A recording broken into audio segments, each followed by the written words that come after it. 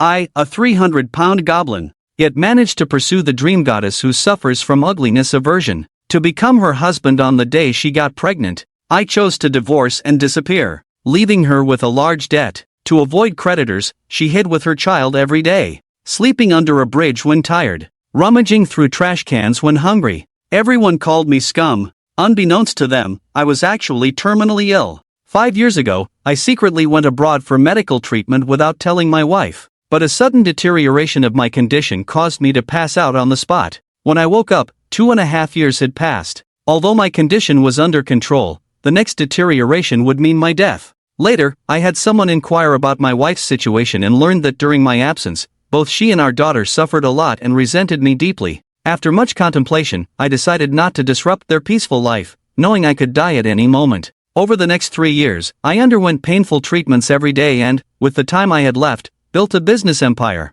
with my assistants behind the scenes. My current wife, Lu Ruyan, is a top star, having released a total of 99 songs in her 4-year career, every single one a hit. And today, all the distinguished media musicians in the building, including the mayor of the Magic City, are sitting in the audience. Everyone is here for one reason: the release of Lu Ruyan's 100th song. The talented woman, Lu Ruyan, debuted 4 years ago, clean as a blank sheet of paper. Until today, besides knowing her name, fans and the media know nothing about her. Knows nothing. Regarding her background, there are endless speculations online, each time causing a high level of excitement, making it one of the top 10 unsolved mysteries in the building. And today, she is going to reveal her background too. In a small room not far from the press conference venue, a man in his 30s with a pale face is watching the live broadcast on the screen. This man is the one I love the most, Lu Ruyan's man, also the scumbag who hurt her the most. Today is the day Lu Ruyan releases her 100th song. It's my last chance to see her.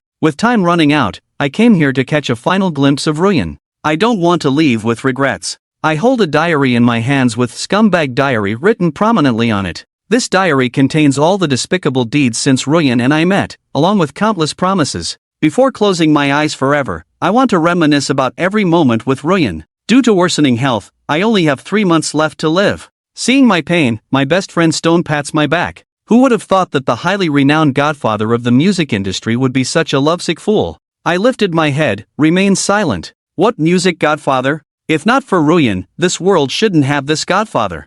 I didn't pick up the thread of the conversation, slowly closed my eyes. I'm really tired, this is how I am now. I'll be awake for a while, then sleep for a very, very long time. People see it now. I think this time I can really have a good sleep. Stone looked at me sleeping, reached out, took the diary from my hand into hers, then gestured to another person next to her to push me back into the room. She walked alone towards the center of the press conference. I am her best brother. In the final moments of my life, I asked her to find a reason to hand over all the inheritance to Ruyan, but also requested her to never tell Ruyan the truth. Stone always listened to me, but this time she didn't want to listen. Press conference venue. A journalist stood up. May I ask Ruyan? You chose to reveal this at the release of the 100th song, to speak about this matter, because this song is about this story. Is that so? What is the theme of this new song? Can you reveal it in advance? Lu Ruyan smiled, Shangzi composed herself, and slowly said, of course, the theme of this song is regret and mistakes.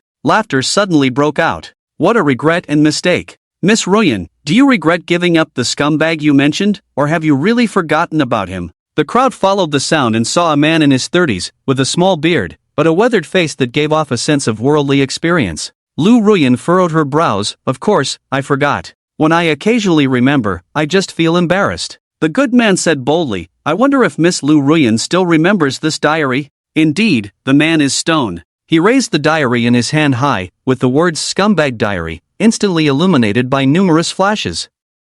Lu Ruyan looked up, seeing the slightly yellowed diary, her heart racing. She bit her lip tightly, a hint of sadness in her eyes. This diary was too familiar, with those 4 words, "Scumbag Diary." He wrote every word of it back then. Where did you get this diary? Ruyan asked, a hint of urgency in her tone. She had too many questions for him. Ignoring her question, Stone opened the first page and slowly read, You say you love the beauty of fireworks, but mourn their passing. I am willing to let the sky rain flowers all night, so you won't see them disappear. You say you love the brilliance of the starry sky, not knowing that star shines for you. I say the galaxy is full of stars, only shining with you. Stone read these beautiful and dreamy lines softly. Lu Ruyan stood still. Did he send you? Stone smiled. Is that what you wish? Lu Ruyan remained silent. Ignoring the stone's indifference, she continued, if you want to know, go to the rooftop.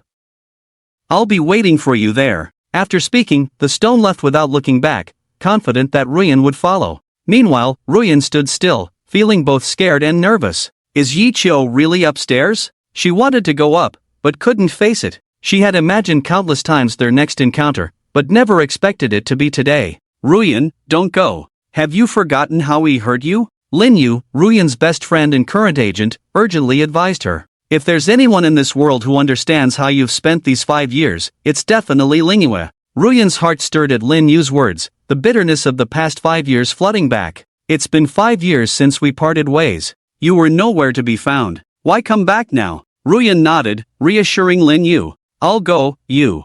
I want to see that scum's miserable state with my own eyes, then mock him ruthlessly. I won't have any pity left for him. I only have hatred. Having spoken, Ruyan walked out. Lin Yu and the others behind her immediately followed. All the people at the press conference also followed behind. They were the elite media of the building. Naturally, they wouldn't miss this opportunity. Ruyan took the lead and reached the rooftop first. Upon arrival, she witnessed a scene that left her with mixed emotions. As if struck dumb. The scenes before my eyes, the faint lights on my body, are nothing else but the ones you watched with her back then. The editing of one movie after another. Back then we were poor, with just a laptop and a sofa. 2 people could snuggle all night. Ruyan loves to cry. Every time she sees a touching scene, tears flow uncontrollably. Then she enjoys torturing herself, rewinding to that part and crying again after she's done. Back then, you always called her a little fool, then patiently watched it over and over with her. But now she can't cry anymore. Is this all you've got? Trying to move me? You underestimate me, Ruyan shouts at the back of the stone. She's almost certain now that all this was done by Yecho, because only she knew these things. Isn't it ridiculous? Where were you 5 years ago when I was desperately looking for you? The stone remained silent, squatting down, lighting the fireworks on the ground with a lighter. A loud bang. The fireworks bloom in the sky like arrows shot from a bow. In an instant, the sky is filled with a shower of flowers. The fireworks burst open in the silent night sky, blooming into a splendid beauty. The ignited fireworks seem like a signal, just as it begins to bloom, as it is about to end. Everyone hears countless sounds coming from all directions, neither loud nor soft. Following closely, countless fireworks soar into the sky from all directions, instantly filling the night sky, as people look up. In every direction, the sky is filled with fireworks, engulfing the entire city, making it the largest fireworks display in history. Countless couples snuggle together, sweetly gazing at the sky, as if it embodies their love. Amidst the sky filled with fireworks, 5 large characters gradually reflect in the sky, capturing everyone's attention. Like smoke, I love you. 5 simple words, though cliché, are the most direct expression. As soon as the 5 words are spoken, everyone knows for whom this fireworks display is blooming. Li Ruyan's heart suddenly softens. If it's not true love, why does it linger in memory? That day was the Lantern Festival. She said she wished this beauty would never fade, recalling her unintentional words from the past, making the whole city vibrant for her. The fireworks continue. Suddenly, there is a slight change in the sky. Those are stars. A person gazes absent-mindedly at the sky, rubbing their eyes continuously, wondering if it's an illusion. Wasn't it cloudy today? How come there are suddenly so many stars? No, those aren't stars, they are thousands of sky lanterns, all flying into the sky simultaneously, creating an illusion of twinkling stars. Everyone can't believe it. How many sky lanterns and people releasing them at the same time would it take to create such a spectacle? As Stone gazed at the brilliance illuminated by fireworks and sky lanterns, tears welled up in her eyes. While others could only see unparalleled beauty, she saw the bitterness behind it. For these things, Yi Chou, despite dragging her ailing body, busied herself for a month. Countless times in pain, unable to stand, yet she insisted on doing it herself. However, she could no longer see her own rhythm. Someone called out Lu Ruyan. Looking up, only 5 characters Lu Ruyan appeared in the sky. I love you has unexpectedly turned into a question. Is Lu Ruyan regretful? Before Lu Ruyan could react, soothing music suddenly played on the rooftop. Lu Ruyan turned around, only to see Stone approaching her with a microphone. Are you familiar with this tune? Taking the microphone, Lu Ruyan's tears flowed once again. How could she not be familiar? This song is the 100th one she is releasing today, but unfortunately, it's not for you. Lu Ruyan was not sentimental. She directly started singing this song, her gentle voice like water, sadness flowing against the current, complemented by her low tone, making the entire rooftop feel stifling. Every person present fell silent, even forgetting to record, forgetting today. Their main purpose was for this new song. Lu Ruyan's sorrowful voice filled every corner. Everyone finally understands why this song is full of regret and wrongness. Love songs always have the power to easily touch the softness in people's hearts. It's a pity it's not you, but I'm grateful for your presence. How many loves find their ultimate release in this? Many people started applauding. On this unique day of Desya, another masterpiece was born. In the midst of applause, Ru Yan began to cry silently. She finished singing while crying, then turned around, continuously searching for that once most familiar figure. She wants to ask clearly, who exactly made her lose so completely? Stop looking, she's not here, Stone said calmly. She naturally saw Ru Yan's panic, and knew what Ru Yan was looking for, but it's something she won't find again. Are you moved? Do you still love her? Stone asked in a very calm tone. Ru Yan didn't say anything, her whole body trembling. How could she not be moved? After all, she once loved deeply, and all of this was her youthful dream. How could she be indifferent? Lin Yu became anxious again. Ru Yan, don't believe their words. Have you forgotten the pain you once endured? Yi Qiu is a parasite. Now that she sees you're angry, she's using these tricks to move you. If you truly forgive her, she will become a vampire and completely destroy you. Lin Yu's words also gained unanimous agreement from the surrounding crowd. All these chaotic voices naturally reached Stone's ears. Her face turned ashen, deeply disgusted by this ignorant and self-righteous bunch of people. Among hundreds of people, there will always be one or two who understand. A slightly older journalist said, I don't know if he is trash or not, I can't guess his intentions, but this man shouldn't be poor, he's not here for money. Have you calculated how much tonight's fireworks cost? Chen Lao asked. If I'm not mistaken, the fireworks displayed today should all be premium products produced by the Magic City Fireworks Company. The unit price of fireworks exceeds 4 digits. Considering the scale and time of the display today, conservatively estimating, the price should not be less than 500 million. This doesn't even include the cost of the sky lanterns. All the expenses added together probably approach 1 billion. With a net worth like Miss Ru Yan, who currently has 1 billion, can easily afford it. For someone who can easily produce 1 billion, would they resort to living off someone else? After Chen Lao finished calculating, the whole room fell silent. They had thought this fireworks show would be valuable, but when Chen Lao actually mentioned the number, they were shocked. A person with 1 billion is a significant figure wherever they go. Could such a person live off others? Sure Tu continued to stare straight at Lu Ruyan, wanting to know her response. Ru Yan smiled faintly at the corner of her mouth. No matter how beautiful the fireworks are, they will eventually fade. The past, no matter how good, has already passed. Isn't it, Miss Ru Yan? Do you not believe that, mister? Yi Qiu still loves you? Or did he ever love you? Does that jerk, whether he loves or not, deserve you? Let me tell you, you better bring that bastard out quickly. I promise not to kill her. Lin Yu became anxious as soon as she heard this. As time went by, she knew exactly how she made it through these years. Several times, she watched herself with heartache and fear, yet she managed to pull through alone. Now, this Stone, does she have the nerve to talk about love or not? Does she deserve it? Stone paid no attention to Lin Yu, still looking at Ru Yan. She wants to know Ru Yan's answer. She understands Lin Yu. Lin Yu accompanied Ru Yan for 5 years, witnessing all the difficulties Ru Yan faced. Naturally, she is dissatisfied with Yi Qiu, but Stone also accompanied Yi Qiu for 5 years. She knows how much Yi Qiu loves the woman in front of him, so she wants to know if Ru Yan, besides hatred, has any lingering feelings, even if just a bit. She would then think everything Yi Qiu did was worthwhile. Lu Yan's mind was a bit flustered. Stone's question seemed too sensitive, causing a pang in her heart. However, she remained expressionless. Years in the entertainment industry had already made her emotions inscrutable. To me, Yi Qiu is just a passerby. I am another passerby. We keep to ourselves. It's best if we never contact each other. Stone smiled and suddenly felt unworthy for her brother. Miss Ru Yan, in fact, some things that the eyes see may not be true. There are some things. If you don't cherish it now, you will definitely regret it when it's gone. Regret for her regret. That's impossible, not in this lifetime. Ru Yan said firmly. 4 years ago, at the Xia's Children's Hospital. Ru Yan, Lin Yu suddenly shouted, stopping Ru Yan. Ru Yan turned her head, holding Lin Yue's hand tightly, nodded at her. It's okay, Lin Yue. We were not planning to hide it anymore. Today, I will let everyone know how much of a jerk this scumbag was back then. Now everyone has perked up their ears, and the scene is very quiet. Ruyan cleared her throat, took the microphone with a serious expression, and said word by word, after the breakup, I went crazy looking for Yecho twice. The first time was 2 months after the breakup because I found out I was pregnant. The whole audience was in an uproar. When the truth was revealed, they could no longer stay silent. Facing the noisy crowd, Ruyan waved her hand, and people gradually quieted down.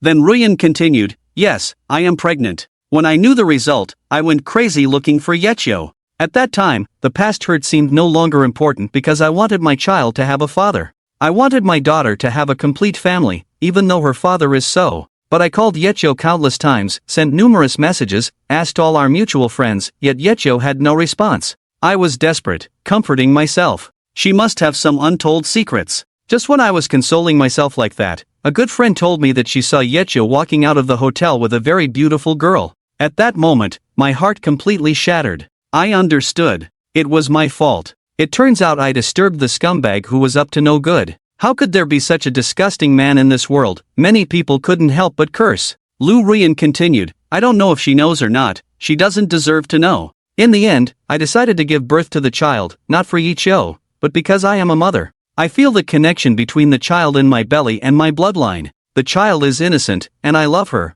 Also, because of this child, my parents were completely disappointed in me. They kicked me out of the house. If it weren't for Lingyue taking me in, maybe Guagua and I would have starved to death on the streets long ago. Everyone had already anticipated this outcome, but still felt immense heartache for this gentleman. Ruyan said to the stone, if Yecho was truly destitute and incapable, maybe my hatred would be less. But you suddenly told me, she spent 1 billion, just to make me smile. Do you know how I feel now? I just feel disgusted, feel like a jerk. She is so capable. Where was she when I was in my toughest times? She has the ability. Where was she when Guagua needed her the most? How come now she's had enough fun in the world, remembering the wife who was there in times of hardship? Is she worthy of hearing this? The stone really wanted to reveal all the facts, but can imagine, agreeing to keep your terminal illness secret, this was her final bottom line. So she explained that when she broke up with you, Yecho was indeed not as successful as she is now. But this explanation seems so feeble. Is it just about not having money?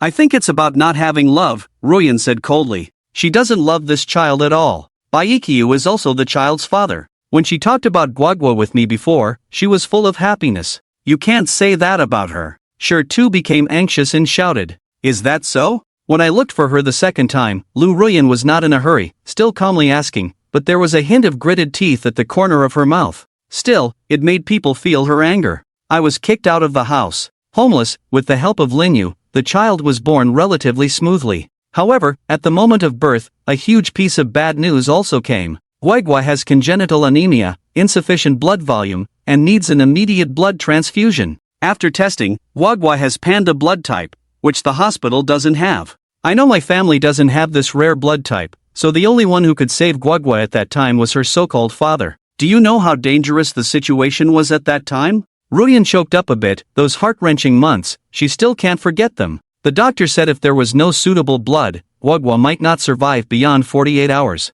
Ruyan burst into tears. Linyu gently hugged Ruyan from behind, patting her back softly. It's okay, it's all in the past. Ruyan, we've finally turned the corner. Isn't that right? Ruyan forcibly held back her emotions and nodded towards Linyu. When she raised her head again, there was no more sadness on her face, just a cold indifference. I searched desperately for Yecho at that time. I went to every place she might have been, asked everyone who might know her whereabouts. I even begged the girl who used to stay in the hotel with her. I had no other thoughts, I just wanted her to save my daughter. I was willing to do anything. Where was she at that time? When I knelt at the entrance of her former company, when I was being pointed and talked about, where was she? When my daughter's life was on the line, where was she? Lu Ruyan's voice grew louder, even to the point of shouting. Some emotionally sensitive individuals at the scene even shed tears. They couldn't imagine a mother who had just given birth, still in her postpartum period, kneeling on the street. Ruyan calmed her emotions, trying to remain composed. If it weren't for the hospital's sudden intervention, Guagua might not have made it. And her father never once looked at his daughter. Was she deserving after all these years? Originally, I never wanted to bring up these things again. Speaking of it today is just to ask you to pass on to her, to please leave my life forever. I don't need her, and I also ask her not to disturb me anymore. Shirtu gave a bitter smile, looking at the seemingly calm Ruyan, feeling the deep-rooted emotions in her. Who can distinguish right from wrong? Even if Ichio had a million reasons, she indeed caused irreparable harm to this remarkable girl, causing irreparable damage. Perhaps she appeared, as Stone opened the diary in his hand, flipping to the night of May 13, 2016, which was the night Guagua had surgery, and Stone began to read softly. The weather today is nice. Dragging my exhausted body, I saw my daughter for the first time. My name is Ichio, an incompetent boyfriend and an incompetent father. When I first saw you, my daughter, my heart melted. You were so small and cute, a feeling of blood connection, making me unable to resist wanting to hold you. Just as my hand was about to reach out to hold you, the doctor stopped me. She said you were the apple chosen by God, that God loved you so much he couldn't resist taking an extra bite, making you too fragile at birth, unable to be tainted by any worldly dust. That despicable God. My hand stopped in midair. At that moment, I really wanted to say to that doctor, perhaps this is the closest I'll ever be to you in my life, my only chance to hold you. This doctor prevented your father from holding you, the only chance to hold you. How cruel this is for a father. But I don't feel upset, because I know we will soon be one. My blood will soon accompany you for life. Is that another form of protection? I don't know. If in the future you are fortunate enough to know all of this today, please remember that Dad loves you. Upon reading this, Ruyan suddenly exclaimed, this is impossible. She couldn't have been the one giving blood to Guagua. Ruyan could not believe it. I can't believe it either. In her heart, you were seen as a heartless beast, but now, upon hearing that you saved her daughter's life, for a moment, no matter what, Ruyan recalled scenes from the past. The hospital had no blood supply, and she couldn't find you either. Just when she was in despair, the doctor suddenly called and said there was a kind person with panda blood who was willing to save Guagua. In fact, Lu Ruyan knew how rare this blood type was. She had searched for decades and hadn't found it in Dixia. Overwhelmed with joy, Ruyan didn't think much. She felt it was God's pity for her daughter. Later, Ruyan tried to find this kind person, but the hospital said they had already left and didn't want to stay alive. Now thinking back, there were indeed too many coincidences. But whether it's the truth or not, Ruyan can't accept it. Hating for so many years, suddenly realizing she was wrong, this is a peak in life. No one spoke in the room. They also understood from the diary that the person likely to be Ruyan's daughter was Yi Chio. Sure too continued with his insight. Dad loves you very much, just like Mom does. Dad can't watch you grow up. You will slowly grow older, slowly become a young lady. If that day comes, remember to tell Dad in your dreams that you are healthy. As you grow up, you must listen to your mother. Your mother is the person who loves you the most in this world, the most beautiful, gentle, and kind person in the world. No words can describe her beauty. You have such a mother, and Dad is very relieved. I wish I could see you more. Dad also feels sorry for Mom. Mom has suffered too much for you. You must get better, accompany Mom for Dad, take care of Mom. Dad begs you. Dad finally wrote a song called Listen to Mom. If one day you can hear this song, please remember that it is Dad's love. Dad loves you. The crowd was shocked. What? Listen to Mom? Is it the song from before, the one by Ruyan? Listen to Mom can be considered one of Ruyan's hit songs. It was written by Yicho. Does anyone remember the composer? I remember the song has no author listed, only produced by Sunshine Music Company. At this moment, Lu Ruyan was in tears. She didn't want to believe that this was true, but her intuition told her that the one who saved Guagua was Yicho, and it could only be Yicho. Stone closed the diary, then took out a piece of paper and placed it in Lu Ruyan's hands. It was the blood donation form from 5 years ago. The donor's name column prominently displayed Yicho's name. Seeing those two bright red words, Ruyan finally broke down in tears. Her tears were not for herself, but for Guagua, her daughter, feeling both distressed and relieved. She felt a little comforted knowing that Guagua at least had a somewhat competent father. She hadn't hit rock bottom yet. The stone remained silent, gesturing towards the people at the sound system on the rooftop. Soon, following Mom's advice, the prelude of this song began, instantly capturing the attention of the entire audience. Little one, do you have many questions? Why not watch cartoons like others? But I'm learning to draw, speaking to the piano. As the sweet voice of Ruyan sounds, the lyrics seem to be spoken from a child's perspective. Expressing various dissatisfactions encountered during the process of growing up. This seems to be a problem that every child faces in their growth. So, Yicho, is this song of yours imagining a vibrant childhood? Since you love her so much, why not grow up with her? You should know, as long as you appeared back then, even if heavily indebted, I would have been willing to walk with you. Ruyan's tears couldn't be stopped. Her once hardened heart began to soften slightly. The song continues, why should you listen to your mom? You will understand once you grow up. This part is long, all the cartoons are drawn by me, and everyone is singing along. The stone cried. This was her first time crying today. She vividly remembered when Yecho wrote this song, talking while writing. She said that Ruyan has a strong personality. Guogwa will definitely suffer in the future. However, Guogwa cannot resent Ruyan. She is a good mother, the best woman, and Ruyan has suffered enough. So, I must tell Guogwa that everything mom does is for Guogwa's good. Guogwa cannot blame mom. You started crying as you spoke, your voice choked up. Without me by their side, what will they do? Two girls, what will happen to Guogwa if she gets angry? Ruyan has a quick temper. If Guogwa follows her personality, what will happen if they argue without anyone to mediate? Is this one song not enough? Will Ruyan find someone else? If she really does, what will happen if Guogwa's stepfather bullies her? Will Guogwa feel wronged at school without her father? What will happen if Guogwa falls in love early? If she's unlucky and meets a scumbag like her biological father, I can't bear to go on living. Stone remembers that it was the first time she didn't find you nagging. Every word in sentence is a father's broken heart that wants to love but can't. Ruyan is injured, but isn't Yichio more hurt? Ruyan can still accompany their daughters for a lifetime. After Yichio finished singing, many people still felt unsatisfied. Did we misunderstand Yichio? Someone whispered. Ruyan's tears ruined her makeup, making her look pitiful. The softest part of her heart was touched again. Feeling uncomfortable with a tug at the heart. Where is Yichio now? Lu Ruyan, with teary eyes, looked at Stone and asked. Stone opened her mouth, about to speak, but remained silent. Just then, Lin Yu interrupted directly. Ruyan, don't be fooled by their tricks. These are all their sweet words. If she truly loves you, why didn't she say it earlier? Even if it's true that she donated blood for Guogwa, that's what she should do. She's using what she should do to impress you. Is it ridiculous? Only Yichio could do it. Lin Yu looked coldly at Sure too, disdainful. Am I right, sir? If a person does 100 bad things and then only one good thing, does that make her not a bad person? Moreover, Guogwa is her daughter. Isn't it right for Yichio to do these things? Facing Lin Yu's questioning, Sure too just smiled and didn't answer. Shouldn't he? It's more than should. That's Yichio's daughter. Yichio saving her is only right, but is it really right? Not necessarily. No one knows how much Yichio sacrificed to donate blood this time. She is a cancer patient herself. In order to avoid cancer cells in the blood, Yichio underwent the most brutal treatment before donating blood. It's not just simple chemotherapy. That kind of treatment is agonizing. Have any of you experienced that feeling of a needle piercing through bone? If so, add this: if there's no anesthesia when it pierces through, then you can't understand that pain. Please think again. Imagine a long nail being driven fiercely through your thigh, through the bone, and then pulled out from the other end. Yichio initially accepted such piercing, not just once, to avoid anesthesia affecting blood quality. She refused anesthesia, gritted her teeth, even biting them to pieces, yet never made a sound.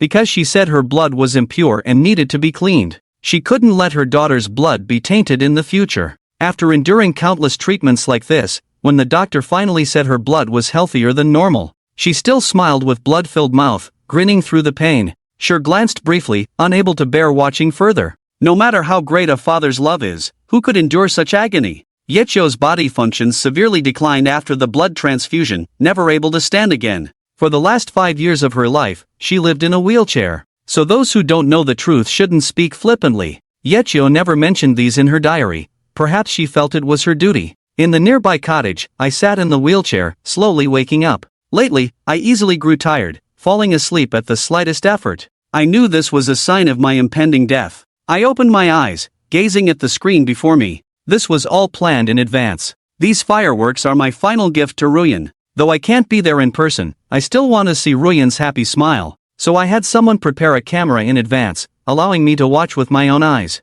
I didn't expect it to be over. I stared at the screen for a while, self-mockingly said, then I clicked on the replay, wanting to watch from the beginning of the fireworks. I want to see the whole process. Fireworks are like a dream of smoke. I want to see her smile. The video starts from the beginning. At first, I was still smiling, but after watching for a few minutes, my smile froze. The fireworks are beautiful, the starry sky is brilliant, but my heart is in a panic. In the video, Stone began to read the scumbag diary, which instantly made one of my pupils dilate. My heart started to panic. How could Stone? In a panic, I said, my hands fumbling, trying to find my phone. I must stop all of this. I cannot let Ruyan forgive me. If Ruyan knows the truth, and I am no longer here, then Ruyan's life, this determined girl, will suffer deeply. Thinking of this, my hands became even more frantic, The blanket on me was thrown to the ground, the phone fell to the ground. I bent down to pick it up, but I couldn't bend down. The accompanying staff quickly picked it up and handed it to me. I opened the contacts list, wanting to call Stone. I can't let Stone reveal everything. People die, lights go out, so what if there are more misunderstandings? But my trembling fingers couldn't dial out. In a panic, suddenly everything went black in front of my eyes, and I fainted again. The phone screen stayed on Stone's page, and in the end, I didn't make the call. The doctor next to me immediately checked my body anxiously, and only after a while did he breathe a sigh of relief. On the rooftop, Stone was originally being questioned, unsure whether to continue speaking, when the phone suddenly rang. Stone glanced, quickly walked to a corner, answered the phone, and remained silent, just listening quietly. 2 minutes later, she simply said "I know" softly and hung up the phone. Her expression grew colder. Initially, she hesitated to continue speaking, feeling sorry for the situation, but now she was more concerned about her brother. Stone stared at Lu Ruyan intensely. "Do you also think she doesn't love you?" Stone asked coldly. "But have you forgotten, you were the one who initiated the breakup. The one dumped was the scumbag Yichio in your words. Did Yichio ever do anything right by you? Every breakup was initiated by you. Do you have evidence that she did anything to betray this relationship?" Stone's questioning caused a commotion in the audience, with expressions of disbelief all around. Stone's counter-question left Ruyan stunned for a while. Stone was right, she indeed initiated the breakup first, but was it all her fault? Ruyan shook her head. Before saying anything, Lin Yue immediately opposed, "Don't speak ill of others. Do you think Ruyan didn't know about what Yichio did back then? If it weren't for him breaking Ruyan's heart, if Ruyan loved her so much, why would they break up? Is spreading rumors fun?" Stone said coldly. "Who is distorting the truth? I was by Ruyan's side at that time. No one understands the truth better than me." Lin Yu's eyes were almost spitting fire. "I was also there with Yichio at the time. I can guarantee that Yichio never did anything to hurt this relationship. She tried her best to cherish this relationship, but in the end, she received the words break up. Sure also did not give in at all.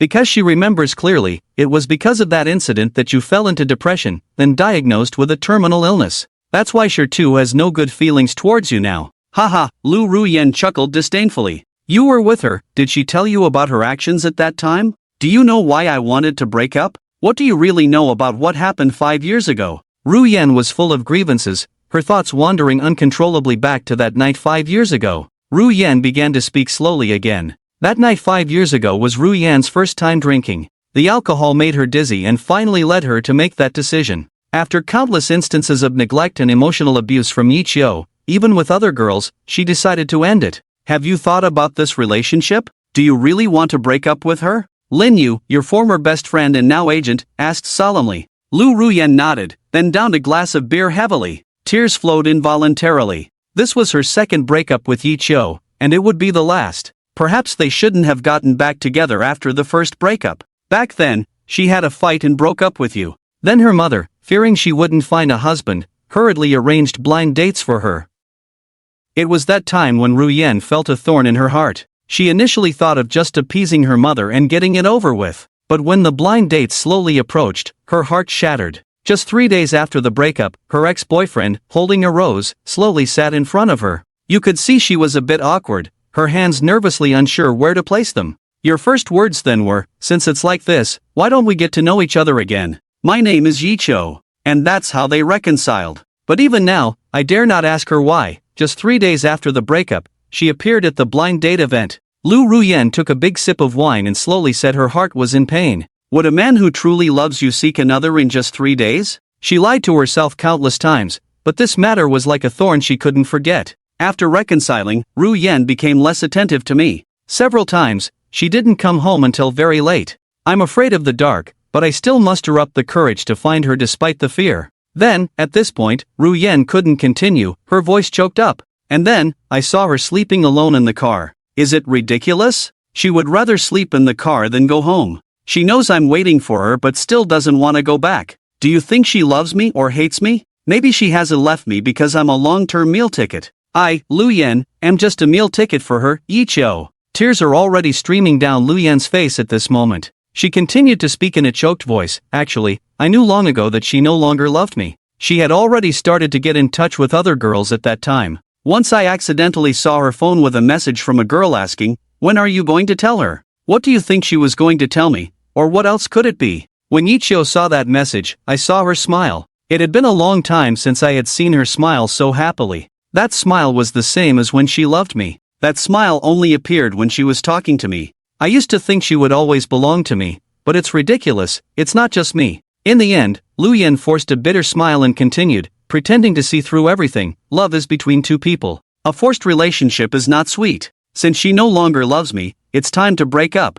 After Lu Yen finished speaking, many people finally understood the whole story. Stone smiled and looked at Lu Yen, such a pitiful sight. I have a similar story here, reluctantly. I wonder if Miss Lu Yen is interested in hearing it. Lu Yen frowned. Do you still want to argue? Those are all my personal experiences. Could they be fake? True or false, who can really say? Does Miss Ruyan not want me to speak? Stone asked with a sneer. Let her speak and see if she can come up with anything. I don't believe she can still say these things with a straight face. You're defaming her, causing Linyu to become anxious. The tone was somewhat angry. Stone took out the diary, turned to the page from 5 years ago, and began to read it word by word. At the blind date event 5 years ago, this is already my third day waiting here. Ruyan deleted all my contact information, and I've been restless for 3 days. This is my last hope. Ruyan mentioned that her mother has been pressuring her to go on blind dates. Her mother recommended this blind date event to her many times. Persistence pays off, and finally I met Lu Ruyan. At that moment, God knows how excited and nervous I was. The person I longed for was right in front of me. I wanted to rush up directly, but I was afraid of scaring Ruyan. These complex emotions made me restless. Fortunately, the outcome was not bad. I walked shakily towards her holding roses, nervously suggesting, since we have such fate, let's get to know each other again. Luckily, Ruyan did not object. She agreed to reconcile.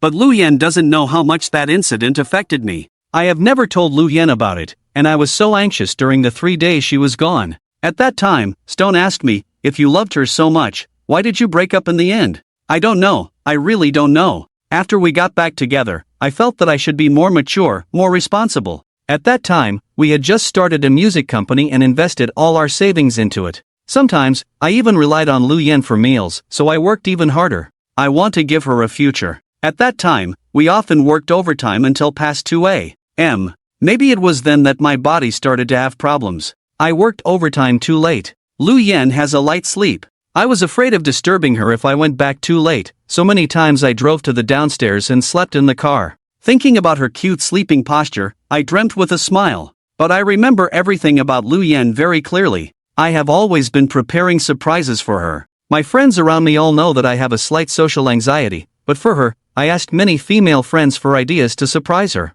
Once, a girl asked me when I planned to reveal the surprise to her. I looked at my phone and smiled, a happy smile, like a child in love. My surprise was about to be ready. I replied, saying that when I managed to get tickets for that concert, I would tell her how much she loves singing.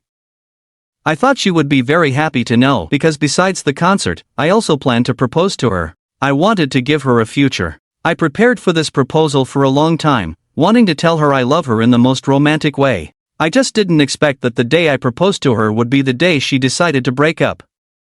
It seems like everything is destined by fate. Many were shocked, suddenly feeling sympathy for the man in the diary. They couldn't understand Ichio's feelings at the time, but could imagine the scene, losing you at the moment when they wanted to love you the most, a heartbreak to the extreme. Shirtu continued with his unique perspective. I felt that I was mature enough at that time to give her a better life. It was time for us to get married. On that day, I held a large bouquet of roses and walked up behind her, ready to give her the biggest surprise. Ironically, almost simultaneously, I said, "Let's get married." She said, "Let's break up." The roses fell to the ground, like a funeral. From then on, we went our separate ways. Shirtu finished reading to the audience, falling silent once again. Lu Ruyan sat there blankly, unsure whether to believe all this. For so many years, she had told herself countless times that Yi Chio never loved her, that everything was just a game. Now someone was telling her otherwise. How was she supposed to accept this? Maybe it's a made-up story to glorify oneself. If she was really that great, why would Ruoyan break up with her? Lin Yu said, but with obvious lack of confidence. The details were almost the same, the plot almost identical.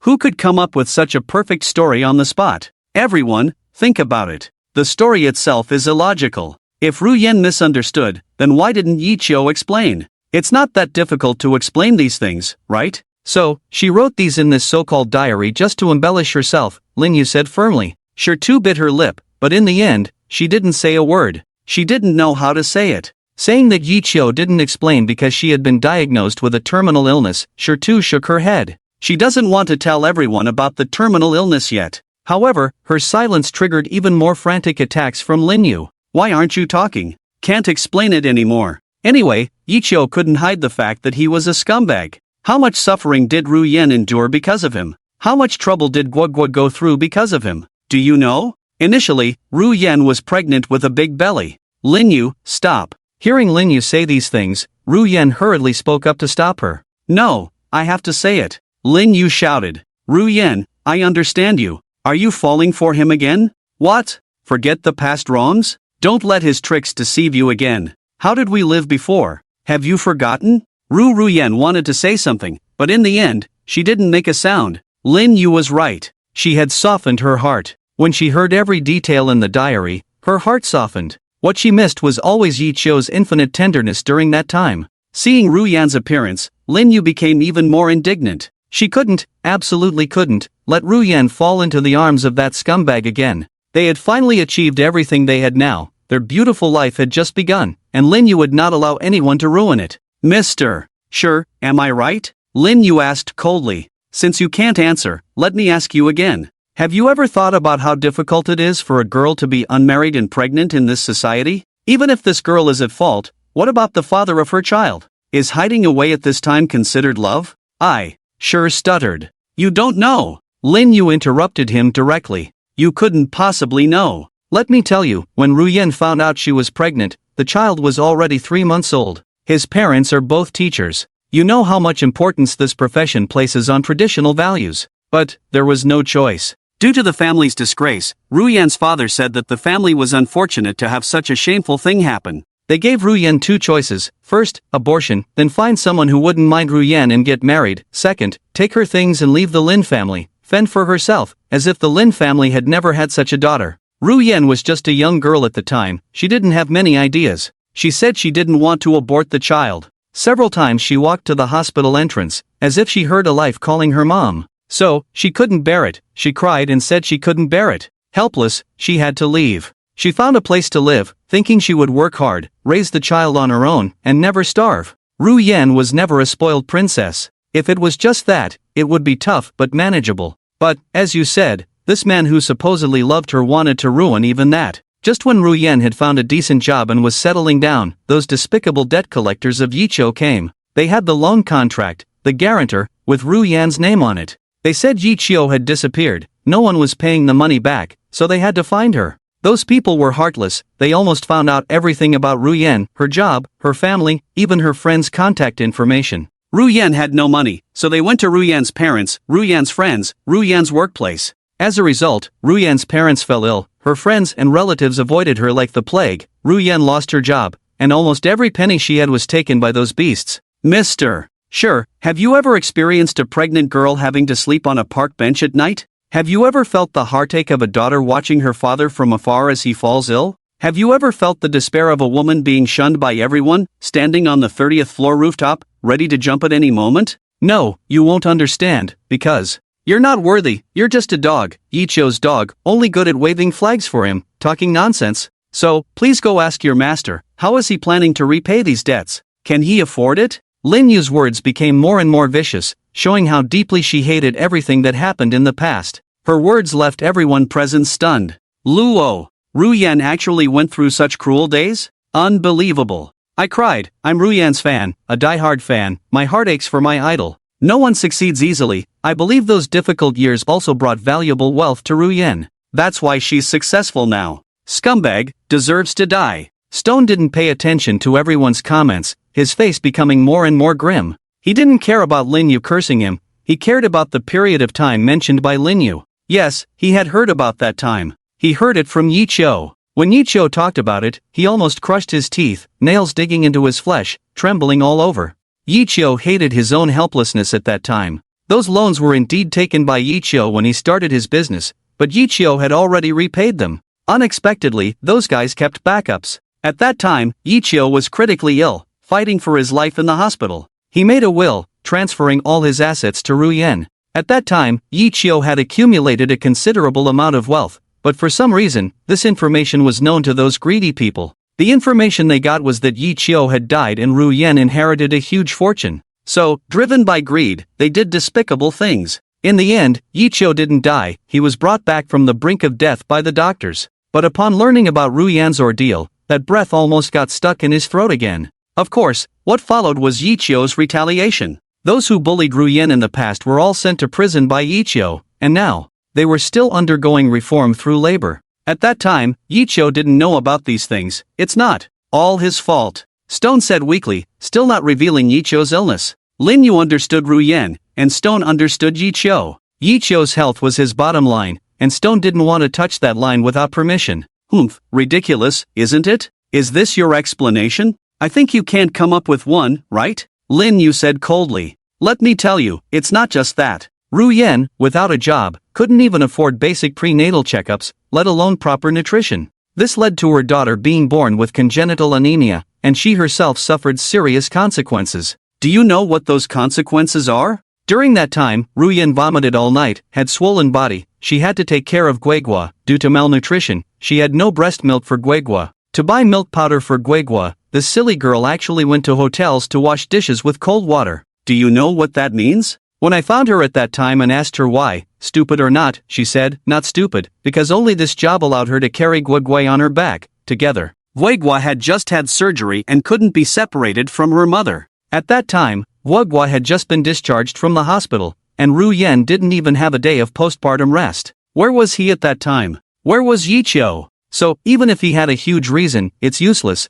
because the harm is unforgettable, the scars are unbearable. Even if we can all understand Yi Chio, we can't forgive him. Those scarred pasts, I ask you, can his conscience bear it? Lin Yu shouted. She stood up for Ru Yen. She believed that those who truly accompanied Ru Yen through those years would never forgive that man. Injury has been overloaded, so there is no excuse. Yes, even if there are many reasons, but injury is injury, regret is regret. Someone whispered. When my girlfriend had an accident, I was working on a big news at that time, about to be released. She called me, I didn't answer. She called many times, I didn't answer. When I got the news and returned home, wanting to share the joy with her, she was already gone. It turned out that when she called, she had just had a car accident. 6 months later, we broke up. She said, when I needed you the most, you weren't there. Even if there are a million reasons, what does it matter to me? I want love, not just a cold word of understanding. Someone recalled their past. Injuries have been caused, like smoke, really not easy. I can't judge who is right or wrong, but I want to say to Yi Chio, it's impossible to go back, really, buddy. I believe you loved like smoke, maybe still do, but really can't go back. Someone even started advising Yi Chio. But no one blamed Lin Yu anymore. What she said was right, it wasn't wrong. If you don't know, is there a reason for the injury? And Stone's only sentence didn't explain why Yi Chio had no choice. Stone smiled bitterly. Every time he listened to the complaints of like smoke or Lin Yu, tears welled up in his eyes, not because he wasn't strong, but because it was too difficult. Yes, this old thief of fate made both of them suffer countless pains, gave them a million reasons, and left them scarred. But at least like smoke still had Yi Chio's secret protection. What about Yi Chio? Once life starts counting down, every minute is torment. All he has is despair. Stone opened the diary and read slowly in a moderate voice. September 10th. This is the first day we broke up. I didn't sleep all night. I don't know what I did wrong. I went crazy thinking about you. I don't know why yesterday I knelt in front of you with roses, crying like a child. But you never told me the reason for the breakup. Am I not good enough? Can I change? September 13th. I can't take it anymore. I hate that red exclamation mark. I tried every way to send you countless messages. I waited painfully on your way home from work, but you didn't reply or show up. September 15th. Like smoke, I've decided, I must find you. It's been 5 days. I'm sure of one thing. My life can't go on without you. I must find you. Even if you hate me, I have to win you back. I'm tired of this life worse than death. September 30th. Like smoke, I'm sorry. I give up. No, I'm just temporarily giving up. I have some health issues, but I believe I'll get better soon. Next, I'll be away for a while. You take care. Reading this, Stone paused, then looked up at Like Smoke. I don't know why, since you broke up with him, you deleted all contact with him, moved out of your old home. He didn't refuse to explain, but did you ever give him a chance? Like Smoke closed her eyes, tears streaming down. Maybe she was young and reckless at that time, always thinking that deleting a person would erase memories, thinking that hiding would make her forget, thinking that what she saw was real. So she turned off her phone, pretending to travel alone, just like those old movies. After a breakup, I can be fine alone. But is it really fine? If at the beginning, a little less stubbornness, would the result be different? Like Smoke shook her head heavily, forcing herself not to think about these things anymore. What's wrong with his body? Stone did not answer, he couldn't answer. At that time, both Stone and Yichio felt that the problem shouldn't be so serious. As long as they accepted treatment, maybe there was still hope. Who knew that the subsequent developments would completely exceed everyone's expectations? Stone lowered his head and continued reading the diary. October 30th, it's been a month, I'm back again, like Smoke, returning to the city where we live together. I won't leave again, although I may never have you again. Being able to breathe the same air under the same sky as you, occasionally seeing your face, is the greatest happiness of my life. November 12th, I secretly went to see you, sneaking out of the hospital. I've been sleeping a lot lately, but still feel very tired. Today, I finally woke up a bit and couldn't wait to see you. Luckily, you didn't notice. You still like to go to the cafe we always went to, your silhouette alone, it breaks my heart. December 1st, you've lost weight, I really want to fatten you up. December 20th, today the pain is unbearable, I can't sit up. It hurts so much, let me hold on until Chinese New Year. New Year's wish, find someone who loves you, have lots of children, repay the wedding debt to you, in the next life, I will definitely. I'm sorry, I love you. No, this can't be true. Royan couldn't hold back anymore, shouting and interrupting him. Tell me, what happened to him at that time? What happened to him? What next life? What holding on until Chinese New Year? What happened to him? Where is Yichio now? I don't want to hear these, tell me quickly. Royan was getting a bit crazy, screaming frantically. No matter how she listened, she heard the two words written in the diary, death. Stone looked at Royan, feeling a bit heartbroken and regretful. He felt heartbroken for Yichio, not knowing how Yichio endured those days. His beloved left him, and his life was sentenced to death. It was cruel to think about, let alone what Yichio actually experienced. He also regretted for Yichio. If he could see Royan's current crazy state, he should be comforted. The woman he had given everything for, at least still cared about him. Yichio didn't die, he's still alive, Stone said slowly, that's all he could say. So, is he cured of his illness? If he's better, why hasn't he come to see me? And for a while, I also desperately looked for him, why didn't he reply to me? Where is he now?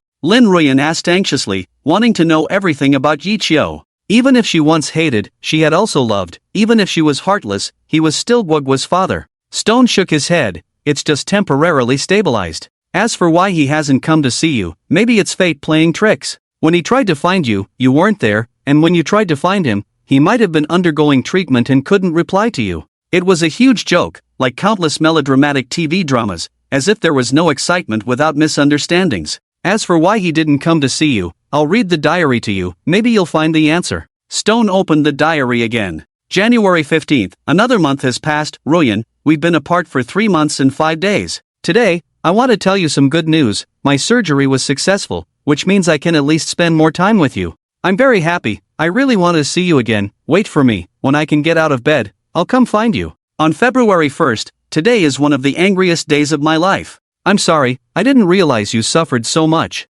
Those despicable bastards, I did lend them money before, but it had been repaid long ago. I never expected them to keep a backup and use it to blackmail you. The thought of you enduring so much pain breaks my heart. They can die 1,000 times and it still wouldn't be enough to atone. Rest assured, I will make them pay. On February 22nd, today is the first day of the Lunar New Year. I have good news for you. Those bullies who tormented you have been sent to jail by me. I will make sure they rot in there. How dare they bully my woman? After all, you are a girl I can't bear to raise my voice at. This is the best news I've heard this year. I love you. I silently made 3 New Year wishes, all about you. On February 25th, forgive me. In the end, I made this decision. I won't come looking for you anymore, but my love will always be with you. On March 1st, I'm sorry.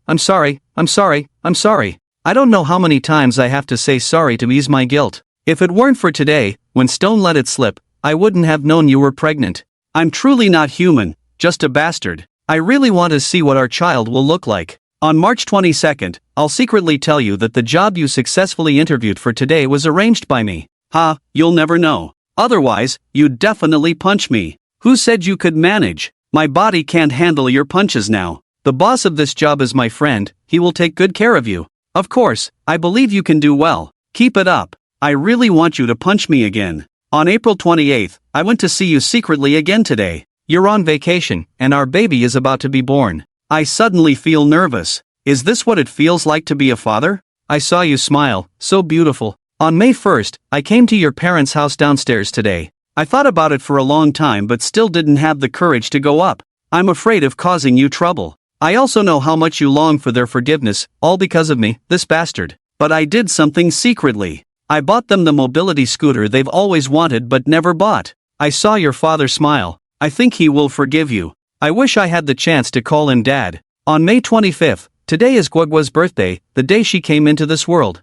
I'm at the hospital, but I won't let anyone see me. When Guagua cried as she was born, my whole heart soared. It was an indescribable feeling. I suddenly saw the continuation of my life. From now on, the most beloved woman in my life has one more. But don't worry, you will always be the first. On May 27th, why?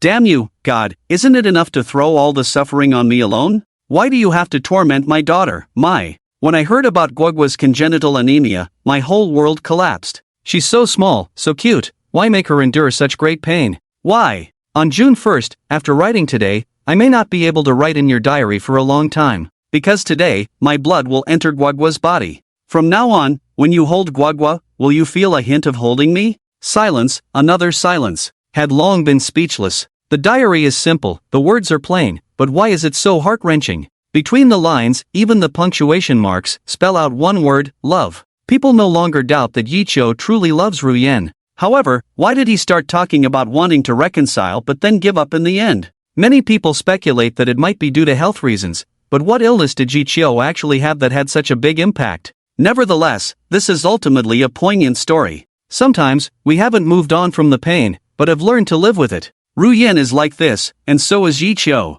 Every one of us is the same, isn't it? It's just not as dramatic. I've heard a very silly and naive yet heartbreaking phrase, he has hurt you so many times, why haven't you left? Because occasionally he also tends to my wounds, feeds me candy. They have hurt each other so much, what we can't let go of is just the past tenderness. How many people, clearly broken up, still love each other? How many people, clearly in love, claim to have let go? How many people, clearly sad, still smile and say I'm fine? Yiqiu loves Ruyen, and Ruyen has not forgotten Yiqiu. The perceptive can see the sincerity in Yiqiu's diary entries, and Ruyen's tears now tell everyone that their love is real. But why can't people in love be together? No one knows the answer, perhaps Stone knows, but he remains silent. Ruyen's tears at this moment are like a broken string, impossible to stop. Yiqiu, where is he really? Where is he now? Why did he make you read these things? Is he okay now? Ruyen really wants to know about Yiqiu's news, to the extent that she can now smile and say to Yiqiu,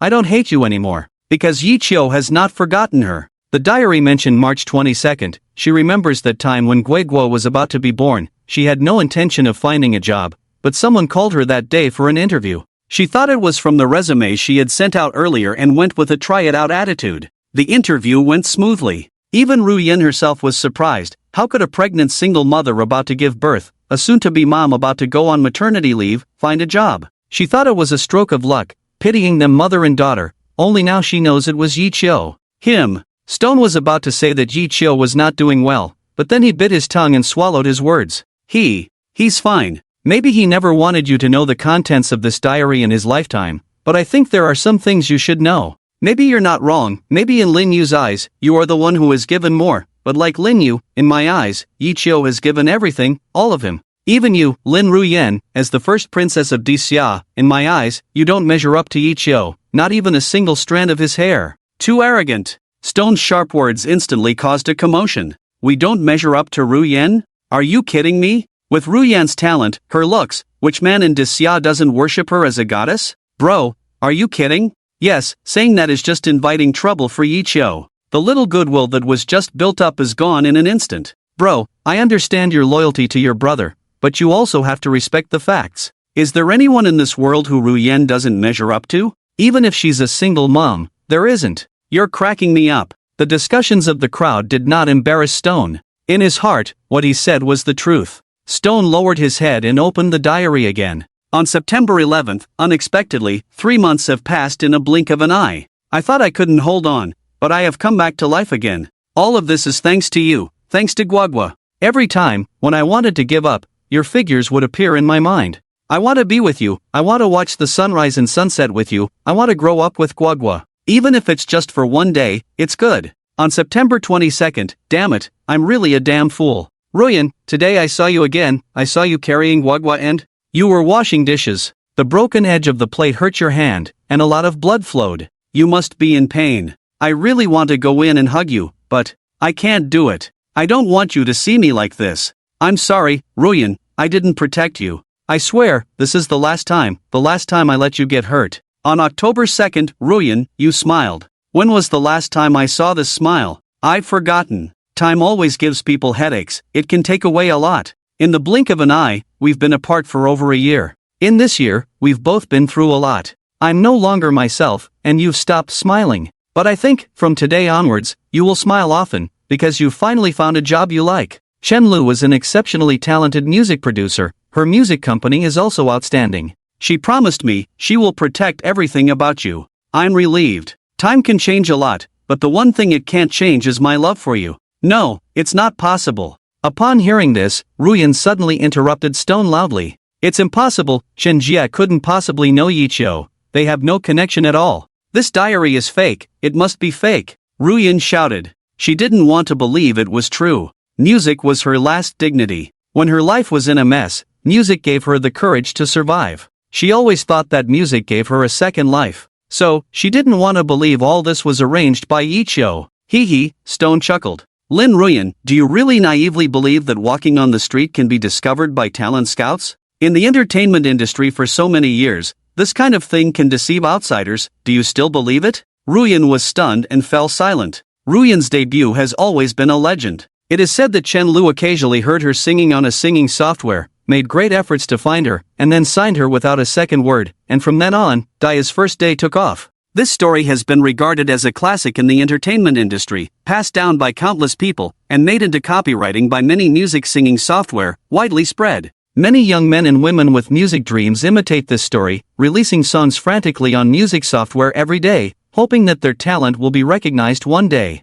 However, in this world, there is only one Lin Ruyan. While the music software is earning traffic, it has never discovered another star. So, today, should this story, which can be called a fairy tale in the entertainment industry, also tell everyone that it's fake? Seeing Ruyan silent, Stone continued, Lin Ruyan, the queen of music, if you are truly talented, why didn't anyone discover your talent in the first 20 years of your life? In this world, are there really such coincidences? In other words, even if you are indeed talented, there are countless people in Daya who are better than you. Even if your voice is good, at that time, you were a single mother, an unmarried pregnant woman. Just this point, could the entertainment industry tolerate you back then? As Smoke remained silent, she had thought about these questions countless times and had asked Chen Lu why. But every time Chen Lu's answer was fate. Over time, she began to feel that perhaps this was a fairy tale, and she was a lucky one favored by fate. But now, as all the truths were exposed, could she still believe that she was that lucky one? Perhaps what Chen Lu meant by fate was that all of this was the fate given to her by Yiqiu. Stop talking nonsense. Shirtu's aggressive tone made Lin Yu instantly anxious, and she shouted at the top of her voice. I have seen what kind of person Yiqiu is. He couldn't possibly know someone like Sister Chen. And I think you are a fraud. Where did you pick up this diary, and embellished it yourself? Or maybe, you and Yiqiu are in cahoots. What is your real purpose? Do you think that because Ruyan abandoned him in the past, now you are here for revenge, to destroy Ruyan, is that it? Shirtu smiled, a cold smile. He thought that Lin Yu in front of him was a lunatic, a complete lunatic. So, he didn't need to argue with a lunatic. Shirtu looked at Ruyan again, his eyes still cold, and asked, do you also think that Yiqiu is harming you? Ruyan was startled, vigorously shaking her head, then said to Lin Yu, stop talking nonsense. I believe Mr. Sure is not that kind of person. No. They have ill intentions today. Even if all these things were done by Yiqiu, why would he say it in front of so many people, knowing that these things will spread throughout Daxia tomorrow? They just want to destroy you. Lin Yu became even more frantic, very dissatisfied with everything that happened today. Lin Yu, stop it. Ruyan was also a bit angry. What's the big deal? We were originally prepared to make it public today. I've kept it a secret for 5 years. I don't want to hide it anymore. As for my fans, I love them, and I believe they will forgive and understand me. What they should like is a real Ruyan, a flesh and blood Ruyan, right? But, Lin Yu wanted to say something else. There's no but. If a person doesn't even have the courage to face themselves, how can they deserve to be the first lady of Daxia? Ruyan continued, and her words sparked enthusiastic applause from the audience. The reporters present at the moment no longer thought about how to report this matter tomorrow, they were all applauding enthusiastically. They were all impressed by Ruyan's courage. Even if tomorrow, her fans would criticize her, she would no longer be the popular queen of Daxia, but her attitude today absolutely deserved that of a queen. When the applause gradually subsided, Ruyan smiled at Sure too. By now, she had contained her emotions and could face everything with a smile. Mr. Sure, forgive my friend for being impulsive just now. Lin Ruyan is just an ordinary person, but she also knows what is gratitude and what is resentment. I thank Hichio for everything he has done for me. If you still don't want to tell me where he is, or if he still doesn't want to see me, then please tell him, I no longer resent him. From now on, we are even. Of course, if he wants to see Guagua, I will agree as his right as a father, but only this once. Well said. Lin Yu couldn't help but add another comment. What she feared most was Ruyan being moved, and then, like before, crying and shouting to return to Yichio's embrace. Yichio might truly love Ruyan, but in Lin Yu's heart, he was definitely not a good partner. Everyone remembers the hardships they have experienced, and Lin Yu is no exception. However, it now appears that I was overthinking. Ruyan has indeed matured. Over these years, she is no longer the naive girl who acted solely for love. Sure too shook his head and gave a bitter smile. I will convey all of this, but have you truly let go? Sure too couldn't help but ask, because his brother, up to now, still does everything for this woman. He doesn't believe, or perhaps doesn't want to believe, that Ruyan can truly let go and mature. Maybe what Ruyan is doing is right, but is it unfair to Yichio? Although fairness has no place in love. Are these still important? Ruyan said softly. Is it still important to let go or not? From his success, from the value of his company, it's clear that he's doing well. At least, he no longer needs my money like before. I believe these achievements didn't just happen overnight, right? And now, I'm doing fine as well. Even if my fans leave me tomorrow, the money I've earned in these years is enough to provide a good life for me and Guagua. In that case, borrowing a phrase from ancient Daxia, with different intentions, it's hard to come to a single purpose. Quickly meet with loved ones, each returning to their own path, resolving grievances and releasing knots, no longer harboring hatred. Parting ways with joy. Ruyan finished speaking with an inexplicable pain in her heart, but her face still wore a calm expression. This was a passage from an ancient Daxia divorce agreement that she found appealing and memorized. Sometimes she felt that people in ancient times might have had a more open-minded view. If love is gone, then there's no need for hatred. Letting go of each other is also a way to make oneself happy. Different intentions, hard to come to a single purpose. Sure too repeated these 8 words. Are our intentions really different now? Sure too asked again, because he knew at least that Yichio hadn't changed. Are they still the same? Ruyan's tone remained calm. If he still loves me, why hasn't he shown up in these 4 years? I believe, Mr. Sure, that Yichio has indeed had some health issues in these 4 years, but I've been in the industry for 4 years.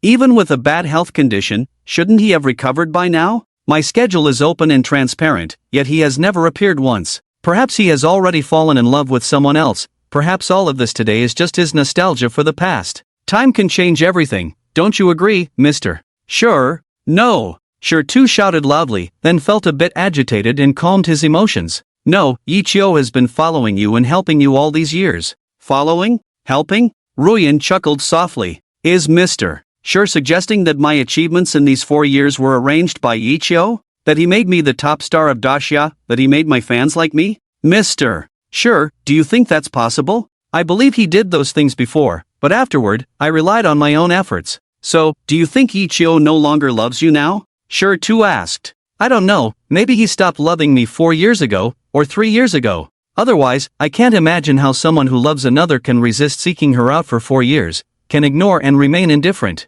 Is that still love? Ruyan shook her head and said, I will consider today as my most beautiful memory and thank him for it. But what if I say that his presence has always been with you in these 4 years? Everything about you is related to him. Would you believe that? Sure too looked at Ruyan, his expression serious. But when Sure too said this, Ruyan burst into laughter, a laughter that was enchanting and indescribable. She smiled and said, Mr. Sure, it's impossible. Are you trying to tell me that I am so popular now, and became the top singer of Daxia, all because of Yichio? Do you think that's possible? He may have helped me get started, he may know Sister Chen, but can he make millions of fans like me? Can he sing any song in my place? That's impossible, don't you think so? Yes, how can one person control millions of others? Today's success is due to her own talent, her own hard work, step by step, unrelated to anyone else. Yen can thank Ichio for helping her get started, for giving her this opportunity, but it's absolutely wrong to say that all achievements are because of Ichio.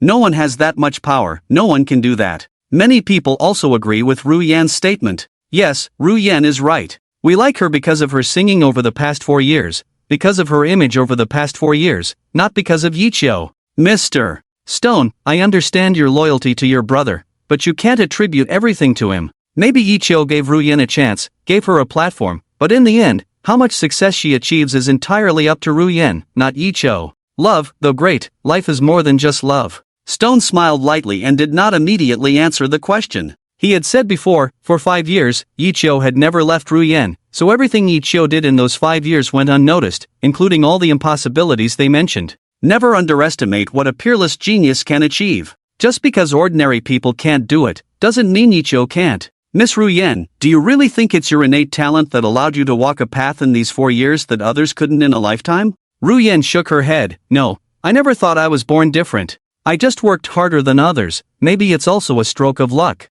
When a person's luck is at its worst, there will always be some good luck. Maybe I just endured the bitterness to taste the sweetness. Have you ever thought that your luck is also someone else's hard work? Stone continued. You didn't graduate from a professional school 4 years ago. You were just a girl with a slightly better voice. Why did you suddenly get those resources? Why did the company strongly support you? Yen was stunned, unable to speak, with an expression of disbelief on her face. Yes, sometimes too many miracles add up, and then it's no longer a miracle. And Yen, in her 4 years of debut, the 2 words most used to describe her by the outside world are miracle. She used to think it was a compliment, but now, maybe because the information tonight was too overwhelming, she suddenly felt shaken. Is it really a miracle? Stop being mysterious on purpose. Yu couldn't help it and shouted, grabbing her neck. Whether a person is suitable for a certain path, whether they are liked or not, is not up to Ichio. Maybe 4 years ago, Ichio helped Yen, but everything in these 4 years is definitely the result of Yen's own efforts.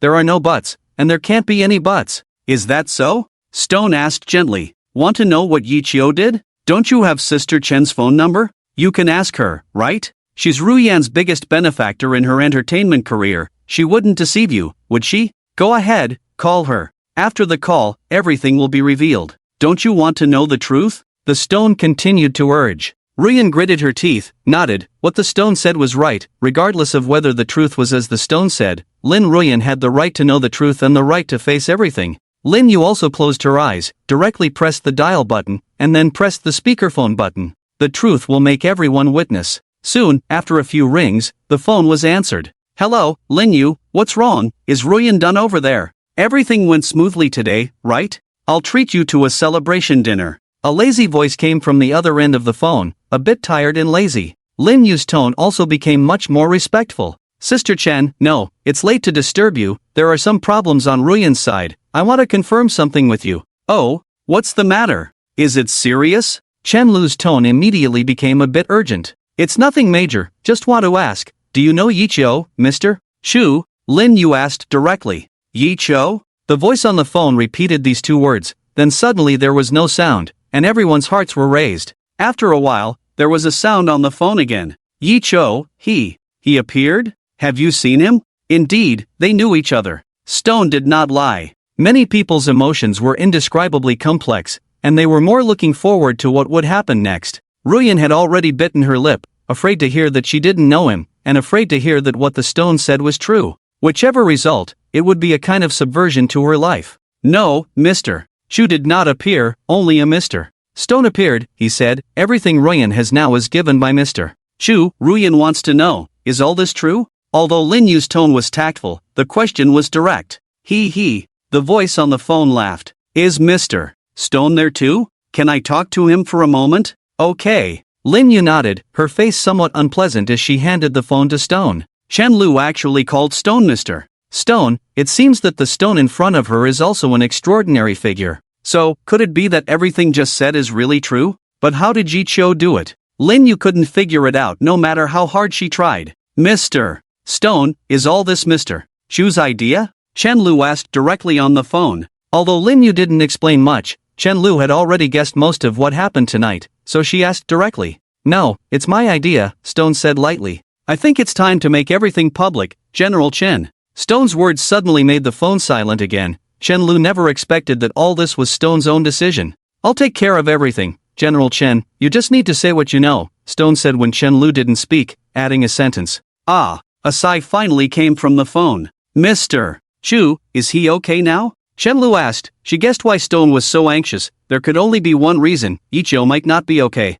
Yiqiu is fine now, Chen Lu, why did you sign Ruyan in the first place? Was it because you saw her talent? Stone didn't dwell on the issue of Yiqiu with her, nor could he, but directly asked the most concerning thing to everyone. This is something I promised Mr. Chu not to say. Chen Lu still refused. I said, I'll take care of everything. Stone was a bit impatient. Chen Lu, this is unfair to Yiqiu. Do you want him to live with regrets for the rest of his life? Yiqiu helped you a lot, right? Ah. Chen Lu sighed again. After thinking for a while, she finally made up her mind. Okay, I'll talk. Like smoke, you just asked me if what Stone said was true, and now I tell you, it's not. Because, Mr. Chu not only brought you everything you have now, but even your life, being able to live well in this world, all of it was brought by Mr. Chu. What? Is Chen talking in his sleep? Several people couldn't help but exclaim. In fact, many people already knew from Chen Lu's reaction that Yiqiu must have done a lot for Like Smoke, and most of what Stone said should be true.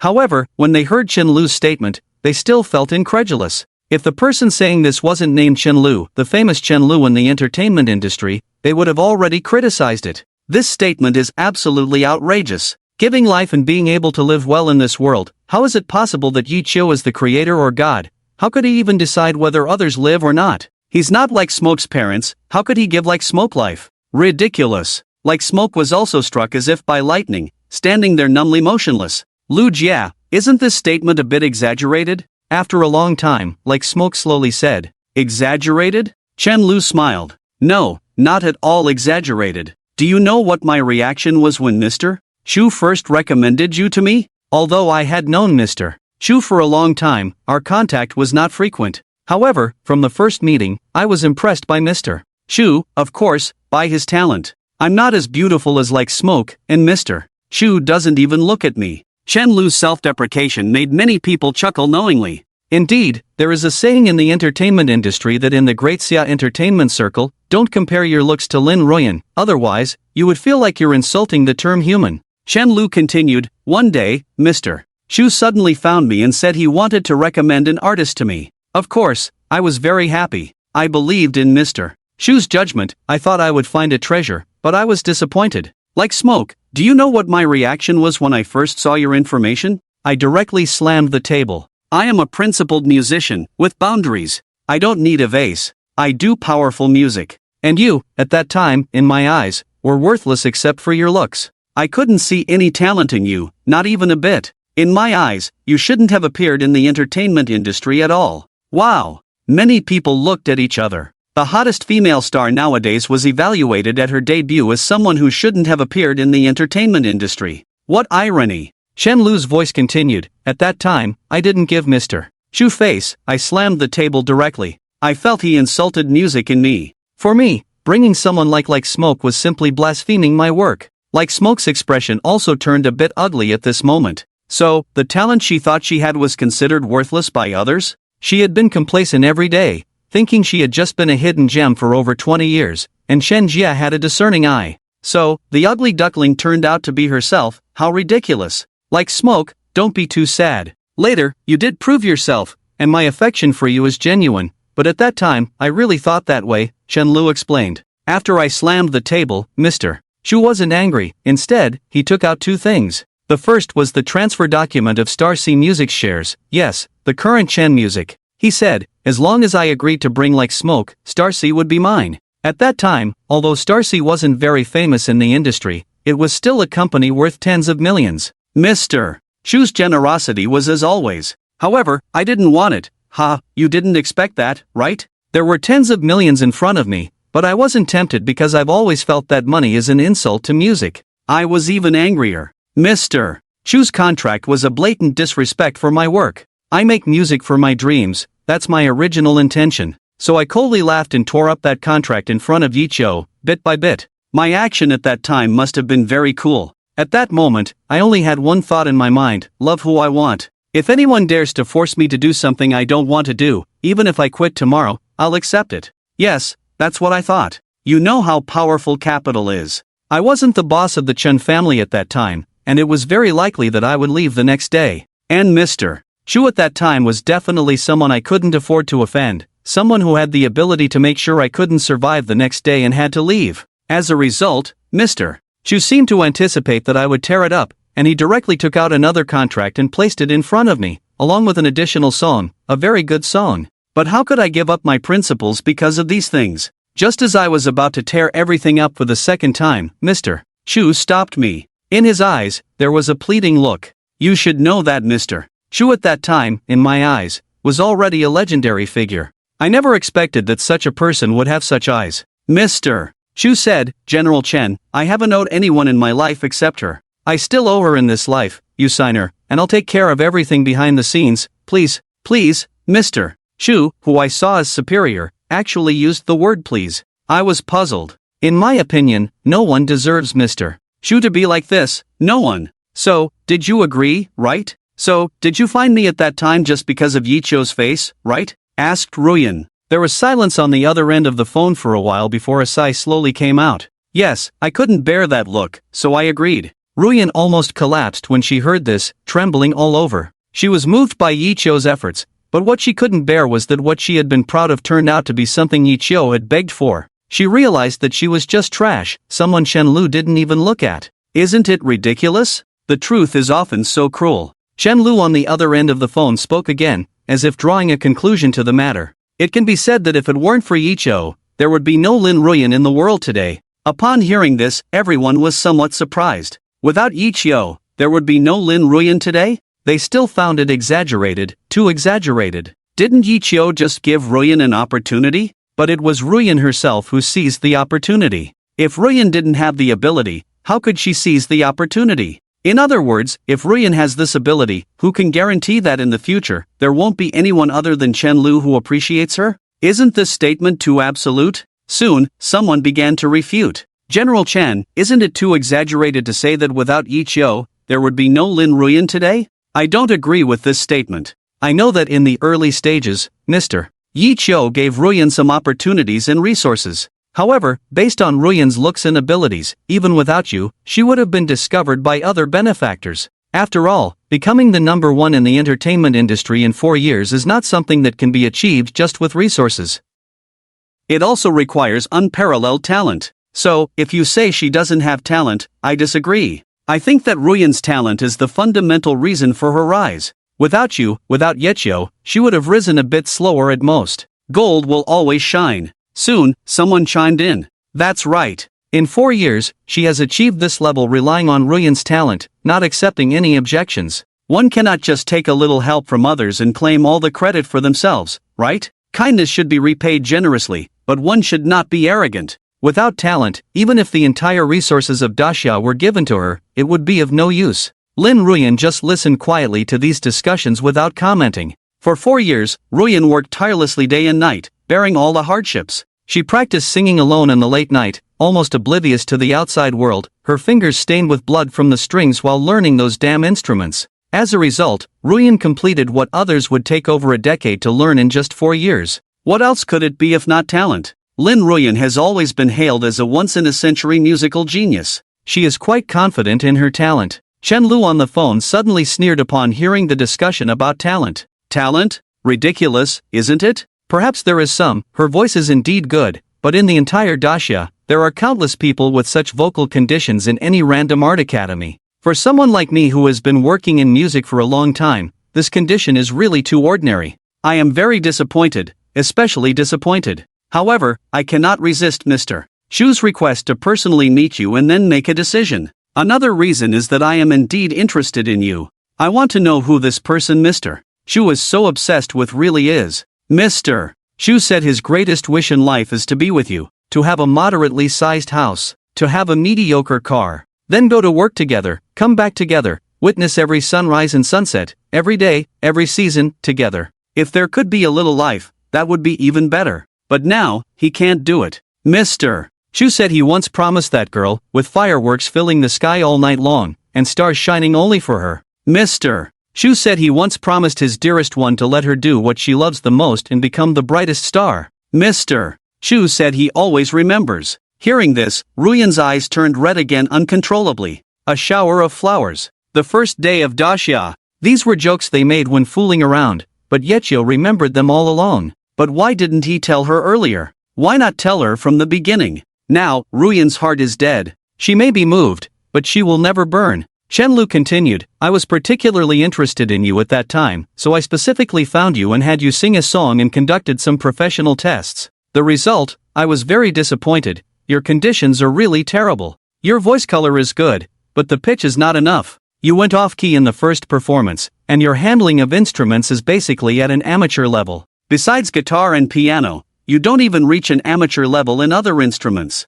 Finally, you don't understand sheet music. People like you have a term here, it's called blind singing. The time and cost to train you are extremely high. Yes, the first time I saw you, you were that bad. Ruyan nodded. Indeed, that's how I was back then. She thought back to her past self, feeling utterly useless. She loved singing, but at that time, she really had no visible talent. When she was in school, she was not the first choice for singing at school events, and when she sang with friends, the focus was never on her. Unlike now, she has acquired so much professional knowledge and has a deep understanding of music. Looking back at herself at that time, it seems that what Chenlu said was indeed not wrong. Others, including Ruyan herself, admitted their shortcomings at that time, so there was no rebuttal to Chenlu. However, they still stubbornly believed that even though Ruyan was not good at that time, she must have had great potential. After all, Ruyan's talent was undeniable. After listening to your performance, I called Mr. Chu as soon as I returned to the company and told him that I couldn't take on this job.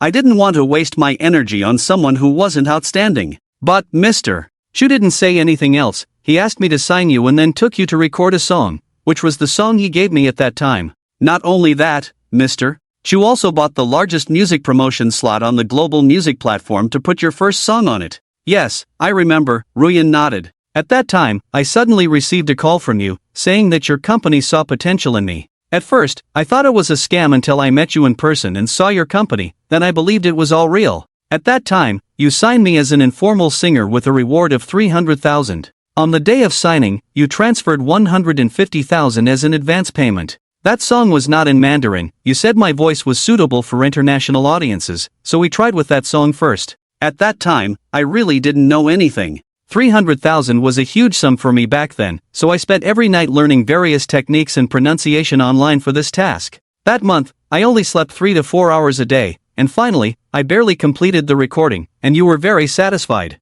Many reporters at the scene heard this for the first time and couldn't help but be surprised. But soon, they all felt that Chenlu had made a big profit this time. 300,000 to buy Lin Ruyan a song, that's really good business, right? Now Lin Ruyan, just by opening her mouth, starts at $1 million, not to mention the profits from a new song, at least starting from tens of millions, not to mention the sales share. 300,000 is indeed a bit of a pit. Maybe it's because of this that Chenlu recognized Ruyan's talent, so she will put more effort into nurturing her in the future. Indeed, there is no unconditional love in this world. Chenlu smiled when she heard this. Made a big profit? Do you know how much Mr. Chu lost on that one song? Conservatively estimated, it's in the 8 digits, at least tens of millions. Moreover, that song directly affected the stock price of Mr. Chu's music company at that time, including the evaporated market value. There was definitely a loss of over 100 million. Hush! Everyone couldn't help but sigh. How is that possible? Ruyan has released 99 songs in the past 4 years, all of them bestsellers. It can be said that her works have never failed. Yes, with Ruyan's works, even if they don't make money, they can't possibly lose money. Manager Chen, I think you are exaggerating. A genius singer, not everyone can have that title, even in the early stages. Obviously, Chen Lu's words overturned people's worldview. However, Chen Lu still said coldly, in fact, from the beginning, I strongly advised Mr. Chu not to do this. Music is not played like this, not even for love. It's a business that will definitely lose 1 in 10,000. However, Mr. Chu persisted in his own way, not only buying the largest recommendation slot on the global music platform, but also making it the flagship song of Shanghai Music overseas that year. Shanghai Music, although not a well-established company at the time, had produced over a dozen classic songs. In the hearts of countless fans, Shanghai's products were synonymous with quality. As a result, the song Like Smoke caused a significant drop in Shanghai's reputation that year. The initial release cost was 20 million, but the sales were only 14 million. Excluding profit sharing and necessary expenses, the loss was over 10 million. Moreover, the 14 million in sales were mainly due to the song's quality, as fans bought it. The typical rating of this song was top-notch in music but amateur in singing. What's even more ridiculous is that as soon as the song was released, numerous cover versions appeared online, many of which were considered better than Like Smoke. Using a popular comment at the time, "Even my grandma sings better than her. A divine song with a ghostly performance. This is impossible, absolutely impossible." Like Smoke finally couldn't bear it and shouted. As a legend in the music industry of Dacia, she won the top honor of Dacia only 4 years later. Lin Ruyan always felt that this was closely related to her talent. Even if her early works were immature and had many flaws in singing, it was still impossible to be so unbearable, absolutely impossible. Before anyone could refute, Chen Lu continued, "It doesn't end there." That incident made the shareholders of Shanghai Music lose great trust in Mr. Chu, almost leading to his dismissal as chairman at the shareholders' meeting. In the end, Mr. Chu had to dilute his shares out of his pocket to calm the storm. Hearing this, Shi Tu also nodded thoughtfully. At that time, Yi Qiu's business empire had just started, and many things couldn't be decided unilaterally as they are now. The pressure at that time was indeed great. Even he didn't understand Yi Qiu's actions at that time. Chen Lu's voice didn't stop. Then, about 10 days later, he sent me an email with 100,000 words densely packed inside. It was full of suggestions, strengths, weaknesses of Like Smoke, things that could be improved through practice, and weaknesses that needed to be avoided. These were comments from global fans that he compiled for me to pass on to you. What people didn't know was that at that time, Yi Qiu was already deeply tortured by illness. Every word he typed was a sharp pain all over his body. However, in order for Like Smoke to understand and see through, he gritted his teeth and typed over 100,000 words. Almost every suggestion had its reasons, making it irrefutable. Hearing this, Ruyan's heart ached again. That advice book had left a deep impression on her. It almost made her re-evaluate herself and made her feel for the first time that music was a technical skill. It could be said that without those candid suggestions, there wouldn't be the current Lin Ruyan, at least not the Lin Ruyan who grew so fast. A single advice book saved her from at least 10 years of detours. She just didn't expect that the advice book was written by Yi Qiu. For so many years, she had been thanking the wrong person. She even blamed Yi Qiu for not caring about her all these years. Ruyan's heart softened a bit. For the second song afterwards, Yi Qiu still chose global release and Ruyan as the singer. With the first round of advice, Ruyan's level had clearly improved. However, it still incurred losses. Mr. Chu still compiled all the advice and asked me to pass it on. In order to cultivate Ruyan, Mr. Chu has lost hundreds of millions before and after, which almost shook the foundation of Shanghai. Mr. Chu cultivated Ruyan with Shanghai's reputation and fans. So, I said, without Mr. Chu, it would be impossible to have the current Lin Ruyan. Lin Ruyan, your so-called talent. It's just that Mr. Chu spent hundreds of millions and countless efforts to create it. Everything you have is the painstaking effort of Mr. Chu. Moreover, that advice has become our future direction for cultivating Ruyan. Every song of Ruyan is carefully selected to suit her, so the world praises her talent, not knowing that everything is arranged by humans, just someone completely covers her flaws. Chen Lu finally said. After she finished speaking, the whole room fell silent, dead silent. No one spoke again, and no one knew what else to say. It turns out that love can be great just by being good to someone without expecting anything in return. If what Chen Lu said is true, the resources Yi Qiu put in would definitely turn an ordinary person into a top talent. Especially with Yi Qiu's global music promotion, almost all the suggestions from around the world were given to Ruyan. Collecting these must not have been easy. After all, it must have taken a lot of effort to find the truly useful ones from millions of comments. So, Ruyan's success really has little to do with her talent. The so-called genius is just a decoration made by humans. Knowing the truth, everyone lowered their heads, feeling slapped in the face. Is talent bought with money still considered talent? Of course, the most shocked person is Ruyan. Her eyes were somewhat dull at this moment. It turns out that her proud talent is so ridiculous. It turns out that the man she has always hated has been helping her all along. It turns out that for so many years, her life seemed to have no Yi Qiu, but Yi Qiu's shadow was everywhere. It turns out that he has always loved her deeply, never forgetting. But why hasn't Yi Qiu appeared until now? Why couldn't he show up even once in so many years? Even if it's just once, it would be good. Tears fell from Ruyan's eyes. This time she was not aggrieved, but truly moved, touched by Yi Qiu's efforts. When everyone saw Ruyan crying, for the first time no one advised her not to cry. Someone said, let her cry, crying it out is good. Who wouldn't be moved when encountering someone willing to give everything? Why can't such a good man meet someone himself? Silent love often touches people more. Many people in the audience also silently choked up, not knowing whether it was because they thought of the person who once fought for them, or because they had also once made such sacrifices. Sometimes not seeing each other doesn't mean not missing each other, nor does it mean not caring. In this silent atmosphere, a piece of music slowly began to play. Many people immediately recognized that it was another song by Ruyan, a sad love song. When the name of this song came to mind, many suddenly had an answer in their hearts. They seemed to understand why Yichio would make such a crazy sacrifice. All because, I just love you too much. Just love you too much. The lyrics of this song slowly sounded with Ruyan's voice. Forgive me, I really got drunk. Because I really miss you. I accidentally let loneliness swallow the joy of loving you. I know this shouldn't be, and I know you will be hurt. I just don't want to rely too much on you anymore. The gentle and deep voice seemed to be telling the story of the two, and also constantly comforting oneself, telling oneself not to love. Is this Yichio's inner voice? Many people suddenly had this thought in their hearts. So, Yichio would also miss the idea of dying in every quiet night, and would he think of tearing his heart apart alone? So, he also hoped to free himself,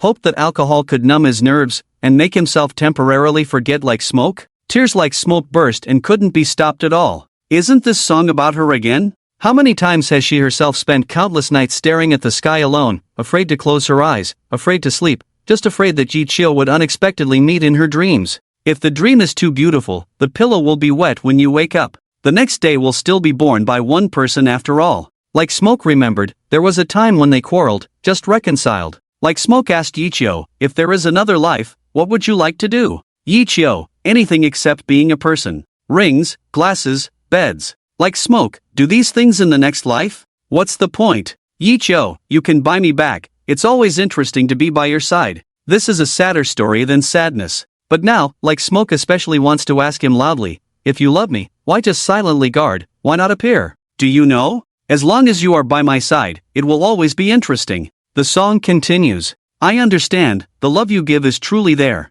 It's just that I don't know how to love. That's why you want to leave. Because I don't know. Will I meet you in the next life? So in this life, I work so hard to give you the best. Loving you has become hurting you. Our love is about to suffocate. Not on purpose, just love you too much. The answer is out. Because I don't know if I will meet you in the next life, so in this life, I work so hard to give you the best. So, is this the reason why Yichio spent billions to support Like Smoke? So, is this the reason for giving without expecting anything in return? This is an early song by Like Smoke. It is also the song with the most tears written by Linyu. Some things, it's not that I don't love you, on the contrary, it's just that I love you too much. Everyone burst into tears completely, no one will be indifferent to this scene. Everyone may have such an experience, just occasionally, some people suddenly come into memories, and then feel that because they have met such people, life is actually quite beautiful. And that person will monopolize your joys and sorrows for a long time until he leaves, and these joys and sorrows never disappear.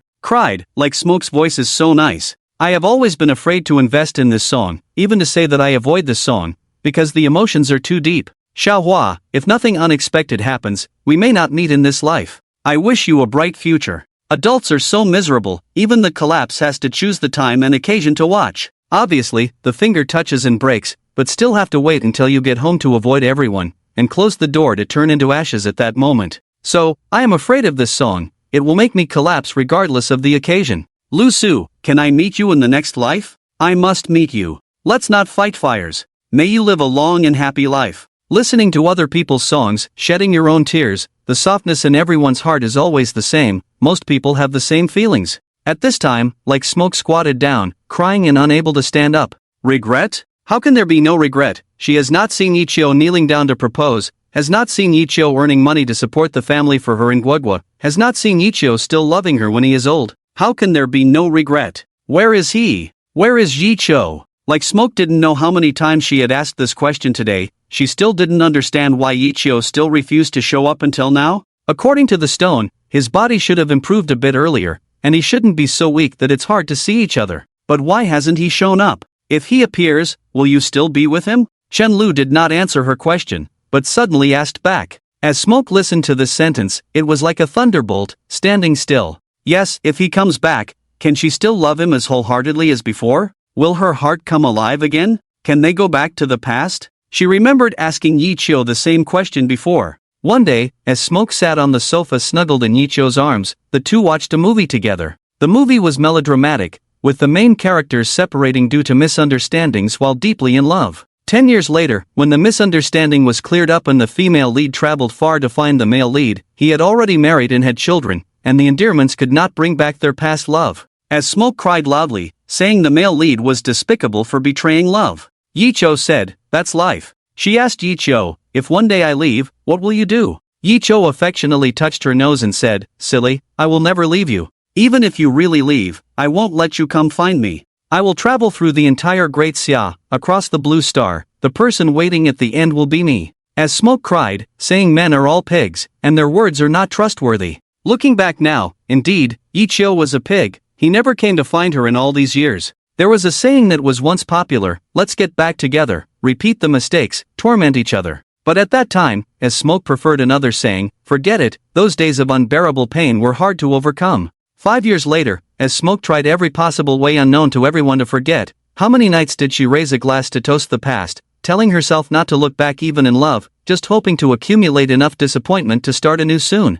Finally, she wore down all her confidence, gathered all her disappointments, her heart was like dead ashes, incapable of loving again. And then, Yichio reappeared, telling her that he had been silently watching over her for these 5 years. What's the point? Why should he think that holding on to these self-righteous emotions would not be considered hurtful? But what about her years of suffering? Aren't they considered? A single mother, taking care of her child while developing her career, who helped her? Even if she is moved now, can these hardships be forgiven? As Smoke had not answered yet, Lin Yu had already shouted, "No, it's impossible. Even if Yichio helped as Smoke, it's far from enough to make up for the harm he caused her. Far from enough. For Yichio, as Smoke almost lived in hell for these 4 years. At that time, as Smoke was penniless, carrying a hungry child, she lost weight during that period, already fragile, and became even weaker after losing weight. Several times, she collapsed directly at her workplace. Because of Yichio, as Smoke almost broke ties with his parents. Uncle Lin is very proud and cares a lot about face,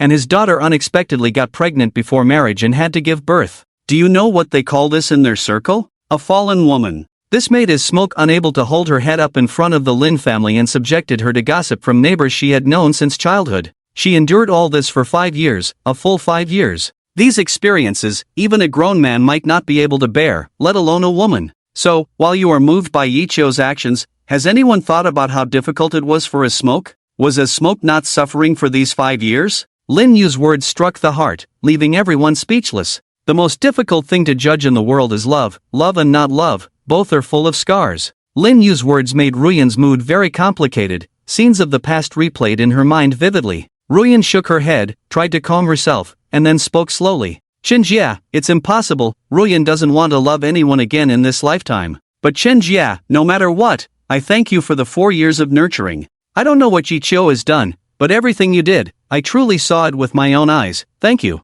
Chenjia, I beg you to tell me, where is Yichio now? You must still have contact with him. Please tell me, all these years of everything, it's not something that can be solved with a diary entry. I want to ask him in person, I want to hear the answer from his own mouth. All this is not for me, I no longer care after all these years. This is for Guagua. After all, there is an unchangeable fact, that Yichio is Guagua's father, the biological father. I want to give Guagua an answer, whether Yichio is good or bad, competent or not. Giving Guagua this answer is what he should do." Chen Lu on the other end of the phone sighed with a bitter smile, filled with too much helplessness in her laughter. "Mr. Sure, can Mr. Shu appear?" Chen Lu asked. She did have contact with Yichio, but only through emails, rarely by phone. So, she couldn't make a decision on whether Yichio would appear. Sure also shook his head helplessly. After saying so much, he actually hoped Yichio would appear. Right and wrong must be faced. I don't know, I can't make a decision for Yichio on this matter, but I will seek his opinion.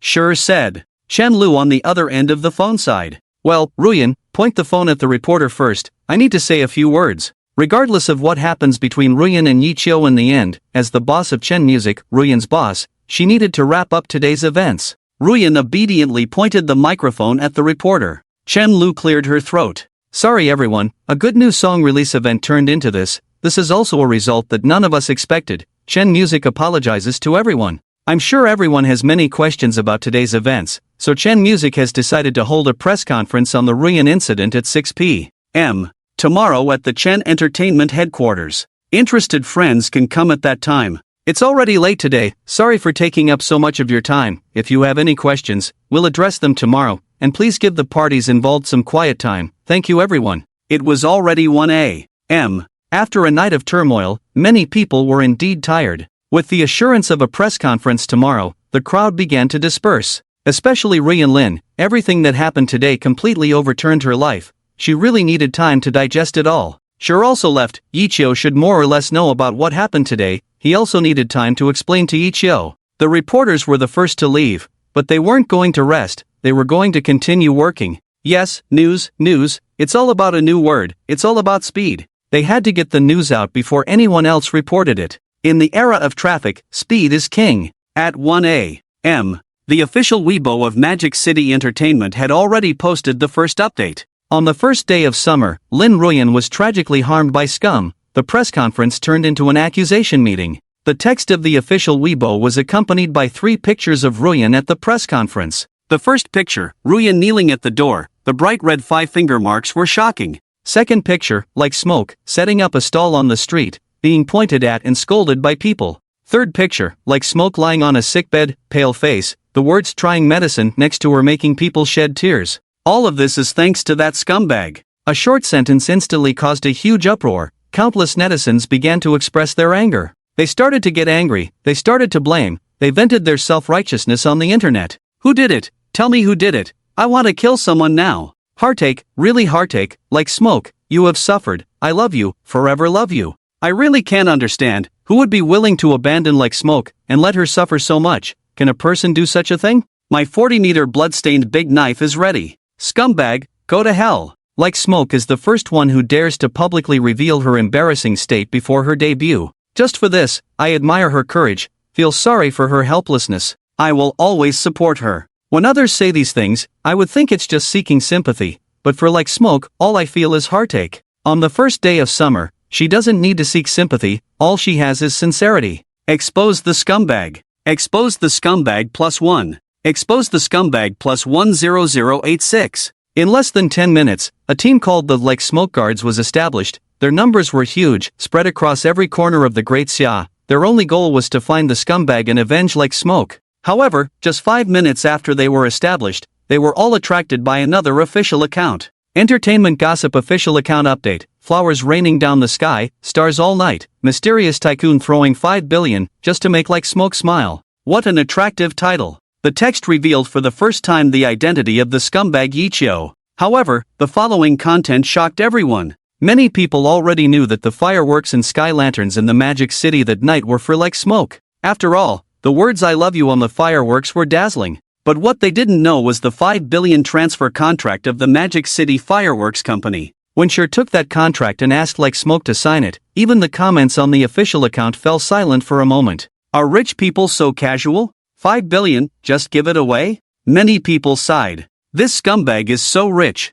Indeed, even being a scumbag requires capital. We are not worthy to be scumbags. If I could have someone do this for me once in my life, I would rather be a scumbag. Willingly. Only someone like Smoke deserves this. Indeed, those who can move like Smoke are not ordinary people. I declare, disband the Like Smoke Guards. Damn, it's just a joke. A bunch of losers mocking, angry. In the end, this is a game for the rich. Sigh, their lives are not something we losers can dream of. Still swearing to avenge Like Smoke, disband, go to bed. Surprisingly, in the comments section, many people showed less support for Like Smoke. More of them felt it was a game for the rich, and had nothing to do with them. One is a billionaire, the other is the first day after the Great Xia. Yes, when the gap is too big, most people don't even feel jealous, only the 4 words "it's none of my business" remain. Look at the excitement, go to bed, have to go to work tomorrow. However, when the Magic City Entertainment was in progress, telling everyone who cared about this matter that sleeping was impossible. When everyone thought this farce would end like this, the Magic City Entertainment informed everyone that this was just the beginning.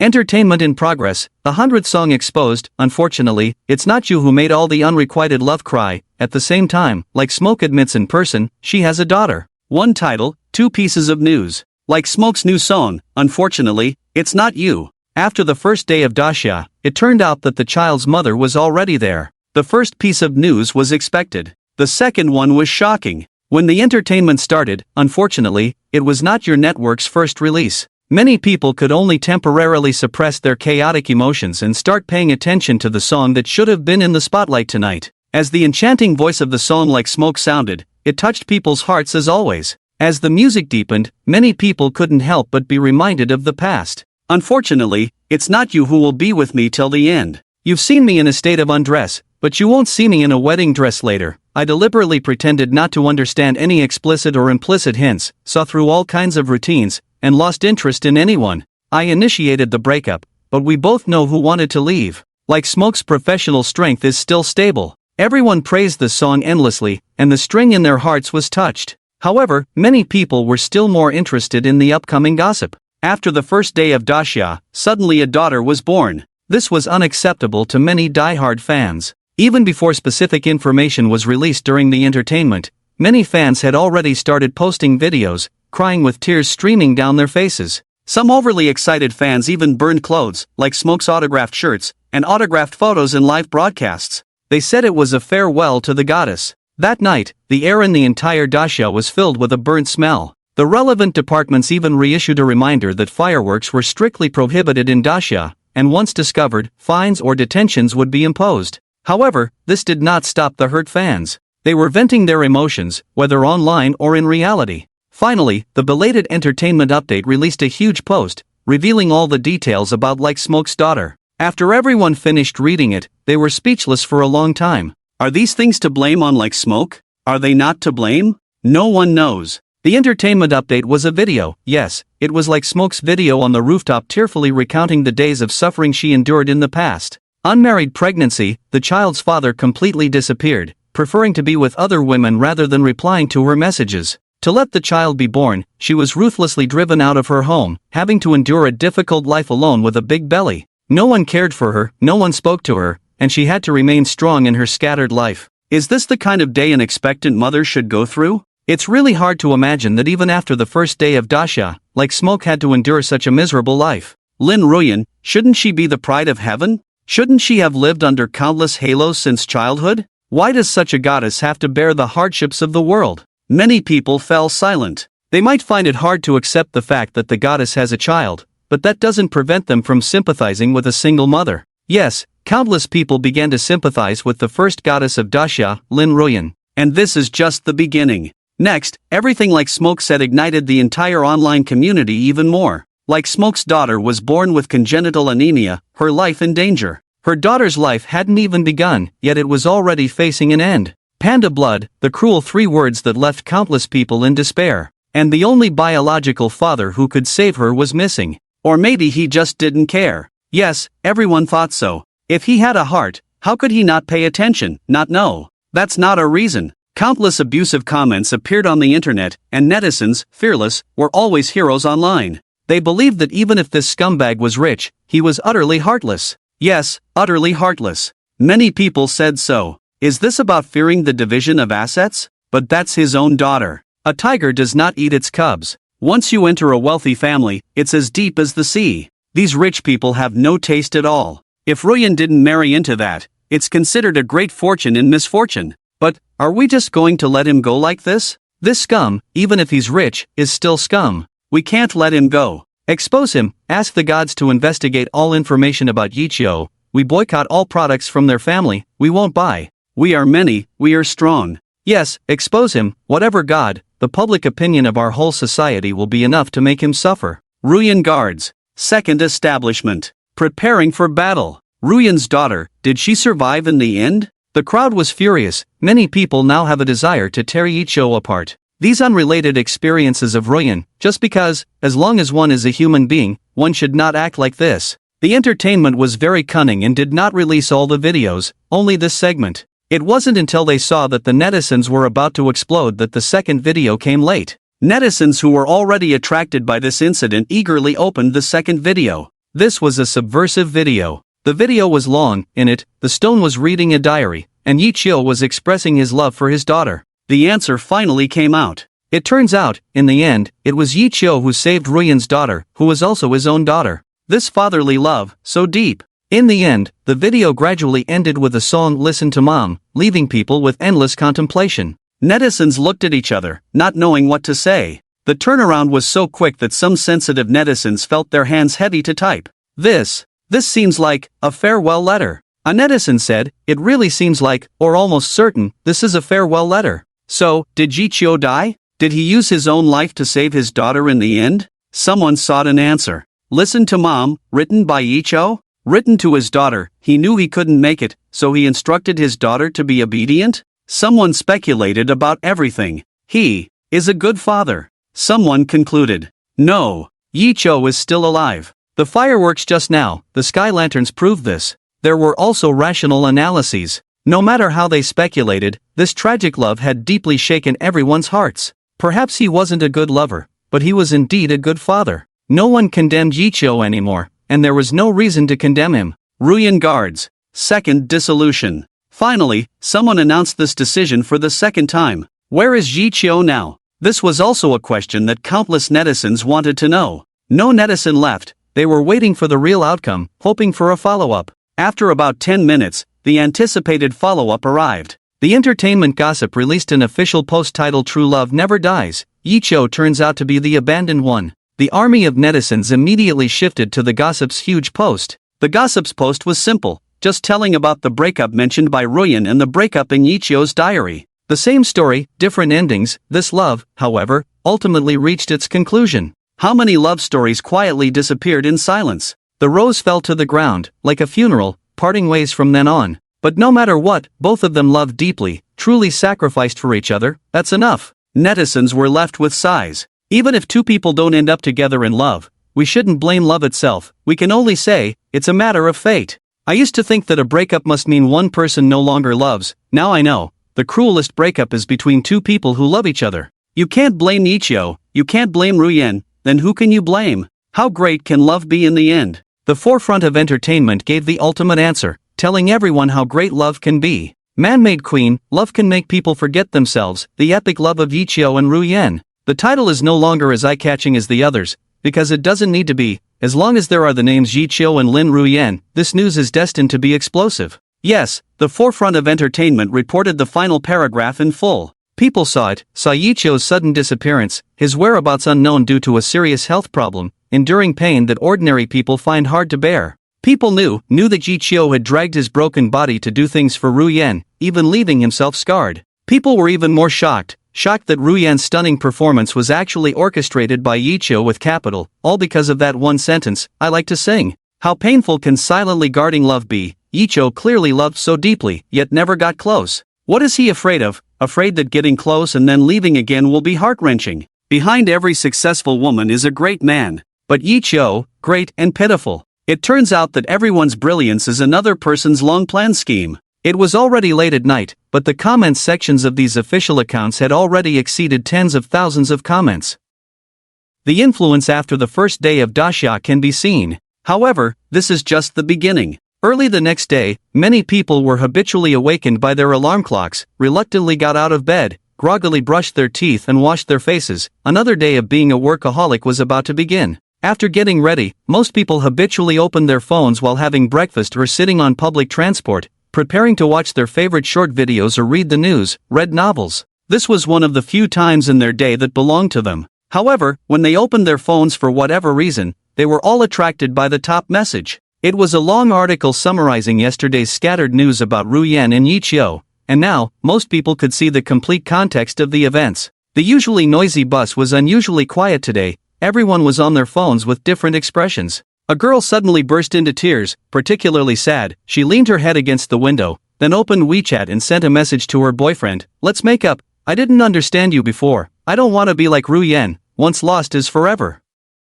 A middle-aged man finally made up his mind, tightly biting his lip, and sent a message to his wife back in their hometown. Wait for me. Today I'm going home. I miss our daughter. This time I'm not leaving. I don't want to fight anymore. I want to be with our daughter as she grows up. A weary-looking girl kept sliding her fingers on the phone screen. After a long time, she found a long uncontacted profile picture, tremblingly opened it, tears streaming down as she wrote, "Are you sick? You haven't contacted me for so long. Are you in bad shape? Tell me, don't be like Ichio." A slightly overweight boy suddenly turned pale, looked at the time, then out the window, and shouted in horror, "Driver, stop the car, damn, I missed my stop, I'm going to be late." Ruyan, Ichio, you two screwed me over this month with your perfect attendance. Damn it! Not just the chubby boy, on other buses, subways, suddenly there were large groups of people getting off and running back, constantly shouting Ruyen. Yi Cho. I'm screwed. The tardiness rate today will definitely be very high. Not only that, the traffic today was particularly congested. There were traffic accidents of varying degrees at various intersections. A big brother who was rear-ended got out of the car with a gloomy face, busy apologizing. Big brother, I'm sorry, I was so engrossed in listening to the news about Lin Ruyen just now that I didn't see your car not moving. I'm really sorry. The rear-ended big brother was not forgiving. Why are you listening to the news while driving? Can't you listen at home? Look at how you crashed my car. It's only been 5 years since I bought this new car. This is not over. I'll compensate, don't worry. I have insurance. The rear-ending man was polite, looking up at the traffic light in the air with suspicion, unable to contain his curiosity, and asked again. I say, big brother, the light should have been green just now. Why didn't you go? Go where? I was also listening to Lin Ruyen and Yi Chio, didn't see it at all. Is it easy for me? What happened to them in the end, did you hear? The rear-ending man said angrily, then looked at the rear-ending man's face of helplessness. Their eyes met, and suddenly both couldn't help but burst into laughter.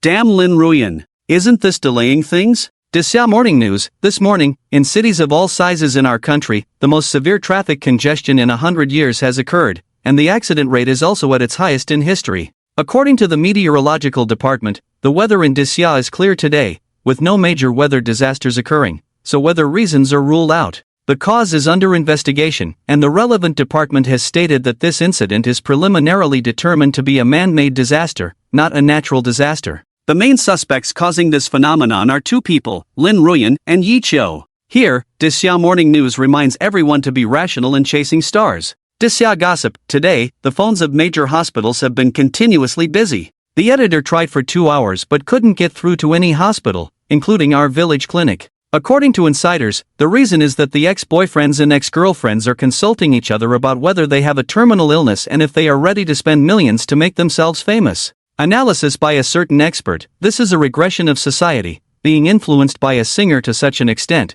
we should put a stop to this behavior. After a chaotic morning, it wasn't until around noon that everyone finally digested this news. At this time, the hot searches on Jubo also had real-time changes. Jubo first, Ruyen has a daughter, Mom, can I be your son-in-law? Jubo second, billions of queen, billions of love. Jubo third, Ruyen's career suffers a setback, many fans announce unfollowing Lin Ruyen, but surprisingly, Ruyen's fans increased by 2 million today.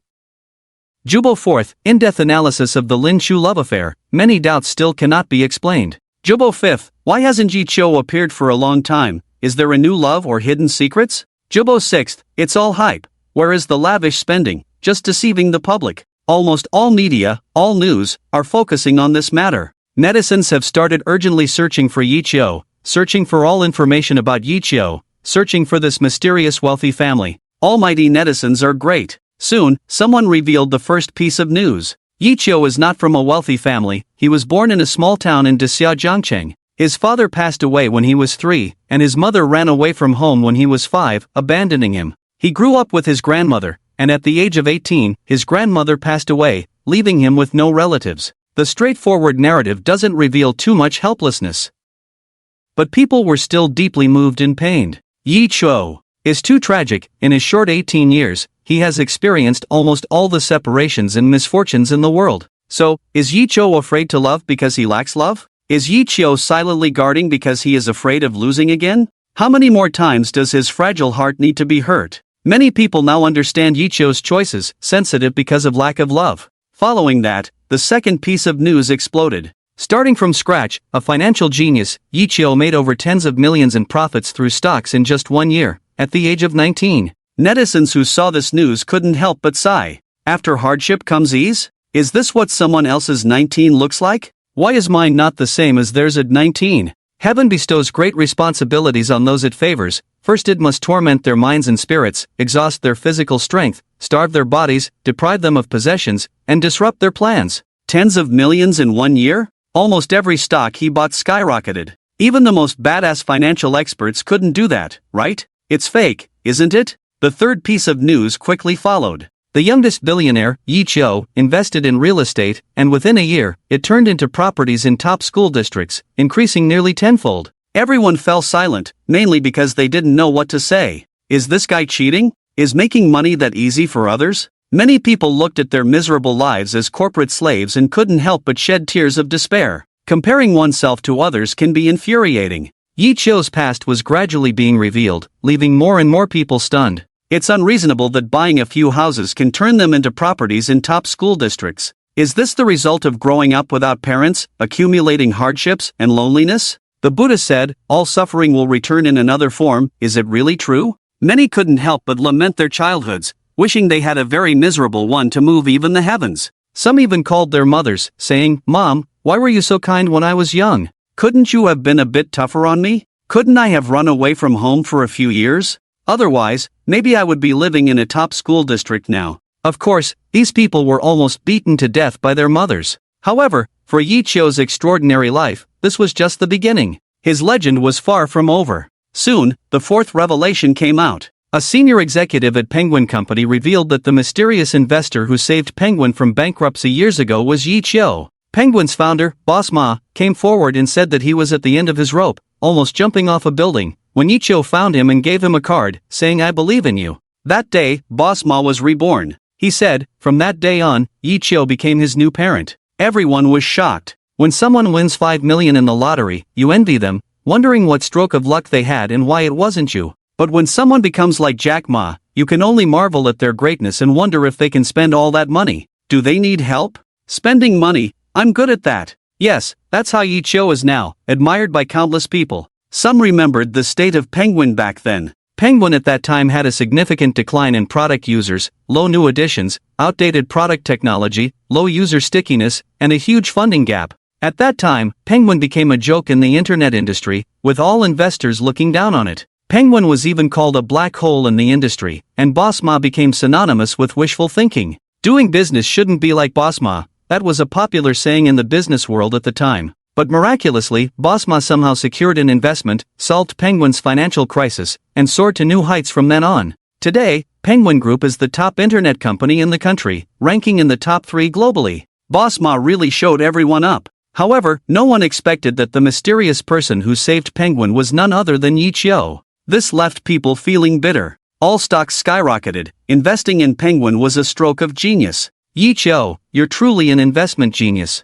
Someone sighed. Too amazing, only someone like him deserves to have a child with Ru Yen. Someone still couldn't forget his goddess Ru Yen. Is life so fierce? I'm convinced, this is the most awesome business story I've ever heard. Some people were convinced. Of course, this is not the end. Soon, the 5th, 6th, 7th revelations came out one after another, and people were too numb to be amazed, watching these news without any feeling. Jack Ma admitted in person that Mr. Chu had invested in Ali in the early days. Lu Changdong revealed that Mr. Chu's creativity at Jingdong Group, he was one of the board members. Douyin officially stated that Mr. Chu has given us a lot of guidance on entrepreneurship, he is a true genius. Completely stunned. Penguin, Ali, Jingdong, Douyin, all are the top companies in Daxia. Without reservation, if these 4 companies stomp their feet, the whole Daxia will shake. Yi Chio unexpectedly invested in all of them, all shareholders. What kind of investment vision is this? The richest man in Daxia, some have started to associate this title with Yi Chio.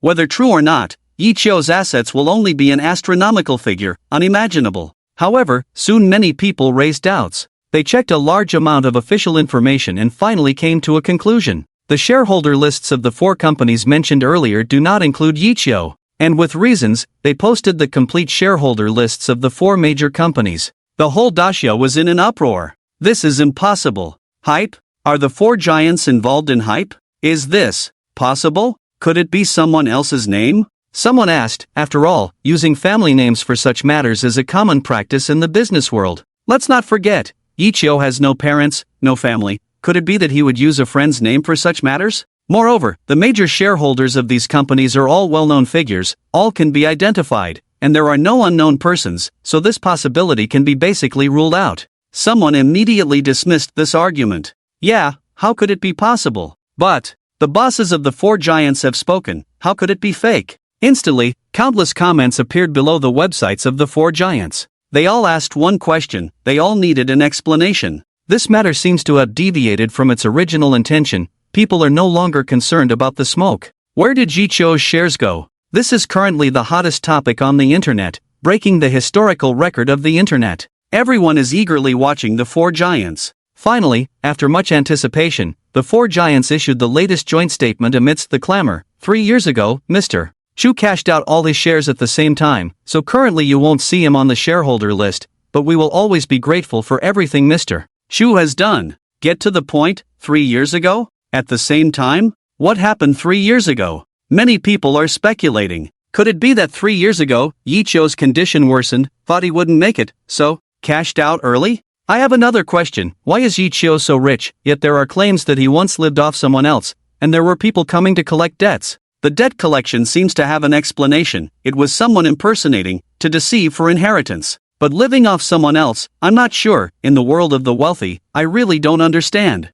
The doubts in everyone's minds grew heavier, making tonight's press conference even more anticipated. Stone looked at the news online, a hint of a smile appeared on his lips. He knew everything, of course. Including what happened 3 years ago, he was well aware. 3 years ago was when Yichou truly began his madness. If Stone were to evaluate, that year's Yichou truly became a madman. Mr. Chu is awake and wants to see you, Mr. Stone. A voice came. Stone nodded. I'll go right away. Stone closed the computer, got up, and walked towards the inner room. Yichou, with sharp eyes like a knife, needed an explanation. Why? Yichou sat in a wheelchair, without any nonsense. Stone lowered his head, looking like a child who had done something wrong, a little afraid to face Yichou. No reason, just impulsive, said it. Stone said softly. Impulsive? Yichou smiled. Having experienced so much life and death, he saw through many things. Naturally, he also knew what was true and what was false. Stone, how many years have we known each other? Yichou suddenly asked. More than 20 years, we met in elementary school. Stone was a bit puzzled, but still honest. Yes, more than 20 years, time flies so fast. When I first met you, you were still a little brat. The first time we met, I snatched your chicken leg, you cried and said you would tell your mom, then I beat you up before you could go. That was the most delicious chicken leg I ever had. Yichou reminisced. Stone chuckled. I couldn't beat you back then, you threatened to tell our parents and beat me up. I felt quite painful, so I didn't say anything. So, is that why you became my shadow? Yichou asked with a smile. Probably. Stone thought for a moment, also lost in memories. I thought, if I followed you, no one would beat me because they were all scared off by you. You were the demon king of our school back then, and most importantly, you had a small appetite, easy to please. A bag of instant noodles a day was enough, others needed to add ham sausages, too expensive. Ha ha, Yichou laughed. You didn't know how hungry I was back then, so, Stone. Yichou suddenly became serious, his face turned solemn. It's been 20 years, how have I treated you in these 20 years? Stone was stunned for a moment, then nodded heavily. Very good, better than my own mother. Do you think 20 years are enough to understand a person? Yichou asked again. Enough, especially for you and me, we share everything. So, why did you lie to me? Yichou suddenly looked coldly at Stone, with a hint of sadness in his eyes. Stone, I know you're not impulsive, nor someone who acts on your own, so this time, why? You know, I just wanted to leave quietly by myself. Yichou asked why Stone publicly shared the diary, why he said so much to Ruyen. These were not things he should do, nor should it be what brothers do. Stone avoided Yichou's gaze, forced to smile and said, It's nothing, I just felt you were too undervalued, couldn't help but say it. I want to hear the truth. Yichou's tone remained cold. Stone hesitated, but insisted, That's the truth. Yichou shook his head, sighed helplessly, feeling somewhat disappointed.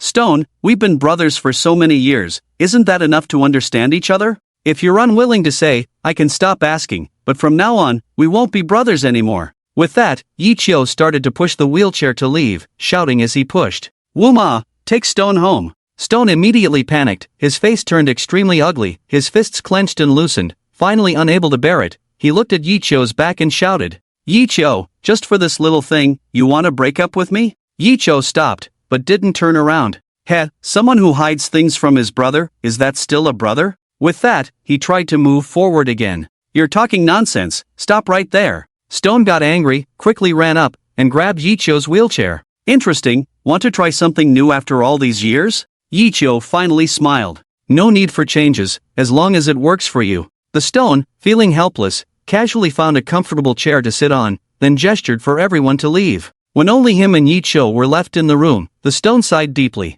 Ah, brother, it's not that I don't want to tell you, I'm afraid you can't handle it. Yi Chio suddenly trembled all over, his face becoming more serious. Ruyan, what's wrong? Yes, what he was most worried about was Ruyan, especially with the stone's words, increasing his anxiety. Calm down, calm down. Seeing Yi Chio acting strange, the stone quickly said, it's not that Ruyan has a problem herself, she may not even know about this situation. I only discovered it recently. Someone is tracking Ruyan.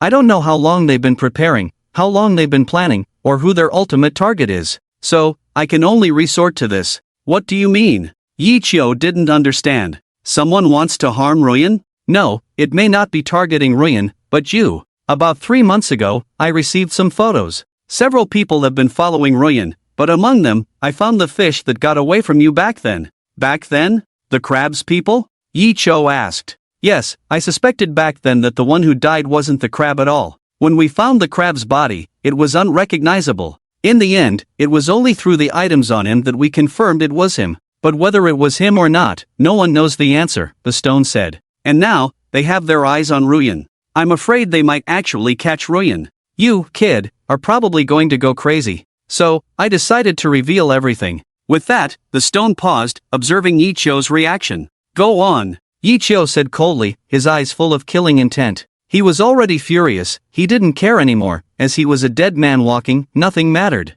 But Lin Ruyan, she was his fate, the person he would protect even in death. Even the slightest danger, he couldn't tolerate. Don't worry, I have accurate information. They probably want to get information about you from Ruyan. Their main target is still you. I have to say, Yi Chio, you're still as hateable as you were when you were a kid. So, I thought, why not just tell everyone that Yi Chio is still alive, but Ruyan doesn't know your whereabouts. This way, they won't dare to act rashly, and she'll be safe for now. Yi Chio nodded. If the stone's analysis was correct, this could indeed ensure Ruyan's safety. However, Yi Chio still smiled and said, so, I can't die yet, right? Of course, there's one condition. Yi Chio, you have to stay alive. If you let them know you're dead, they'll go crazy, and no one knows what might happen. The stone nodded with a smirk. Don't worry, I'm confident in doing this. These people have been watching Ruyan for a long time, and they haven't made a move yet. They just want to confirm two things. First, whether Ruyan still knows about you, and if you two are still in contact.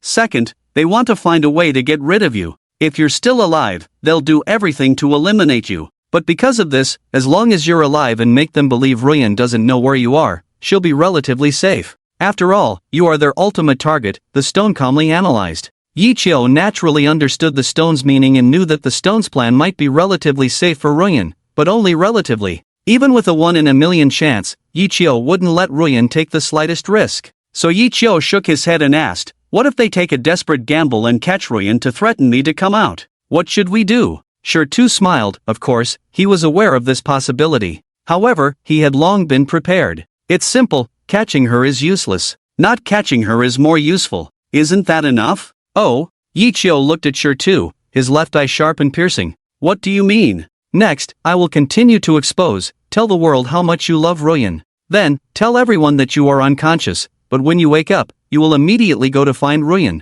That way, they will only focus on Ruyan and not harm her. If they harm her, they will lose track of your whereabouts. In addition, I have also sent experts to protect her secretly. But, as you know, the methods of the crab are hard to guard against. Sure-Tu said. Everything was logical, with almost no flaws. This way, Ruyan was indeed the safest. However, Yi Chio was a bit skeptical because the plan was too perfect to the point of only considering Ruyan's safety. This was not Sure-Tu's style. Sure-Tu could not have arranged so much for Ruyan. The only person in this world who could make him go to such lengths was Yi Chio himself. So Yi Chio smiled, coldly staring at Sure-Tu. Sure-Tu was a bit unnerved by the stare, with goosebumps all over his body, feeling uncomfortable. What are you looking at me for? Sure-Tu finally couldn't help but ask. Yi Chio coldly said, I'm thinking, is there anything else you haven't said? Nothing, I've said everything. Is that so? Yi Chio's gaze became even sharper. Sure-Tu shuddered, feeling cold all over.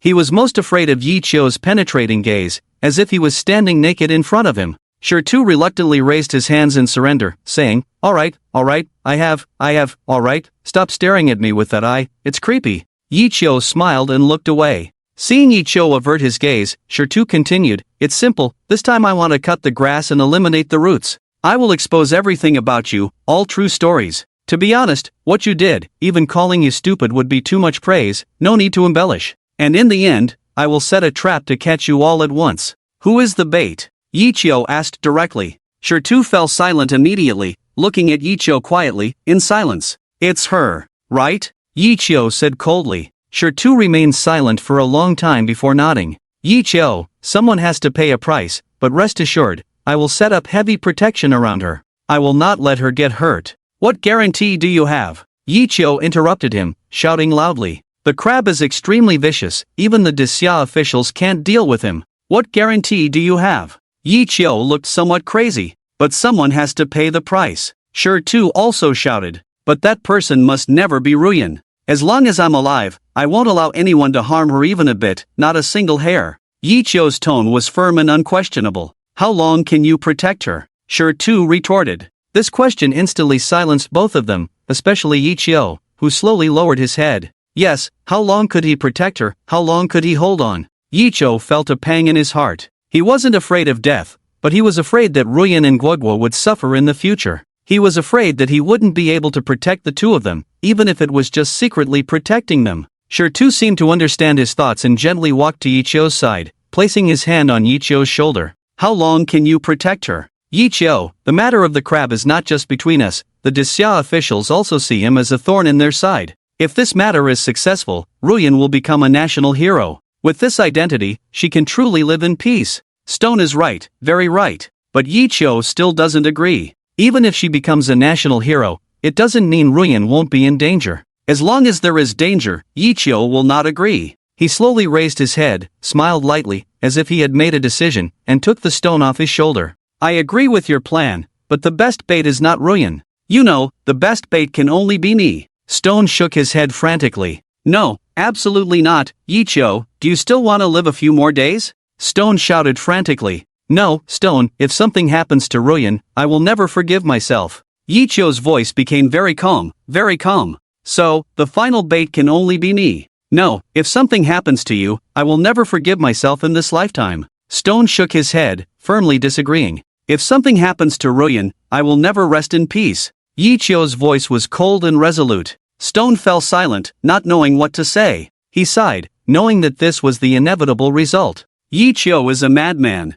No, he is only a madman when facing Ruyan and Guegua, a complete madman. The stone only exposed a small part of Yichio, the most gentle part. Including all the information about Yichio's background today is only a tiny part, all intentionally shown by Stone. Otherwise, if he hadn't secretly instructed Jack Ma, Penguin Ma, Jingdong Lu, and Douyin, how could he personally admit these things? But Stone knew that the Real Storm was just beginning. The upcoming exposure will be the craziest days for Yichio. Thinking of those thrilling years, Stone finally smiled resignedly. He knew he could no longer persuade this madman. Okay, I'll let you know in the end. Yichio finally closed his eyes in peace, feeling tired after talking so much today. Stone pushed Yichio's wheelchair into the bedroom. Looking down at the time, it was already 3 in the afternoon. There were still 3 hours before the press conference started. Ruyan didn't sleep all night, so many things happened, she couldn't sleep. She didn't even go to pick up her daughter Guagua, who was with her parents. Although they couldn't accept Ruyan being a single mother back then, the child was innocent.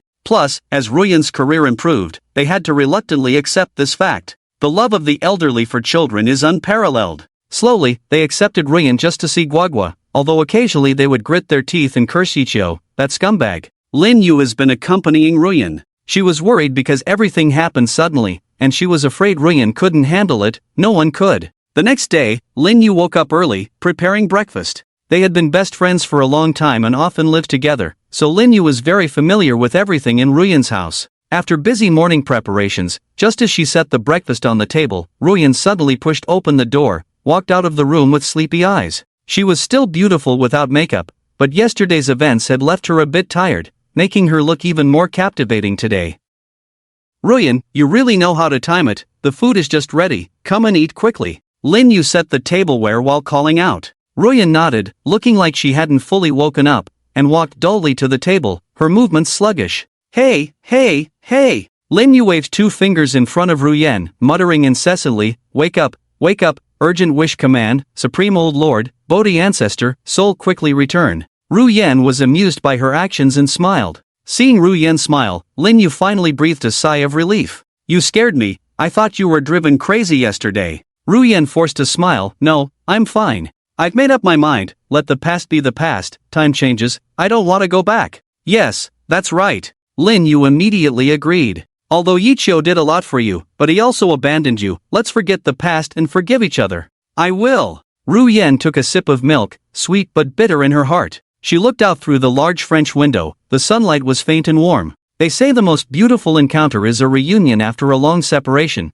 but Yen now preferred another phrase. Forget it, those heart-wrenching days were hard to endure. Let it all go. Suddenly, the phone rang. Yen saw it was her father. Hello, Yen, where are you? Yen calmed her emotions and said, at home, what's up? Nothing, Guagua misses you, crying and wanting to see you, her father said. I'll be there soon, let her wait a bit. Yen quickly replied, feeling a sudden sense of happiness in her heart. No matter what, she still had a daughter, she still had Guagua. Okay, her father hesitated. Dad, just say what you want to say? Yen furrowed her brows. I saw the news, Yichio, looking for you again? Her father finally said. Yes, Dad, it's okay, don't worry, I won't be the same as before, I won't make the same mistakes. That's not what I meant, I mean.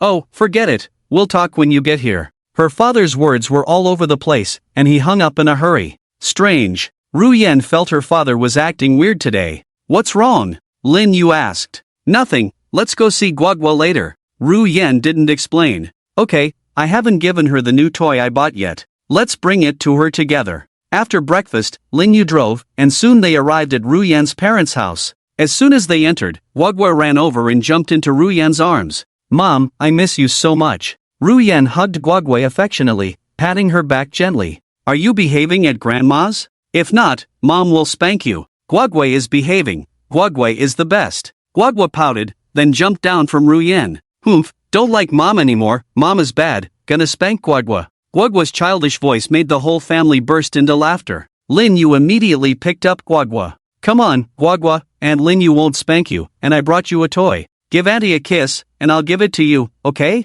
Okay. Guagua immediately kissed Lin Yu on the face, then snatched the toy and ran back to her room. Childhood happiness is always so simple. After Guagua left, Lin's father invited Yen to sit down, poured a cup of tea, took a sip, and then said, Yen, what do you think about Yichio? Yen shook her head, trying to appear indifferent. Dad, let the past be the past, I won't go back, you can rest assured. Lin's father furrowed his brows, took another sip of tea, the bitterness seemed to deepen his frown. After a moment of silence, Lin's father sighed. Like smoke, there are some things I don't know if I should tell you. In fact, you have already made this decision. We don't have to talk about it, but I think it's unfair to shout you. Looking at Lin's father's tangled appearance, like smoke was a bit curious. It's okay, Dad, you can tell me. We've been through so much, don't worry about me. Lin's father nodded and took a deep breath. Well, it's not a big deal. Do you remember how we forgave you back then? Like smoke smiled and said, of course I remember. It should be 3 years ago.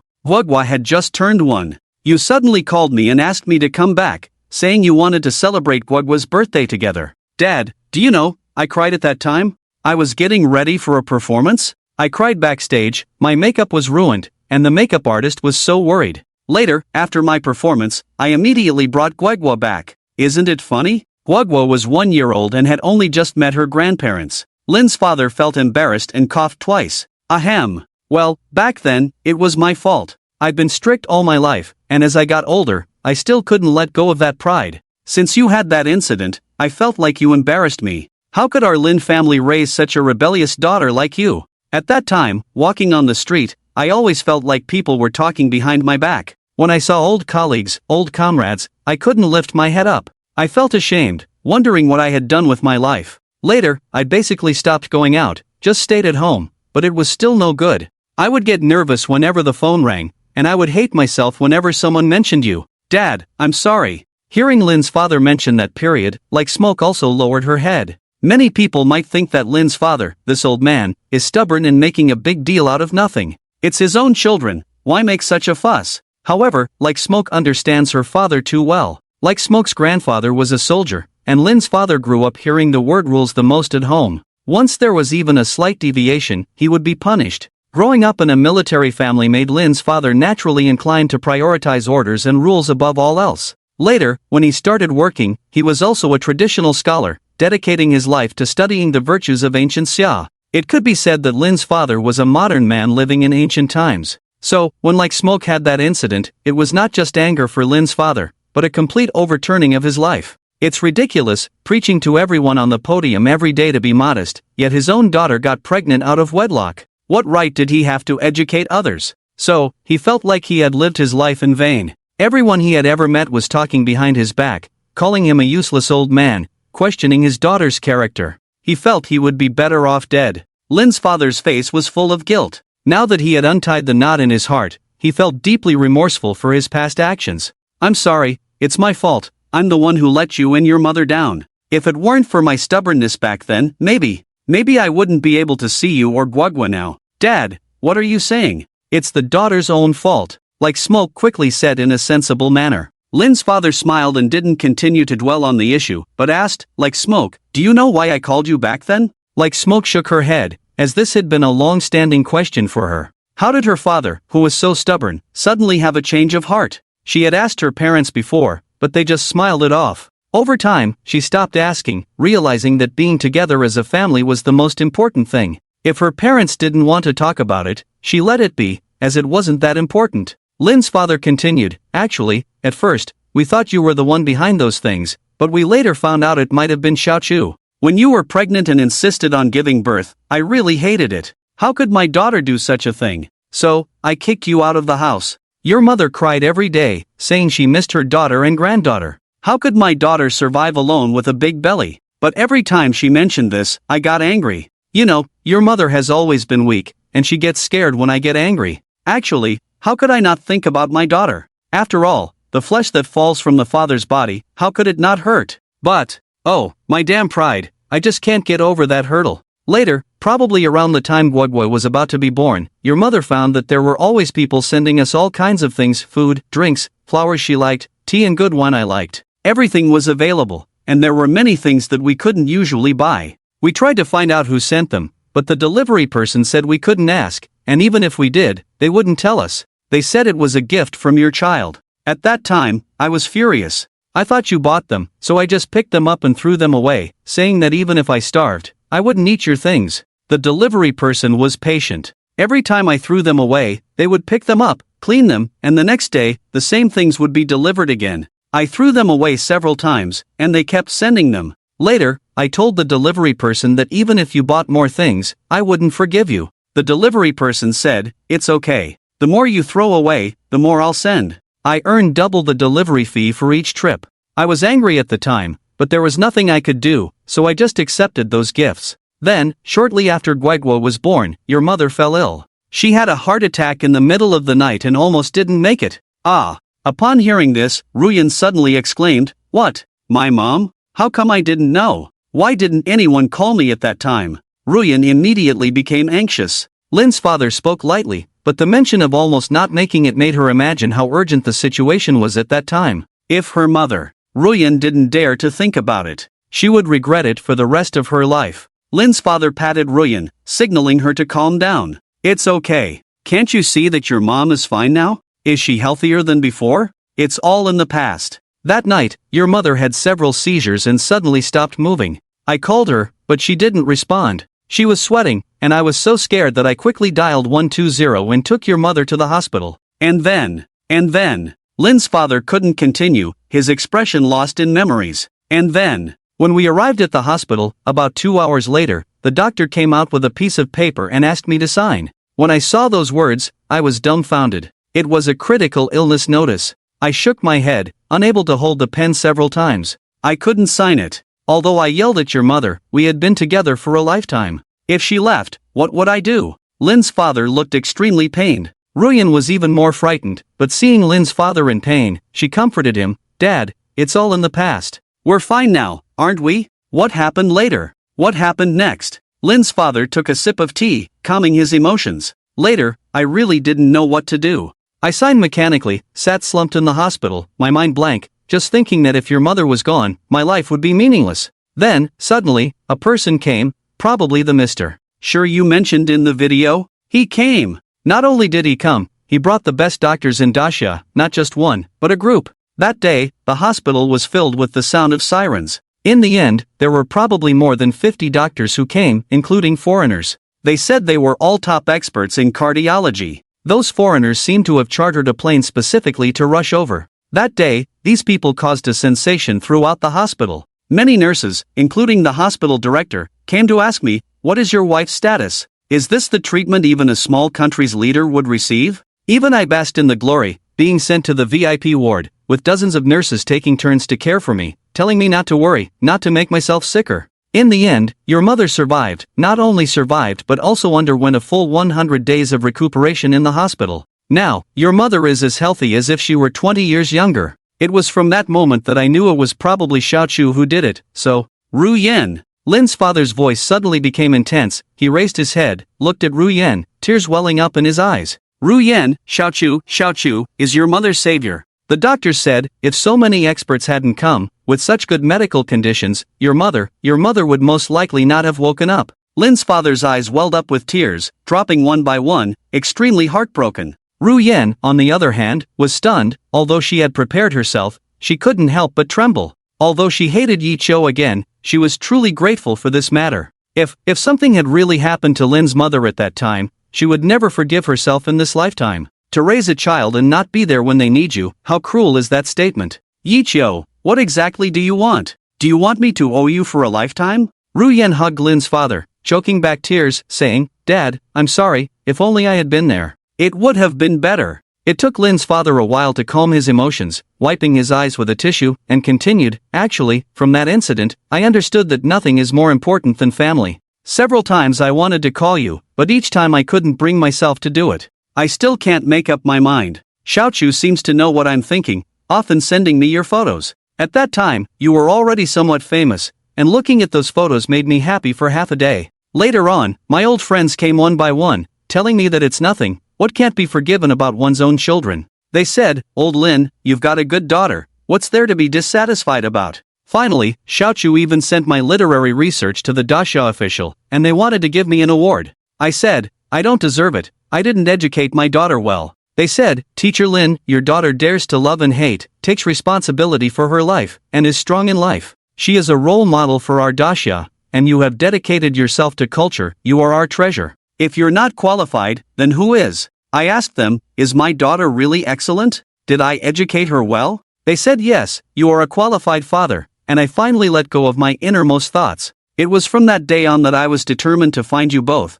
to have a harmonious family. Isn't that more important than anything else? Lin's father continued. When I got home that night, I told your mother about this decision. After I finished, your mother cried. She said she had been waiting for this day for a long time, hoping that you both would come back. She often secretly went to see you, just from a distance, sometimes seeing you suffer, she would secretly give Linya money to give to you. Several times, I saw your mother cry in secret. She said she had dreamed of this day. If she ever got sick and passed away, and couldn't see our family reconcile, she wouldn't rest in peace. Lin's father said a lot in one breath, tears streaming down his face. These days, no one had it easy. Later, I wanted to call you, but I was afraid to do so. I was afraid you wouldn't forgive me, that you would hate me, that I wouldn't be able to face myself. In the end, it was Xiaochu who seemed to understand my difficulties. He sent me a CD with all the images of how obedient you were in the past. There were diaries you wrote for Dad when you were young, saying I was the greatest dad in the world, your pride. There were pictures of you making a cake for my birthday,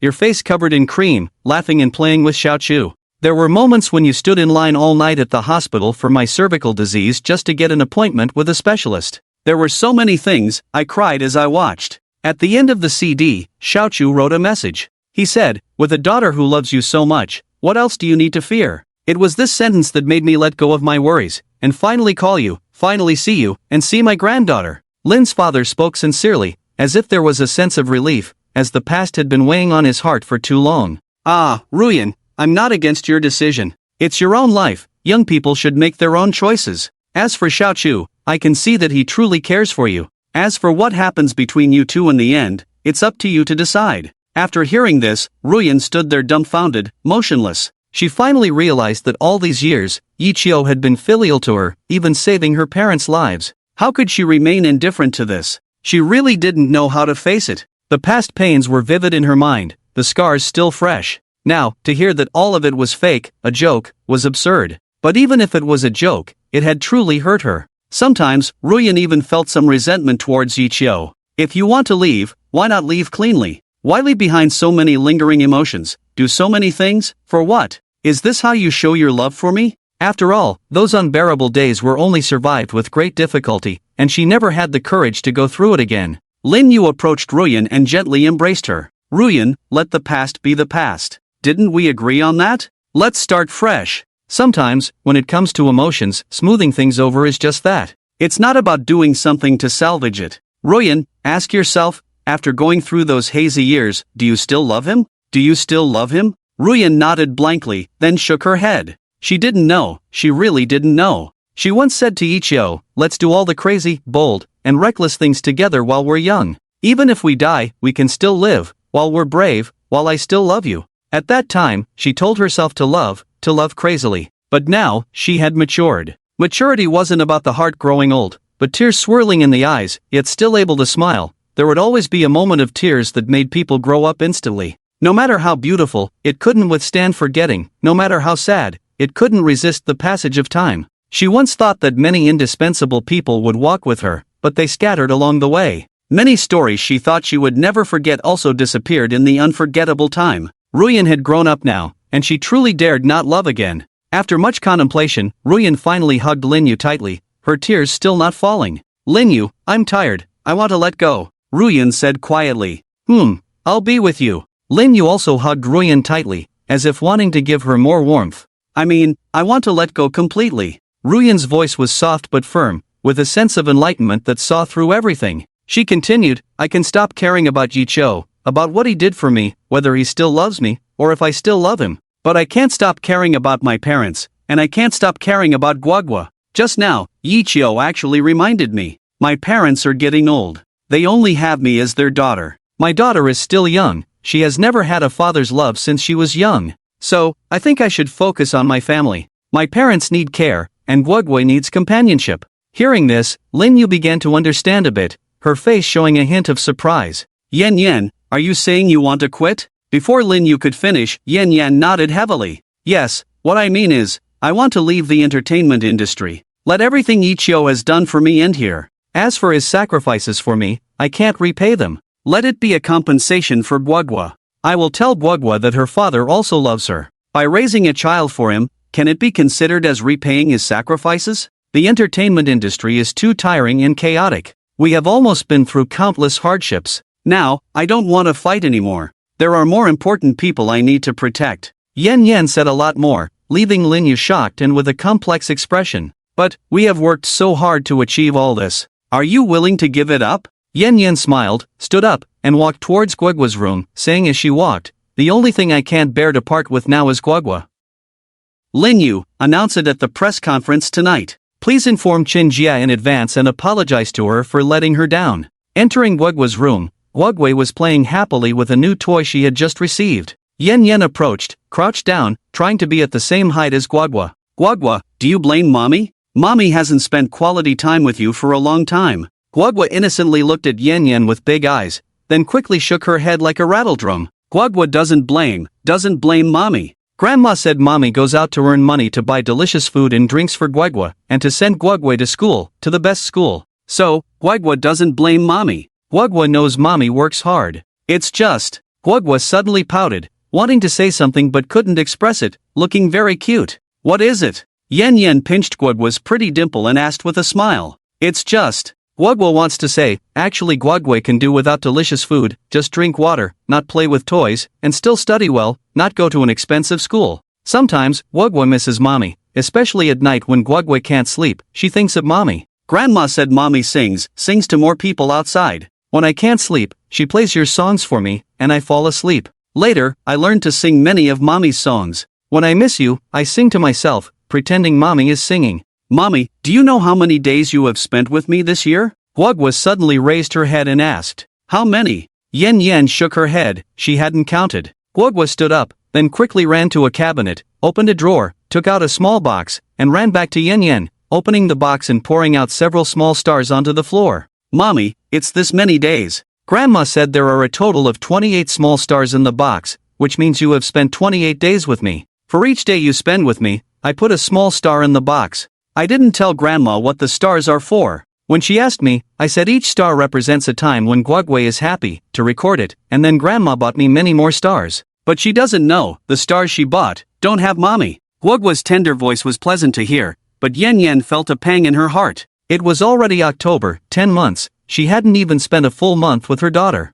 Can she call herself a mother? After the first day of the great summer, the national goddess, after all, is just an unfilial daughter plus an incompetent mother. Is this how love is expressed? Ruyan tightly hugged Guagwa, tears couldn't help but fall. Mom, don't cry, Mom, don't cry. Seeing Ruyan cry, Guagwa reached out with his small hands, wanting to wipe away her tears. Mom, Guagwa doesn't blame Mom. Guagwa knows Mom is working hard. Guagwa also knows Mom is doing it for Guagwa. Guagwa is a child without a dad, so Mom is even more hardworking. But Guagwa promises, Guagwa will be good in the future, very good. When I grow up, I will make money to support Mom, not let Mom work so hard. What a sensible child. Who would have thought these were words spoken by a 3-year-old? Poor children mature early, children lacking love mature early. Guagwa's precociousness startled Ruyan. Ruyan hugged Guagwa even tighter. Besides being moved, she felt a deep sense of heartache. Guagwa, who told you these things? Who told you that you are a child without a dad? No one told me. Guagwa seemed to realize that he had said the wrong thing and buried his head deeply. Guagwa heard it himself, several times. Guagwa secretly overheard Grandma and Grandpa talking, saying Guagwa's dad is gone. Guagwa doesn't have a dad. Actually, Guagwa really misses dad. Guagwa choked up when he finished speaking, as if he was about to cry at any moment. But soon, Guagwa composed himself. But, Guagwa hasn't told anyone, Mom, Guagwa really hasn't told anyone. Guagwa seemed like a child who had done something wrong, constantly explaining that he hadn't made a mistake. Ruyan felt even more heartache, holding Guagwa's hand tighter. Mom doesn't blame you, Mom is not good. Let me tell you, Guagwa does have a dad. Guagwa's dad is very good, very great. He loves Mom, loves Guagwa even more. It's just that dad went to a faraway place, he is helping more people, so he can't come back. But Guagwa's dad will always love Guagwa, do you understand? Guagwa understands. Guagwa nodded heavily. My dad must be a superhero, right? He's busy saving the world, right? But, can Dad take the time to come back and see Guagwa? Just once, I really miss him. Okay, I will make sure Dad comes to see you. Ruyan was heartbroken, but she couldn't bear to shatter Guagwa's childhood fantasy. And, Mom won't leave in the future. I will be with you every day. Mom will be with you as you grow up. Learn together, play together. Whatever Guagwa does, Mom will be with you, okay? Okay, Pinky promise. Mom can't lie to Guagwa. Guagwa said excitedly, at the same time reaching out his little finger to hook with Ruyan. For children, this is the biggest guarantee. Pinky promise, Mom guarantees. Ruyan also extended her pinky finger, hooked with Guagwa, and sealed the deal. Guagwa finally smiled satisfactorily and then jumped up all of a sudden. Mom won't leave, Mom will be with Guagwa. Guagwa is so happy. Watching Guagwa's happy expression, Ruyan felt that her decision just now was the most correct decision she had ever made in her life. 5:45 p.m., Chen Entertainment Headquarters. Chen Lu looked at Ruyan with a serious expression, feeling angry. Ruyan, do you know how many people's efforts your stubborn decision will ruin? Do you know how much the company has sacrificed for you over the years? If you don't want to do it, you won't do it. Are you a child? Ruyan felt a twinge of guilt in her eyes. Indeed, the Chens had sacrificed a lot for her, almost giving her the best of everything. Everyone in the company pampered her, and never made her do anything she didn't like. But, she was really tired. Ruyan raised her head, feeling guilty but still firmly said, Shinjia, I'm sorry, I will compensate for the liquidated damages in the contract according to the contract.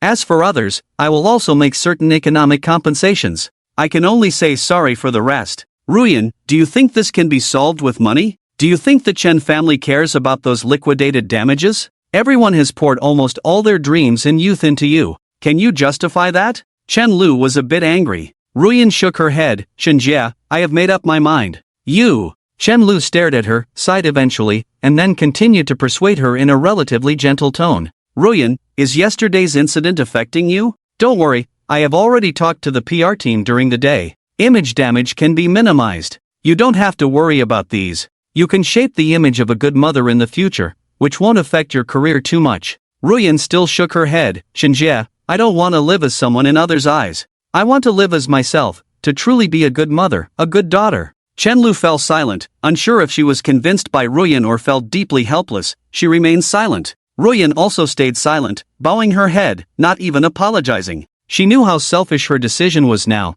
how it would render the efforts of many people in vain. But, isn't there nothing perfect in the world? Everyone can't be responsible for everyone. Ruyan just wants to return to her family. There is nothing wrong with that. She feels that compared to others, Wogway needs her companionship more, her family needs her return more. Chenlu remained silent for a long time, slowly stood up, looked at the time, and said somewhat helplessly, "It's almost time, Ruyan, go to the press conference first." Ruyan nodded, stole a glance at the hall. It was already crowded with reporters and media, much more than the last time Ruyan's new song release conference. There were all kinds of cameras around the hall. This was not just an ordinary press conference but also a live broadcast to the whole network. With the exposure of Yi Chio's identity, the reporters had more and more questions. Where will their story go? Will Yi Chio appear? How will Ruyan decide? Are there any hidden secrets? Every question received the attention of countless people. Ruyan tidied up her appearance, trying to make herself look less haggard, preparing to go out. Just as she took a step,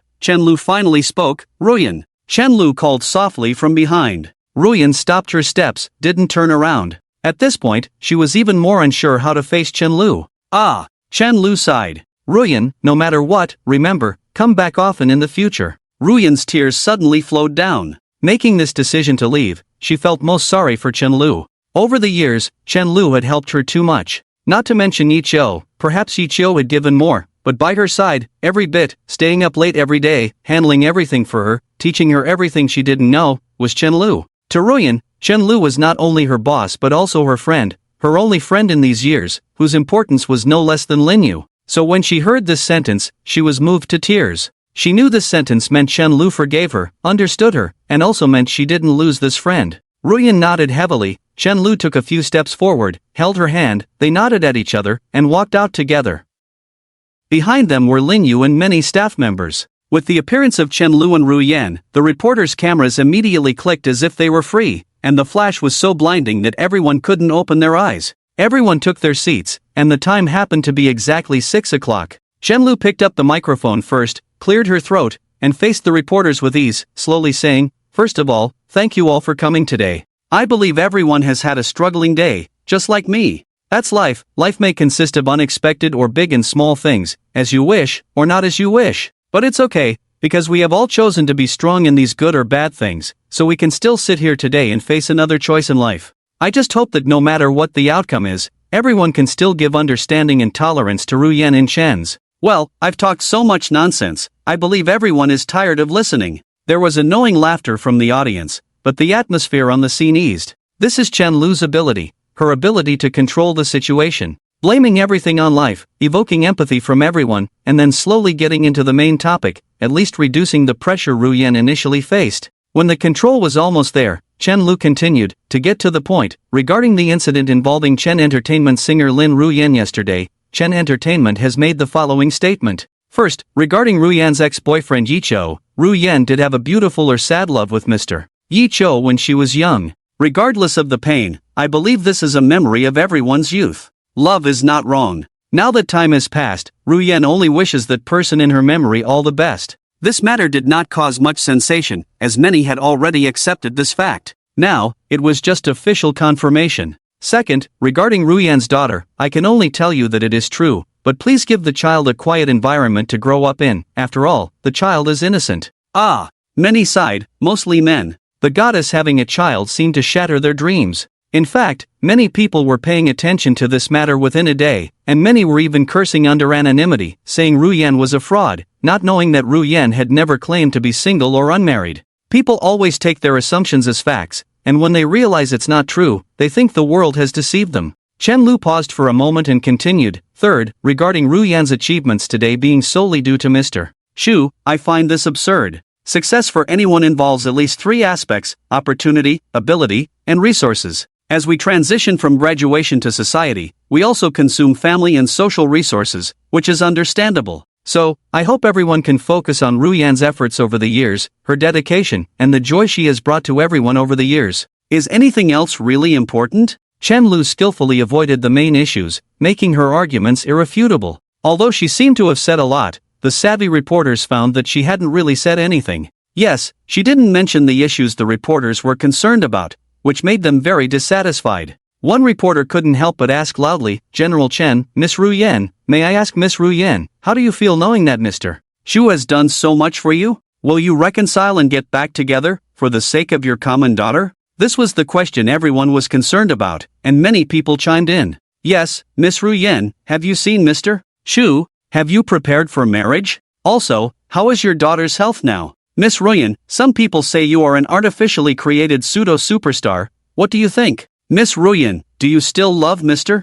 Yechio? The scene became noisy, with all kinds of voices. Many people actually knew before it started that this so-called press conference was just another crisis PR event, saying some polite words, telling everyone that Ruyan is still Ruyan, and then letting time forget everything. Slowly, everyone will continue to make their own money, eat their own food, and gradually, this matter will not even be worth mentioning in casual conversations. Standard procedure, almost every star caught in public opinion has done the same. However, the reporters certainly would not let Ruyan off easily, at least not now. Even if it doesn't end in anything, they want to dig out the biggest news, that's their job. So, they looked determined not to give up until Ruyan explained everything. Ruyan frowned, but her heart was calm. When a person decides to let go of everything, these disturbances will no longer bother her. As for Yechio, Ruyan felt that she had let go. Some things, once past, are just that, the past. Even if you go back, you won't feel the same as before, so why let those somewhat beautiful memories gather dust?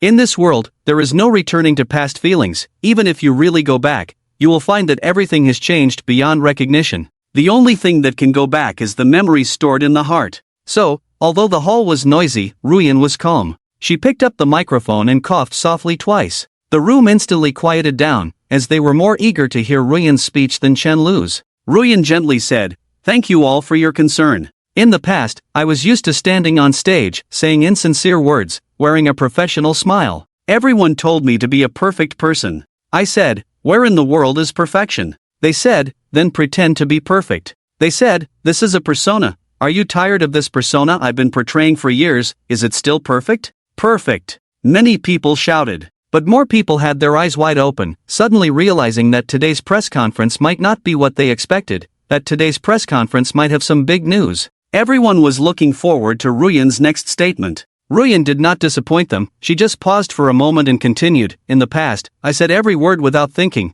because every word was a script given to me by them. That was the most decent response. In the past, I did not need to do anything myself, because I was a puppet, and everything had to be done within the so-called persona. I don't know if you are tired or not, but this kind of life, I am really tired. So today, I want to show you a real Ruyan, and talk to you about my true feelings. Are you willing to listen?" "Yes." Everyone shouted, no one heckled. Ruyan smiled. "Actually, what I want to say is very simple. You asked me if I was moved by Yechio doing so much for me? Moved? How could I not be moved? But is there still love? I want to tell everyone, maybe not anymore." In front of the screen, a haggard face heard this sentence as if struck by 1,000 arrows, tears streaming down, salty. No matter how many times he told himself that whether Ruyan loved him or not was irrelevant, as long as she was well, when those two words appeared so clearly, he still collapsed. He was Yechio, the man who loved Ruyan the most. Yechio let the tears flow silently, feeling as if needles were piercing his heart. This feeling was like living in hell. Press conference, in an inconspicuous corner, there was a person with a pale face, trembling all over. He was Stone. Yechio, who had just used all her life to protect the woman in the previous moment, now coldly said she didn't love him? Is it ridiculous? Then laugh. At least Stone found it funny. Laughing at all the sincerity in the world, always washed away by the rain and wind. It turns out that love always remains incomplete. When Yen said she didn't love him, there was an inexplicable pain in her heart, but she still smiled on her face. Learning to hide her emotions may have been Yan's biggest gain in these years. However, she smiled lightly at the corner of her mouth, laughing at herself. Where is the promised sincerity? Yen continued, maybe some people will say, Yechio has helped me so much, this girl is really heartless. Maybe some people think this story should have a beautiful ending, but unfortunately, life is not a TV drama, and there are not so many ifs. To anyone trying to morally blackmail me, I want to ask, if someone stabs you, but later sacrifices their life to protect you, then please tell me, does that stab hurt? No one knows that the stab is in the heart, and no one knows that the stab has actually taken a life, so that Yen who loved, has already died. Even with 1,000 explanations, that Yen has already died, she really can't hear anymore. So, let the past be the past. In the days to come, I will still be strong. I will raise our daughter to be happy. I will also thank Yechio for everything he did for me, at least fulfilling my dream of becoming a star. If we meet again, I hope I can greet him with a smile and say, long time no see. Hey, how are you, Mr. Chu? With that, Yen waved her hand as if she was really greeting someone. I'm fine. Yi Chou in front of the screen responded with tears. Yen at the scene still smiled. Maybe many people have also realized that Yi Chou and I have not met again. As for whether we will meet again in the future, I don't know, and you won't know either. Because starting today, I am free. I don't need to pretend anymore, and I also want to say goodbye to all of you. At this point, Yen suddenly fell silent. She didn't continue, but many people were stirred up. What does this mean? Goodbye? Is she leaving the entertainment industry? On the first day of summer, she leaves after 4 years of debut. This is too fast. Can she not leave? Yen, I don't have so much gossip. I just want to hear you sing. Of course, there were also many malicious comments. Here we go again, quitting the industry at the drop of a hat, then coming back low-key after a few years, continuing to make money. What are you talking about? Does she need to keep making money? Maybe she has already contacted Yi Chou, preparing to become the wife of the richest man in Xia. After all, they already have a child, so they don't have to worry for the rest of their lives. Talking about image, is it interesting? Yen ignored these rumors and gossip, smiling at everyone. She felt that she came with a smile, so when parting, she should also tell everyone with a smile. Many people have guessed right. Lin Yen, today announces, permanently quitting the entertainment industry, never to return. What? Never to return? Is this for real? Many people couldn't help but exclaim. The entertainment industry is a place of rumors, and there are various interpretations of quitting. When ordinary people make mistakes, they announce a temporary exit from the entertainment industry, then find a place to study and improve, pretending to be positive and striving. In this way, although they are not in the entertainment industry, they still make headlines in the news. Even to maintain popularity, they spend a lot of money on hot searches. When the time is right, they announce a comeback and continue to make money as a top star. There is another kind of mistake, which is to announce the withdrawal from the entertainment circle, disappear for a while, occasionally being spotted in daily life. Either make a fresh start or devote oneself to charity. After a few years, when things have calmed down, the same sentence is uttered, I'm back. More shameless than Grey Wolf. No, Grey Wolf has some dignity, it's about persistence. However, for someone like Ruyan, who directly says she will never return, that's another story. First of all, very few people in the entertainment industry make such absolute statements because no one knows what tomorrow will bring. Second, being too absolute is easy to backfire. If you say you will never return, but then regret it one day, breaking that promise is a slap in the face. The internet has a memory. Everything you say today will be remembered by someone. Even if you regret it, you can only swallow your pride and force a comeback, but your image will be ruined, and no one will dare to use you. Therefore, when an ordinary person says this sentence, it means they are truly tired, truly decided to end, and truly decided to disappear from everyone's sight. But today, the one saying this is Lin Ruyan, the First Lady of Daxia. Even though this incident may damage her popularity, where else can you find 100 classics? Even if her fame declines, she is still stronger than many top stars. Is she really going to exit like this? Many find it unbelievable. Ruyan, are you serious? Ruyan, some words should not be said lightly. If you take it back now, we will pretend we didn't hear it. Ruyan, think twice, this matter is not that serious. Many people started advising Ruyan, perhaps hoping to uncover a big story, but not wanting to see her leave. Journalists are also human, and among them, there are many who like Ruyan, the idol of the masses. On the internet, netizens speak more freely. They are suddenly crazy, saying they absolutely cannot accept it, even begging. It's been 4 years, from Ruyan's first song, she has been with me all along. Until now, my music collection only has Ruyan, 100 songs by one person. Ruyan, if you leave, what will I do? Please don't go. I promise not to follow any of your gossip, not to dream of holding hands with you in broad daylight, not to imagine waking up with you. I just want to see you, even if it's only on the big screen. It's so hard to find someone in this society who focuses on making music, singing, without any hype, and you are forcing her to leave. I just want to ask, how does Ruyan moving affect any of you? Her love life, her daughter, everything, is it your concern? Why do you have to hold on so tightly? Yes, looking back at Ruyan's 4 years, she has either been releasing songs or on the road to releasing songs, comparable to a model worker of our generation. She has never talked about her private life. Everything is just your imagination. When your dreams are shattered, why blame Ruyan? Is that fair? Ruyan, stay. Ruyan, stay. Just a few minutes after Ruyan announced her departure, discussions among netizens escalated rapidly. and in a short while, she dominated the top trending topics. This is the first time since the founding of Dacia that such a thing has happened. It's a kind of honor. The whole internet is begging Ruyan not to leave. Shenlu naturally saw all of this. She had been browsing the internet all along, and now, seeing so many netizens supporting and trying to keep Ruyan, she couldn't help but shed some tears. Ruyan, everyone can't bear to see you go. Could you reconsider? Shenlu said softly. She also couldn't bear to see Ruyan leave. Perhaps initially, it was Yi Chio's request that led him to meet Ruyan, but after so many years, they had become the best of friends, the best partners in life and work. Yen shook her head, stood up, bowed to everyone first, then faced the camera. She bowed to all the friends watching the live broadcast. Thank you, and thank you, Sister Chen, but... Yen paused. Let's forget it. I admit, this decision was made by me today, or even this afternoon, but I feel it was not impulsive, but carefully considered. I also can't bear to leave you all, but besides the reasons I mentioned earlier, there is something I have to face. As netizens say, everything I have now is actually bought by Yi Chio with money. Today's Yen is actually just a money monster of Mr. Chu. Immediately, someone on the internet started cursing. Damn, who said that? I'll kill him, cut him into pieces. Yes, the keyboard warrior should have his hands chopped off.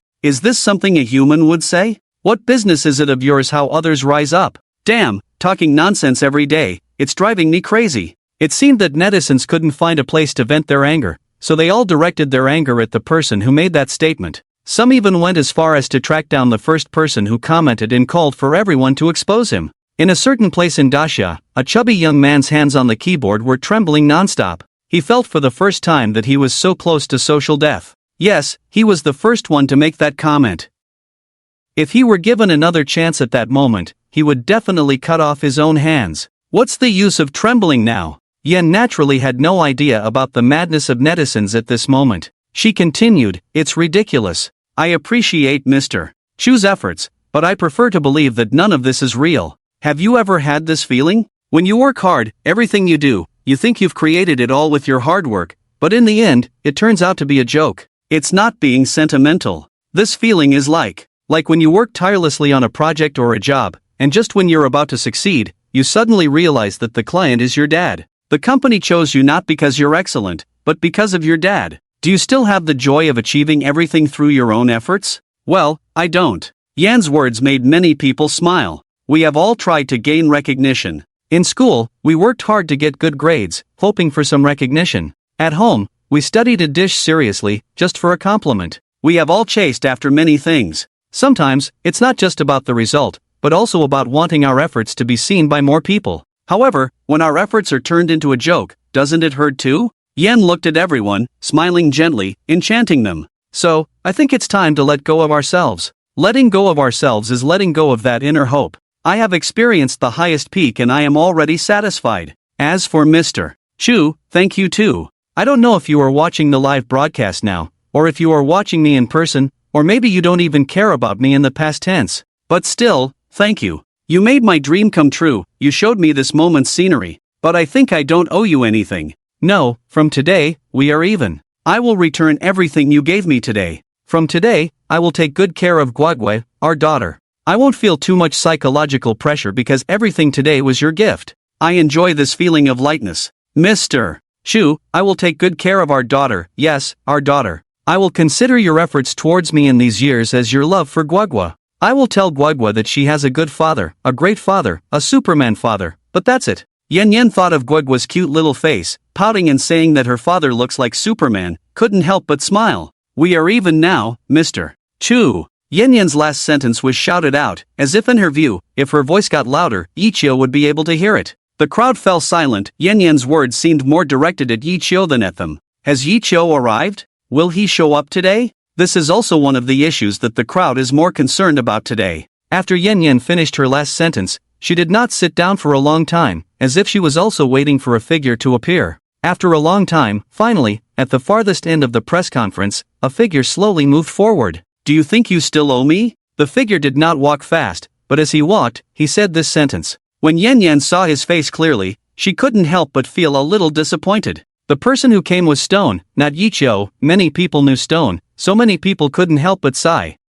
Yi Chio still not showing up? I really want to see what Yi Chio looks like. He should be Yen's only ex-boyfriend, right? The person who can conquer my goddess, let Yen Yen have a child for him, is definitely extraordinary. But what does this stone surname mean? How come Ichio's actions were all voluntary, and Yen Yen also said it was considered child support for their child? Isn't it over yet? I also think so. This Stone guy is really petty. Is it so hard to part on good terms? Yen Yen frowned when she saw Stone, as if she was very unwelcoming to his arrival. However, she tried her best to hold back and not speak. Lin Yu, on the other hand, couldn't help it. She looked directly at Stone, picked up the microphone and said, "Mr. Stone, what's the matter with you? Are you addicted to bullying Yen Yen? Yen Yen has been forced out of the entertainment industry by you, isn't that enough? She is still raising a child for Ichio, suffered so much, and you think it's not worth it?" Stone coldly smiled. "Miss Bai, congratulations, you finally acted smart. You are right, it's not worth it. Yen Yen, Lin Yen Yen, indeed has no right to say that." The whole scene was in an uproar. Many people began to feel indignant for Yen Yen. Taking advantage of the situation, love is between two people, it's not Yen Yen's fault alone, and Yen Yen hasn't done anything wrong in this relationship. Also, don't talk about how much money Yen Yen has spent. I have seen the data. Yen Yen's performance in recent years has increased Chen Entertainment's market value by more than 100 times, earning more than tens of billions. Those efforts, Yen Yen has already earned back. That's right. What kind of person do you think Ichio is? Maybe he saw Yen Yen's potential and invested in her. After all, they were once lovers, they must understand each other the most, so before Yen Yen debuted, the one who understood Yen Yen the most must be Ichio. Capitalists have no good intentions, typical of taking advantage and pretending to be good. People were discussing one after another, while Stone just smiled slightly. He walked forward, took a microphone directly, then turned to Chen Lu and said, "I'll borrow this, don't mind, right?" Chen Lu made a gesture of permission. Stone took the microphone, turned around, facing everyone. "I heard what you just said, but I want to ask you, if the resources obtained by Ruyan were given to a dog, could the dog become a star? Do you believe that?" Big words. Ruyan is a rare talent once in decades. Many people have said that, and she is still going strong. Yes, that's right, mister. Sure, do not underestimate the entertainment industry. Not everyone can be a star. Ruyan is a powerhouse, not an idol. She has 100 classic songs, which is not something ordinary people can achieve. Sure did not listen to the comments below anymore, but coughed heavily with the microphone. Soon, the venue quieted down. Sure continued, "The truth is indeed hard to accept, but the resources Ruyan has received are unimaginable to you, and these resources, if given to almost anyone similar, can almost reach the top, the situation of kings and queens. Do you agree with what I'm saying?" Sure turned to Chen Lu, waiting for her response. Chen Lu hesitated for a moment, but nodded, tacitly agreeing with Shure's words. Shure continued with a smile. "I want to ask everyone a question. Did Ruyan achieve these 100 songs, or did these 100 songs make Ruyan? Complement each other. Not everyone can sing Ruyan's songs. That's right, timing, location, and people, these three things are essential for someone to become famous." Shure smiled and continued, "Perhaps, let me ask in a different way, if these 100 songs were given to each of you, would you become famous?" Everyone fell silent. That's how people are. When you rationally look at someone else's achievements, you will praise how excellent that person is, but when you put yourself in that position, you will feel that you can do it too, just didn't have the opportunity. Yes, when you were a child facing the class's top student, would you feel a bit sour and say, "I just don't study, otherwise I could do it too, I just don't like studying"? So now many people are fantasizing, if they had Ruyan's 100 songs, what level could they reach? Probably not lower than Ruyan, right? Shure looked at everyone's expressions, knowing that they had fallen into his trap. Shure turned to Chen Lu and asked, "General Chen, who gave you these 100 songs? Can you tell everyone?" Chen Lu raised her head. "Do we have to do this? Ruyan is already prepared to leave, can't we give her a decent exit?" "General Chen, with so many people here today, why not give everyone the truth? Some things have been hidden for so many years, it's time to come clean," Shure said calmly. Chen Lu was still conflicted. She thought for a moment and asked, "Is this Mr. Chu's idea? Ichio, maybe he doesn't know all this yet." Shure didn't mention Ichio. This statement made Chen Lu's face change. She seemed to have realized something and asked in panic, "What? Has Mr. Chu already?" "General Chen, please tell us, who gave you those 100 songs?" Shure interrupted her directly. Chen Lu, feeling helpless, stood up. She took the microphone and ultimately decided to reveal everything. "Mr. Shure is right, these 100 songs, all come from the hands of Mr. Ichio." Many people have asked a question, why does every song of Ruyan have lyrics and music written by an unknown person? Many people have speculated separately, thinking that maybe each of Ruyan's songs was produced by a team, so they wrote the composition and lyrics in such a perfunctory manner. In fact, writing anonymously is just because all of this comes from Mr. Yi Chio's hands. Mr. Yi Chio does not want others to know everything about her. In other words, every song by Ruyan in the past 4 years was created by one person. Yi Chio is not only a commercial genius, but also an undisputed musical genius. Everyone was stunned, completely stunned. Although many people had already guessed this, when Chen Lu confirmed it, they were still shocked. It was actually written by Yi Chio. How can there be such a talented person in this world? It seems like God has given him the best. He is truly a child of destiny.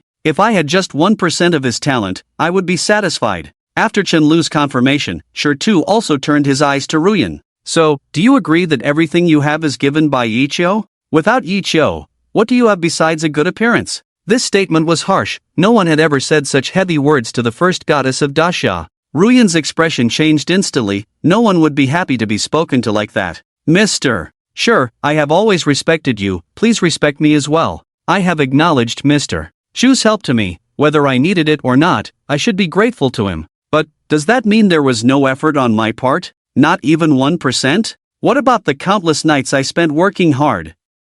The times I struggled with pronunciation until my throat was dry? Are all of these just a joke? Moreover, I have said that from today onwards, I will withdraw from the entertainment industry. I don't want what he has given me anymore. I couldn't refuse before, but let's consider it as child support for his daughter. Isn't that enough? I think I have already repaid it, right? We no longer owe each other. Exactly. Someone immediately echoed Ruyan. That Mr. Shu's words were too harsh. What does he mean by only being good-looking? Is Ruyan's singing not good? Yi Chio is outstanding, and so is Ruyan. That's right, and whether there are debts or not, Ruyan gave birth to his child. Even if these were for the child, it doesn't mean there is a debt involved, right? I'm tired of all this back and forth. What, do you want Ruyan to repay something? How should she repay it? Repay what? It's not like Ruyan asked for it. I think now Yi Chio is just trying to prove a point, but in relationships, there aren't so many right or wrongs. Do you have to make Ruyan apologize to you, or make her suffer just to make him happy?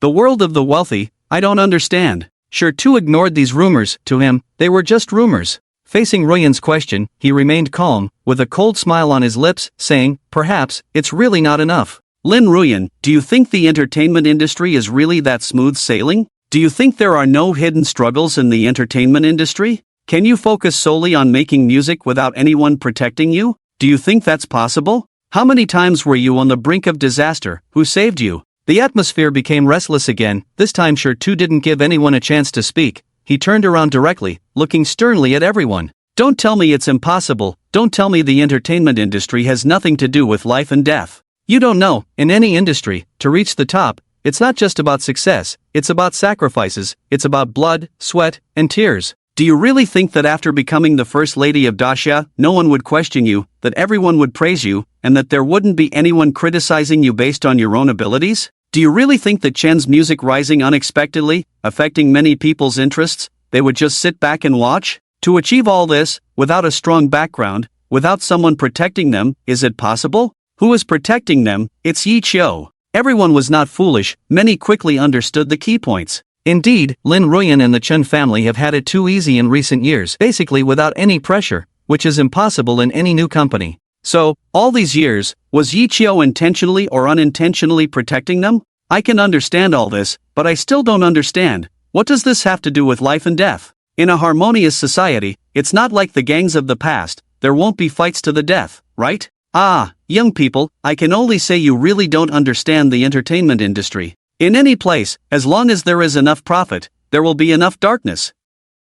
Stone nodded, yes, where there is enough profit, there will be enough darkness. So, what Yi Chio did was far from what it seemed. Ruyan also understood, but she was still not convinced. Mr. Stone, what you are saying now, how is it different from what happened yesterday? Is this not enough reason for me to not owe anything? He turned to look at Ruyan, sighing. Miss Ruyan, if I say that Yi Chio did all this at the cost of his life, do you think that's enough? Life.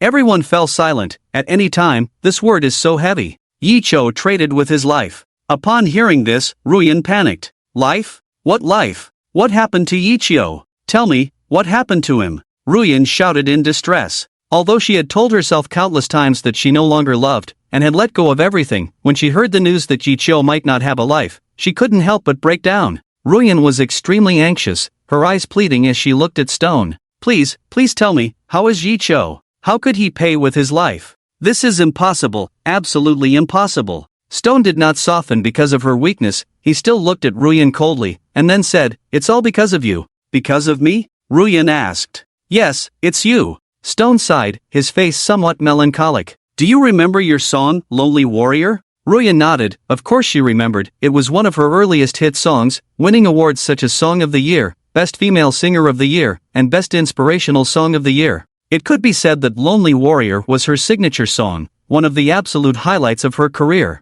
Do you remember what happened before you sang that song? Stone continued. Before? Ruyan asked, then carefully recalled, but in the end shook her head in confusion. At that time, she wasn't very popular yet, working day and night, barely caring about Guagua. She couldn't recall anything special. Yes, you will never know, but... Stone turned to look at Chen Lu. Chen, you wouldn't have forgotten, right? At that time, Yichio said something to you, something like, a farewell. When Stone said this, there was some sadness in his tone, and some resentment. If not for that time, perhaps Yichio, perhaps he could have held on a little longer, perhaps he still had hope of recovery. Chen Lu suddenly froze, as if recalling something, staring wide-eyed at Stone. You mean, the time we had dinner with the crab? That time? Crab? Someone suddenly exclaimed. Many people were not unfamiliar with this name, it was almost legendary. The era when he ruled the entertainment industry seemed like yesterday. Is it the crab who was once known for stomping his feet and shaking the Desai Entertainment 3 times?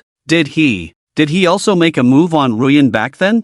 The crab, a figure with great power in both black and white areas, is said to have clashed with a person of Heavenly King level, who died in a car accident a month later. Many suspect it was him, but he still remains at large. What's this? It is said that once at a dinner table, he directly broke the limbs of a young man. The young man's father was a wealthy merchant in Daxia. In the end, he had to personally apologize with his son's broken limbs to avoid further trouble. Any female celebrity with a bit of beauty will be invited to dinner by him, and many have fallen victim to his schemes. There's no way. It is said that the crab has a strong background in the official circles. Reporting to the police or seeking help is useless. Many officials from Daxia would pay him a visit. I've also heard that his grandfather was a high-ranking figure in Daxia back in the day. With such a background, who would dare to provoke him? That was the influence of the crab back then. His evil deeds, anyone from Daxia can tell you a thing or two about them. He was the biggest demon in Daxia at that time. He invited Ruyan to dinner back then?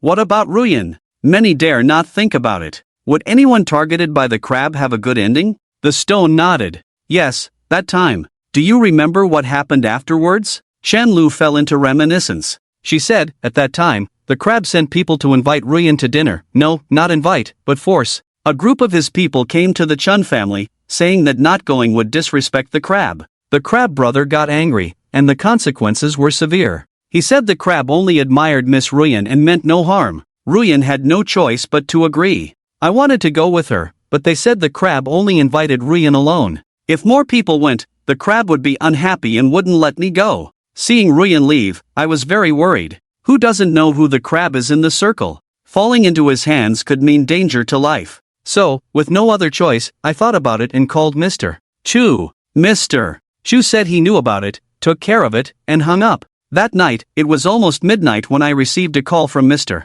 Chu, asking me to come down to pick up Ruyan. Ruyan was already unconscious at that time. Mr. Chu said she was fine, just needed a good sleep, and I felt relieved. Later, I asked Ruyan what happened that night. Ruyan said nothing special. After going there, the crab made her drink. Ruyan tried to decline, but ended up having a few drinks. Maybe the alcohol was too strong, and she passed out. I also had her checked by a doctor. After all, we all know who the crab is. If anything happened, it wouldn't be good. The result was everything was normal. Ruyan was not violated in any way, so I felt relieved. Later, probably about a week passed, Mr. Chu gave me a song Lone Brave, and told me he might be leaving for a while. During this time, he hoped Ruyan would be like a warrior, like a lone brave, never backing down. After some time passed, no one bothered Ruyan again. Lone Brave became popular throughout Daxia. I thought the matter had passed, and didn't think much about it. Could it be that there are still things we don't know about that day? Chen Lu asked. Ruyan then said, I remember these things too. When I saw the crab, I felt he was an arrogant and domineering person, so I was always very cautious. I had also heard about his deeds, so naturally, I didn't dare to act recklessly. Later, Sister Chen said I was sent back by his henchmen. After going to the hospital for a checkup, I felt very fortunate. The stone smiled. So, do you think it's that simple to get someone from the crab? Ruyan and Shanlu naturally understood that this matter was definitely not as simple as they had thought, and shook their heads at the same time. Stone continued, that night, after hearing from Manager Chen, Yichio was in a panic. He asked around and found out where the crab was. Then, he went alone to find the crab. Do you think he's foolish? Who is the crab? How could he dare to go alone? I wanted to go with him, but he said, if I see the crab, whether it's one person or two doesn't make a difference if it's useful. If it's not, then I'll have to ask you to take care of Ruyan in the future. We can't both get into trouble at the same time. Do you think he's foolish?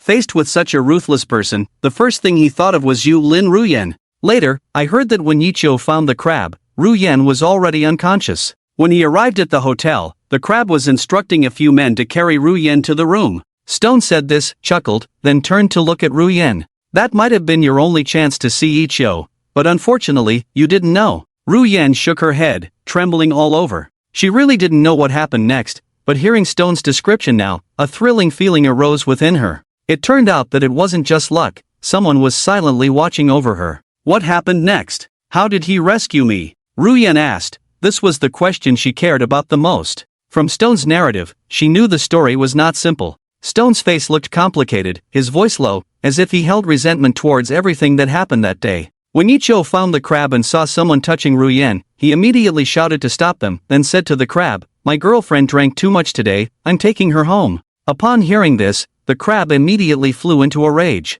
No one dared to take someone away while he was around, not even Ruyan's own mother. Moreover, he had his eyes on Ruyan at that time. In that situation, trying to take Ruyan away was not easy. That was the crab back then, arrogant, domineering, untouchable. Frankly, if Ichigo had come out lying down that day, I wouldn't have been surprised. No one doubted Stone's words, nor did they suspect he was exaggerating intentionally. Everyone who had heard of the crab knew that this person was capable of anything. To call him ruthless would probably be an understatement. Everyone felt a sense of relief, wondering how Yichio managed to get Ruyan out and what price he paid. Stone didn't linger and continued. The crab at the time chuckled, perhaps it had been a long time since someone dared to talk to him like that. He suddenly laughed and asked Yichio, by what right do you take her away? Yichio wasn't afraid, he wouldn't be. He didn't respond to the crab at that moment, but instead pushed the two men ready to carry Ruyan away, then looked at the crab. Even Yichio was somewhat wary of the crab's power at that moment. When the people don't fight with officials, after all, Yichio was just a relatively successful businessman.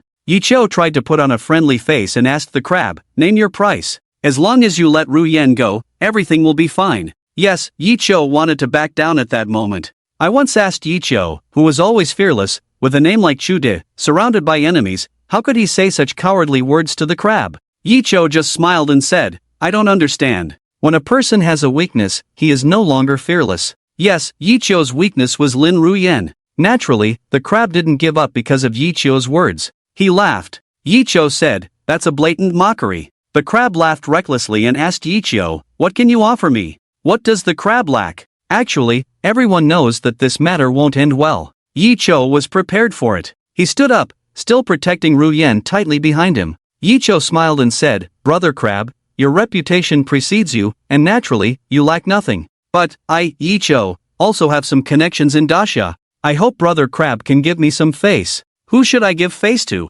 Who the hell deserves me, Brother Crab, to give them face? Who deserves it? Yes, at that time, Brother Crab was arrogant. Besides a few people, who did he respect in all of Dacia? Yichio took out his phone and gestured for Brother Crab to look at it. Indeed, at that moment, Brother Crab's phone started ringing. Brother Crab frowned, but still answered the phone. Unexpectedly, he spent 40 minutes on the call, receiving a total of 28 calls. Brother Crab's expression changed when he looked at Yichio, seemingly disbelieving that someone so unremarkable and unknown could have such great influence. Yes, 28 calls. Yichio remembered it clearly. He said he must remember these 28 people, whoever dared to speak up for him in that situation, for whatever reason, deserved to be remembered by him, Yichio. At this point, Stone paused, seemingly reminiscing about the past struggles and the upcoming challenges. At first, Brother Crab was calm when answering the calls, just listening quietly and hanging up. But later on, his expression turned angry. As he received more calls, Brother Crab became visibly angry, losing his earlier patience.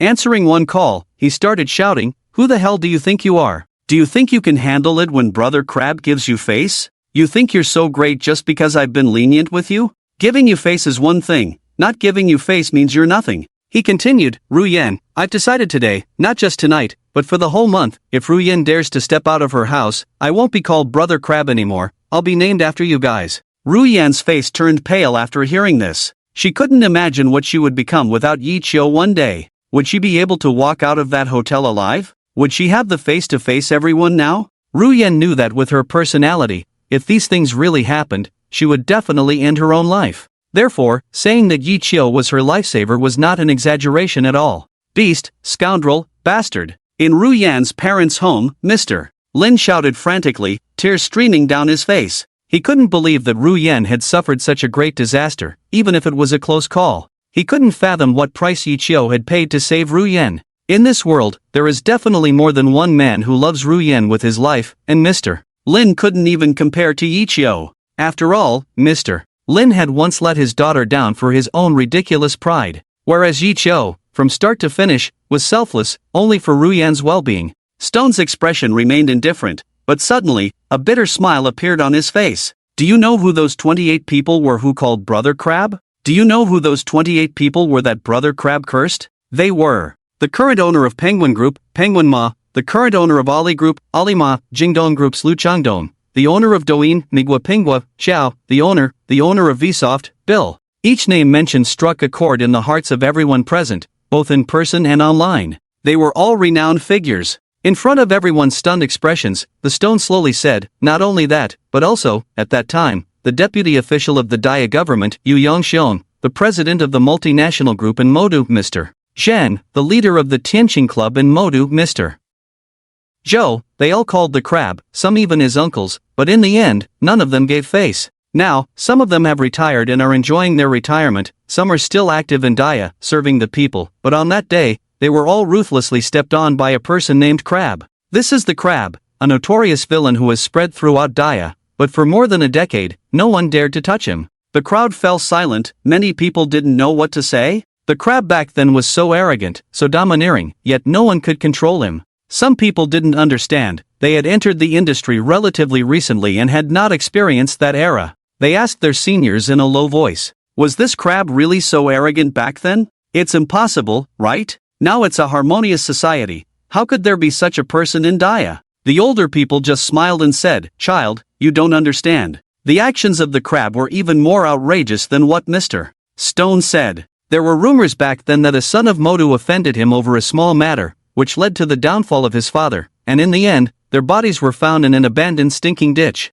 After a series of investigations, it was classified as an accident. Ridiculous. That's right. Another person said, they were all reminiscing about the days when they were dominated by the Crab. This Crab was lecherous, and any woman he set his eyes on couldn't escape. There were rumors that he fancied a female college student, but she refused to yield. As a result, the Crab actually kidnapped the mother of the female college student from her hometown and did some unspeakable things. Even now, if you go to a hospital in Modu, you can still see that college student. He did too many evil deeds, the biggest tyrant, no one could match him. In the end, his actions were almost shameless, but no one cared. What do you think? Can be done? It's better to offend the king of hell than to offend the Crab. The saying is not just a saying. Listening to the comments below, the stone just smiled, turned around, and took a sip of water. At this moment, someone couldn't help but ask, "So, how did Yi Chio save Ruyen?" This was the answer everyone wanted to know. In that situation, the Crab was unstoppable, Ruyen was as beautiful as a fairy. How did Yi Chio manage to take her away? How could he take Ruyen away? Ruyen also looked nervously at the stone. Everything just now had frightened her, but just listening made her feel terrified. What about Yi Chio? He was truly facing that demon at that time? How did he do it? What did he sacrifice at that time? Ruyen dared not think deeply. The stone didn't beat around the bush anymore and continued, "Yi Chio? It's simple, he used the most direct method. Soft fears hard, hard fears tough, tough fears reckless." When Yi Chio became reckless, the matter naturally resolved itself. At that time, the Crab stared at Yi Chio with big eyes full of anger. He asked Yi Chio, Are you here to show off your connections to me? Do you think you're great? Unfortunately, the people you found are nothing in my eyes. Yicho didn't speak at that time, and then the crab became even angrier. He pointed at Lin Ruyan and said, "Is she your woman? Do you believe I can deal with her right in front of you?" When it comes to this, the crab suddenly laughed, a kind of crazy laughter, as if he was very pleased with his thoughts, as if he felt he had found the most enjoyable way to retaliate against Yicho.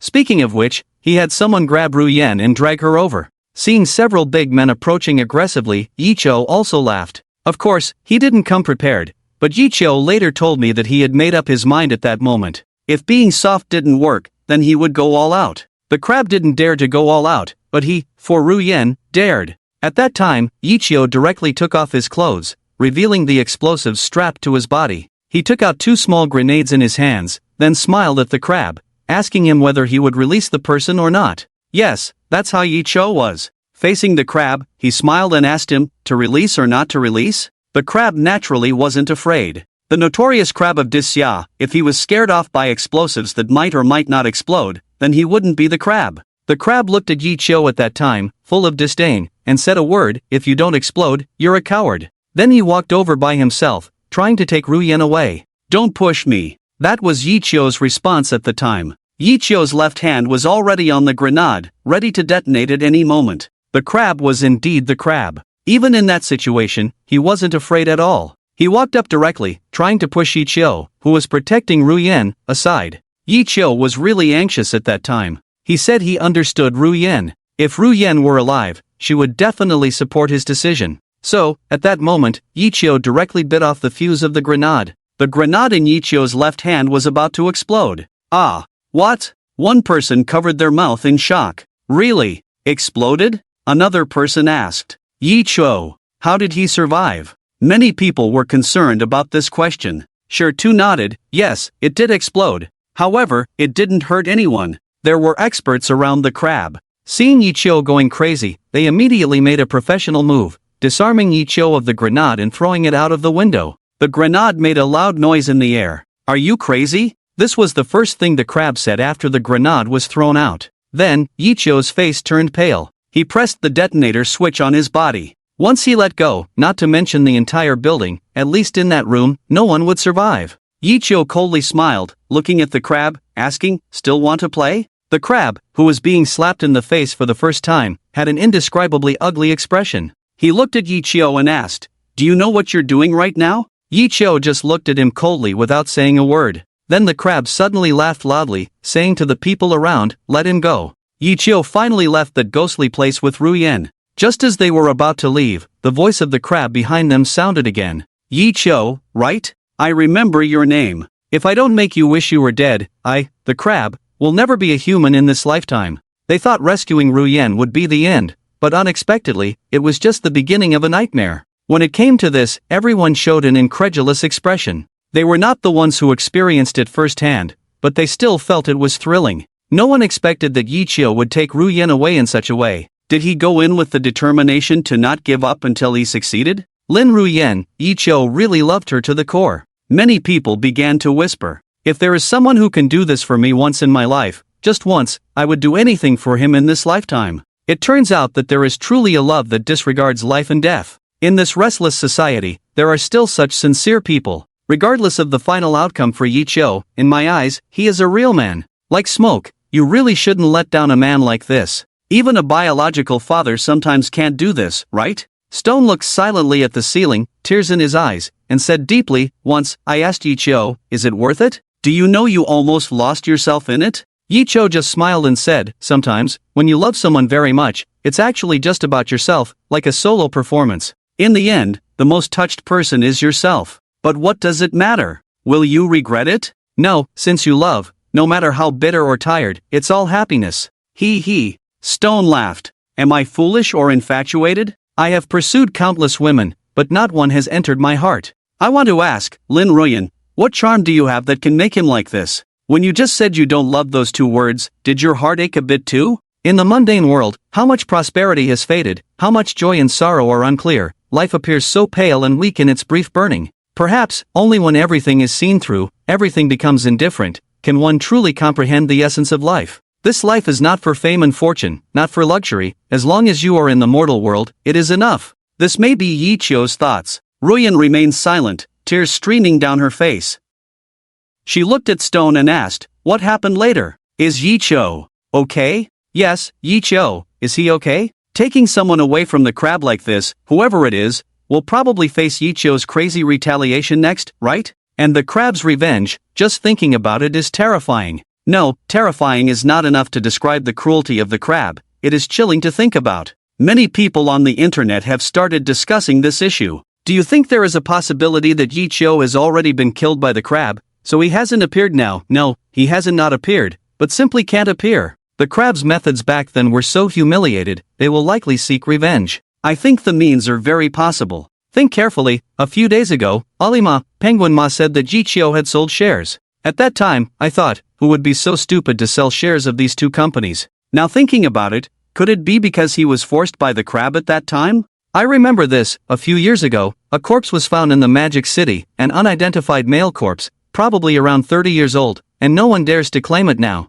Could it be Yi Chio? So, do you think Yi Chio has already sacrificed his life for Ruyan? At the beginning, Stone said, if this price is life, so Yi Chio is already dead? The crab is capable of doing such things. Surprisingly, many people on the internet firmly believe that Yi Chio is already dead. The crab's methods are truly terrifying. Stone looked at Ruyan, as if trying to see a hint of affection from her expression, but he was disappointed. Stone shook his head and continued, later, the crab naturally wouldn't let Yi Chio go. During that time, the crab went crazy looking for Yi Chio. Yi Chio was hiding everywhere. After all, at that time, Yi Chio's strength was impossible to compete with the crab. His idea at the time was to avoid the limelight and then figure out a solution. Unfortunately, Yi Chio was too naive. He was forced into a corner with no way out. At the worst time, he once pretended to be a beggar under a bridge to evade the crab's search. So, Lin Ruyan, don't blame Yi Chio with your suffering. What you brought to him far exceeds 10 times what you endured.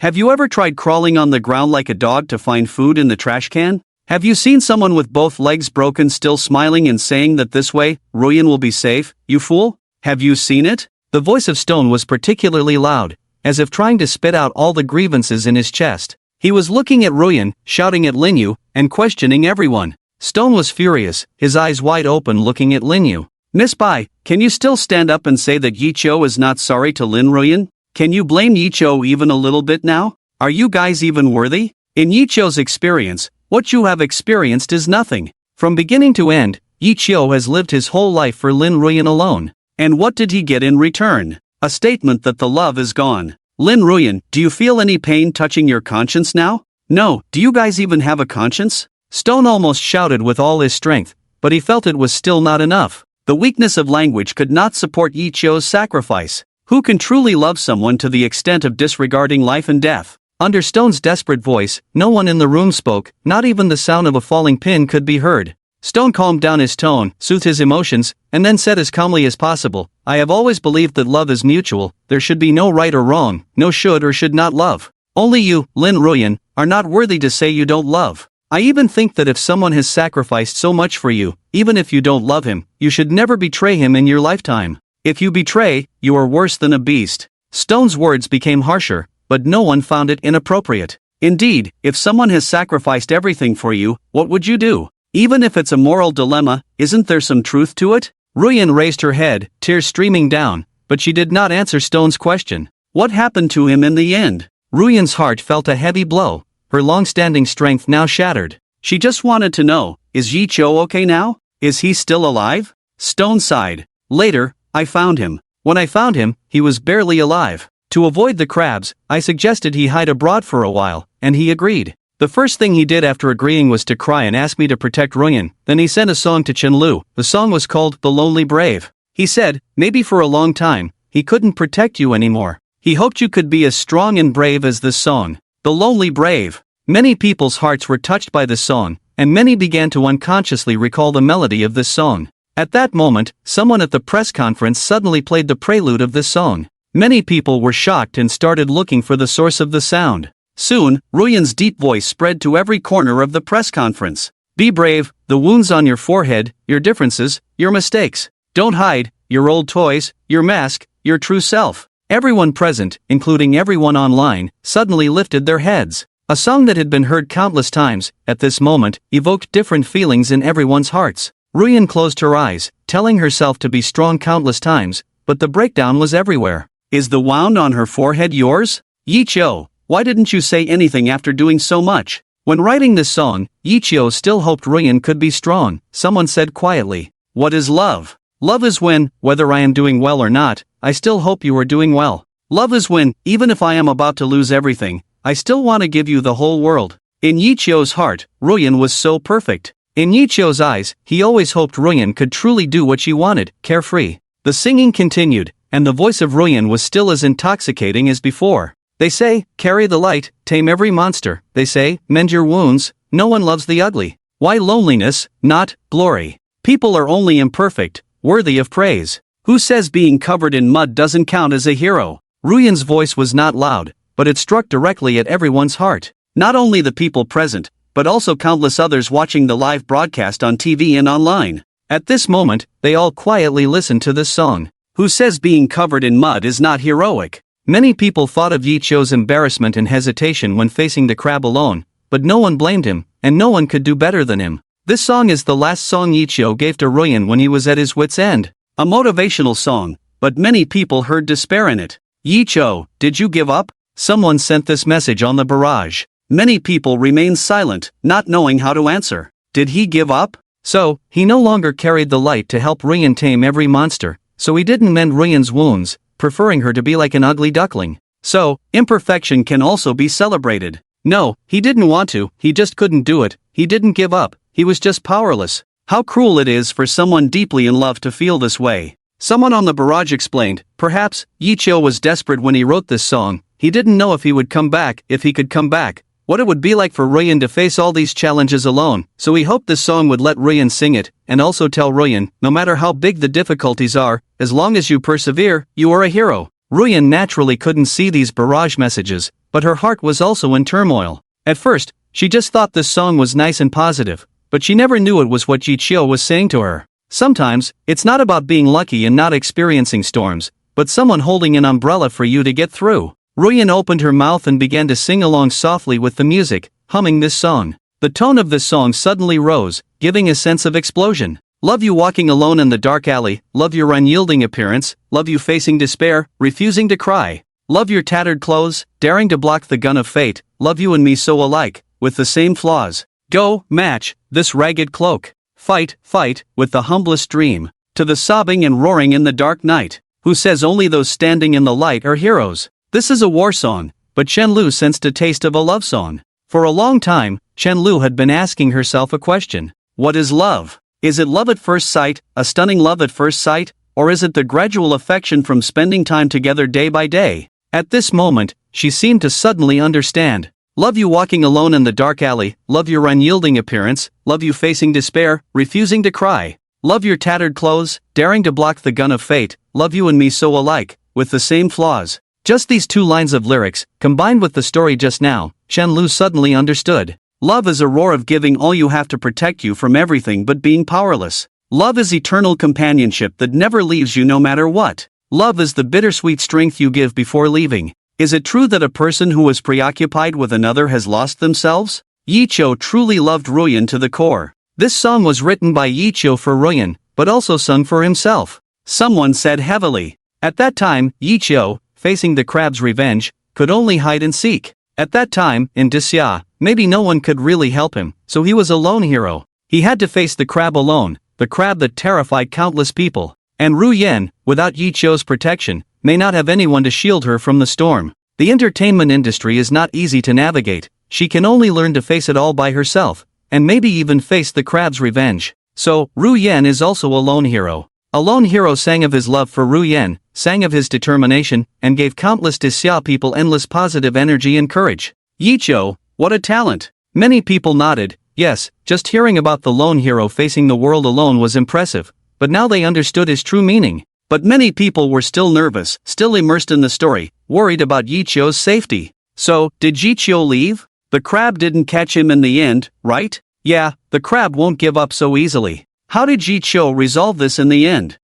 Provoked such a bastard, Yichio, what should he do? Hearing these questions, Stone closed his eyes and shook his head. Ah, that fool Yicho, at the last moment, chose not to leave, he stayed behind, and in the end, it led to a tragedy. Ah, what? Yicho didn't leave? Tragedy. What tragedy? He didn't leave? After hearing this, Ru Yan also lost her composure. She couldn't imagine what would happen to Yicho if he stayed. Why didn't he leave? Why is he still hesitating when he's already in this situation? Why don't you force him to leave? Why? Ru Yan asked frantically, shouting at the stone. Ru Yan really broke down. She dared not think about what would happen to Yicho next. At this moment, she suddenly had a strong feeling that she would rather Yicho had not cared about her from the beginning, had not opposed the crab. As long as he was safe, what difference did it make whether she lived or died? It wasn't until this moment that Ru Yan realized that perhaps she still deeply loved Yicho. Otherwise, why would she have such a strong desire to make Yicho better at all costs?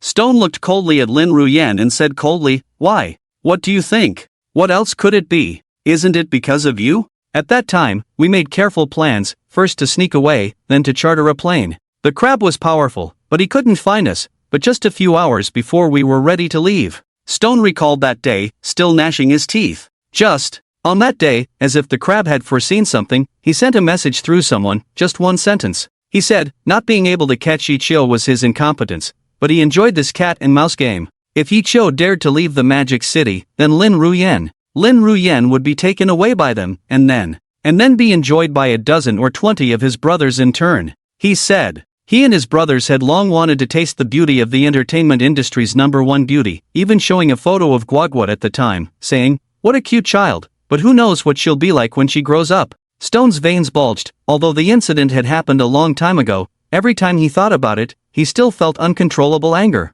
The reporters on the scene, including the netizens in front of their screens, all frowned. No one doubted the crab's despicableness, and no one thought the crab was incapable of such things. It's just that, putting themselves in Yicho's shoes, what would they do? Many people felt a sense of despair rising in their hearts. Yes, it was despair. A situation that made people feel hopeless upon hearing it. What should Yicho do? Netizens are also discussing in the barrage, hey, facing a crab, it's not something you can run away from. That's right, Yicho has lost so much face to the crab. If he can't get it back, how can the crab continue? Is there really no justice in this world? Yicho, what did you do wrong? Young man, have you ever heard of a saying, the law does not apply to the privileged? Since ancient times, there have been certain things that restrain the majority of people. At the level of the crab, if he is afraid, then his evil deeds will not continue. At this moment, Shirtu clenched his fists even tighter, looking extremely agitated. He shouted excitedly, beasts, they were beasts at that time. They used Lin Ruyan, they used Guagua, to threaten Yicho. As long as Yicho leaves, Guagua and Ruyan will suffer the crab's retaliation. Yicho was very calm at that time. Really, I remember Yicho at that time had neither cried nor smiled on his face, not even anger. But from the blood seeping from his mouth, I knew he had collapsed. Yicho looked at me calmly, smiling, and said, Shirtu, it seems like there's no way to escape now. Do you think that the more you hide from something, the more it makes you feel incapable? When I heard this, I panicked. At that time, we were all legitimate businessmen. Dealing with those gangsters was naturally a disadvantage. I was especially afraid that Yicho would do something reckless, directly confronting the crab head-on. How to confront? With what? I was afraid that if he went, he would never come back. So, at that moment, I looked at Yicho. My tone suddenly became flustered. I said, Yicho, you must not do anything foolish. I will find more people, spend money. I have spent all the money we earned before. I will keep looking. The situation can definitely be resolved. But how to resolve it? I said that on the surface, but deep down, I had no idea. I didn't know how to solve it. The crab had made it clear at that time, not giving face to anyone. These days, I have money, but no one dares to accept gifts. Those with better relationships would sigh and say, good luck to you. Those with average relationships, I would wait at their doorstep for a day and night. They wouldn't even let you see them. How to solve this? These reasons naturally couldn't fool Yicho. Yicho smiled at me, shook his head, and said, keep the money. Since the crab won't let me go, then I won't leave. In fact, I shouldn't have left in the first place. If I leave, what will happen to Ruyan? If the crab can't find me, won't he go after her? How can a weak woman like her face it? Finally, Yicho said he wanted to see the crab, asked me to arrange it. He wanted a second one-on-one meeting, but this time without explosives. Yicho was really calm at that time. He even let me ask the crab, are you still willing to meet him? Are you afraid? Bang, and then, we had nothing left. It was just that time. Sure paused here, as if he couldn't bear to say the rest. Everyone perked up their ears, unable to imagine what would happen when Yichio met the crab for the second time, their hearts tightening with Sure-Tu's narration. Sure-Tu didn't stay long, he continued. It was that time when Yichio, barely clinging to life, wrote Under the Sea, a song that was truly like a farewell letter. People often say that song is about depression, but to me, it was more like a song of despair. A song of Under the Sea, bidding farewell to the world, no longer any such person in this world. However, it was also that time when Yichio completely protected Ruyan. The crab never bothered Ruyan again. When I brought Yichio out, he used all his strength to tell me with a smile that he had done it. Ruyan was safe, and she could now freely enjoy everything in the entertainment industry. He said, never tell Ruyan about this, even if he really wants to see Ruyan shed a tear for him again, just one tear, but thinking about it, forget it. If Ruyan cries, he will feel heartache. He said, take care of Guigua more in the future. Guigua is a poor child. His father is useless and can't go on living. He is the most incompetent father in the world, letting Guigua suffer so much. So, Sure-Tu, as her uncle, you must take good care of her. If he knows that Guigua and her mother have suffered even a little bit, even if he becomes a ghost, he won't let me off. At the scene, someone let out a soft sob. What is love in this world? It teaches people to accept life and death. Why do touching stories always have a sad ending? Why do men who are devoted always bear everything alone? Is this world really so unfair to good people? Lin Ruyan, have you ever thought about the bloody sacrifices behind you? Damn heavens, if you have a heart, do you feel pain? Damn heavens, if you have a mouth, have you ever spoken a just word for all the foolish children in the world? Ask the heavens, who will speak? Ask the heavens, who will speak? When Sure-Tu finished his last sentence, many people's hearts sank. Yichio, did he ultimately not escape that fate? Is he no longer in this world? Did a song from the depths of the sea sing of the sorrows and helplessness of many people? So did Yichio float to the bottom of the sea with this song? From now on, accompanied by the vast sea, there will be no more worldly clamor. Is this a kind of liberation? However, many people still refuse to believe. They look at Sure-Tu, wanting to hear the final answer from his mouth, yet they fear that their last shred of hope will be shattered after knowing the truth. On the internet, countless barrage comments appeared at this moment. This is the most touching love story I've heard this year, but also the one I least want to hear. My heart suddenly aches. Hey, not afraid of things being bad, just afraid of comparison. Just now, I glanced at my boyfriend, and he was still playing games. I could have slapped him. Why can't I meet a man like Yichio? I would die for him. I always thought that in this materialistic society, who lives for whom, who dies for whom, is already a legendary story.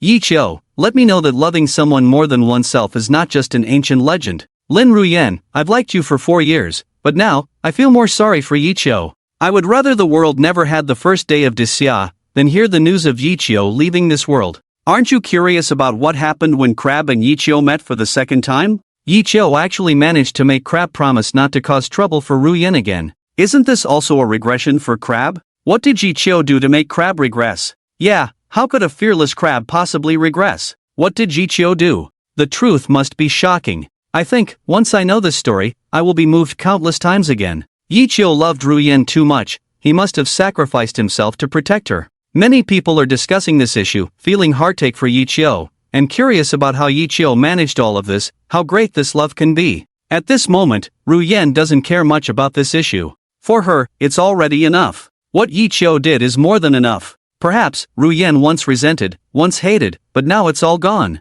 What she hates now is only herself, hating herself for misunderstanding Yichio for so long, hating herself for never thinking about these things before. Yes, after returning from Crab's place, Ruyan also worried that Crab would come looking for her again. After all, Crab's reputation is there, almost infamous in the entertainment industry. For this, she didn't think about tea or food for several days, and she had talked to Chen-Lu several times. Chen-Lu also asked many people to inquire about this matter. Later, Chen-Lu said it seemed like the crab was catching someone and didn't care about anything else. Because of this, Ruyan was happy for several days, feeling like heaven was really helping him. Later on, it was heard that the crab encountered some trouble and wouldn't look for Ruyan again, so she could finally let go of her worries. At that time, she felt really lucky. Looking back now, all of this should have been done by Yichio. There was no luck involved. If she had paid more attention at the beginning, maybe many things wouldn't have happened. At least, she could have found Yichio and told him that she didn't need all of this. She didn't want to become the first lady of Dacia, she didn't want to be a national goddess. If possible, she would prefer to leave the bustling city with her family, find a place to live peacefully. Even if life was tough, she would still smile. But why? Why didn't she think about these things back then? Why did she focus all her energy on some ridiculous musical talent, thinking she was the chosen one? Even now, Ruyan still refused to believe that Yichio was dead. She couldn't believe it. She didn't care about the process of Yichio meeting the crab. She just wanted to know if Yichio was still alive. So, Ruyan looked at the stone as if praying, crying, and asking, "Where is Yichio now? Is he still alive?" The stone sneered, finding her question ridiculous. "Is it important? Lin Ruyan, since you have decided not to care about any news about Yichio, since you no longer love him, does it matter whether he is alive or dead? Does it concern you?"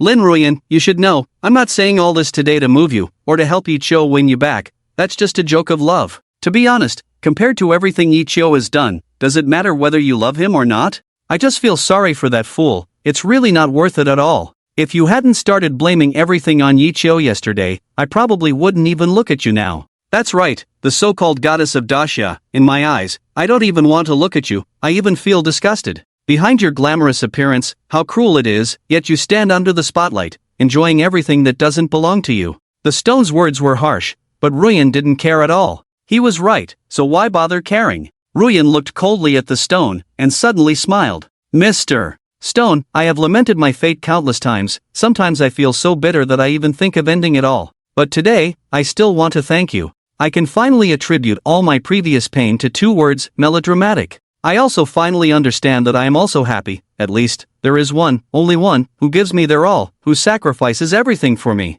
There was a time when I thought I had found the happiness I wanted, but when I gave everything without reservation, I realized it was all my wishful thinking.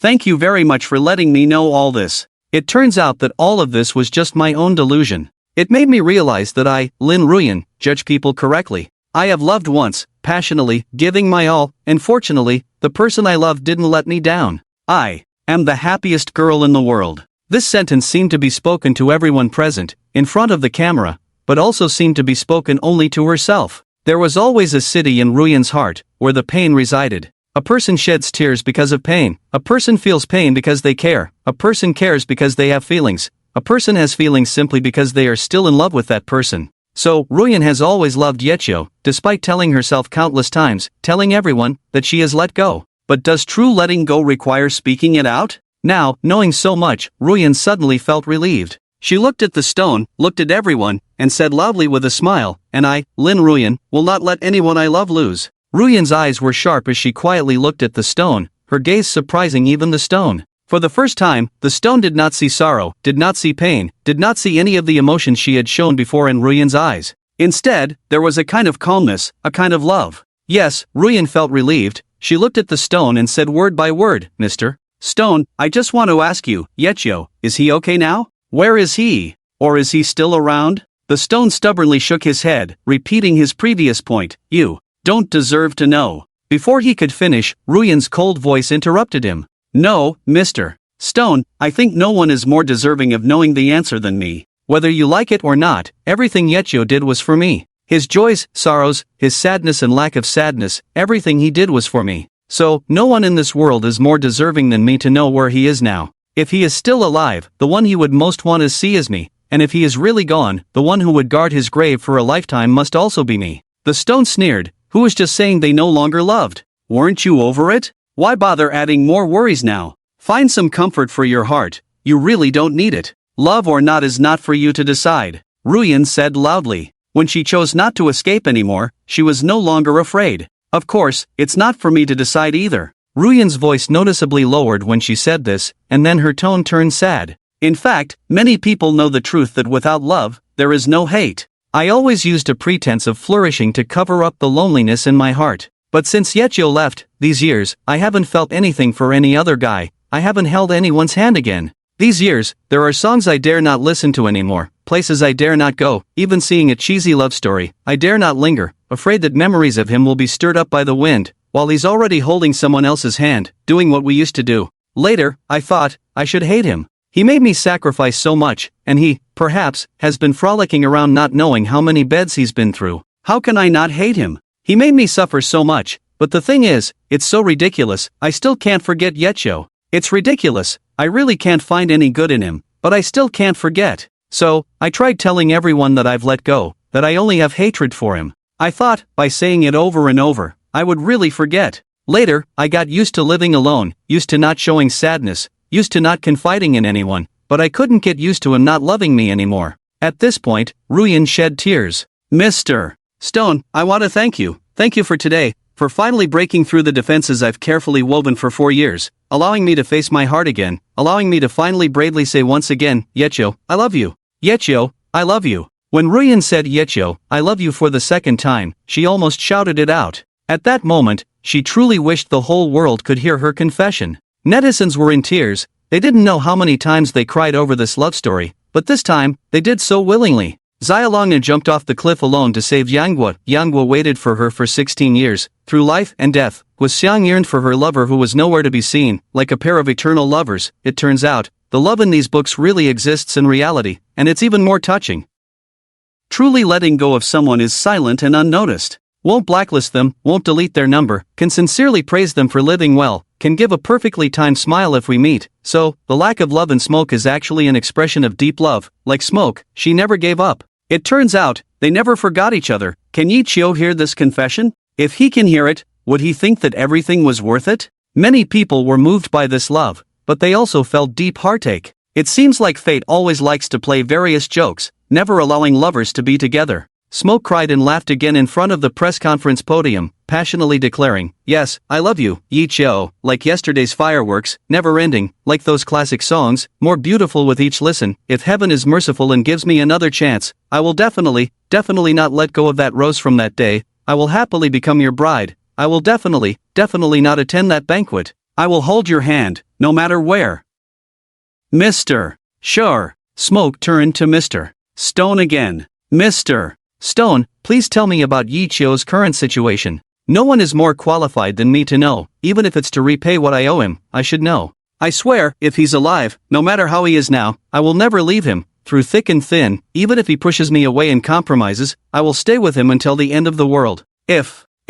Smoke couldn't continue at this point, those two words were too cruel and heavy. She was afraid to face that kind of ending. Finally, after a while, Smoke bit her lip and said heavily, If Yi Qiu is really gone, then I'm sorry, I may not follow him for the time being. I will stay where he last existed, raising our daughter. I will tell Guagua that I love her, that her dad loves her. In this world, there is a man who loves us both with his life. I will let him see me every day. I will tell him about Guagua's changes every day. I think that's what he would most want to hear. So, Mr. Stone, please tell me, even if in your eyes I am not perfect in 1,000 ways, I am still the woman Yi Qiu loves the most, and he is still the only man I have ever loved, and we have our little life. Guagua has his blood running through her. She is the fruit of our love. If that's not enough for you, then let me spend my whole life repaying his sacrifices. Smoke's long speech moved many people. Chen Lu and Lin Yu held Smoke's hands simultaneously. This story that even bystanders felt heartache for. Smoke, as the person involved, must have felt the deepest emotions. Mr. Stone's gaze towards Smoke finally softened. This was the happiest thing he had heard in the past 2 days, not for himself,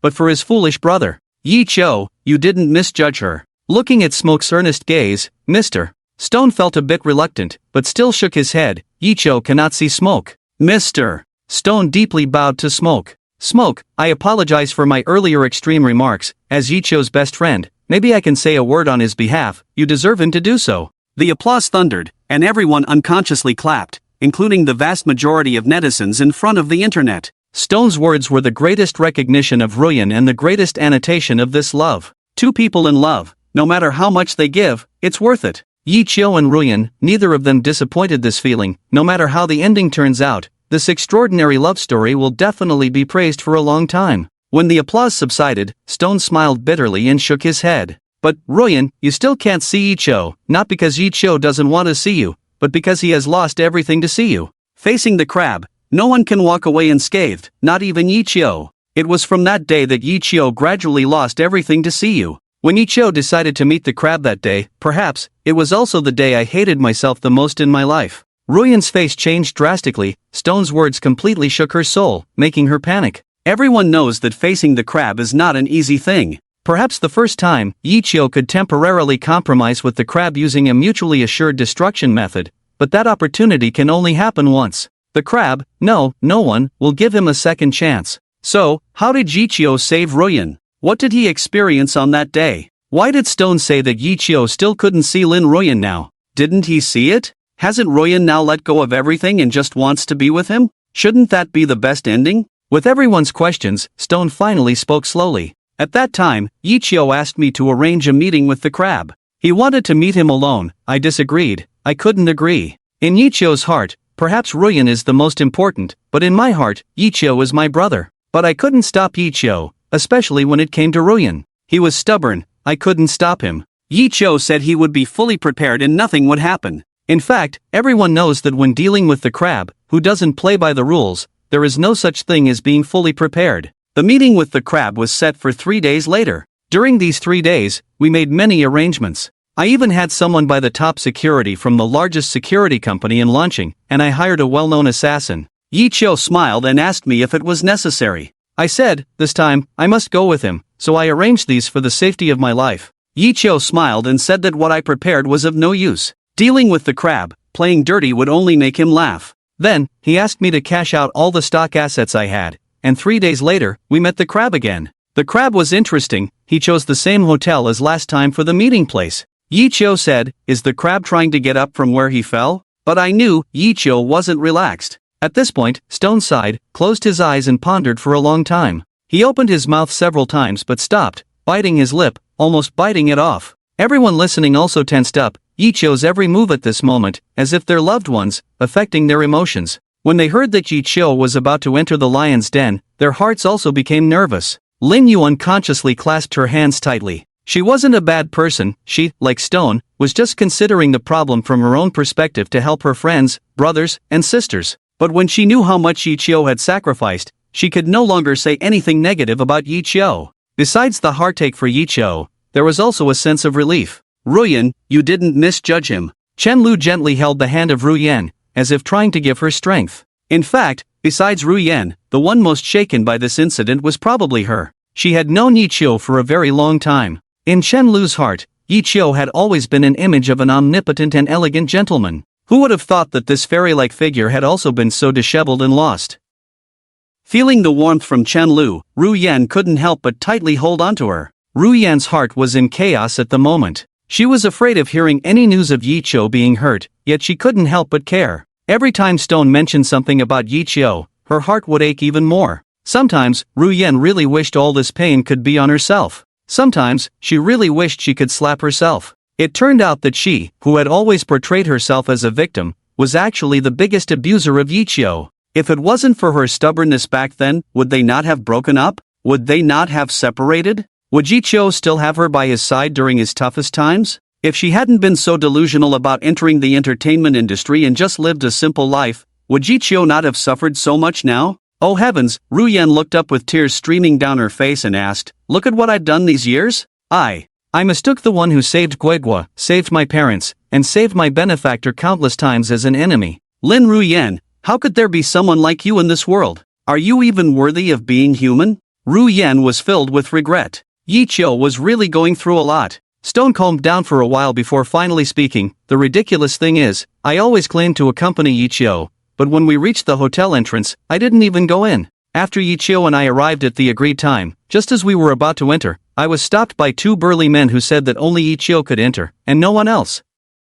I was anxious and said I was Yichio's brother, that we would face anything together, but the men remained unmoved. I panicked and tried to barge in, and then, as I took 2 steps forward, I suddenly felt something against my waist. A dark gun barrel was pressed against my waist. The 2 men's expressions didn't change. They calmly said, sir, take 1 more step forward, and we will have to execute the order. Stone paused here, closed his eyes again. I was dumbfounded, standing there foolishly. Who wouldn't be scared when facing 2 guns pointed at them? The brave crab was so reckless. I stood there stupidly, not knowing what to do. In the end, it was Yichio who helped me out. I remember he never seemed afraid. No matter how bad the situation was, Yichio always smiled calmly. Yichio gently pushed back the guns, then smiled and said to me, Stone, just stay here. Last time, you saved Crab's face. This time, don't make Crab unhappy again. I didn't say anything, just silently agreed. I was really scared at that moment. I watched Yichio's back as he entered the hotel alone, facing all the challenges alone. And there I was, like a coward, standing outside. Do I even deserve to be called Yichio's brother? Stone finally broke down. He cried, his expression extremely twisted, showing his deep guilt. They say brothers should share the same hardships. They say brothers should live and die together. They say brothers should be by his side when he needs them the most. They said, at any time, one should not let a brother walk alone. I think I have tainted these two words. I will never forgive myself for my cowardice at that time in my life. Stone was particularly painful when recalling this passage, his face changing from yellow to red to purple and then to white, sweat dripping from his palms, shaking uncontrollably, even losing the strength to speak. Many people felt sorry for him when they saw his appearance. Can we blame Stone for these things? Many people comforted him on the scene. Mr. Stone, don't blame yourself too much. Fear is human nature. We feel sorry for Yicho, but we can also understand you. Yes, put yourself in his shoes. If it were me in that situation, I would be afraid too. In this world, who can truly sacrifice themselves for another person? Of course, except for Yicho.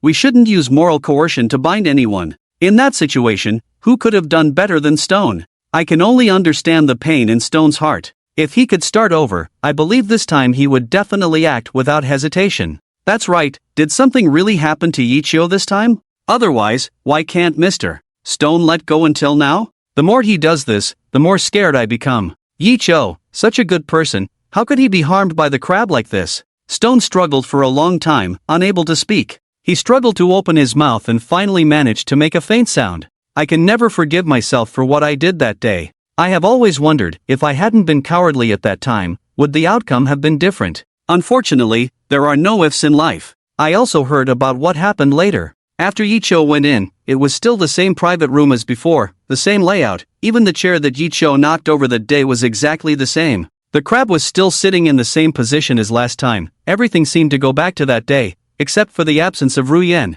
It is said that since Yicho took Ruyen away last time, the crab has ordered that no one can touch anything here. This is his shame, and one day he will personally take it back. This short sentence shocked countless people. The outside world rumored that the crab was vicious and ruthless, and as expected, the truth was even more terrifying than the rumors. How deep is the hatred in the crab's heart from the last time, to make him plan so meticulously, vowing not to let it go? Can Yicho still come out on top? Many people are already feeling hopeless, their hope for a miracle slowly fading into silence. Stone continued, when the crab saw Yicho come in, he smiled, very happy. His first words were, "Did you bring the bomb today?" Yicho shook his head. He knew he was no match for the crab now, so he tried to please him by saying, "Brother Crab, last time things happened suddenly, in a moment of urgency, I offended you. To show my apology, this time, I have brought a gift for Brother Crab, hoping for your understanding." With that, Yicho handed a briefcase to the crab.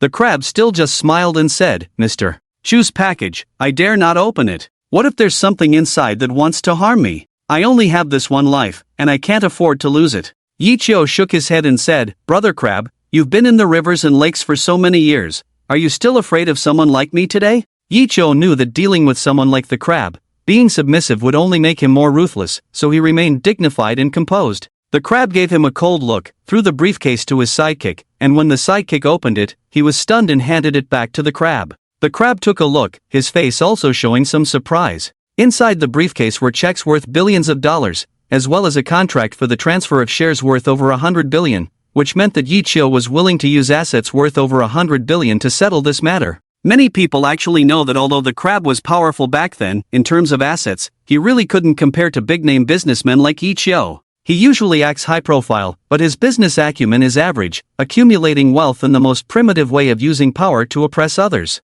So, when he suddenly saw so much money, he was still shocked. However, that shock was fleeting, and soon the crab returned to normal. He looked at Yicho with a sneer and said disdainfully, "Mr. Chu, last time you brought out so many big shots from the business and political circles to pressure me. This time, you're trying to buy me with money again. Do you think I lack these things?" In the world of gangsters, face is very important. Although the crab doesn't have as much money as Yicho, money is just a number to him. Yicho made him lose face, making him feel unable to hold his head up in front of the prince's group, and that's a big deal. Facing the crab's aggressive stance, Yicho remained calm and composed. He said, "These are just a little compensation for Brother Crab. If there's ever a need for Mr. Chu's help in the future, Yicho will definitely go all out." The crab smirked coldly, saying he suddenly admired Yicho. Few people could see him unafraid, especially seeing him for the second time. If it weren't for this incident, perhaps they could have become friends. Yi Cho was somewhat pleased to hear this.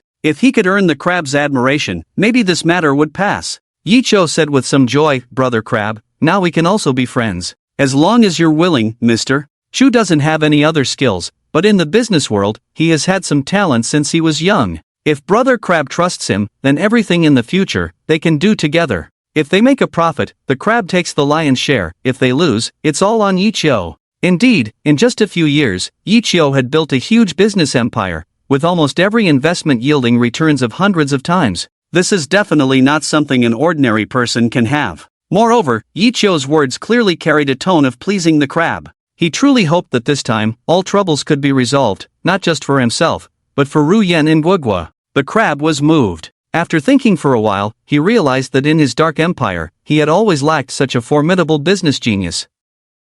He had also heard of Yi Cho and knew of the legendary investment stories about him. After much contemplation, the crab finally nodded, ready to agree. And it was this agreement that completely shattered the negotiations this time. The crab said he could forgive Yi Cho for the past, but his pride couldn't be ignored. He wanted Lin Ruyen to come over and accompany him for a night. Once this was done, Yi Cho would be his man from then on. This was an impossible request. Stone knew it, Yi Cho knew it, and everyone present knew it. Perhaps even if the crab wanted Yi Cho's life now, Yi Cho would willingly give it up without a second thought, but not Ruyen. Only Ruyen, she couldn't. She was the woman Yi Cho had protected with his life. But the crab didn't see it that way. Stone continued. Yi Cho said that the crab's expression at the time seemed to be giving Yi Cho special treatment, giving him enough face, so he felt Yi Cho should be grateful. In the crab's eyes, every man has the dream of being a hero to save the beauty, but that's only when faced with absolute strength. When one's life is threatened, a woman is just a man's accessory.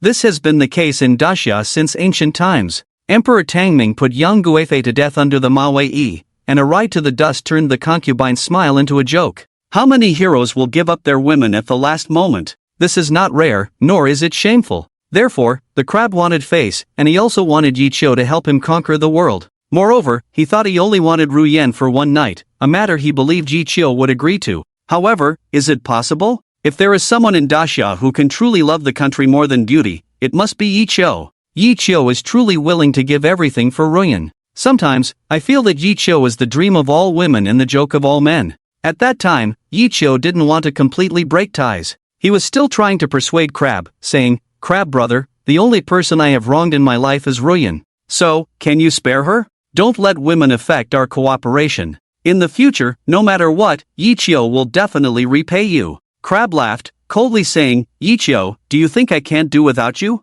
One must know when to advance and when to retreat as a person." Ah, Stone sighed. It's really difficult to deal with a crab that doesn't yield to either soft or hard tactics. Yi Cho had no choice. He picked up a glass of wine, drank it all, and decided to be straightforward. He said, "Crab, Ruyen is the person I love most in my life. No matter who hurts her, it's unacceptable." Crab's face suddenly changed. He glared angrily at Yi Cho and asked, "So, you're not going to give me face?" Yi Cho raised his head, looked Crab straight in the eye, and calmly but firmly said, "Crab brother, Ruyen is my fate. What's the difference between what you're doing and taking my life?" The arrogant Crab couldn't be provoked like this, especially at that time when Crab was at the peak of power. To them, it was a blatant lack of respect. Crab laughed loudly, terrifyingly, making everyone shiver. Those who knew Crab understood that this was a sign of his anger. After laughing wildly, Crab said, "Yi Cho, I have to admit, I sometimes really admire you. But have you ever thought, if you die, who will protect Lin Ruyen?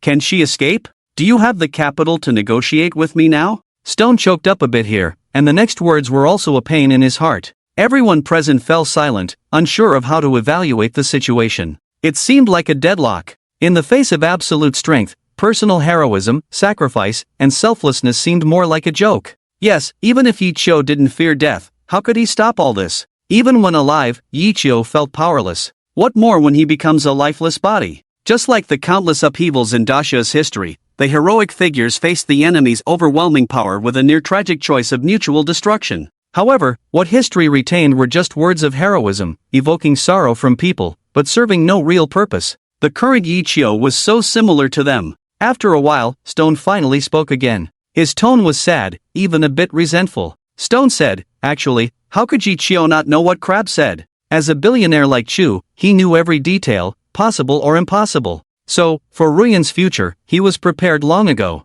Regardless, Yichio's primary goal was always to ensure Ruyan suffered no harm. But, this time, what he used up was his only chance to survive facing Crab. Stone looked at the ceiling and said heavily, at that time, when Yichio faced Crab's questions, he didn't speak. He checked the time and felt it was about time. At that moment, Crab's phone rang. Crab was stunned for a moment, then looked at Yichio and coldly asked, "Is it interesting? Playing the same game as last time? Do you think I care about those people?" "Yichio, you're starting to disappoint me." Yichio smiled and said, "You answer first." The Crab picked up the phone, listened for a while, and then his face suddenly changed. His cold voice seemed like it could devour people, saying coldly on the phone, "Do you have to intervene?" The other end of the phone said something, and the Crab hung up. He gritted his teeth and looked at Yichio, his eyes almost spitting fire. The Crab said, "Yichio, I underestimated you, didn't expect you to know such a big shot, but do you think that I will let you go just like that?" Yichio shook his head, saying, "Whether I live or die doesn't matter, I just hope Crab Brother will spare Ruyan."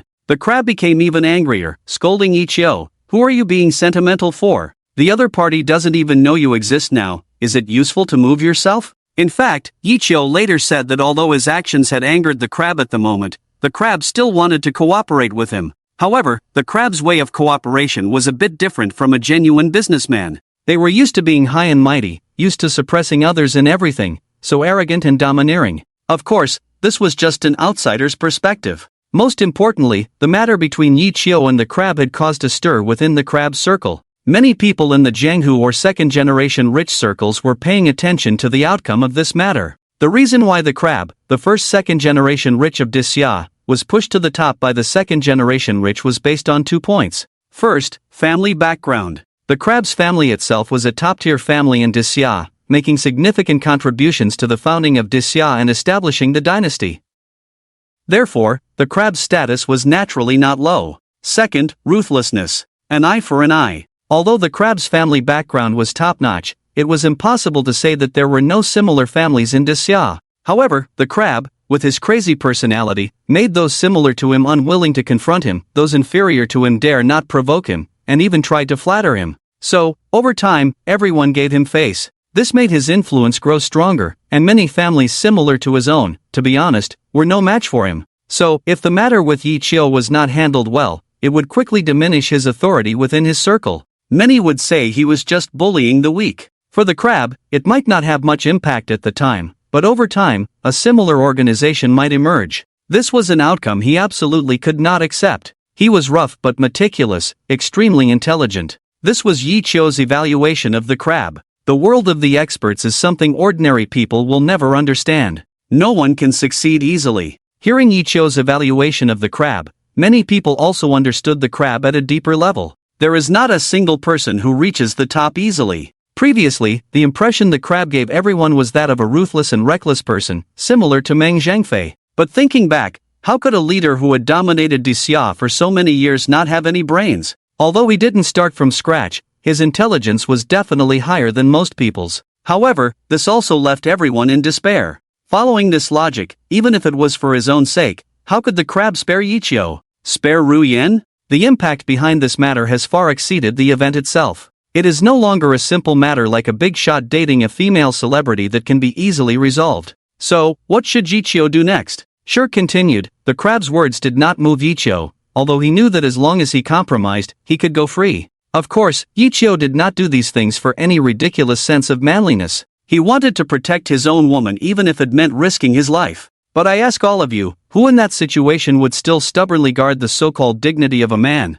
It was not a sudden natural disaster or man-made calamity. Your instinct will make you protect the one you love. Yichio was facing the most vicious bandits in Daxia at that time. Prolonged fear will accumulate bit by bit in a person's heart, eventually breaking through all defenses until collapse. In such a situation, only deep love, truly considering the other person more important than oneself, would make one disregard life and death. So, Yichio shook his head and said enough. He was already a dying man, able to protect for one more day. Whether a smoke knew or not, for himself, as long as she was fine, it was enough. The Crab chuckled. He had naturally investigated Yichio and knew about Yichio's physical condition.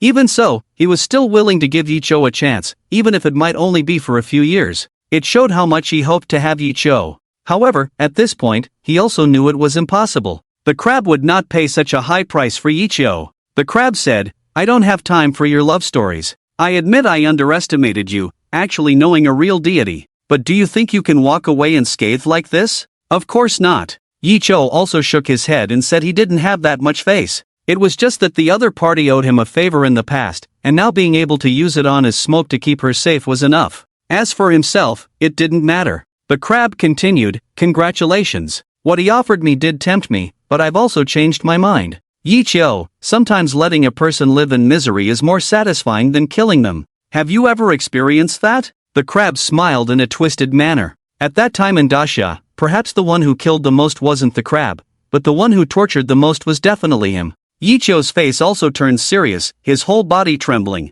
No one is without fear. He was indeed somewhat panicked at that time, but Ichio gritted his teeth and said, "I'll listen to you." Delighted, that was the crab's first reaction. The crab immediately took out a knife and said, "I always settle scores. Ichio, you humiliated me last time, this matter cannot be left unsettled. I won't make it difficult for you. According to the rules of the martial world, the rules are to apologize, 3 cuts, 6 holes, life and death are fated. The knife is here, the person is here. Ichio, will you do it yourself or let us do it?" Ichio smiled, picked up the knife directly, and placed it beside his eye. The sharp edge of the knife flashed, clearly a good knife. Ichio didn't say anything. Suddenly, he exerted force with his right hand, the knife stabbed into his own shoulder. The handle in front, the blade behind, the tip of the knife went in and out. Ichio let out a loud cry, then pulled it out forcefully, blood immediately gushing out like a fountain. Ichio's face looked fierce, but he bit down hard on his teeth, not uttering another cry of pain.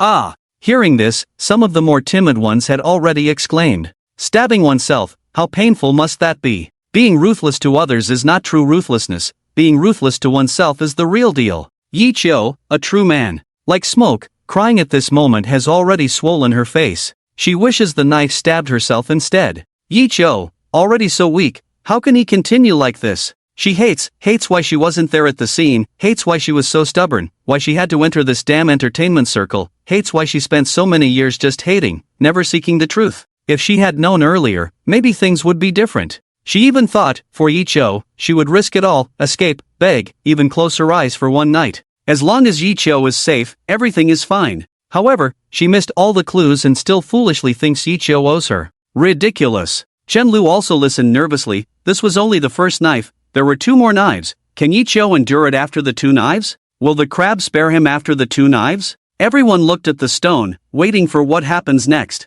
The stone closed his eyes and slowly said. Ichio gritted his teeth, endured the pain, and after a long time, he spoke. He said, "The first knife, to heaven, heaven has eyes, from now on, like smoke will not be troubled, crab brother, I toast to you. This is a rule in the martial world, 3 knives and 6 holes, each knife cuts off a past event." The first knife, Ichio cut off the crab's thoughts. As long as the crab drinks the wine in front of him, the crab cannot bother like smoke again, and like smoke can escape this disaster. The crab was stunned at the time. Despite wandering the martial world for many years, he rarely saw someone as ruthless as Ichio towards himself. Such a person, in the past, either became a god or fell into evil. He looked at Ichio for a long time, finally picked up the wine in front of him, and drank it all. Ichio smiled. He knew that even if he died here today, it would be worth it. 3 knives and 6 holes, 1 knife cuts off a past event. Ichio, the first knife cut off like smoke from being harassed by the crab. From now on, the crab cannot harass like smoke again, cannot force like smoke again.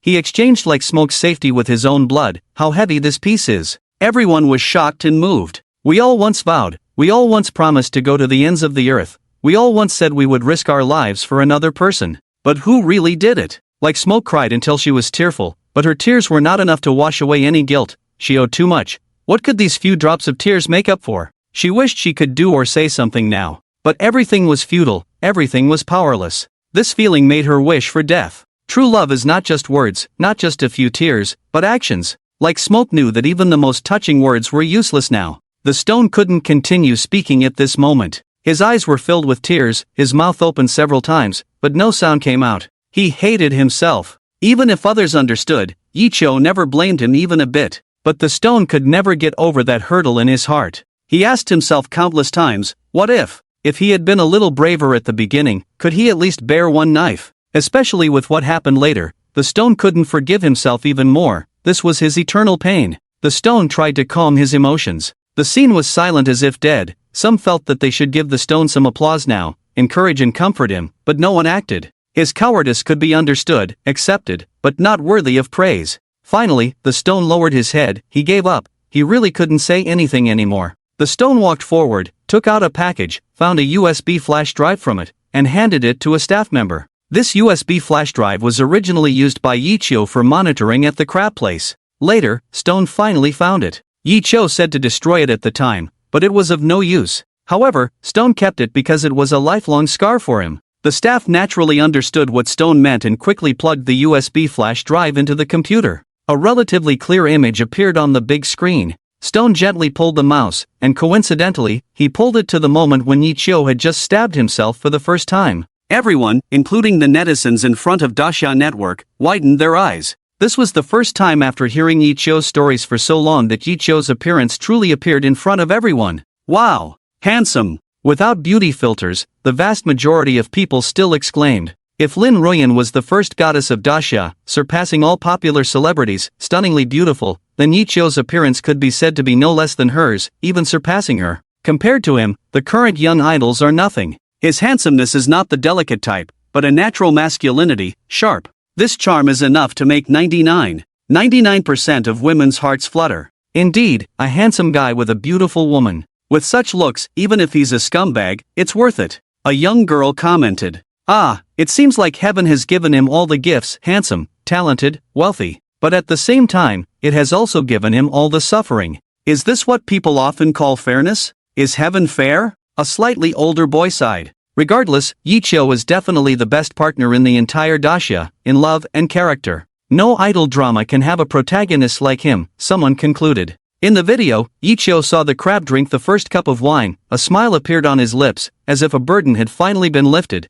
and everyone could see the relaxation on his face. After the crab finished the wine, he coldly said, "Think about yourself, 3 stabs are just the beginning." Yichio still smiled, and he calmly said, "Thank you, crab brother, Ruoyan is safe, I will be in heaven." With that, Yichio didn't hesitate. He placed his left hand on the ground, raised his right hand, and under the swift motion, he stabbed his left palm with a knife. Ah! It wasn't Yichio's scream, but the involuntary gasps of many people at the scene. They closed their eyes, witnessing and hearing the stark contrast of the two senses. For a moment, they felt as if their own hands were throbbing with pain. Yichio pulled out the knife abruptly, the white bones were clearly visible, and fresh blood instantly splattered the ground.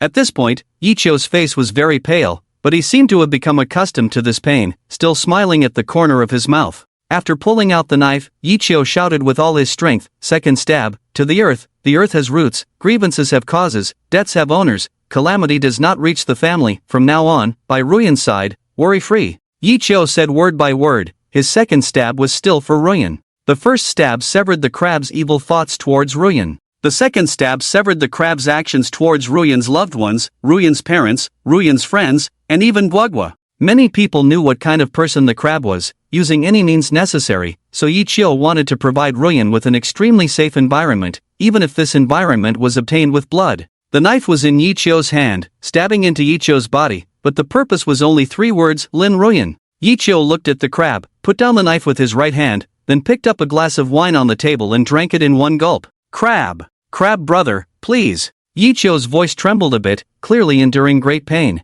The crab stared at Yichio, as if suddenly unable to see through this man in front of him. No, he had never seen through him. The crab said coldly, "Yichio, 3 knives and 6 holes, only 3 rules, do you understand?" Yichio remained unmoved, pointed to the wine glass in front of the crab with his right hand, and said with difficulty, "Crab brother, please." This sentence represented his attitude, without complaints or regrets. The crab was somewhat angry and placed his hand on the wine glass. Just as he was about to drink the wine, the crab's hand remained suspended in mid-air, hesitating. "Yichio, I acknowledge the rules, but I'll give you another chance to choose. Will you let go of the grudge with this glass of wine?" Many people understood that the current conflict was mainly between Yichio and the crab. Yichio had lost face for the crab, which was the crux of this drinking session. As for Ruoyan, she was just an accessory, nothing more. The crab's words showed a hint of compassion, whether it was because Yichio's ruthlessness impressed him or he still cherished Yichio's talent. The crab still wanted to give Yichio another chance, believing that Yichio knew how to choose.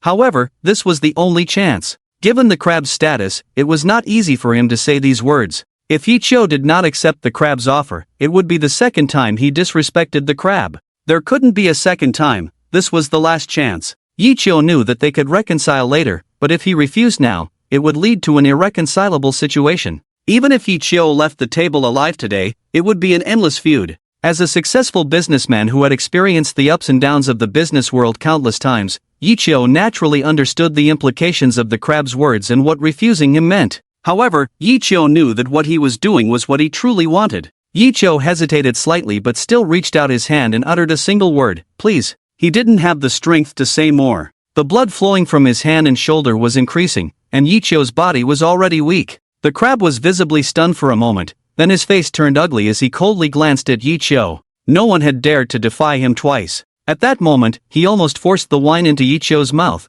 and his expression turned fierce. Everyone understood that from that moment on, there would be no reconciliation between the crab and Yichio. Fool! This was the evaluation of Yichio by many at that moment. They said that survival instinct was inherent in humans, but why couldn't they see even a trace of it in Yichio? 2 knives and 2 holes, all for Lin Ruyan. Where did you place yourself? Before the live broadcast, Lin's father shed tears. Although the wine was not for him, it truly saved the lives of everyone in the Lin family. If it weren't for Lin Ruyan's insistence on entering the entertainment industry, Yichio wouldn't have ended up in this situation. Now, Yichio had risked his life for the safety of the Lin family, and this favor belonged not only to Lin Ruyan but to the entire Lin family. Lin's father's hands trembled, and he said to Lin's mother with a quivering voice, Our Lin family owes this child, and we haven't repaid it yet." Lin's mother was also moved. She had once opposed their relationship, which led to Ruyan's first blind date. In the end, Yichio used his life to protect the Lin family and Ruyan. Lin's mother wished she could slap herself a dozen times. Was this the right thing to do? Seeing Lin's mother's silence, Lin's father added, "My dear, if Ruyan disappoints Yichio in this lifetime, I, as an old man, will disown her for the second time." This was the second time Lin's father had said such words. The first time was when Ruyan got pregnant out of wedlock, and he had said the same thing, only to be proven wrong. However, this time he said it again, and with unusual determination. Mother Lin looked at Father Lin, not arguing with him as she did the first time, but nodded heavily. She said, "This time, I don't recognize it either." At the press conference, in the video, after the crab finished his drink and put down the glass, his expression was so indifferent that it sent shivers down the spines of many people present. The momentum of the last big shot in the arena was evident to all. He looked at Yichio and coldly said, "One more cut, the final cut, respect for others, advance and retreat, life and death are fated. After this cut, all grievances will be resolved." Yichio did not speak, he really had no strength left to speak. Perhaps, with this final cut, many worldly troubles would no longer need to be worried about. This was a kind of liberation, as well as an end. Yichio raised the knife, but he did not rush to act. He struggled to move his pale lips, then weakly said, "The third cut, respect for others, heaven, earth, and people, human hearts are unpredictable. The final cut, willing to make amends. After this, no one related to the crab can harm even a strand of smoke. Otherwise, heaven and earth will not tolerate it, and gods and humans will abandon it together." Still like smoke, this cut severed all the crab's thoughts, and from then on, the crab's subordinates and friends could not harm even a strand of smoke. 3 cuts, for 1 person. Of course, the crab could choose not to accept, but Yichio did not give him the chance. After Yichio finished speaking, without waiting for the crab's response, he stabbed himself in the left side of his abdomen. The tip of the knife immediately protruded from Yichio's back, and he pulled it out forcefully, blood flowing profusely.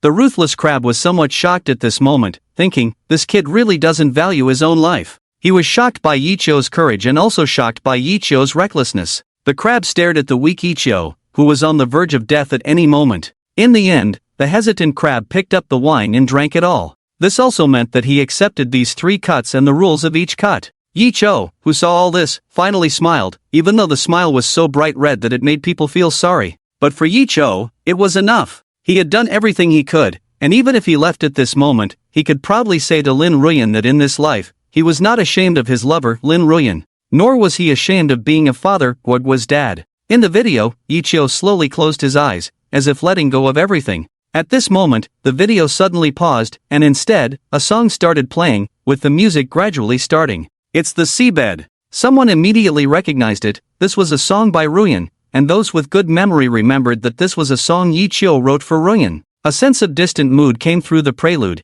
as if it were the mysterious seabed, silent and distant. But for some reason, it was oppressive from the beginning. Ruyan's voice slowly came out. The scattered moonlight pierces through the clouds, avoiding the crowd. Scales covering the sea. The waves wet the white skirt, trying to push you back. The waves wash away the bloodstains, delusionally trying to warm you. Oppressive, extremely oppressive. The voice, pressed to the extreme, matched with the oppressively extreme melody, set the tone of this song from the beginning. This is a desperate song? Someone suddenly understood this song. The waves washing away the bloodstains, delusionally trying to warm you. Yi Chio, do you want to wait for all your scars to heal before recklessly protecting Ruyan? How long will you persist before giving up? Or have you already decided to give up on yourself, like the sea, buried at the bottom of the sea? The waves wet the white skirt, trying to push you back. The waves wash away the bloodstains, delusionally trying to warm you. Is this singing about having no attachment to this world, with only the sea as the ultimate destination?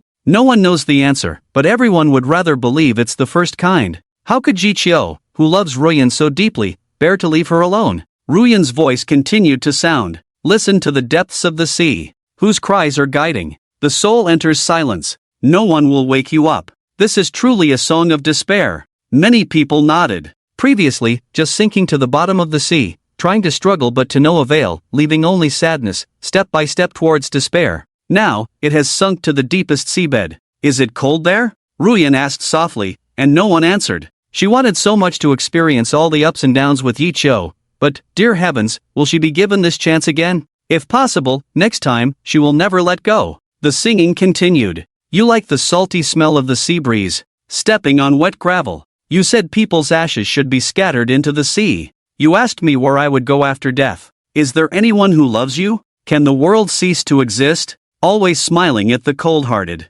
People on the shore have nothing to do with it. No attachment to the world. Everything disperses like smoke. A low, hoarse rap seemed to be confiding something. The last 4 lines of the lyrics suddenly gave a sense of indifference. The cold-hearted people in the world always make sincere hearts empty. Who is singing these lyrics? The crab? Ruyan? Or the countless accomplices of tyranny? Ruyan quietly listened to the song, although she had heard it countless times and sung it countless times, but this time, she wanted to hear Yi Chio's feelings. The lyrics are cruel, but who can understand Yi Chio's despair at this moment? No one can empathize. That's right, no one. This is not being sentimental. Has anyone experienced despair? The kind of despair that makes you jump as soon as you close your eyes? Has anyone experienced loneliness? The kind of loneliness that is crowded but feels like walking dead? Has anyone experienced madness? The kind of madness that sees through everything and doesn't care about anything. Throughout Yi Chio's life, these 3 emotions have been following him since he broke up with Ruyan. So, has he been tired for so long? In the video, Yi Chio, who had already closed his eyes, still had a faint smile. It was a kind of relief. He can finally let go of everything and have a good sleep. Ruyan, Yi Chio has done everything he can for you. The future path can only rely on you. Let him sink to the deepest seabed from now on, enjoy the widest coastline, let him be carefree from now on, be a happy person. Many people shed tears, watching Yi Chio in the video. Some even hoped that Yi Chio would not wake up again. It's too bitter. Yi Chio is really too bitter. The people around couldn't bear to see him suffer any longer, but one can imagine what Yi Chio, the person involved, is going through. The last part of the underwater song played. It was the quietest song on the scene. No one spoke, even breathing was cautious. Too late, too late. You once laughed and cried. Too late, too late. Your trembling arms. Too late, too late. No one will salvage you. Too late, too late. You clearly hate suffocation. Ruyan's trembling voice seemed to plunge the world into death. Too late, telling everyone that Yi Chio, in the end, still couldn't let go. Ruyan, your crying, your trembling arms, your ups and downs, everything you hate, Yi Chio, will no longer shield you from it. It's not unwillingness, it's just too late. Ruyan shook her head vigorously. She didn't need it. No, she needed it. She needed Yi Chio to live. She only hoped that Yi Chio could live. She just didn't know how to pray to heaven to keep Yi Chio safe. In front of the computer, Wogwa cried silently for the first time. She was only 3 years old. She didn't understand right from wrong, but she couldn't help her tears. Father Lin held Gwagwa and kept patting her. Gwagwa, don't cry. Gwagwa is fine. Does Gwagwa also feel sorry for Daddy? Gwagwa's tears flowed even more fiercely, and she said in a tearful voice, Goo. Gwagwa doesn't know. Goo. Gwagwa just feels uncomfortable in her heart. A 3-year-old child doesn't understand the separation of life and death, let alone the torment a stranger is enduring at this moment. However, the inexplicable pain in her heart still made her feel uncomfortable. This is the so-called connection between father and daughter, with Guagua carrying Ichio's blood. At this moment, the entire press conference fell silent, but everyone had not yet emerged from that atmosphere of sadness. The video was replayed, showing Ichio unconscious after being stabbed 6 times. In the video, the crab looked at Ichio without speaking for a long time. The video seemed frozen, and if the time below was not still flowing, many people would not have realized that it had started playing again. After about a minute, a henchman beside the crab finally raised his head and cautiously said to the crab, "Boss, should we finish him off?" 6 stabs did not determine Ichio's life or death. Even if Ichio really died there, no one could say anything. The crab was somewhat moved, and keen-eyed people could see his furrowed brow, indicating he was contemplating. However, he soon shook his head. "Let the people outside take him back. Life and death are fated. Also, tell them to make sure that this Ichio and Lin Ruyan never return to Dasha. I don't want to see them again in the future." This was the crab's greatest mercy. In the end, he spared Ichio's life. But can Ichio survive? In the video, Shirtu rushed in and nearly went crazy seeing Ichio's condition. He stared at the crab as if going mad, his eyes almost shooting fire. "Do you know? With that look in your eyes, I can kill you right now," the crab said coldly. Many people could tell that Shirtu wanted to rush forward, but he held back, perhaps out of fear or maybe out of reason. Shirtu pushed Ichio and slowly walked out. Many people then noticed that Ichio had been sitting in a wheelchair all along. "I don't want to see this person again." Seeing Shirtu's departing figure, the crab issued another order. The video ended there, leaving everyone heavy-hearted. If Ichio could survive, it wouldn't be the best outcome. But can Ichio survive? Towards the end of the video, Ichio seemed to have stopped breathing, his blood almost drained. Can a person like him still survive? Another thing is, where did Ichio and Shirtu go in these years? However, Ruyan did not leave. She has been active in Dasha for these years and has become the first lady of Dasha.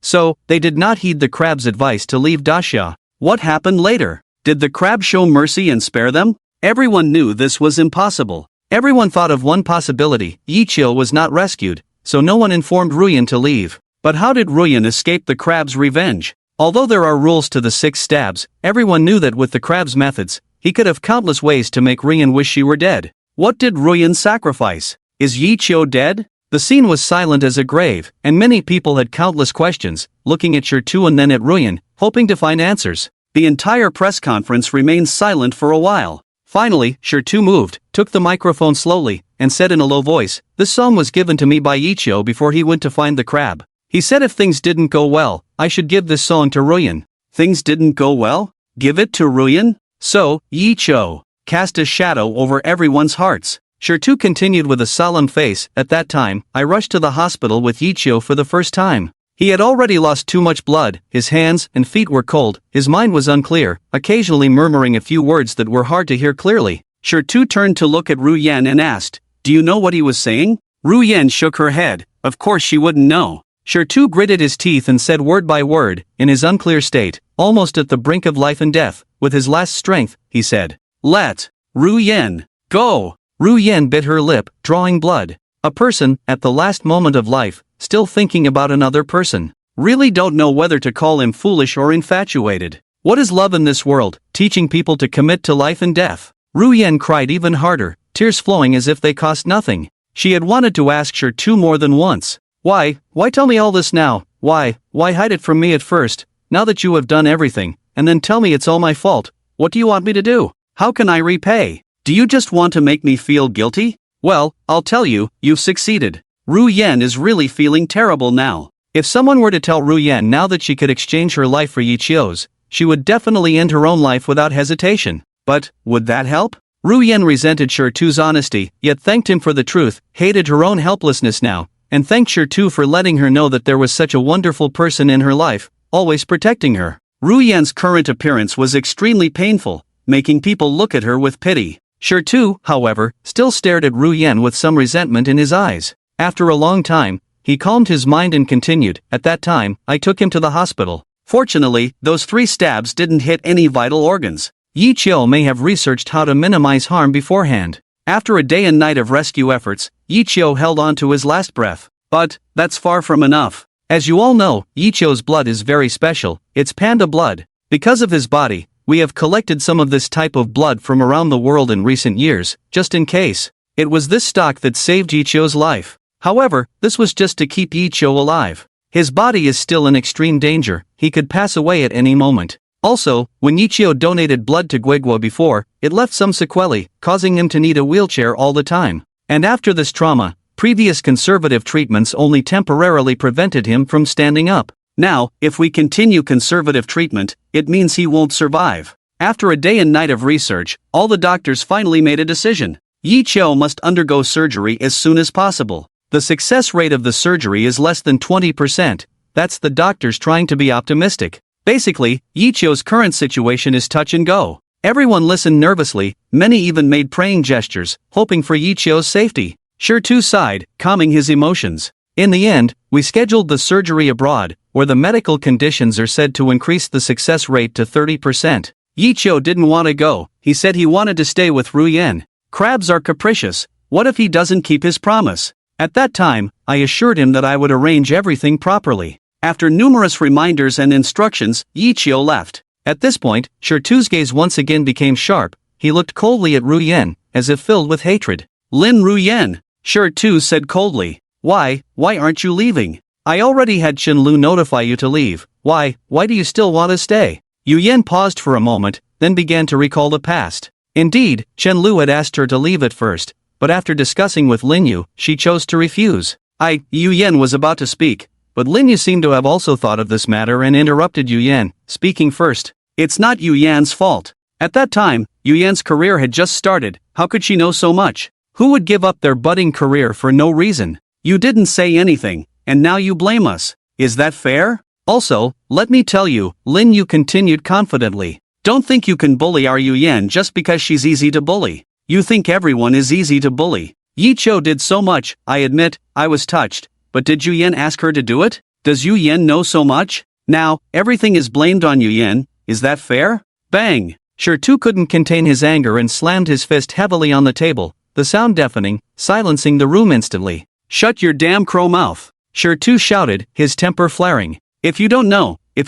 about these things, then it's not Yuyen who caused them, right? If you don't know about these dirty matters, then you have no right to accept them so easily, right? Also, Linyu, I can understand if Yuyen doesn't know, she's always been like that, focused on music for these years, not paying attention to these matters. But by Gun Yang, you really don't know? What kind of person is Pang Xia, have you never heard, never investigated? And, Manager Chen, Shirtu's tone turned even colder. Are you and Linyu blinded by greed? Or are you truly ignorant? Wasn't what I mentioned to you intentional enough at the time? Chen Lu lowered her head, afraid to speak. Linyu, on the other hand, still held her head high, arguing unreasonably. I know a little, but who knew it was this serious? I just asked a few friends, and besides, later on, didn't Pang Xie also make a move on Yuyen? Upon hearing this, Yuyen suddenly turned her head to look at Linyu in a daze, as if she had never known her before. How many times have you thought you knew everything about a friend, only to find out in the end that you were the fool?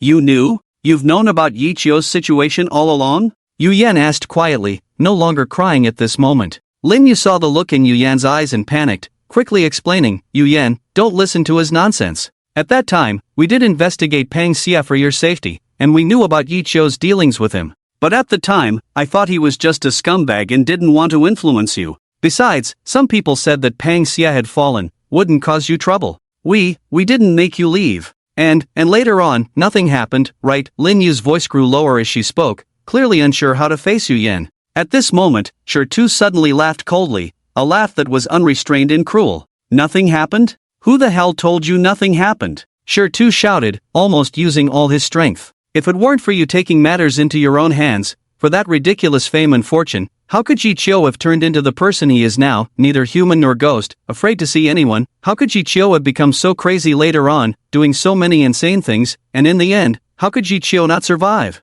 He was so wealthy, if not for you, even if he had to use money to buy his life for a lifetime, he could have lived a normal life. How could it be, just under 30 years of life? When an avalanche occurs, not a single snowflake is innocent. Everything that Yichio has suffered, all of you are to blame. Shirtu said coldly. Lin Ruyan, Chen Lu, Lin Yu, if Yichio's death has a murderer, then you three must be the three biggest accomplices. The words were harsh. Lin Ruyan looked at Lin Yu with resentment, while Lin Yu and Chen Lu lowered their heads, remaining silent for a long time. The scene fell silent for a long time. After a long time, Shenlu finally raised her head and asked Stone, "Yichio, what happened to him later? Do you have the right to ask this question?" Stone's eyes remained sharp. "Shen, when I left, you promised me that Ruyan would leave. Why did it end up like this? Without Yichio, would you have what you have today? Do you remember? You were down and out, couldn't even afford a meal. It was Yichio who discovered you. Everything you have now, your Chen Entertainment, was given by Yichio. But you betrayed Yichio's orders. Why?"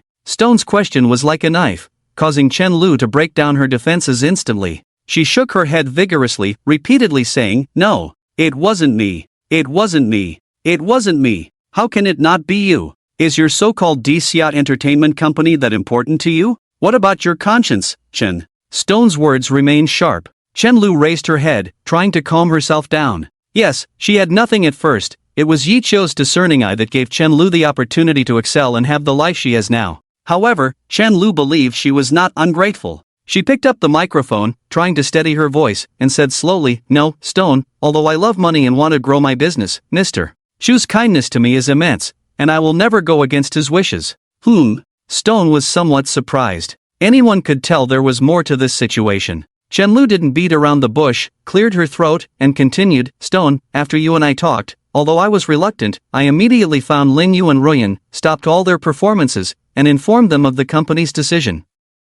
But some things really couldn't be decided by me alone." Chen Lu turned to Lin Yu and asked, "Miss Bai, do you remember what you and I discussed at the beginning?" Lin Yu looked fearful, didn't speak, or perhaps didn't dare to speak at all. Chen Lu smiled. "It should be shortly after I told her my decision. Miss Bai found me and said, 'Chen, Ruyan's current value is almost equivalent to a first-tier artist. She is no longer the newcomer she used to be.' The reason she stayed at Chen's is because of the gratitude to Chen's, but if Chen decides to give up on Ruyan, then we will part ways here. Let bygones be bygones, each going our separate ways. Please don't blame Chen." I could tell Miss Lin's threat, which meant Ruyan's exit wasn't really an exit. She would find another company. Given Ruyan's value at the time, this wouldn't be difficult. But this wasn't Stone's or Mr. Chu's intention. I knew Stone's best option was for Ruyan to completely leave, to leave Dixia at the very least, even leave the Magic City. So, of course, I wouldn't agree to what Ruyan wanted to do. So, I asked Lin Yu at the time, whose idea was this? She said it was the result of her and Ruyan's discussion, and Ruyan knew all about it. I really had no choice at the time. Chen Lu's voice grew louder. I tried to contact Mr. Shu and Mr. Stone, but all my efforts were in vain. Ruyan's contract was signed very loosely out of respect for Mr. Shu. She only needed to pay a small amount of breach of contract fee to regain her freedom. In this situation, what could I do? I had no way. Chen Lu lowered her head, sounding helpless. Like smoke in the Chen family, under my eyes, I can know everything she does, and I will try to protect her. What if she is somewhere else? It might be worse, right? Did I do something wrong? Hearing this, many people were convinced by Chen Lu. Indeed, as a boss, when a subordinate is too outstanding, the boss cannot stop that employee anymore. Chen Lu, really helpless. But, does Lin Yanyan know? Many people's eyes turned to Lin Yanyan. Did she know all this at that time, or at least know a little bit, yet she chose to stay? Sure Tu also coldly smiled, first looking at Chen Lu, and said, Manager Chen, don't pretend to be a victim. Although the Chen family was not dominating the entertainment industry at that time, it was still in the top 3. You had 10,000 ways to solve this, but you didn't use any. Maybe you were afraid, but dare you say loudly now that you had no selfish motives at that time? Your selfishness may be to make the Chen family the best, or maybe something else. Can you say you didn't have any? Any feelings, any favors, in the face of interests, are so ridiculous. Yi Chou, everything in this life is good, just judging people, a bit blind. Chen Lu lowered her head. Yes, maybe she did try to let Lin Yanyan go, but did she really try her best? No, Chen Lu had ways at that time, she just didn't want to use them. To put it simply, to suppress Lin Yanyan. At that time, Lin Yanyan did not have the influence she has now. The Chen family had the contract on their side and could have caused a stir to force Lin Yanyan to temporarily withdraw. However, Chen Lu didn't dare, as it would mean completely breaking ties and no future cooperation. Chen Lu was also afraid that if Lin Yanyan became a rival, could the Chen family maintain its position in the top 3, let alone the first place now? Lin Yanyan's song copyrights were not with the Chen family, which was also Chen Lu's concern. In the end, Chen Lu chose to give up. There was no way to argue. Sure Tu looked at Lin Yanyan again, this time his expression was somewhat fierce. Anyone could ignore Yi Chio's life and death for themselves, including Sure too. He could understand that. But Lin Yanyan, absolutely not. Sure too looked fiercely at Lin Yanyan, his voice suddenly raised. Do you know? Lin Yanyan was a little flustered, nodding and shaking her head, not knowing what to do for a moment. Did she know? It seemed like she did know some things. Did she not know? It also seemed like there were many things she didn't know. So, Lin Yanyan was at a loss. Sure too looked at her and suddenly laughed coldly. It turned out that the real culprit was always Yi Chio. Sure too stared at Lin Yanyan coldly, his eyes fierce as if he wanted Lin Yanyan's life. So, the real culprit is you. The real culprit, Lin Yanyan? Everyone was shocked, but thinking back, wasn't it possible? Lin Yanyan was the one involved, and only she could decide everything in the end.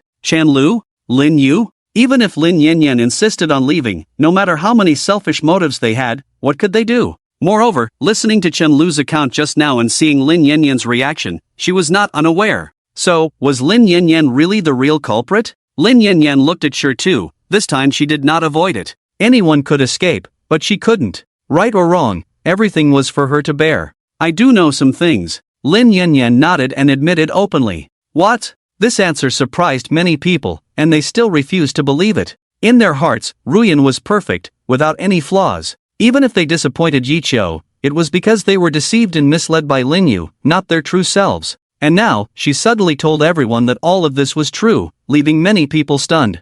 Comments started flying on the internet. Is all success behind bloodshed? Is all perfection just a facade? Who can we still trust in this world? Sometimes, we may understand Ruyan. After all, we are all human, who doesn't live for themselves. But when I found out how much Yi Chio had done, I felt that the person being protected really couldn't live for themselves anymore. I don't know if this is considered moral coercion, but if it is, then I think this is the most justified case of moral coercion. With the Queen's downfall, who is the winner? Yi Chio. What has happened to her now? Countless netizens shared their thoughts online, and in the eyes of bystanders, they began to sympathize with Yi Chio.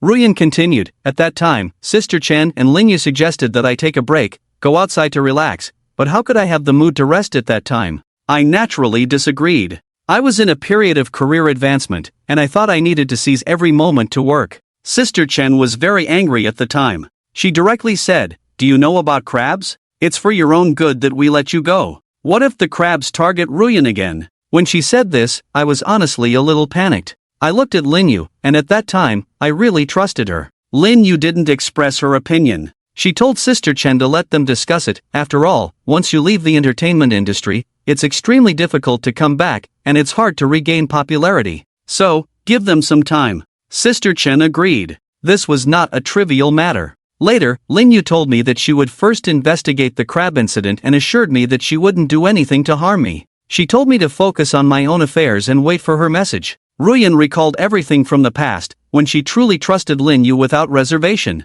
The next day, Lin Yu came and told me that she had inquired about the crab incident and it wasn't a big deal. She wouldn't do anything to harm me. I thought, how could that be possible? Even if I turned a blind eye to outside matters, I had heard some things about the crab story. So, I kept asking Lin Yu. At first, Lin Yu was reluctant to speak, but later, when I pressed her, she said that in fact, the crabs were not targeting me, but Sister Chen. Chen Entertainment's rapid development had already made many people dissatisfied, and the crabs wanted to take over Chen's. And I, as the leading artist of Chen's, naturally bore the brunt. So, these days, Chen Lu was under a lot of pressure. She asked me to rest, to leave the entertainment industry, to ease the pressure, and to tell the crabs that Chen's no longer had any value. What a ridiculous lie, what a flawed excuse. What's even more ridiculous is that at that time, I actually believed it. Then, Lin Yu said that she had contacted another entertainment company, a company with a strong background, whose backstage boss even the crabs couldn't afford to offend.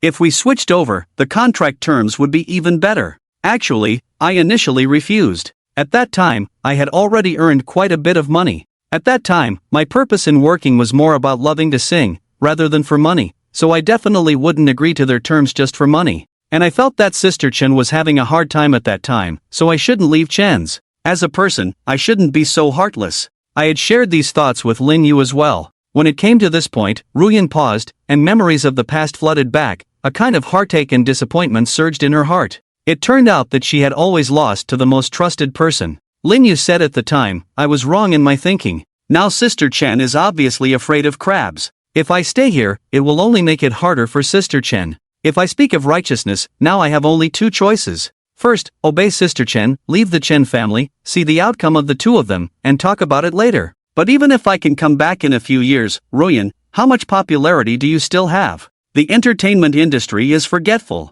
Second, listen to me, change jobs. Ruyan, have you thought about it? Sister Chen will definitely have a hard time behind her. Only when we develop well can we help her. I know you value righteousness, but true righteousness is not about blindly demanding without knowing how to repay. Sister Chen has helped us so much. Also, are you willing to give up everything now? Even if you are not short of money now, think about Guagua. You once said you wanted to give her the best life. If there is no income, can you provide for her? Raising a child is expensive. I have to say, Lin Yu is really a skilled negotiator. The three options, no matter which one, convinced me, and I agreed. When it came to this point, Ruyan stared coldly at Lin Yu. This was the first time she looked at her with such eyes. Lin Yu shivered coldly and felt a chill from the bottom of her heart. Ruyan looked at her and said coldly, "But you never told me that Yi Qiu appeared, nor did you ever tell me that the crab let me go because of Yi Qiu. You say, up to now, should I thank you or hate you?" Lin Yu was a little anxious, but she still cherished Ruyan as her best friend.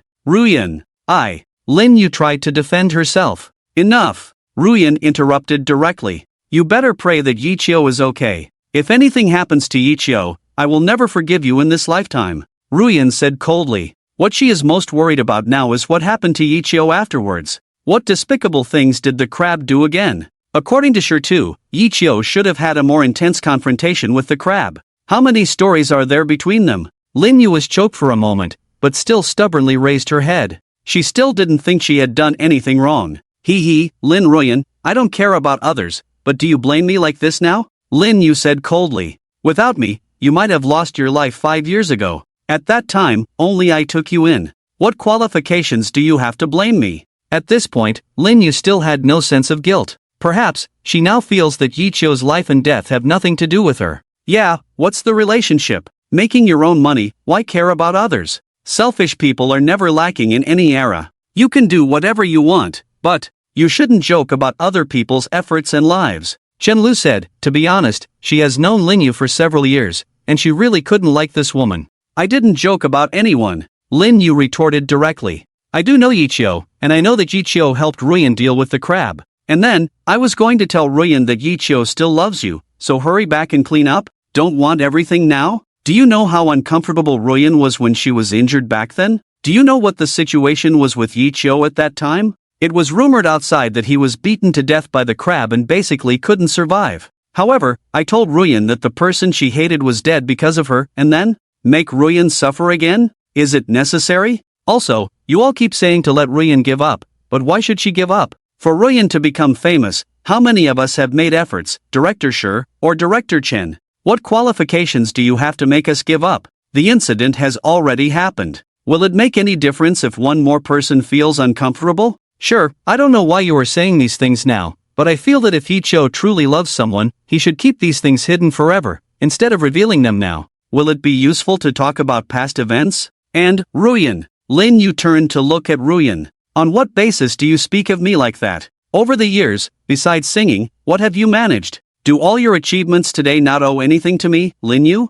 Now, turning your achievements against me, Lin Ruyan, could she have become the first lady of Daxia without me? Could the Chen family have the status they have now without me? What about when you begged me to help you with things? How come you don't remember that now? Lin Yu's voice was hoarse, but this explanation was too feeble.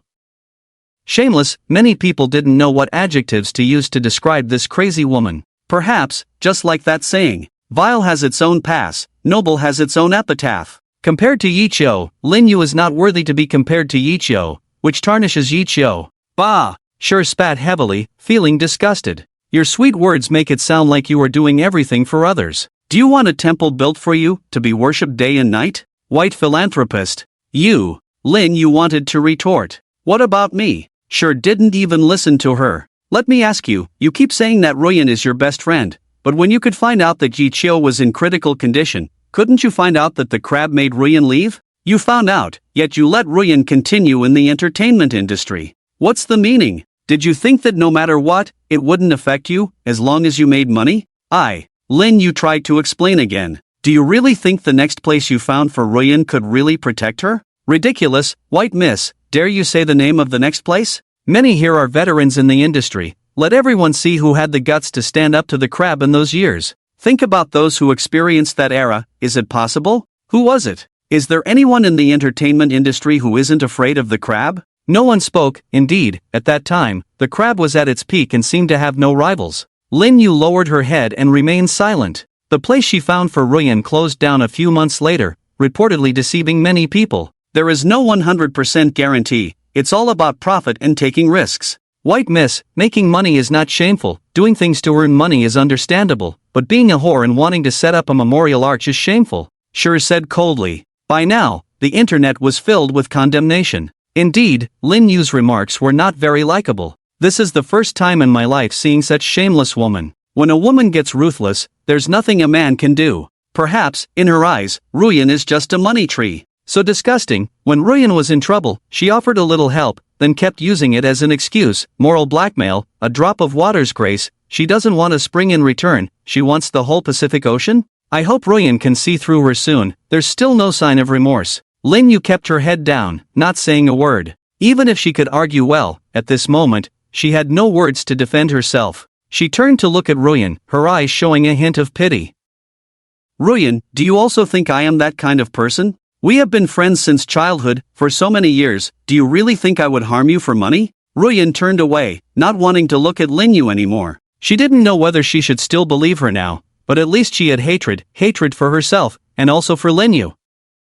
So, she didn't want to think about Lin Yu's questions now. Ruyan turned to look at the stone, no longer thinking about everything related to Lin Yu. Mr. Stone, how is Yichio doing now? Was the surgery successful? This was the most concerning question for Ruyan. Is Yichio still alive? What did the crab do later? Stone closed his eyes, no longer blaming Lin Yu. At this point, even if he killed her, what difference would it make? He began to recall everything from that year. Yichio agreed to my idea at the time and decided to go abroad for surgery. Before leaving, he went to the largest temple in the Magic City to make a wish. He said he hoped the Buddha could save him, so that he could survive this time. If he made it through this time, he would truly build a golden body for her because he really didn't want to die. He said he was afraid that Ruyan would be bullied without him. He said he really didn't want to never see Ruyan again. However, the subsequent actions of the crab completely messed up everything. The crab? Ruyan now tenses up at the mention of these two words. How much disaster did this demon-like figure bring to them?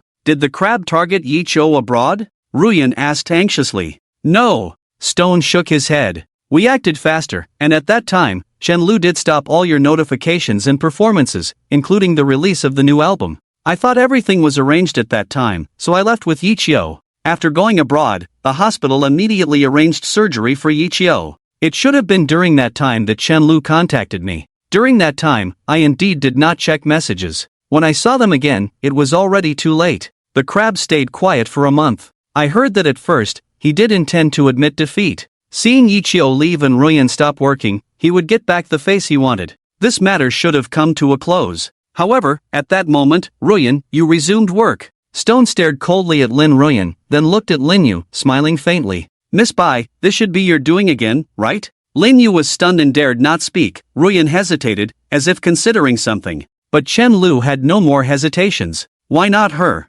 Chen Lu said coldly. At that time, I disagreed with Ruyan's return to work. No one can predict the future, but at that time, Lin Yu couldn't wait any longer. After I declined several times, they issued me an ultimatum. Do you remember that day, Lin Yu? Chen Lu looked at Lin Yu, who lowered her head even further. That day, Lin Yu came to me carrying 2 large suitcases, not to give gifts, but to threaten. She sat across from me, directly opened the 2 suitcases, and stunned me. They were full of money. I was dumbfounded, not knowing what she wanted to do. Lin Yu, with her legs crossed, I have to say, although I was the boss at the time, I really couldn't control them anymore. Lin Yu said, this is 3 million. It should be enough to compensate for Ruyan's breach of contract. General Chen, let's part ways amicably. I shook my head and asked, is this Ruyan's idea? Lin Yu said, Ruyan couldn't wait any longer either. General Chen's current approach is destroying a popular star, which no one can bear. Chen Lu sighed at this point. I admit I was selfish. I didn't want to give up Ruyan, the money-making tree,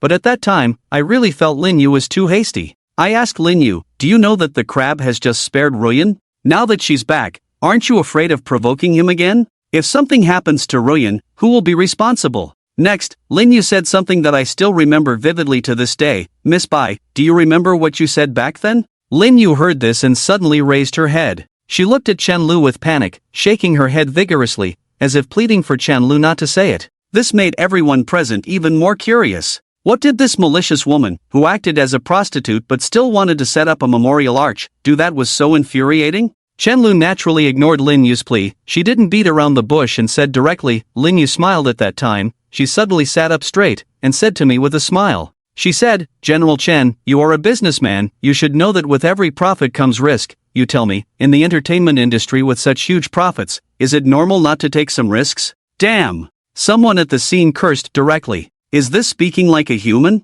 Did you guys hear that? Damn, if you want to make money, go take risks yourself. Don't take your childhood best friend to take risks. Is this even humane? Someone said indignantly. But don't say it like that. If someone knows that making money could involve risking their life, guess what they would do? This is just for the sake of money, nothing else. Someone mercilessly mocked. Chen Lu didn't care about Lin Yu being criticized. Anyway, the situation had come to this point. Let everyone judge right from wrong. Chen Lu continued, I was dumbfounded at that time. Really, I've seen a lot in the business world over the years, but it was truly the first time I heard someone talk about others' risks so casually.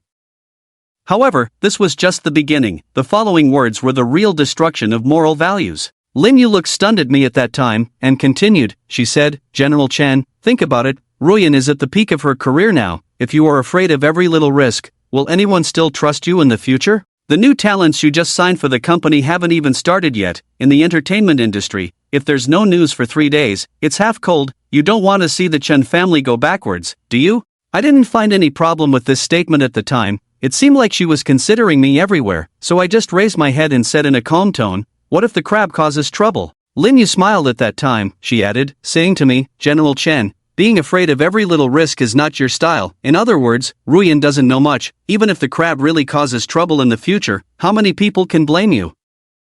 Also, General Chen, in fact, I know some things more or less. Yichio's chapter has basically ended now. How much did Yichio help Ruyan before? You know better than me. It's the truth. Half of Ruyan's value was brought out by Yichio. Now that Yichio is gone, how much value do you think she still has? You don't need to wait now. What are you waiting for? The whole scene was in an uproar. How could there be such shameless people in the world? Really, even cursing her with the most malicious words didn't relieve the anger. Hearing this, looking at Lin Yu's pale face, Sure also smiled. He didn't need to do anything. It's a live broadcast now. Tomorrow, or after tomorrow, Lin Yu's story will spread to every corner of Daxia. Have you experienced being socially dead? Tomorrow's Lin Yu will show you what real social death is like. Lin Yu is already desperate now. She no longer looks at Chen Lu with any hope, feeling a sense of giving up. Anyway, it's already like this, love it or leave it. Chen Lu naturally won't let her off. Chen Lu continued, at that time, I was really dumbfounded. Before, I always thought Lin Yu was too profit-oriented, too money-minded, but I always thought she was genuine towards Ruyan,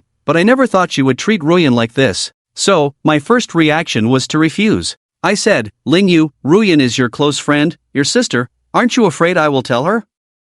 Lin Yu showed no fear at all, as if she had everything under control. She said you can go now. Lin Yu's response at that time surprised me. By using Ruyan in this way, isn't she afraid that Ruyan will abandon her once she finds out? You see, in all her plans, Ruyan is the core value. Chen Lu said slowly, but then chuckled bitterly. I was overthinking. Many things are complicated by our own thoughts, and many answers are simple. Lin Yu was sitting with her legs crossed, and with just one sentence, she completely silenced me. She said, you can go tell her. But who do you think Ruyan will believe? Mr. Chen, have you ever thought about it? Over these years, has she ever doubted what I said even a bit? So, Mr. Chen, think twice before you act. Don't end up losing everything in the end. Chen Lu smiled, admiration for Lin Yu evident in her laughter. Yes, using someone's trust, isn't that the best strategy? I agreed to Lin Yu's request for Ruyan to come back. Honestly, I didn't want to lose Ruyan as a cash cow, so at that moment, I thought, instead of letting her go to another company, it's better to keep her here until Mr.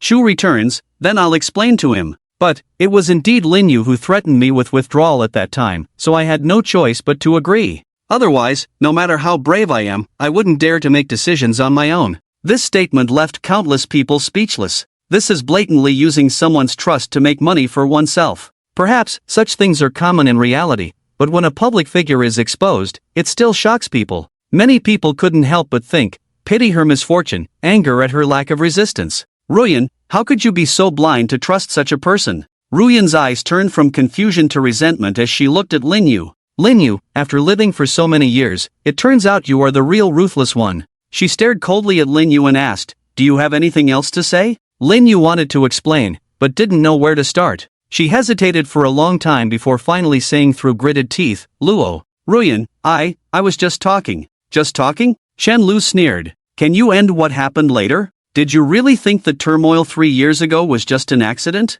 Lin Yu fell silent immediately. There were many things that had already been set in motion, and she couldn't defend herself. 3 years ago? Was it that incident? The biggest accident in the entertainment industry, where several people reportedly died? Some began to recall the scenes from back then. It should be. Although it was later confirmed to be an accident, that turmoil almost brought down both the Chen family and Lin Ruyan. Some began to lament. Surviving a disaster brings good fortune. The Chen family narrowly escaped that time, which led to their subsequent success. Some began to evaluate. However, everyone could tell that this matter was not as simple as outsiders knew. At this moment, Shirtu also whispered, yes, it was because of that incident that a series of subsequent mishaps occurred, and Yi Qiu completely lost himself. On the big screen at the press conference, scenes from the past began to play, making everyone, whether they knew or not, start to reminisce about everything that happened back then. At that time, Ruyan had just returned to work and did two things. First, she released a new song, which, like her previous songs, became a hit, skyrocketing her popularity to new heights.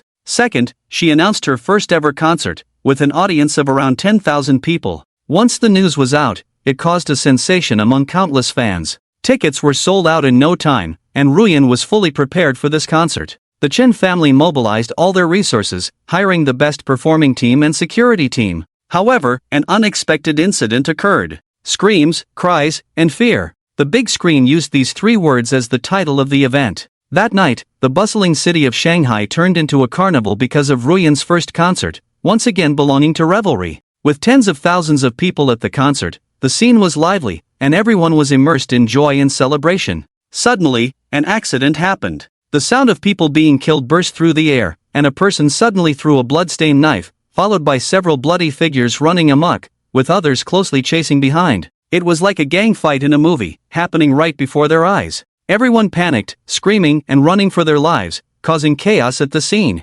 People were knocked down and trampled by those fleeing for their lives. I really thought I was going to die. One fan said. I was trampled, and I heard many people screaming and crying. A large group of people rushed towards you, others were trampled, fear was written in everyone's eyes. People shouted, there's a killer. This is one of the scariest events I've ever experienced. I will never forget this in my life, another fan said with lingering fear. In the end, the accident resulted in dozens of injuries and 2 deaths, causing a huge uproar in society. Whose fault is this deadly concert? Inadequate security system is risking lives for profit. Greedy capitalists, using fans' lives as a means to make money, turning a concert into a death trap. It is said that the Chen family saved hundreds of thousands of security costs, playing with lives. They must be severely punished.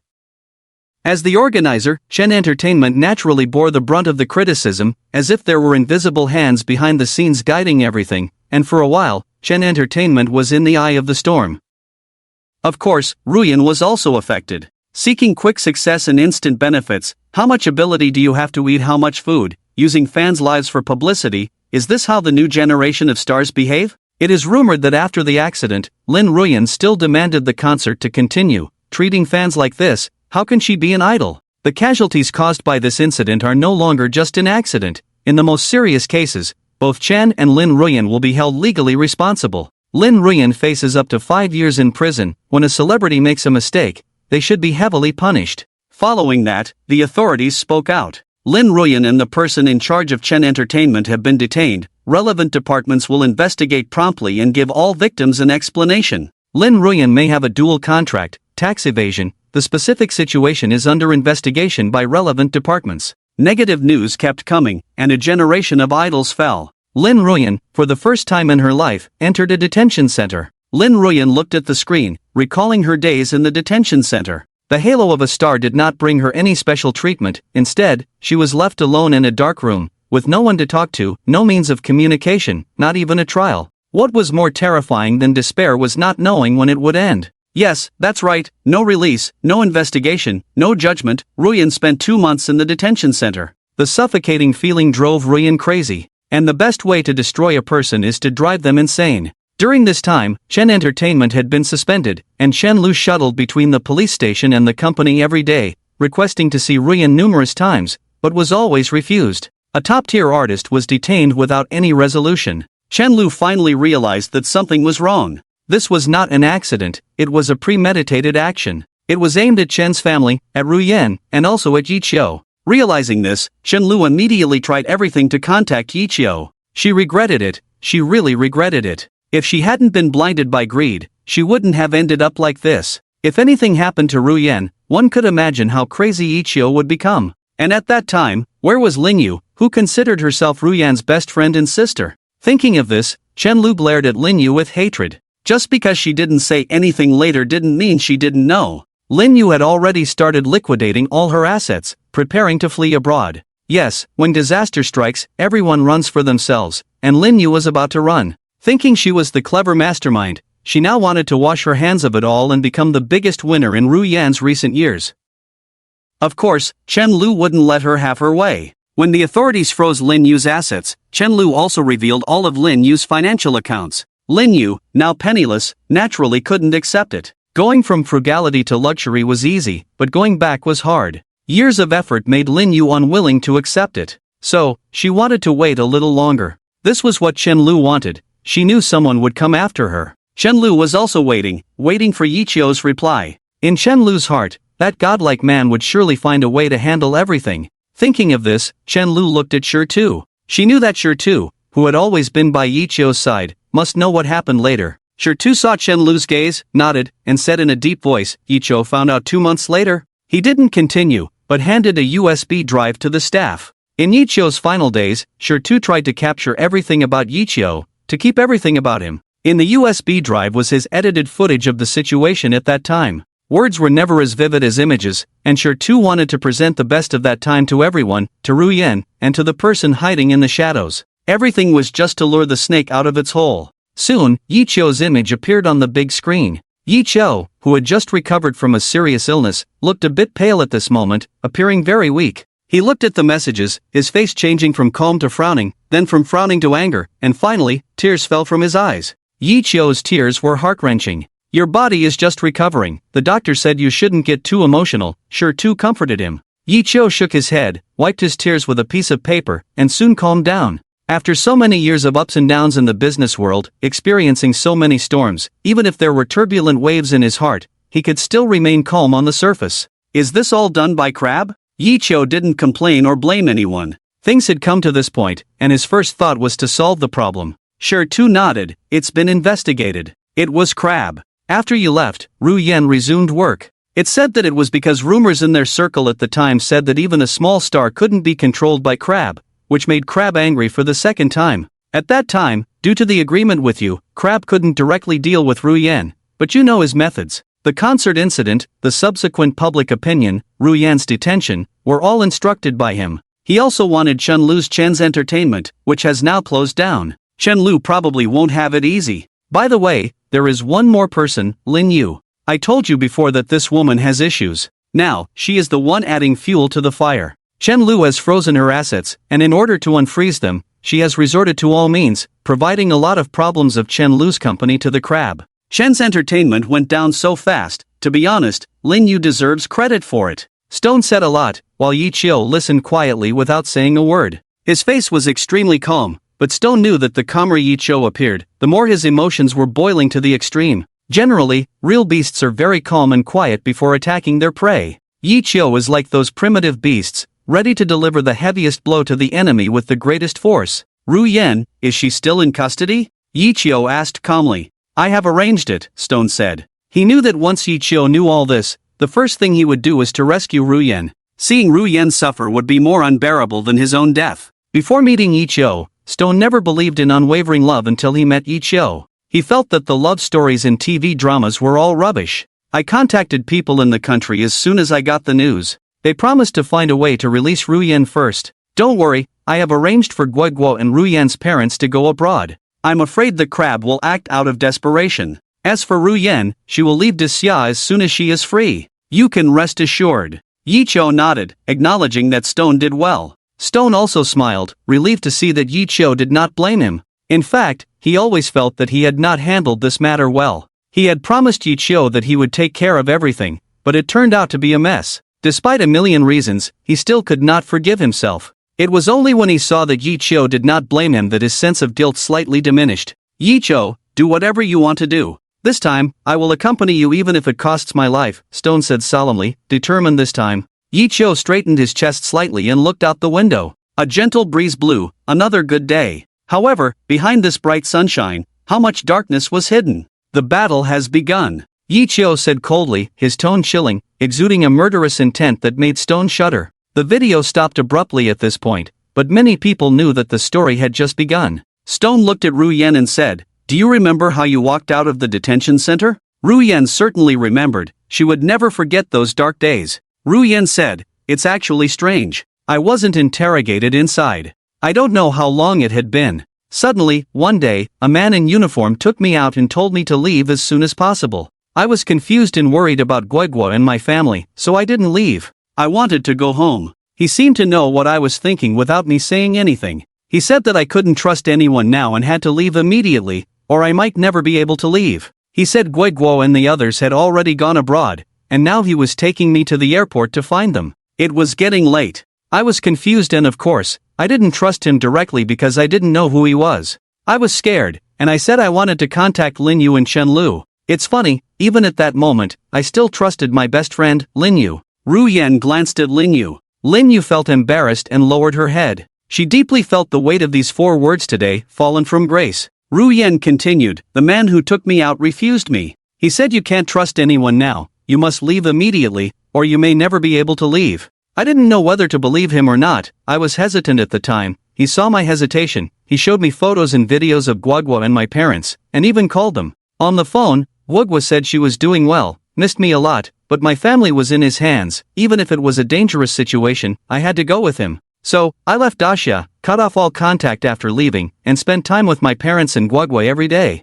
During that time, I finally found the long-lost piece. Stone nodded. All of this was arranged by him. Stone said, "Yes, to prevent the crab from finding you again, I almost hid all your information, but do you know? Yi Chou went to see you several times during that time, and from the moment he saw you, Yi Chou's war with the crab truly began." Yi Chou came? Ru Yen was somewhat surprised. She really didn't notice Yi Chou's presence at the time. Ru Yen carefully recalled, then suddenly raised her head. Could it be him? Stone nodded. "Yes, it's him." Ru Yen's eyes were full of disbelief, then suddenly turned fearful. "No. It can't be. It can't be him. How could he? How could he? How could he not stand up, right? At that time, he was always in a wheelchair, right?" Stone interrupted Ru Yen directly, his tone filled with sorrow and indignation. 3 stabs in 6 holes. Even a healthy person who has experienced 3 stabs in 6 holes, how many can come out unscathed, not to mention Yi Chou who was already ill? In a foreign country, Yi Chou's life was saved, but his legs. Stone couldn't continue. He gritted his teeth, then continued speaking. "Originally, the last time, donating blood for Guagua, Yi Chou's legs were in the process of recovery, but this time, he was seriously injured for you. Although his life was saved, these 2 legs are completely useless now." Ironically, Yi Chou, who knew all this, didn't care at all. He smiled and said, "It's okay, as long as my brain is fine, I can protect Ru Yen with it, that's enough." Stone stared at Ru Yen intently, as if trying to see something different. After a long time, he said bitterly, "Ru Yen, tell me, what is so special about you that every time Yi Chou wakes up, he only thinks of you? Sometimes, I really think you are the legendary fox spirit. You must have cast a spell on him to make him so devoted." Ru Yen shook her head, tears of helplessness flowing once again. She was unwilling to believe this fact now. Yi Chou, disabled because of her, Ru Yen. Can any amount of resentment bring back a pair of legs? Ru Yen didn't know what to say. She even felt that even saying sorry was so pale. For her, the most painful thing was this love, something she could never repay. Stone paused for a moment, then continued, Ru Yen, even so, your occasional tenderness can still melt that foolish Yi Chou. There was always a gardener in a wheelchair outside your villa at that time. You once felt sorry for him and gave him some money and food. You even said you wanted him to work at your house. Although he couldn't become rich, he wouldn't have to endure the sun and wind every day. Of course, Yichio couldn't agree. After he refused, you praised his perseverance despite his disability. If it weren't for his disability, you would have thought he was a friend from your past. Yichio asked you at that time, that friend must have been very important in your life, right? You nodded, then shook your head, saying he used to be important, but now, you only occasionally think of him, and there are no ripples in your heart anymore. Yichio was not heartbroken. After returning, he locked himself in the room for several hours. Even with no regrets in giving his all, he would still be hurt by the sincere words of the person he deeply loved occasionally. Yichio was not a saint, she had flesh and blood and would feel uncomfortable. It's just that over the years, he learned to hide. After Yichio came out, I asked him if everything was okay. He shook his head and said it was fine. Ruyan was still kind as ever, being so good to someone she barely knew. But when Yichio said those 4 words barely knew out loud, it was so heart-wrenching. Then, Yichio's eyes turned fierce, and he asked me, has Ruyan suffered a lot? I was a bit confused at the time, not knowing what Yichio wanted to say. Yichio lowered his head and said he saw it, saw the bruises on Ruyan's neck, saw the unhappiness in Ruyan's eyes. Is it okay for her to continue like this in the short term? Should we let Guagua and Ruyan hide forever? He said, Stone, we were wrong. Ruyan's roots are in Dacia. Guagua is still young and needs a normal life. She no longer has a qualified father. If they can only hide in the future, is that a lifetime? Yichio took out the wish talisman he obtained in Dacia that day, tore it with a smile. I was shocked at the time. This thing, whether believed or not, should not be offended.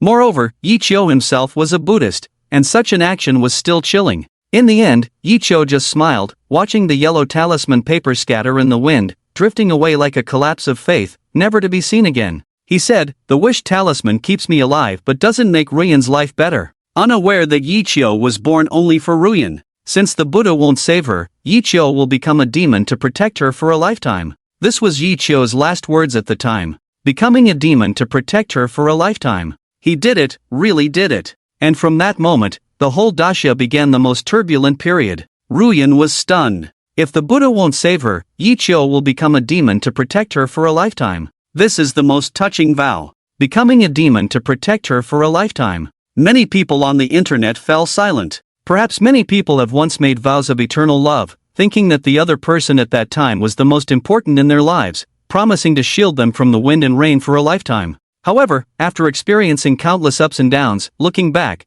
who can still take those vows seriously and say they have fulfilled them with a smile? It's just youthful recklessness, just a joke. But Yichio is truly doing it, and no one doubts his ability to do so. Some people on the internet started sending barrage messages. In fact, all vows are not impossible to fulfill, just unwilling to do so. Only when one deeply loves another person can they truly protect them regardless of life and death. Perhaps most people do not have Yichio's ability, but love knows no bounds. May every woman in the world have her own Yichio. Who hasn't had grand dreams, who hasn't once promised a lifetime of prosperity to a girl?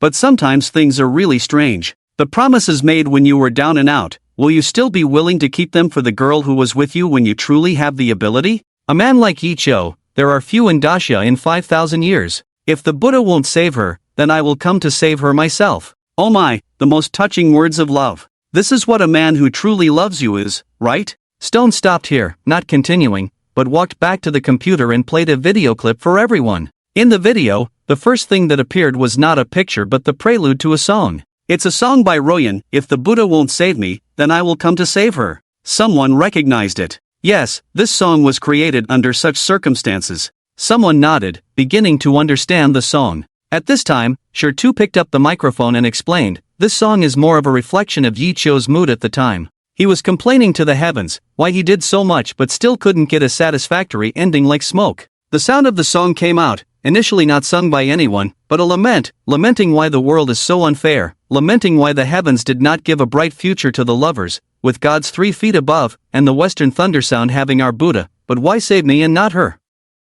Kneeling for 5 years, yet not a word of farewell, there are no more dark flowers in this temple, only a bit of enlightenment. I ask my Buddha, why save me and not her? Why? In the video, Yichio's bald appearance, after long-term treatment, his hair had long been shaved clean, he looked like a little monk, sitting in a courtyard full of Bodhi trees, questioning the heavens, questioning the Buddha, his face full of unwillingness, the heavens blind. Just this scene of Yichio not speaking made countless people want to cry. Following that, the hoarse voice of Ruyan came out, and everyone closed their eyes, experiencing the scenes of love and hatred. The chanting voice turns hoarse. She is no longer in this temple. Bodhi does not save her. Yes, 5 years ago, Yichio and Ruyen parted ways. The Buddha saves those in love, but they, one more miserable than the other. Is this the so-called good people not getting good rewards? You leave this home. Where can love and hatred be scattered? Can you still turn back, looking at your smiling face? How can you take off your robes, to return you a home? Why save me and not her? Is this Yichio's state of mind?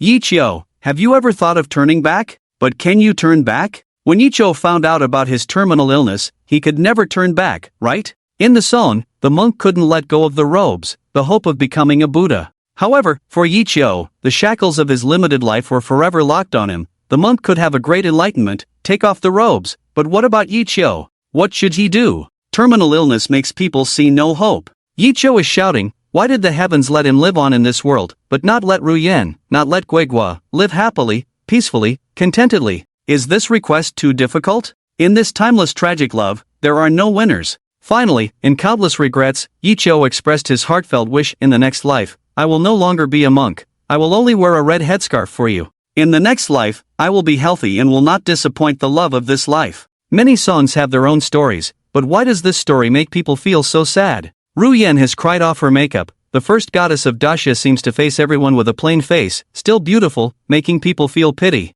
The entire video did not have many scenes. Sure, 2 edited more of Yichio's various expressions, but with these expressions, paired with the lyrics, it was enough to break people's hearts. Men shed tears without lightly flicking them. It's just not yet the time to be sad. Men and women of Dacia have not had dry eyes today. Sure, 2 then turned off the video, not rushing to speak. So, the whole scene fell silent for about 5 minutes. They all needed time to digest their emotions. Listening to other people's stories, shedding one's own tears. At this moment, who are you thinking of? 5 minutes later, Sure 2 picked up the microphone and said, Yichio said at the time that he wanted to make the crab pay for its blood debt, but everyone knows that the crab's power in Dacia was too strong at the time. Trying to move against it was almost an impossible task. Anyone can talk big, but how to do it? I have no clue. Many people nodded. They did not mock Yichio's incompetence or boasting. Instead, they deeply agreed with what Sure 2 said. Especially the older generation, in their hearts, after experiencing the tyranny of the crab, still dare to have rebellious thoughts. Yichio is already worthy of being a man. Sure continued, of course, at that time I was clueless, but for Yichio, really, besides being foolish and facing things like smoke, in other aspects, he is a genius. When I didn't know what to do, Yichio already had a rough plan in mind. At that time, Yichio asked me, why are people afraid of the crab? Is it because of the gun in his hand? Or his cruelty? Or something else? What makes people fear the crab? Everyone has their own answer in their hearts. Sure continued, when Yichio asked me at that time, I was blank at first. For a long time, I have always succumbed to the tyranny of the crab. Just the thought of it would make me afraid, but I never thought about why I should fear him. It's ridiculous. I consider myself a successful person, but still scared. Seeing me silent, Yichio continued, to defeat a person, you must analyze this person. Are we afraid of the crab because we fear those desperados around him? Maybe common people would be afraid, but are we? Or is it the fear of the crab's cruelty that would torture people to the point of wishing for death? So, what are we really afraid of? Yichio's words woke me up. Yes, these are not what we are afraid of. The only reason why the crab and Yichio dare not face each other directly is background. They are born aristocrats, with ancestors equivalent to founding generals in ancient times, and their elders are in the center of power in Dacia. To be honest, maybe any one of their cousins is a leader in Dacia. What do we have to compete with them? Money is not everything, especially at this time. What use is money? Understanding this, to be honest, I felt more desperate. We lose not because we are inferior to the crab, but because we don't have a good ancestor, which is really frustrating. Sure's face looked desolate, as if the despair in his heart at that time surged up again, making it hard for him to breathe. Yes, how to fight. Most of the people on the scene are journalists, although they are entertainment journalists, but in this industry, they know and have more contact than the average person. Not to mention the background of the crab, even some small village bullies may make it impossible for a person to seek justice. That's society. The people don't fight with the officials. Privilege exists in any era.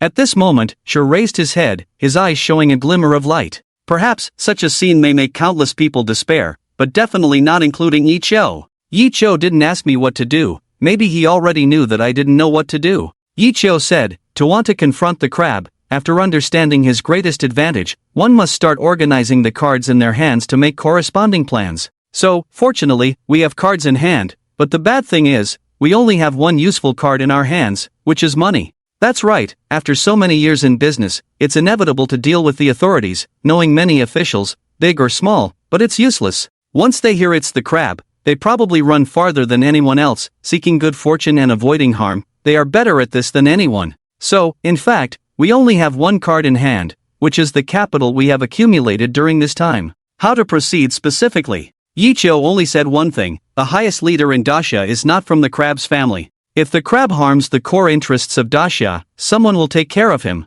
Shocked, although Shi's words were light, they immediately caused a huge stir in everyone's hearts. The downfall of the crab has always been a secret, with various rumors circulating. The most credible explanation is that the crab's arrogance offended the top figures of Dacia, leading to his downfall. However, the specifics have never been revealed, only endless rumors. Could it be that today, the truth behind one of the most talked about events in Dacia in recent years will finally be made public? Everyone is interested. This gossip is much more intriguing than celebrity scandals or plastic surgery stories. Taking a sip of water, Stone didn't keep everyone in suspense and said, "The first thing Ichio asked me to do was to liquidate all the funds, which is why companies like Penguin and Douyin no longer have shares owned by Ichio." After securing the funds, Ichio first investigated all the assets and investments under the crab's name. Interestingly, the crab's industries mainly consisted of two types. The first was the entertainment industry, where the crab had moved beyond small-scale businesses and focused mainly on the film sector. At that time, he almost controlled 80% of Dacia's cinemas and film approvals. There was a saying in Dacia at that time: if you wanted your film to be screened, you didn't need to ask the authorities, you had to ask the crab.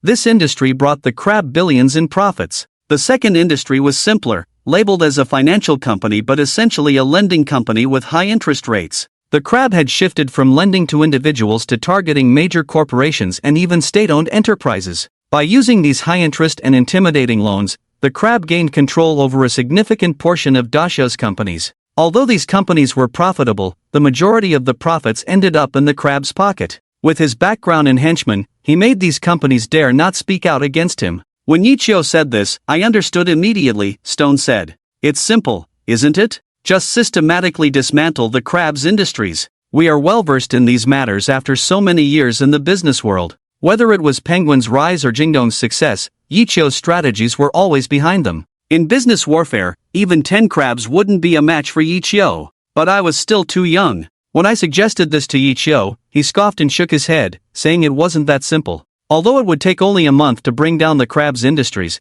the real challenge was how to make his backers turn against him and defeat him. That was the real task. Yichio's idea was straightforward: make the crab's backers abandon him or find a force stronger than the crab to eliminate him. It sounded simple, but in reality, it was a daunting task. The crab's backers were his family, his grandfather, father, all blood relatives. Who would abandon such ties? There is no alliance stronger than blood relations. So, that path was definitely a dead end. Of course, there was another way: find a force that could rival them and take down the crab. I understood this instantly when Yichio mentioned it. He wanted me to liquidate all the stocks to use the money to settle everything. Who wouldn't be tempted by assets worth billions? Money can make the devil turn the grindstone, isn't that the truth? At that time, I was very confident that Yichio had a plan, but... Sigh. Stone sighed deeply, revealing a sense of profound helplessness.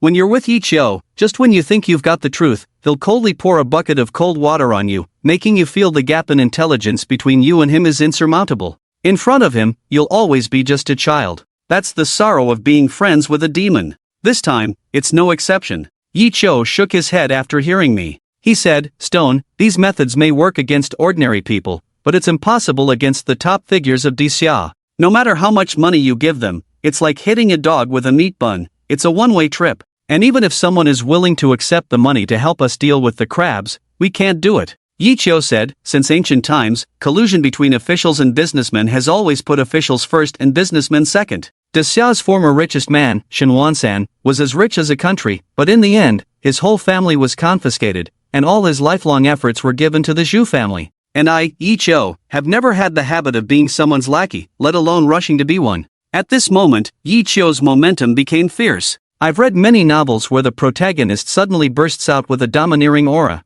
making all the supporting characters kneel before him. I've never believed in such things, but that day, Yichio made me see that aura that made me want to kneel before him.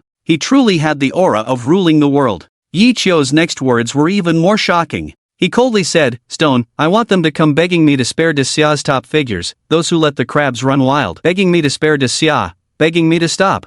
I want them to use the crabs' lives to appease my anger." When an ordinary man is angry, blood splatters 5 steps. When Yi Chio is angry, 1,000,000 corpses will fall. 1,000,000 corpses will fall when Yi Chio is angry. How arrogant, how absurd, but at that moment, I believed. Many people on the scene were also shocked. Who is Yi Chio, really? In this era of peace, in this era when the top of Dixia has absolute power, why does he speak like this? What qualifications does he have to say such things? However, many people began to recall everything that happened in Dixia at that time. Some things, once remembered, quickly changed many people's expressions. Could it be that, back then, that year, it was him? Many people found it unbelievable. Indeed, there was an incident back then that almost shook the foundation of Dixia. Even now, many people still shudder at the thought. In the end, when the matter passed, the authorities did not provide a perfect explanation for what happened. Many people speculated that it was the doing of beautiful country, as they were afraid that Dixia's rise would affect their dominant position on Blue Star. The reason for suspecting them was also because everyone felt that only beautiful country had the ability to stir up such a storm. Now, Stone tells them that it was the doing of one person, which was as shocking as a magnitude 10 earthquake to them. How could one person have such great power? Stone no longer beats around the bush at this point. He takes a sip of water and continues, "Yes, indeed, these were all done by Yi Chio. Yi Chio once said he wanted to become a demon, and during that time, he was a demon. And it was from that time that I realized I didn't really understand my childhood friend, his connections, methods, everything. This time, everything truly revealed itself to me. Cashing out quickly, at that time, companies like Penguin were already hot commodities, so once someone sold their shares, there were countless people vying for them. Yi Chio didn't target the crabs directly, but first aimed at the city of Modu. Yi Chio didn't seek any connections. He said, "No friend will act rashly until they see your true strength." So, the first thing Yi Chio had to do was completely disrupt Dixia's stock market and make Dixia's listing a joke. The reason for choosing the Magic City is simply because it is the economic center of Daxia. If the Magic City is in chaos, then half of Daxia will be in chaos. Yi Chio's approach is very simple, just the simplest way of selling off and controlling the holdings of the house. However, the targets that Yi Chio went after were particularly ruthless. He chose only foreign companies, not even joint ventures. Real traders never fight alone, they will find their allies through various means. By shorting the stocks of foreign companies, causing turmoil among them, and even releasing rumors that the foreign companies are unstable internally and ready to withdraw at any time, making the foreign companies anxious. Then, diverting trouble to the east. During this time, raising the market value of similar enterprises, especially those with official backgrounds, even without evidence, would these foreign companies suspect foul play? And there are not many in Daxia capable of pulling off such a move. Today, there is only one chapter, owing you 2 more. I will try to make up for these days. Wow, tomato readers are so kind, not even urging for more updates, so touching. Everyone was a bit confused by this point. Mad, suddenly switching from a romance movie to a business warfare movie, the gap. The brain really can't turn around for a while. Stone didn't explain much. Business is very complicated, talking endlessly, no one likes to listen. Now, everyone just needs to know the results. Stone continued, the first phase lasted about a month. At that time, in the Magic City, dozens of foreign companies suddenly encountered problems, their stocks plummeted, while many joint ventures or similar local enterprises in Daxia saw their market value skyrocket. This made these foreign companies smell something unusual. Then, all these things pointed to one person, Crab. Hit the snake at 7 inches. Yi Chio was really smart in choosing enterprises. Those profitable enterprises almost all had some connection to Crab, and Crab, relying on his famous reputation in Daxia, everything fell into place naturally. The executives of these foreign companies may not be very capable, but they are excellent troublemakers. Soon, various embassies around the world received all kinds of complaints. They all complained that they were treated unfairly in Daxia,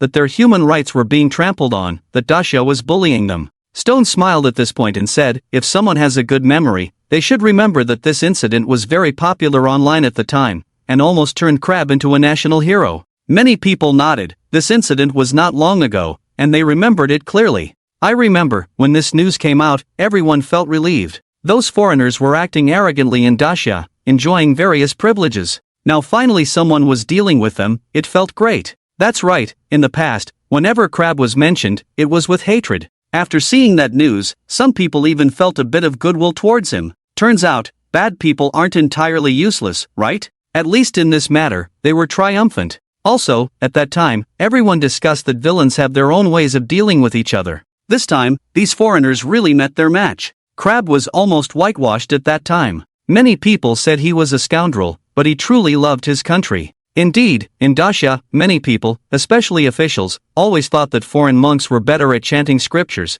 and white-skinned people were nobler. Terms like worshipping foreign things were not enough to describe these people. As a result, these wolves disguised as foreign businessmen in Dacia were making money from the people of Dacia, drinking their blood, yet flaunting their power in front of them, cursing the people of Dacia. They called the people of Dacia pigs, and those working in their companies could only be treated like cattle and horses. In this way, this group of Dacia people who can be used as oxen and horses still feel superior in every way. This pathological phenomenon has long been accumulated among the people. Therefore, when this incident occurred, the crab instantly became a national hero in the hearts of many people, challenging the top foreigner, and received countless applause and cheers. Stone continued, yes, at that time, public opinion left me dumbfounded. There was a moment when I even thought Yi Chio had done something wrong. Isn't this helping the crab? He just sits at home, does nothing, makes money, and gains a good reputation. Is there anything more comfortable in the world? Yi Chio just smiled at the time, laughed at my short-sightedness. He said his first step was successful, and the effect was even better than expected.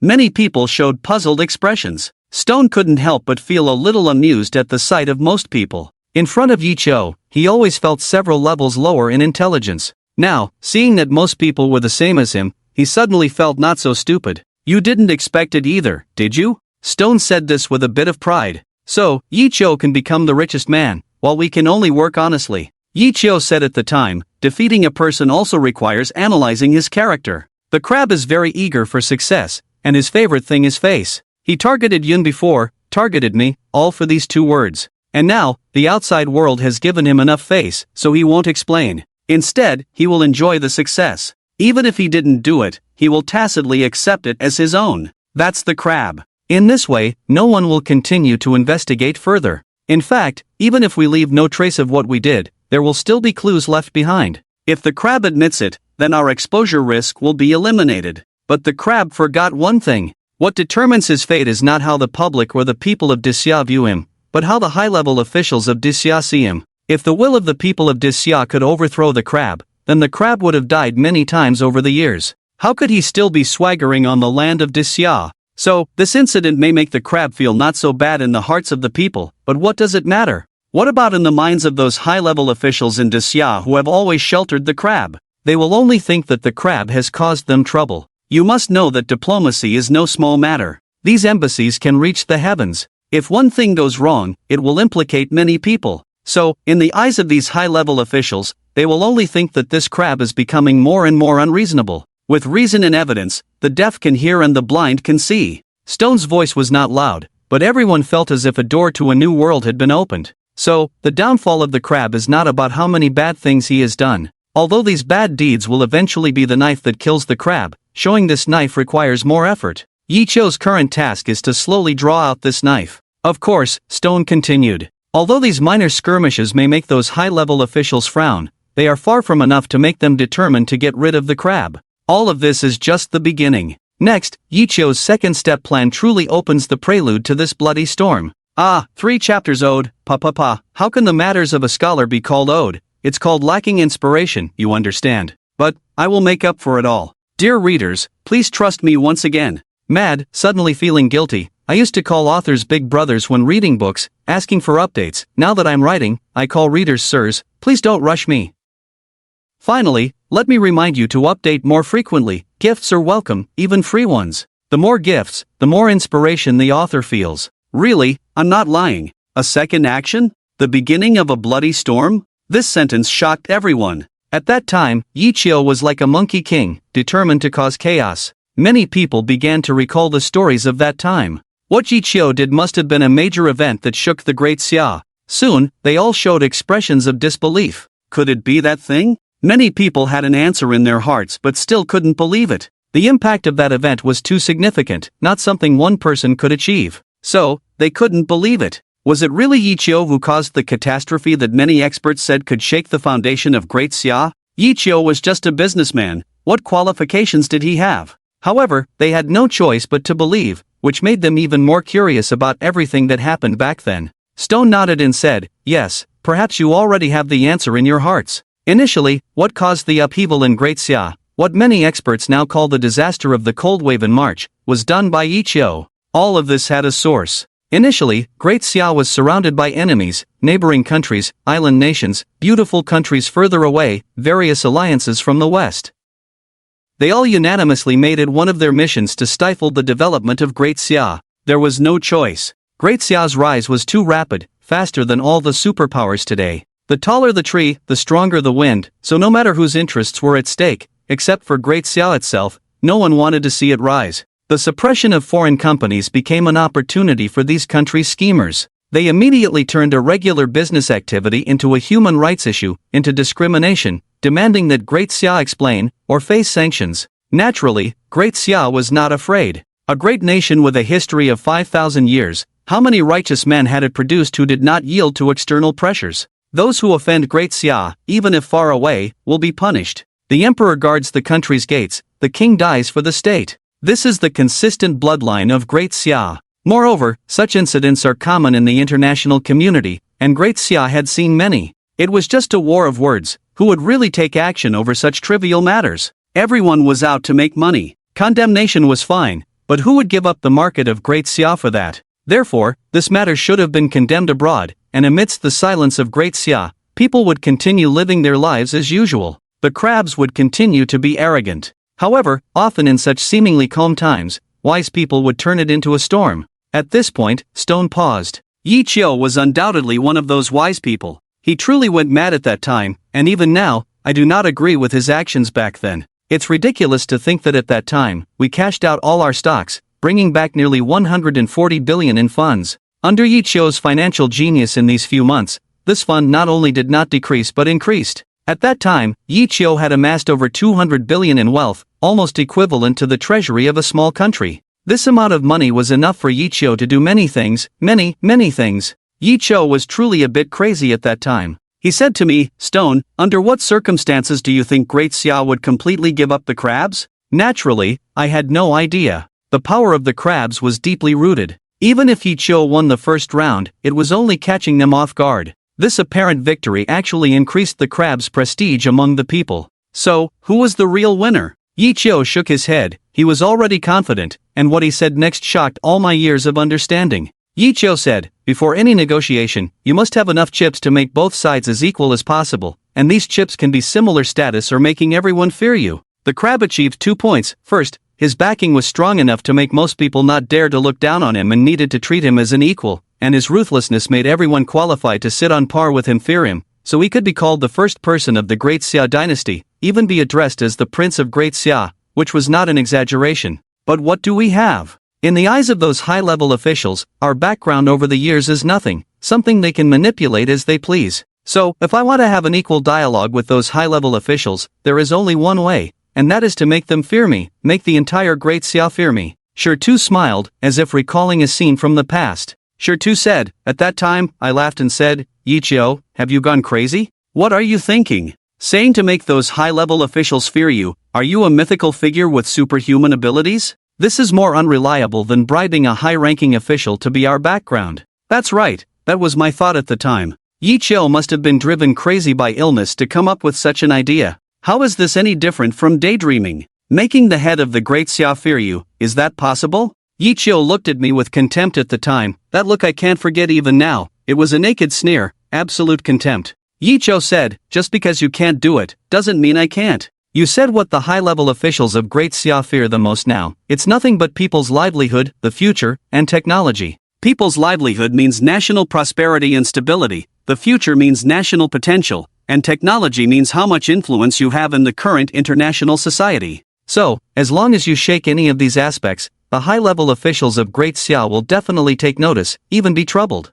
Indeed, until now, these three issues are the top priorities for all countries on Blue Star." I asked Yi Qiu, "Where do you plan to start?" Yi Qiu smiled, laughing at my foolishness. "Why choose one, why not all three together? When all the problems pile up, the high-level officials of Great Xia will feel the pain. They will have to cut off the dog they have raised themselves, and then, Great Xia will have a new world. And what I am doing now is just the darkness before dawn. To succeed, everyone must go through this absolute darkness. Finally, let's have some gifts for more updates, and then, dear readers, let's break the book drought. Thank you all. How to do all three? Everyone is pondering this question. People's livelihood? Future? Technology? Cut off the people's livelihood of Great Xia? Destroy the future of Great Xia? Let Great Xia fall behind in technology? Which one is something a normal person can achieve? Or rather, is this something that humans can do? Normally, even after drinking 3 caddies of fake alcohol, one wouldn't dare to boast like this with a flushed face. It's more fantastical than saying Great Xia is mine after drinking too much.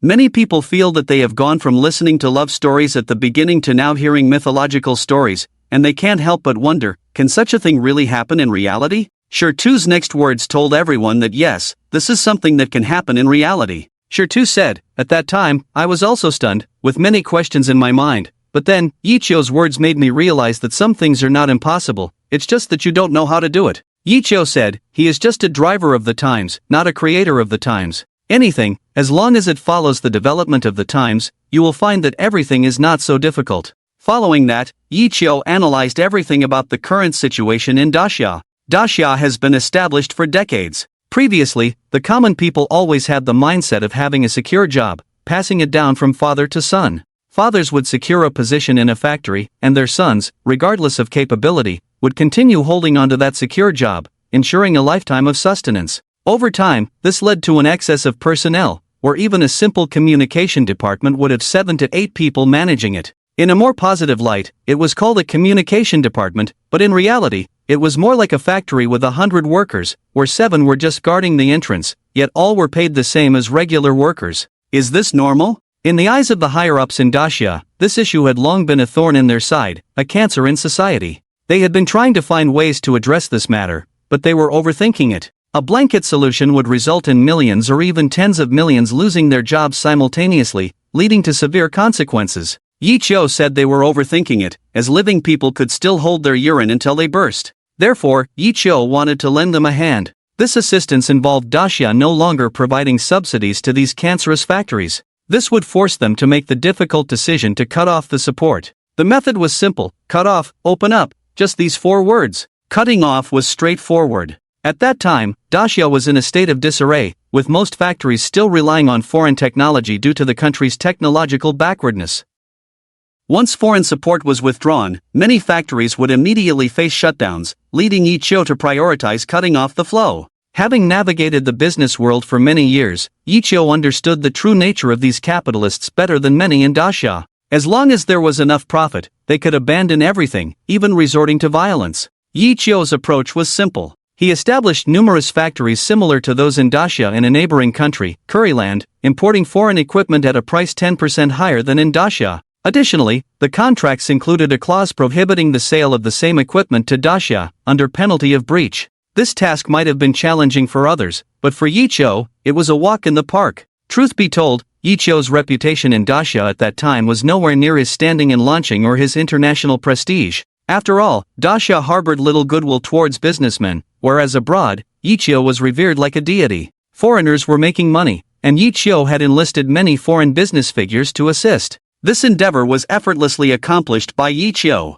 Consequently, local enterprises in Daxia encountered unprecedented challenges. Almost all top-tier manufacturers worldwide rejected their cooperation. The Daxia factories were dumbfounded as their long-standing issues came to light due to the foreign technology blockade and their lack of innovation. Many of Daxia's factories had invested heavily in machines that had become worthless due to the tragedy of technology being controlled by others. A simple departure from the foreign party could result in significant losses for Daxia. Of course, Daxia did not sit idly by. They began seeking alternative solutions to find substitutes for the technology. However, they were soon proven wrong. Products made with inferior technology not only suffered a severe decline in quality but also failed to gain traction in the market, leading to the dilemma of producing goods that couldn't be sold. This left many people at a loss. With so many employees in a single factory, totaling tens of thousands, they couldn't remain idle forever. Who would pay their salaries? The Daxia government continued to provide subsidies, but how long could they sustain this cancerous issue?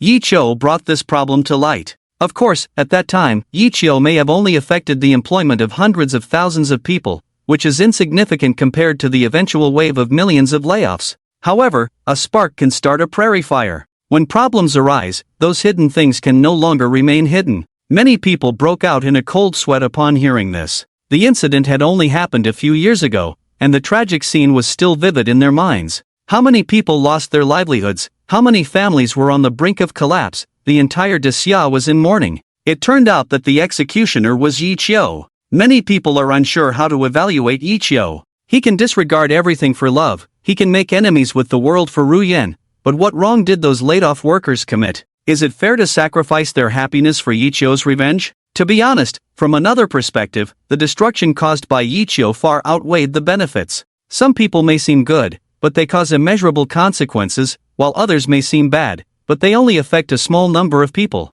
Who can judge which is more serious? So, did Xia decide to lay off everyone at that time? Someone asked. Is the truth of this matter really that simple? Tu shook his head. Of course, it's not that simple. Yi Qiu is challenging a country. He wants to have an equal dialogue with a country. The game has just begun. Yi Qiu mentioned 2 points. The first is to cut off the flow, and the second is to open up. And how does this plot confront me? I have consulted a lot of information and tried to write it logically. After all, the author is not an economics graduate, so please don't scold me for any inappropriate parts. You can correct me. Lastly, I want to urge for more gifts. Money is not necessary, just give me the one that generates electricity for love without spending money. The author is really clever. Also, today is not overdue, there are still 3 chapters left, not 5 chapters, not 5 chapters, not 5 chapters. Important things need to be said 3 times. Also, if there are any typos, please let me know.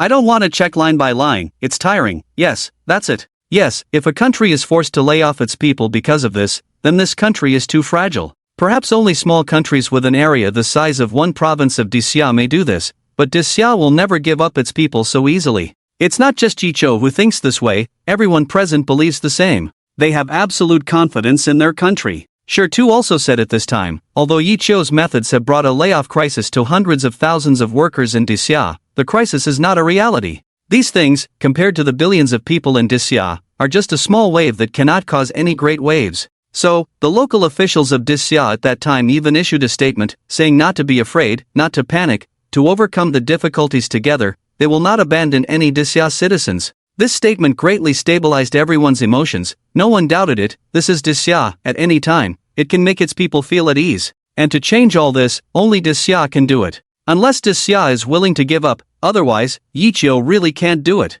What Yi Qiu wants to do is to make Xia choose to give up. This is not an easy thing, but Yi Qiu really did it. Tu sighed and said in a deep voice, sometimes, I really want to see what Yi Qiu's brain is made of. At that time, Yi Qiu used just a small action to make Xia give up those hundreds of thousands of people. Many people began to be curious. This was definitely a groundbreaking move. From ancient times to the present, no one has ever attempted to single-handedly confront everyone. How did Yi Qiu manage to do it? It's actually very simple. Tu said. Yi Qiu, just uncovering all the truths and then telling Xia that the tumor will not become harmless because of its kindness. It will only grow bigger and bigger until you are powerless to resist. The best way to fight the tumor is to cut it off quickly, even though it may be more painful at that time, but it will be a permanent solution. At that time, Xia was actually divided into 2 factions. One faction focused on saving the market, supporting Xia to continue providing funds to revive these enterprises. The other faction believed in tit for tat, just getting rid of this burden. The 2 factions were at odds, and at this time, several messages from abroad shook the country. The first message was a large-scale return of goods, with multiple countries returning the products manufactured by Xia that they once prided themselves on. The reason was that the product quality was substandard. Xia naturally denied it, but ultimately, under the notarization of an authoritative third party, the second and third tests showed that all products manufactured by Xia were substandard. Those in power were dumbfounded, completely dumbfounded. They didn't understand why those people in the country, who received large salaries every year, with 5 people doing the work of 1 person, only produced such results. They couldn't figure it out. Why do they think it's natural for the country to treat them better? Is it really a case of gratitude turning into resentment? This incident may not have attracted much attention in Xia, but it triggered deep thoughts in many people. The simple truth that 3 monks have no water to drink was once again valued by some people. Of course, behind this return incident was the shadow of Yi Qiu. Following this, Yi Qiu did a second thing. He, as the #1 manufacturer abroad, as a foreign company, requested cooperation with the Xia authorities to jointly develop manufacturing technologies that Xia did not have, and to share research results. At that time, Yichio promised to provide them with some technical data that could save Xia several years or even more than a decade, which was a huge temptation. Behind the temptation, Yichio's request was for a large amount of capital investment. Finally, the Xia authorities made a decision to abandon the current factories and start their own research and development. The source of funding for independent research and development was the blood money that was originally intended to be given to them. They are not worthy of this money. At this point, many people were still confused. They didn't understand why Ichio did so much. Wasn't his goal to defeat the crab? What does doing these things have to do with the crab? Someone asked. Mr. Sure, was Yichio retaliating against society at that time? Unable to deal with the extremely evil crab for the time being, did he first target these innocent civilians? Yes, isn't this typical of bullying the weak and fearing the strong? What mistakes did these workers make? As the accusations rose, Sure just smiled, raised his hand, and gestured for everyone to be quiet. He said, yes, everything Ichio did was to deal with the crab. He wants to ruin the crab's reputation. Everyone knows that this time Ichio targeted only a part of the factories, and these factories all had shares of the crab. The factories with official backgrounds receive huge subsidies from the country every year. Only a small part of these subsidies goes to the workers, while most of it goes into the pockets of the crab. So, just because of these actions that can harm the crab, Ichio harmed so many innocent people? Someone asked. Some things have different rights and wrongs from each person's perspective, but Ichio's involvement in the mass layoff frenzy affecting hundreds of thousands of people still made many people unhappy. This incident is not too long ago, and they all remember the scenes from the beginning. How many people have been ruined by that unemployment? How many have fallen into idleness on the streets? And how many families have been torn apart with wives leaving and children scattered? Perhaps, this is just a simple game for the so-called big shots and wealthy people, but it truly hurts the lives of countless people. Yichio is a more ruthless executioner than a crab, someone said harshly. The speaker was a young journalist who had just graduated from university and was still in the internship stage. He also had another identity, that of the son of a middle-aged man who lost his job during that time. Originally, his father was a minor official in the factory, and he had a carefree life since childhood. He had not planned to start working immediately after graduation but intended to study abroad. However, his father's layoff ruined everything, destroying the brighter future he had already planned. The main culprit of all this was the person in front of him, Yichio, who others called the Prince of Love. Yes, Yichio's love has become twisted and distorted. For this love, he has become blind to any means, blind to harming more people. Just like the historical figures who played with fire and harmed the vassals, didn't they love Bao Si? And the emperors who neglected court duties, didn't Li Longji love Yan Yuhuan? However, they are still sinners, their love harmed more people, another scholar-like person self-righteously said. The last layoff storm did not affect this self-righteous scholar, but he felt he should say a few words. At that time, there were countless reports and videos depicting the grim situation at the time, and he felt that regardless, all of this was wrong. It turns out that some people really fight against the world for love. I don't understand the people's livelihood or the economy, but I truly envy Ichio, who is someone who loves him so much. Of course, many people also spoke up for Ichio. In their eyes, nothing in the world is more important than a grand love story. This most beautiful emotion in the world is worth any sacrifice. At this moment, Ruyan's eyes were already red from crying. She was not that great and did not hate Ichio at all. Even if everyone in the world hated Ichio, she had no right. If Ichio did something wrong, then 80% of those wrongs should be borne by her. A beauty is a disaster, referring to women like her. However, at this moment, besides being heartbroken, Ruyan surprisingly felt a sense of happiness. Having a man willing to give everything for you might be a kind of happiness in itself. Facing everyone's accusations, Stone shook his head. He slowly said, no, Ichio is not a bad person. Even if he caused tens of thousands of people to lose their jobs, he is not a bad person. Stone's words were slow and firm, with an unquestionable tone. Yes, in his heart, Ichio would always be the great hero for the country and the people. He never forgot that he was a citizen of Dacia, and his patriotism far exceeded the keyboard warriors who talked big in front of screens and the scholars who had just questioned him. Even if he caused tens of thousands of people to suffer, it was for a better tomorrow. If the incident didn't happen, you would never know how severe the consequences could be. Ichio may have saved millions or even tens of millions of people with the sacrifice of tens of thousands.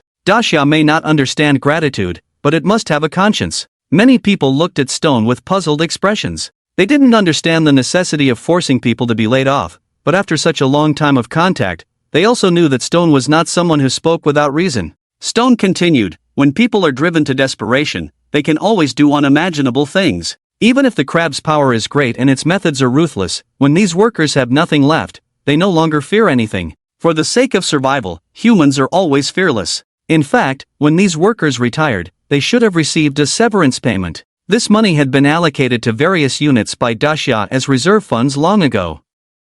In addition, the retired personnel's accumulated wages and bonuses over the years. When the factory was operating normally, they could tolerate temporary delays. After all, losing their iron rice bowl due to impatience was not worth it. However, when everyone was laid off, this money became their lifeline. In order to survive, they dared to fight against everyone. However, one can also imagine that given the crab's character, this money had long been squandered by him. In the short term, he could not make up for this deficit. Of course, it is also possible that the crab simply did not care about these common people. Having lived in elite circles since childhood, the crab always believed that decisions were made from the top down, and the lower-class ants were just there to be stepped on. Little did they know, a multitude of ants can shake a tree, and even a commoner can be provoked. Initially, when only 1 or 2 factories and a few hundred people were causing trouble, the crab resorted to violence, letting his henchmen wield clubs and create a scene of bloody tranquility. However, the crimson blood ignited everyone's anger, especially those who could not survive.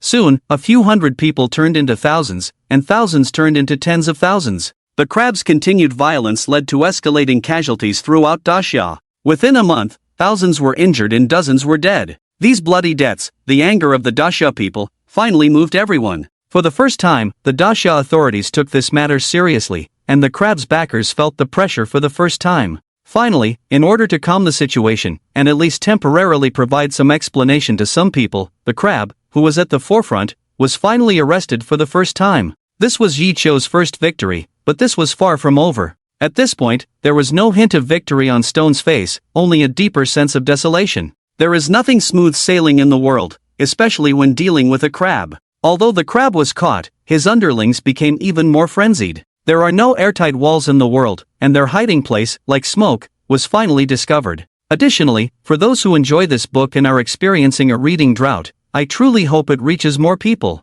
Smoke, do you remember that day? Stone asked quietly. Smoke nodded. Of course she wouldn't forget. That day could be said to be the most thrilling day of her life, perhaps even more dangerous than drinking with the crab. But on the day of drinking, she was almost in a state of unconsciousness, not knowing what had happened. But that day, she truly felt everything. Smoke began to recount everything that happened at the beginning. With Smoke's voice, the story of that day seemed to appear before everyone's eyes. It was an autumn day, even though they were abroad, the fallen leaves still covered the entire yard. Smoke's family was sweeping the fallen leaves, and little Guagua, who had just learned to walk, was clumsily stepping on the thick leaves, looking adorable. What a cute child. Are you all from Daxia? Suddenly, a voice came, and the familiar language made Smoke's family raise their heads. A middle-aged man in a suit and tie, with a gentle appearance, stood outside the yard, smiling at Smoke's family. Being a stranger in a foreign land, seeing familiar faces from Daxia, several people inexplicably felt a sense of joy.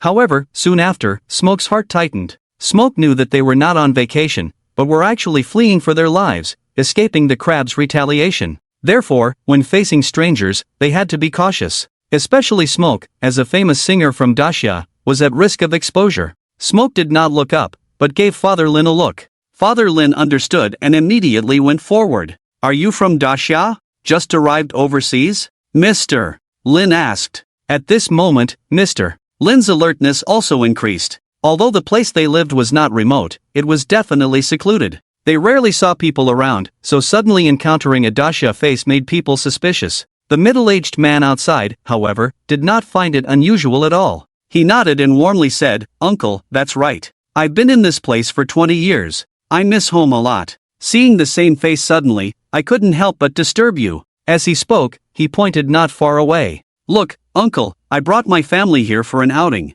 They are over there. My wife is also from Daxia. It's not easy to meet someone from the same roots in this place. Mr. Lin looked over there and finally relaxed. This should be a passing fellow villager. If they had come to find them, how could they bring their whole family? It was inconvenient. Realizing this, Mr. Lin suddenly felt a sense of familiarity in a foreign land. Although he didn't know the person in front of him, they shared the same ancestry, making them akin to relatives in this place. Soon, Mr. Lin invited them to his home as guests and even prepared hometown dishes to entertain them, setting the stage for the tragedy that followed. That night, just as they were about to go to bed, suddenly, 5 or 6 strong men broke in, intending to abduct the whole family. A family of orphans and a widow, they were no match for them. Watching them about to succeed, Ru Yan also fell into deep despair. At the critical moment, sirens suddenly sounded outside, followed by a group of people rushing in, engaging in a fight with the 5 or 6 men. The people from Daxia were skilled, but the newcomers were not weak either. Soon, the people from Daxia found themselves at a disadvantage. "Don't mind us, take that child away. Otherwise, everyone stays here," the leader shouted. Knowing the methods of the people from Daxia, at this moment, as long as they could take Guigui away, it would be a victory. The big man closest to Guigui didn't hesitate and found an opportunity to rush towards Guigui. Ru Yan, anxious, fueled by maternal love, suddenly exerted force and rushed towards Guigui. She couldn't let anyone harm her daughter. The big man, seeing Ru Yan blocking his way, pushed her forcefully against the wall, causing blood to flow. Ru Yan paused here. She closed her eyes and continued. "Later, with the arrival of the police and those who protected us, Guigui and my parents were safe. I was taken to the hospital. The doctor said my eye was injured in that impact and needed to be covered with gauze for a few months to avoid affecting my vision. So, I probably lived as a blind person for 2 months, but fortunately, my family is fine." Ru Yan narrated a thrilling story in a casual manner, with a sense of surviving a disaster in her tone. Many people on the scene breathed a sigh of relief. Knowing that everyone was safe was the greatest luck. At this moment, Stone coldly smiled. "Really fine?" He looked at Ru Yan, staring at her eyes. Bright and beautiful, yet deeply melancholic. These eyes were truly beautiful, beautiful enough to make one feel heartache. Stone shook his head coldly, saying, "It's not that simple." Ru Yan raised her head abruptly. "Is there more hidden story?" Ru Yan asked. To be honest, after experiencing these 2 days, what she feared most now was Stone saying this sentence. Often, the aftermath of this sentence was a cruel story. She really didn't want Yi Qiu to suffer any more harm. Stone continued to look into Ru Yan's eyes, somewhat mesmerized. "How beautiful eyes, so pretty, but, like smoke, do these eyes belong to you? Do these eyes belong to you?" A stone stirred up 1,000 waves. Many people suddenly thought of something, shaking their heads in disbelief. How could it be possible? Whose eyes could they belong to if not one's own? Like smoke trembled all over at this moment, she suddenly thought of something. At that time, she had undergone eye surgery once, and the doctor told her it was just a minor surgery, but that surgery lasted nearly a day. At that time, she didn't think much about it, but now, could it be? Like smoke dared not think further. She looked up in horror at the stone. The stone did not speak, but took out the scumbag diary from yesterday again, flipped to a certain page, and began to read on. The stone opened the diary, looked around, his eyes filled with sadness. The diary in his hand seemed heavy, making his whole hand tremble. June 1st, today is Children's Day. The stone read slowly, each word very serious. "I never thought I could live to see Guigui celebrate Children's Day. I wish I could accompany her through all the Children's Days, even sing a song for her at her 18th birthday. I bought an insurance for Guigui this Children's Day, enough to ensure her a worry-free life. Guigui, forgive Daddy. Daddy can't be by your side, don't know how to love you, can only do these insignificant things, but Daddy loves you, no less than anyone else." June 7th, today's weather is very good, no, very bad. I don't know why God is so unfair. Is it not enough to torment me alone? Why do you have to torment my wife, daughter? Why, I have done my best to protect them. The stone told me that the situation of like smoke is very bad. I feel like I'm back to the day when I first learned about my illness. I don't blame anyone, only blame myself for not doing well enough. May heaven bless them, safe and sound.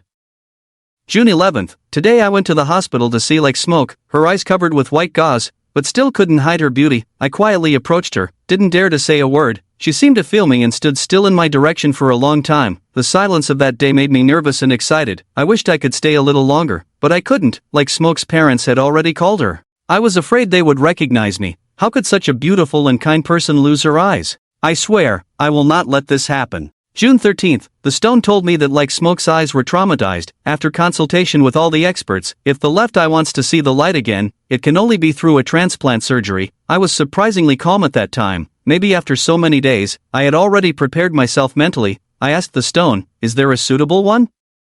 The stone said there must be. After all, we are so rich, we can buy it. Sometimes, money is really a good thing. June 15th, the matching is very difficult. although it has only been 2 days, we have searched all the resources in the world, but still got nothing. The stone said, don't worry, this thing is like winning the lottery, you never know when it will happen, good people will have good luck, we will definitely find it. I said, it's okay, don't worry, I know he is comforting me, I just don't want to worry everyone. June 17th, today, I secretly did a test to see if my match was suitable. Actually, I knew the hope was not great, but I couldn't help but want to try. What if? Right, never give up any hope. On June 19th, I don't know if it's a cause for joy or sorrow, but my tissue type actually matches Ruyan perfectly. When I received this result, I was truly happy from the bottom of my heart. The doctor said, Mr. Chu, you need to consider carefully, the outcome of the surgery is irreversible, no one is willing to sacrifice for others, even if that person is terminally ill. I smiled, I feel that this result is really good, doesn't it just prove that we are a perfect match made in heaven?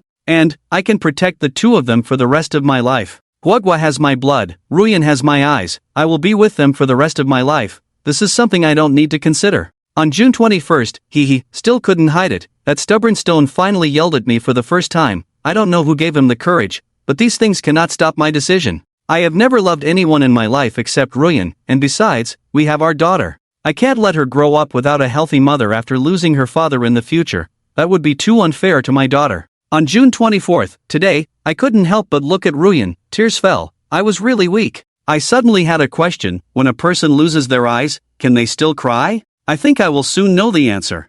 I looked at Ruyan, feeling calm and happy, having you in my life is enough, really, even if you are not by my side to protect me, you are in my heart, close by, guarding my heart. I reach out my hand, hoping to touch your face, but you are far away, whether it's clear or blurry, I rub my eyes to look carefully, as long as you are there, it's fine, let me protect you, even if it's only in my heart. On June 27th, the surgery is scheduled for a month later, I deliberately delayed the time, not because I crave these few days of light, but because I need to take responsibility for something. I once caused hundreds of thousands of people to lose their jobs, I must see it through. Today, I handed over the first manufacturing technology that Daxia lacked to the Daxia authorities. I told them, let these people learn, adapt to survive, they should live on. Daxia still has people who understand, they thanked me sincerely. They said, Mr. Chu, thank you for saving Daxia from a disaster. In fact, many people know that if these factories continue like this, in less than 2 years, there will be millions of job losses, tens of millions of broken families.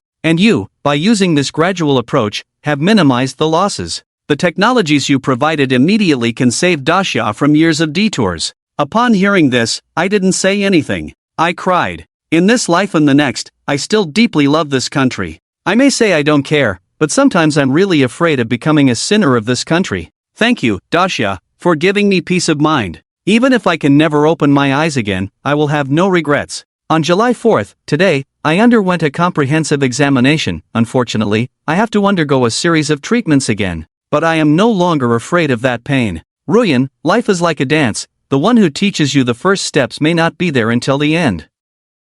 For the rest of my life, I hope you will be treated with deep affection. Meeting you was not easy, it would be a pity to miss you. You said I haven't cried since meeting you, I hope that even without me, you will stay strong, take good care of yourself, and be happy for a lifetime. I wish to be with you forever, but I know that's a luxury, so I settle for wanting you to always be there. But now, even that sole hope has been shattered. Thank you for the happiness you gave me, even if it was short-lived, even if the ending was not perfect. But I want to tell you, you are the last person I will love in this life. Finally, there is a group of geese, 9671099974, may release some extra stories inside, those who want to see can go in. Why do you say he saved more people? Yichio clearly made tens of thousands of people unemployed, making them lose their source of livelihood. No matter how you look at it, this kind of behavior cannot be considered right? Someone suddenly asked. He was moved by Yichio's efforts, but he always felt that Yichio's love was small, only for himself and Lin Ruyan, while the mistakes Yichio made were big mistakes, hurting more people. That's right, no matter how great Yichio is, he is only great to Lin Ruyan, but for those who are unemployed, he is a sinner. Someone began to agree. It's like a corrupt official who is only good to one person. Does that make him a good person? Hushin, who always catered to his son, may be a good father, but is he a good person? Similarly, Yichio is a fool for love, but he is also a sinner who harmed tens of thousands of people. This matter cannot be whitewashed, so they began to question the contents of the diary. Yichio hurt so many people, how could a few lines of his words reverse right and wrong? Shirtu smiled, he did not explain, nor could he explain this issue. When a person is prejudiced to believe that this is the case, they will not listen to anyone's explanation. Unless there is ironclad evidence or a more authoritative person in front of them, they will not start shedding tears until they see the coffin. Sure Chu understood this, so he remained silent. He just signaled the staff to continue playing the USB flash drive he gave to the staff at that time. Soon, a face appeared on the big screen at the press conference, a face that many people were familiar with, a face that made everyone gasp. I can't believe it, is this real? Am I watching the news? How can such a figure appear here? Too unbelievable. What did Ji Chio do to be able to have a direct conversation with him? Yes, many people knew him, or rather, all the people of Daxia loved him. The screen showed a respected elderly man from Daxia. His surname was Zhang, affectionately known as Old Zhang. In the video, Old Zhang took a sip of tea with a kind face, and then slowly spoke. Once, in the face of national crisis, a large number of industrious families sacrificed themselves, shed blood, and saved the country's industries, which was moving in tear-jerking. Today, although Daxia seems peaceful, it is actually facing internal and external troubles. Mr. Chu, with his own efforts, saved tens of millions of people in Daxia, a hero of the country, truly deserving of the title. After speaking, Old Zhang held a certificate symbolizing the highest honor of the country, with the words Yi Chio written on it. This is impossible. Someone exclaimed. They couldn't believe their eyes, but they also knew that all this couldn't be faked.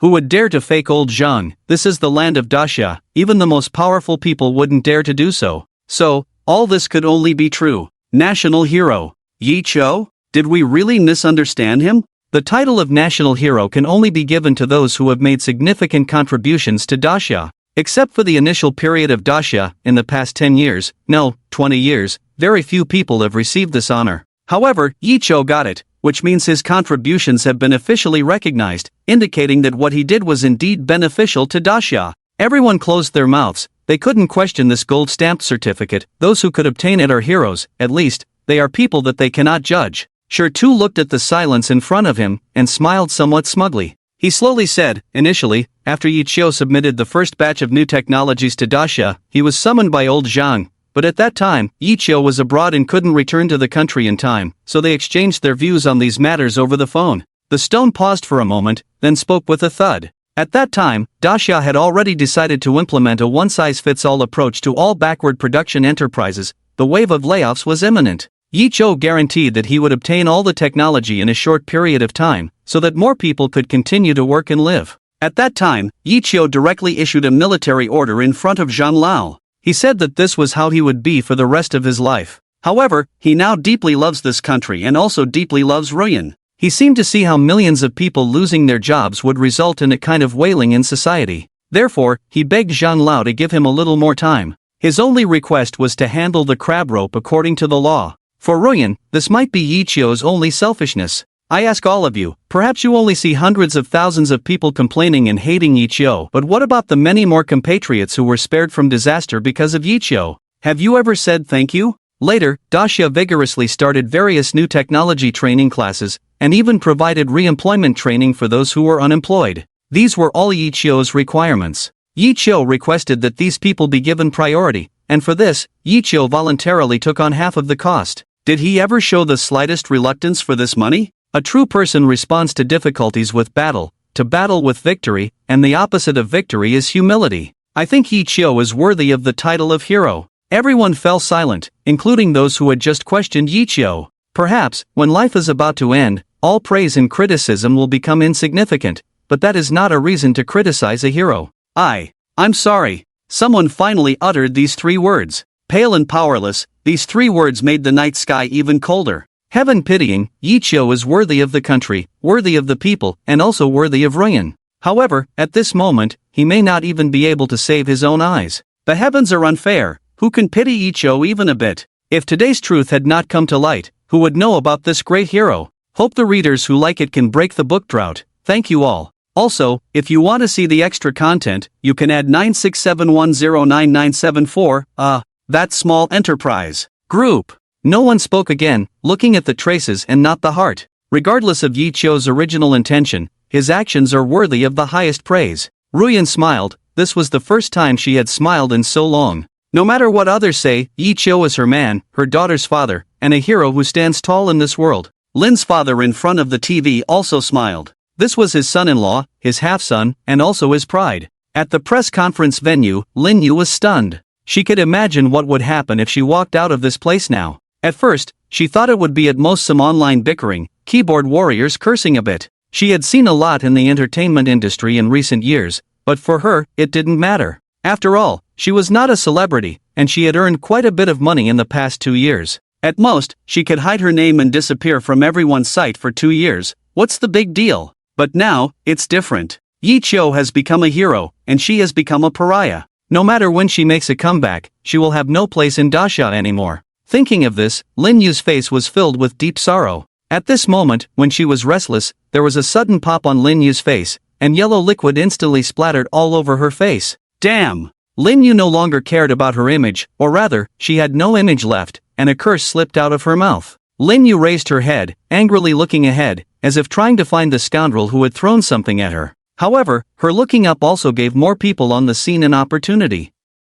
In an instant, bananas, eggs, tomatoes, many people didn't have suitable weapons at hand, so they directly took off their shoes, socks, and smelly shoes were thrown at her. The people around Lin Yu immediately left her side at lightning speed, leaving Lin Yu unable to dodge in time, and all kinds of rotten leaves and juice scattered on her, making her look disheveled in a few seconds. Lin Yu stood still, unable to suppress the grievances in her heart, tears instantly streaming down, as if this was the first time she had cried in these 2 days. Selfish people will always shed tears for themselves. However, soon Lin Yu knew that this was not the most tragic thing. The most tragic thing for a person in this situation is to be despised by everyone and have rotten eggs thrown at them by everyone. Even more tragic than this is that everyone is watching coldly. The 2 security guards closest to Lin Yu looked at each other at this moment. Whether to intervene or not was a question for them. "Boss, should we go over?" one security guard weakly said. The other security guard, who was a bit older, looked over at Lin Yu, then lowered his head to look at himself, gritted his teeth. "Damn it, let's go, make sure to protect yourself." "Boss, awesome, this is what you call doing what needs to be done, right?" The younger security guard looked admiringly at the older security guard, who was a bit older than him. This attitude of doing the job regardless of personal preferences was indeed worth learning from. Unexpectedly, the older security guard gave him a disdainful look, then looked down at his own feet. "Love what? Feeling superior as a security guard? I was just too excited earlier and threw my own shoes over. Come with me later to find the shoes, that's several days' wages." The young security guard immediately felt like spitting blood. Indeed, he lacked experience. This scene probably lasted for about 10 minutes, and Lin Yu finally walked to the backstage under the protection of the on-site staff. Sure too smiled, a wave of anger in his chest finally dissipated, feeling much more relieved. He opened the diary and continued reading. July 17th, finally, I have done everything I can do, like smoke. Today I am going to the hospital. I will undergo a long examination. Sure too almost wanted to kill me with his eyes, telling me not to be so stubborn. But I feel that this is my final destination. This is God's pity on me, giving me a chance to be with you forever. I must cherish it. July 19th, damn it hurts, even more than last time. The doctor said he had never seen anyone like me, almost dying but still giving eyes to others, besides a fool. He couldn't find a second adjective. He also said, anyway, you have resigned yourself to fate. Why not wait until you run out of breath, then change your eyes, this way, you won't suffer anymore. I shook my head and said I can. Actually I don't want you to spend even a second in the dark. How much I wish you could see now. This world is so beautiful, how regretful it would be not to see it. Sometimes I wonder, am I the man who loves you the most in the world? Will you meet a man who loves you more than me in the future? I hope you do. Yet I hope you don't. If someone loves you more than me, then what am I? July 21st, the pain has numbed. I didn't make a sound throughout. The doctor finds it incredible. He said he had never seen such a person. I smiled. Then he must have never met a woman who can devote her life to love. July 23rd, today, the doctor said that during the surgery, it might affect the vision in my right eye, exchanging one blind person for another. Is it worth it? I said, it is. Anyway, I am already like this, a few more days of sight, a few less days of sight. It doesn't make much difference. The doctor didn't say anything. He had already gotten used to this fool me. However, his words made me think of a question. If I didn't have this damn terminal illness, would I still be so determined? I've thought about it a lot. Sometimes I feel like I would. Sometimes I feel like I wouldn't. I asked Stone. He shook his head, saying he never liked predicting things. No one knows the answer to what-if scenarios. But for you, I can tell you for sure, you will, definitely will. He said, you are a fool, for Ru Yen, forget about your eyes. Even if you were crushed to pieces, you wouldn't frown. I was very satisfied with his answer, because I really love you. July 28th, finally, arrived at this day. 3 days later, we will have the surgery. I wonder when you regain your sight, will you be able to see everything I have seen before? If you can, you will know. In Yicho's eyes, everything is Ruyen. The diary stopped abruptly here. Stone slowly closed the diary. The wind tonight is strong, making everyone feel cold. Hope the readers who like it can break the book drought. Thank you all. Also, if you want to read the extra chapters, you can add 967109974, that small enterprise. Group. Silence. Silence is the theme of tonight. Everyone knows what will happen next. Everyone also can't bear to know what will happen next. Ruyen didn't cry this time. She told herself not to cry anymore. Because her eyes are not just hers, they belong to Yicho. This is the gift Yicho left for her, a gift exchanged with love and blood. So, she must cherish it. She can't cry. She must always keep these eyes beautiful. Stone said slowly. This time, his tone was heavier. I won't go into the specifics of the surgery process. At that time, I asked Yicho, have you ever thought about it? What if you really go blind? What will you do? Yicho was calm at the time. He said, If he couldn't hold on, then he would be blind. If heaven took pity on him and he could survive, then he hoped Ruyen would be his eyes. At this point, many people choked up a bit. In the quiet press conference, it sounded particularly harsh. Fool, he really is a big fool. Many people thought in their hearts, who would be willing to give their eyes to someone else, even if they were close relatives. Yicho, besides Ruyen, is there room in your heart for anyone else? At this moment, in the hall, music slowly started playing. It was a song that suddenly touched people's hearts. Most afraid of suddenly understanding a song, even if it's someone else's story. Ruyen's voice sounded. This song, everyone has heard it. A song from Ruyen's album, You Are My Eyes. No one doubted who the author of this song was. It was Yicho's heartfelt words. The song played. If I could see, I could easily distinguish between day and night. I could accurately hold your hand in a crowd. If I could see, I could drive you around, surprise you with a hug from behind. If I could see, life might be completely different. Maybe what I want, what I like, what I love, would all be different. Is this Yicho's dream? Is he also worried that he will never find Ruyen's hand again, never be able to show her the beautiful mountains and rivers, never see Ruyen's face again? Yicho, why are you still unwilling to consider yourself even a little bit? Is there room in your heart for anything other than Lin Ruyen? Ruyen didn't cry. She knew her eyes no longer belonged to just her. She promised herself, and she promised Yicho, not to cry anymore. Ruyen lifted her head. A glimmer of light flashed in her eyes. Ruyen knew, she had already understood how to walk the path of the future. After today, she will do whatever it takes to find Yicho, and then, accompany him, for the rest of their lives. If Yicho's life is too short, she will not leave him early because she wants to raise their daughter until Guegui can take on everything. Then, Ruyen will follow Yicho without hesitation, whether in heaven or on earth. She is afraid that Yicho will be lonely, no matter where he is. Ruyen has always been a staunch materialist in her life. Only Yicho makes her willing to believe in the afterlife. Thinking of this, Ruyen's mood is no longer so melancholy. She raises her head and hums along with the song. The darkness in front of my eyes is not black. The white you speak of, what white is it? The blue sky you speak of is the blue sky behind the white clouds in my memory.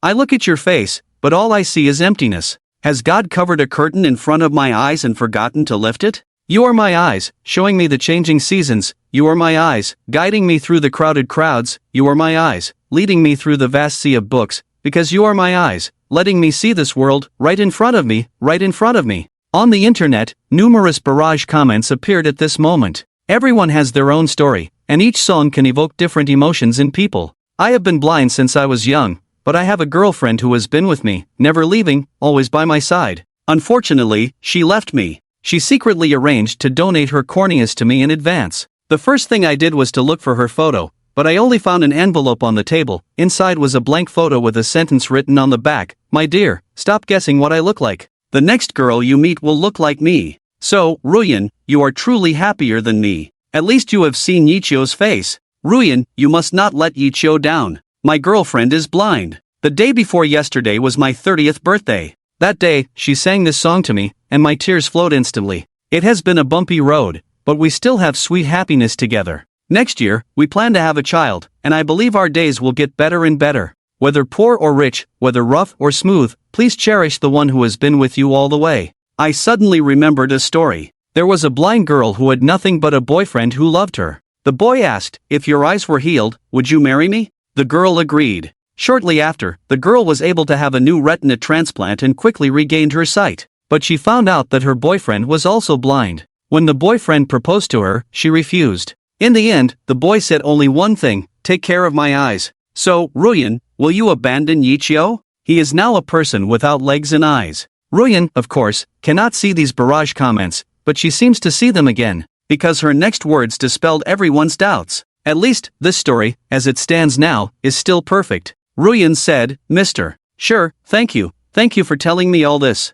I am truly happy now. I have a man who loves me more than anyone else in the world, the best husband in the world. What reason do I have not to be happy? Yichio did not let me down, so Ruyan will certainly not let Yichio lose. Mr. Sure, can you tell me where Yichio is now? I must see him. I promise that Ruyan will definitely be with Yichio for life and death, Ruyan swears. Mr. Sure smiled and asked back, are you sure? Yichio is very weak now and urgently needs an organ transplant. When he was tested for the eye transplant for you before, the results were all positive. Perhaps there is no one more suitable than you. However, this may cost you your life, so, Lin Ruyan, do you still want to see Yichio? Hope the readers who like it can break the book drought. Thank you all. In addition, if you want to read the extra chapters, you can add 967109974, that little enterprise. Group. Life, a heavy and terrifying word. An eye for an eye, can you do it? Lin Ruyan was stunned for a moment. No one expected Stone to ask such a question.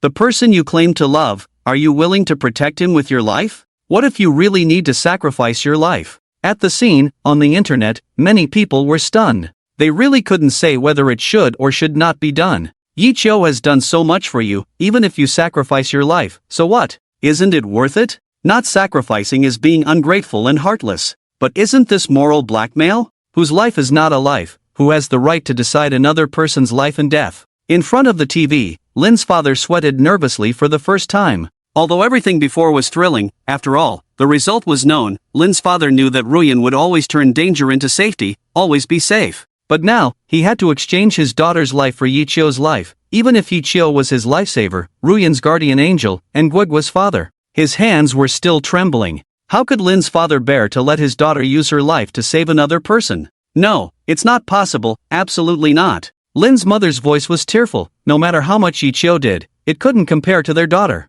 Lin's father nodded, holding Lin's mother's hand, as if trying to give her strength. Don't worry, even if I don't want anything, don't care about face, I won't let Ruyan get hurt. Lin's father said firmly, he hated it. If he had to exchange his life for Yichio, he wouldn't even blink. But Ruyan, no. Is there really no other way? Chen Lu asked weakly. She had to ask like this. One was Yichio, whom she owed a great debt to, the one she admired the most, and the other was Ruyan, who had been her close friend for years. How to choose when both options are equally important? She didn't want anyone to get hurt, but she was powerless. Many people at the scene had similar thoughts as Chen Lu. Is it really impossible to have the best of both worlds? Stone smiled when he heard Chen Lu's question. There is no choice. Has the disease ever given Yichio a chance to choose? Perhaps they are destined to have one person rest in peace, and the other live with guilt. This is fate. This statement made everyone despair, except Ruyan. After experiencing the initial shock, Ruyan's heart was surprisingly full of joy at this moment. It turned out that heaven did not close all doors. She had said that if there was a chance, even if it meant sacrificing her life, she would not hesitate. This was not just empty talk. I'm willing, Ruyan said loudly. This was the most spirited sentence she said today. I'm willing, Mr. Stone, I'm ready at any time. As long as you say so, I can go with you now. Ruyan said she really wanted to have a long and bright future with Yichio, to receive everyone's blessings with Yichio, to accompany Yichio through his life, warm each other, and not let each other down. However, all of this was no longer possible, so let her bear it all alone. Yichio had already done enough. There was a hint of surprise on Stone's face. You really are willing? He asked incredulously. Are Yichio and Lin Ruyan both crazy? Don't they want to live? Ruyan nodded firmly. I'm willing, she repeated, and anyone could hear her determination. However, I want to tell Yichio, I want to tell him, he must live well, he must raise Guigui for me, take care of my family, and do everything I need to do well.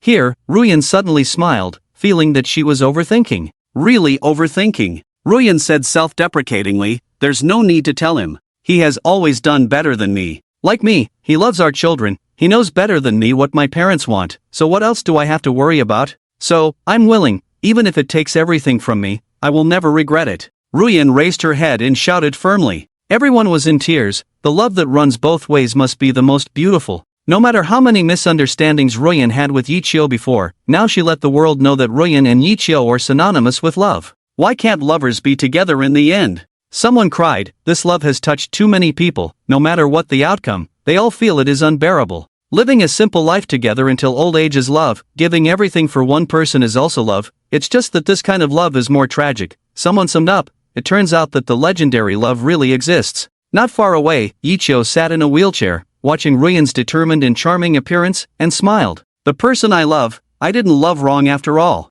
However, Ichio said softly, fool, how could I bear to let you suffer? I will bear everything alone. I'm sorry for not letting you forget me, and thank you for letting me know that you still love me. Ichio closed his eyes with a satisfied smile. The moment of meeting is coming, but remembering is better than meeting. After meeting you, all my firm ideals have gone to waste. It turns out that you are the wonderful surprise that surpasses all my expectations. Stone looked at Ruyen and suddenly smiled, a smile of approval, a genuine happiness from the heart. Ichio, in the end, did not make a mistake. At this moment, Stone suddenly felt that everything Ichio did was right, he was worthy. Ruyen is indeed a girl who makes people feel sorry for her. Stone said softly, this time, there was a hint of tenderness in his tone. Okay, Ruyen, I thank you on behalf of Ichio. How could a person who can live ask for death? I think Ichio will appear soon. Ichio? Will appear? Everyone widened their eyes. This was the first time Stone publicly admitted that Ichio would appear.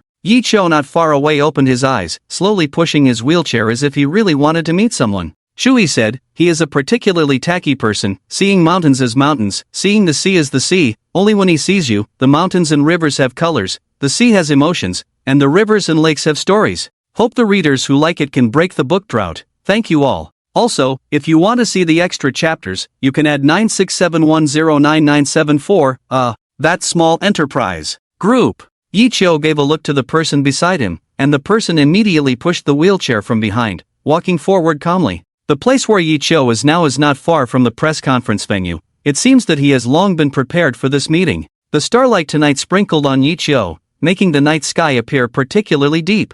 At the press conference venue, Stone looked at Ruyen for a long time, finally nodded. He took out his phone, quickly found a number, and wrote 2 words in the message. After seeing the successful send symbol, Stone's heart suddenly sank. Tonight, the real drama is just beginning. Stone looked at Ruyen and asked slowly, Ruyen, have you figured out how to face Ichio? Like a daze, facing? How to face? She had never thought about this question, but now that it was suddenly brought up by Stone, her heart trembled. Yes, after experiencing so much, can life still be as simple as before? Yen's heart began to tense up. Ichio, what do you look like now? Ichio, will you forgive me? Ichio, you must have suffered more than me. But soon, Yen's heart settled down. This question is actually very simple. When a person's heart is settled, all problems are no longer problems. Yen had made up her mind. Even if she had to be a dogskin plaster, this time, she would never let Ichio leave. Yen raised her head and said firmly, there is nothing that cannot be faced.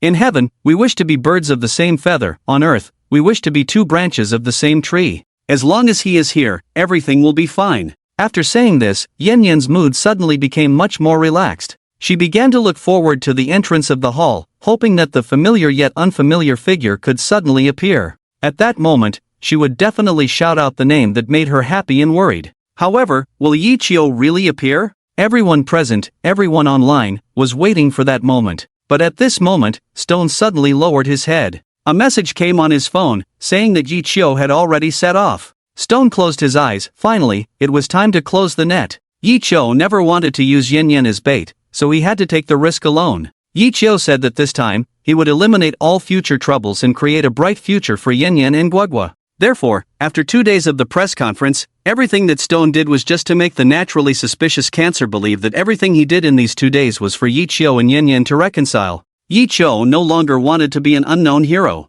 Everyone has a desire to show off. People who silently do good for others are not non-existent, but they are really rare. No one wants to be buried in obscurity. Now, Stone has moved the entire Dacia. He believes that he can dispel all the Cancer's concerns. But what can Cancer do? No one can guarantee what a ruthless person will do at this time. Can Ichio safely pass through this crisis? Stone really couldn't guarantee it. Sometimes, Stone really didn't want to do this. Ichio, a dying man, no matter how fierce Cancer is, what can he do? But he had to do it. A dying man, for his final obsession, can be unprecedentedly crazy. If Stone didn't arrange it, according to Ichio's character, who knows what kind of mutually destructive things he might do. At least now, Stone can make some comprehensive plans to ensure Yi Chio's safety as much as possible. At this moment, Stone's phone suddenly vibrated again. He quickly looked down at his phone. It was a message from Yi Chio, 2 in total. Not far from the scene, Yi Chio's car was suddenly forced to stop.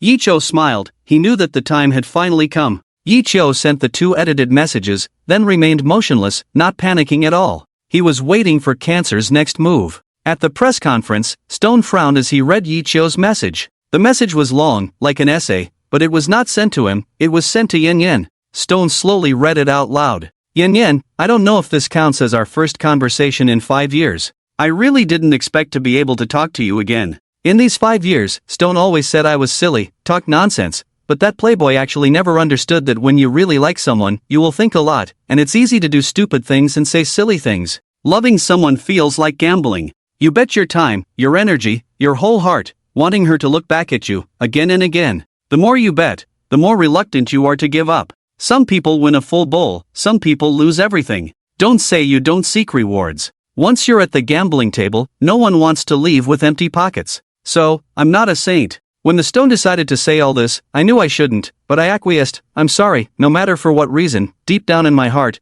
there's always a desire for you to know. I want to tell you, all my efforts are willingly given. I never mention it. If you have some response, I will be very grateful. If you remain indifferent, I won't be disheartened. I will never stop loving you, but reality, let us part ways. So, live each day well. One day, you will meet someone else, who will spoil you endlessly, accompanying you until the end of life. Before that one day arrives, what you should do is live each day well. Strive to be the best version of yourself, just for a beautiful encounter. Lastly, I may disappoint you again. I don't want you to see a desolate me, a me who can't stand up, a me who can only look at you with one eye. You said I'm the most handsome in your eyes, so let that most handsome me always remain in your heart. Thank you for everything you've done for me, especially for giving birth to such a lovely daughter. I'm sorry, this time, I have to break the appointment again. I can't appear in front of you. Don't look for me, let me leave quietly. After all, I shouldn't have existed in this world from the beginning.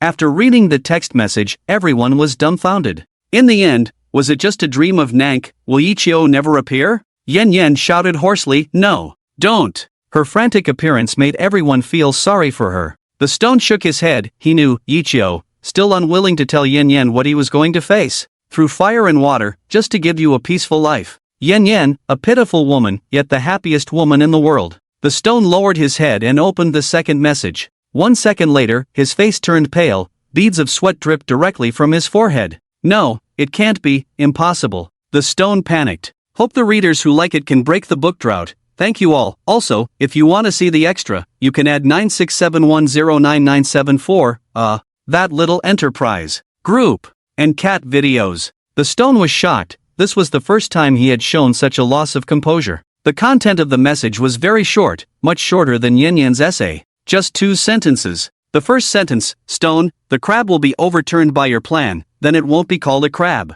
The second sentence, everything that needed to be explained has been explained, I will go meet the crab. After reading this message, the Stone quickly made a phone call to someone. The phone took a long time to be answered. Mr. Stone, we are incompetent, we failed to protect Mr. Chu. Snap. The phone fell to the ground, and the Stone's face turned ashen. It turns out, the real villain was himself. Thinking that his plan was flawless, in the end, it was all useless? Did Yi Chio see through everything a long time ago? So, was the crab inviting him into the trap, and Yi Chio willingly walking into it? Did he have full confidence? Can he really escape? The Stone suddenly felt overwhelmed. His name was truly fitting. He was like a stonehead. At least, in front of the crab and Yi Chio, he was like an ugly duckling. The pain of being intellectually suppressed, he had experienced too much in these years. The change in the Stone's expression made Yen Yen tremble with fear. Originally, Ru Yen was disturbed by Yi Chio's text message just now, but now, seeing Stone's expression, a sense of foreboding arose. She immediately felt that things were not so simple. Whether Yi Chio came or not seemed less important now. What mattered was, how was Yi Chio doing now? Ru Yen asked anxiously, Mr. Stone, what's wrong? Stone heard Ru Yan's call, raised his head, his eyes blank. He opened his mouth but couldn't make a sound. What's going on? Speak up, Ru Yan urged loudly. Stone remained blank, unsure whether to speak. Everything before was to lure out the crab, and Yi Chio agreed. But now that the crab had appeared, should he tell Ru Yan? Yi Chio's message clearly indicated he didn't want Ru Yan to know, so should he take matters into his own hands? Even if Ruyen found out, what could she do? Who among them could deal with the crab? Should he make everyone worry? Stone was in a dilemma. The story splits in two. Yichio sat quietly in the car, and soon, 3 or 4 men in black windbreakers opened his car door. They didn't rush, just surrounded Yichio. Silence, no one spoke. Until another man in black approached, whispered a few words to the others surrounding Yichio. The man in black looked surprised and admiringly at Yichio. Mr. Chu, truly remarkable to remain calm in this situation, without any defenses. Admirable. Yichio smiled. Since the crab dares to catch me here, what use is there for defenses? Take me to meet the crab. After so many years, he's become a worthy opponent in my eyes. Yichio didn't waste words. He knew these were just employees, he and the crab's grievances needed to be resolved personally, and he had been looking forward to this meeting, believing the crab was waiting for him too. The men in black smiled and signaled to bring Yichio down. They didn't treat Yichio roughly as expected but politely and carefully escorted him. This was the crab's instruction, though they didn't know why. Soon, Yichio was brought to an open space where a private plane was ready to take off. Yichio wasn't surprised to see a private plane there. The centipede never dies. If the crab didn't have this ability, he wouldn't be the crab. However, Yichio was certain that the capture and subsequent escape of the crab by DCI years ago was not as simple as the official explanation. After the initial capture and subsequent negotiations, the crab was sentenced to a heavy penalty. But 3 days after the verdict, the crab mysteriously disappeared. The official explanation was a rescue, but Yichio scoffed at it. How could DCI, a powerful entity, fail to keep a criminal in custody? If not for someone's deliberate actions, his name, Yichio, wouldn't be spelled backward. However, DCI had acquired the technology at that time, leaving Yichio with no bargaining chips. Moreover, someone promised Yichio that the crab would never return to DCI's mainland. Yichio had to accept it. The crab's family wouldn't allow him to be killed, even if he was disabled. That was the power of influence. Until the crab matter was completely resolved, Yichio wouldn't rest easy. In his remaining days, he didn't want to leave a bomb that could explode at any moment for Ru Yen and her daughter. The plane took off quickly, crossing layer after layer of high mountains, spanning great rivers and seas. Yichio knew they were heading to Xiangjiang, not too far from the Magic City. Along the way, Yichio didn't say a word until the plane landed, and he saw the figure of a middle-aged man. Yichio had met this middle-aged man before, known as Fox, the strategist of the crab, but last time, he was almost killed by Yichio without much chance to fight back. So, he had never accepted losing to Yichio. He felt he lost to the situation, not Yichio. Fox was famous in Daxia for 2 things, his brain and his severe obsessive-compulsive disorder, especially when it came to unknown answers and opponents. His refusal to accept defeat by Yichio had developed into a severe case of OCD, and he needed to prove himself immediately, or his OCD would drive him crazy. Fox approached Yichio. Mr. Chu, long time no see. Xiangjiang is different from the Magic City. Here, we can have a good exchange. Fox immediately declared his intention to challenge Yichio. Yichio looked at Fox and suddenly remembered his OCD legend, so he casually replied, it's not my first time in Xiangjiang. Indeed, it's different from the Magic City. I've been here several times, and I never spend money in Xiangjiang, not even for food and accommodation. Fox's curiosity was piqued by Yichio's statement about not spending money in Xiangjiang. Do you have business here? Fox asked, one of his OCD traits being to dig deep into questions he couldn't understand. Yichio shook his head. I haven't expanded to Xiangjiang yet, but I might consider it in the future. Do you have friends here? Fox asked again, not understanding why he was so entangled in this trivial matter. Yichio denied having friends and continued to move his wheelchair forward. No, I don't like to bother friends. Damn! Fox's OCD flared up instantly, with a strong sense of not giving up until he reached his goal. Fox caught up with Yichio. Then why don't you spend money? Are you like my brother Crab, where no one dares to take you? Yichio stopped the wheelchair and smiled. Do you want to know? Fox vigorously nodded, feeling like 100,000 ants were crawling in his heart, making him itch. Let Daddy tell you. Yichio suddenly said. What? Fox doubted his ears, wondering if Yichio had really said that. Let Daddy tell you. Yichio repeated slowly. This time, Fox understood, his face turning pale.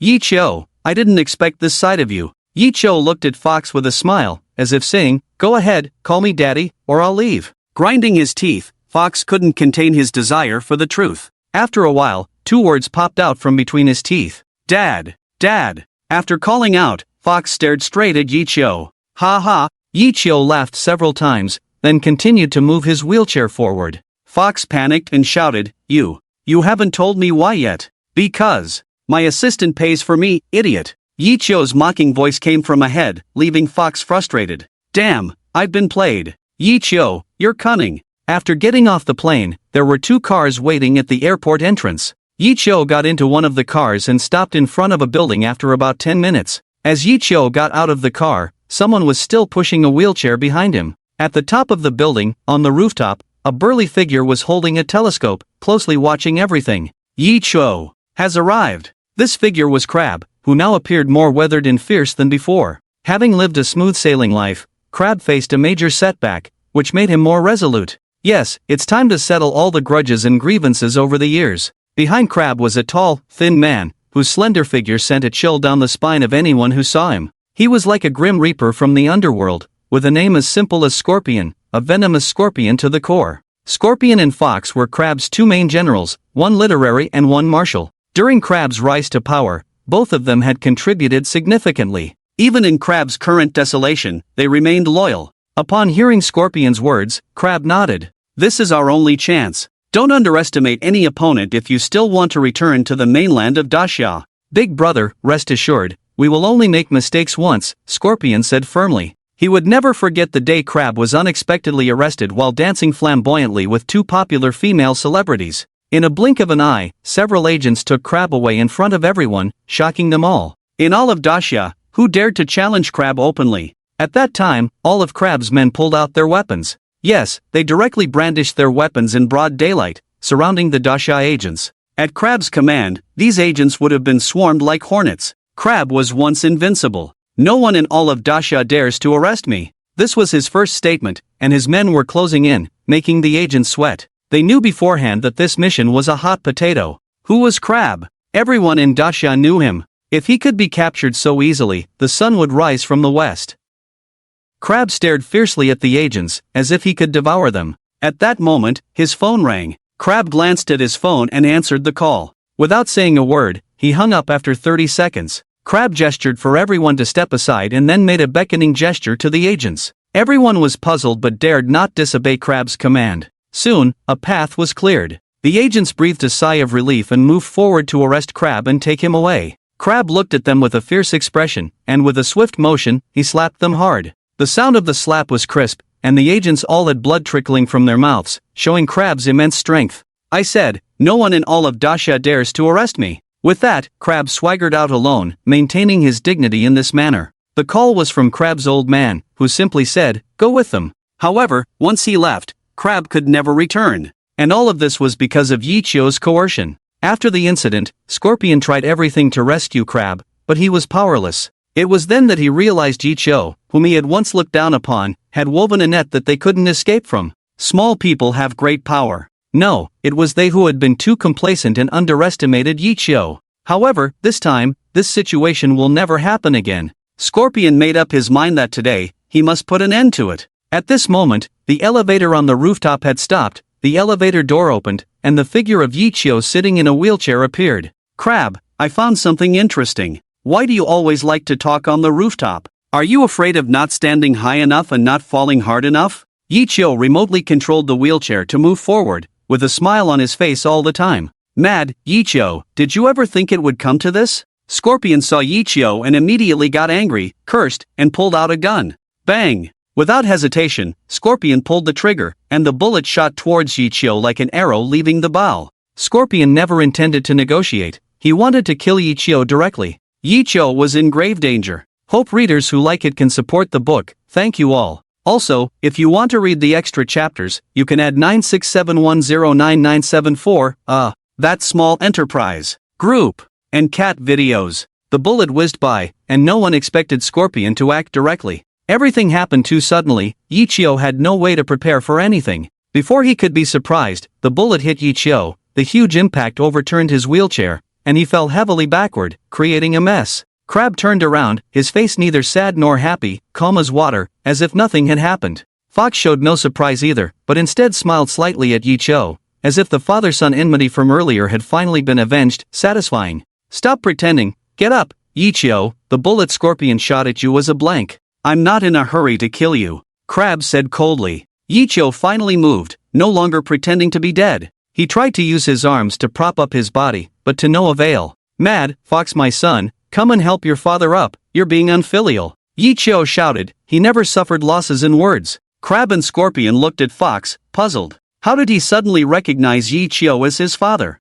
Fox looked even more embarrassed. The scene just now was a stain on his life. Damn it, Yicho, believe me, I'll smash your mouth now, Fox said angrily. Yicho smiled and said nothing. However, soon, a few henchmen helped Yicho up. Crab looked at Yicho sitting back in the wheelchair, his expression complicated. It seems your days haven't been much better than mine. Indeed, Yicho now had one eye blind, and his legs were completely useless, looking extremely miserable. Sometimes, when there was nothing to do, Yicho would mock himself. In his current state, he could sit at the entrance of a shopping mall with a bowl and a change of clothes, and his daily income would definitely not be low. Yicho's misery was worse than a beggar's. However, Yicho didn't feel that way. Laughing at life had already become his attitude. No, Crab, you're flattering me. I'm happy to sacrifice for the one I love. But Crab, have you ever pursued something sincerely in your life? Crab was stunned. No one had ever spoken to him like that. Unfortunately, born into luxury, while others had a road to Rome,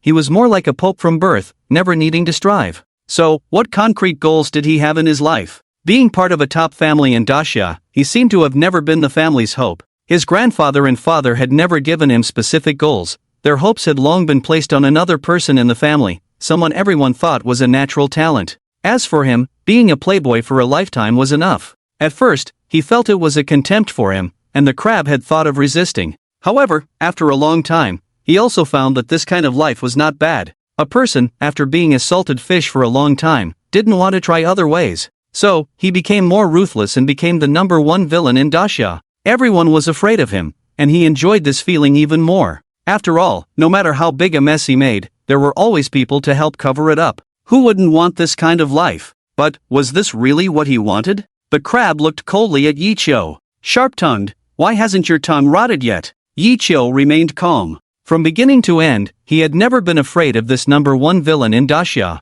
Crab brother, why did you invite me so grandly this time? I wonder what's the matter? Yicho pretended to be confused, wanting to know what the Crab's true purpose was. Chatting, catching up, do you believe it? The Crab provocatively said, knowing that the whole world knew they had a big grudge. So was Yicho's question ridiculous? Yicho, I really admire your courage. Knowing that I'm after you, you still dare to come alone without any preparation. Do you really think I will still consider any Jianghu righteousness like before? At this point, the Crab became a bit crazy. He had once had everything, but it was ruined by the refined man in front of him. He had once had ambitions in Dacia, but now he could only shrink back. This grudge had to be avenged. With my conviction, the Jianghu created by the Crab no longer exists. And now, I just want revenge. Don't worry, I won't let you die easily. Do you know the 10 most cruel tortures? I have been studying diligently for the past 2 years. I dream of trying out every method that makes people wish they were dead on you one by one.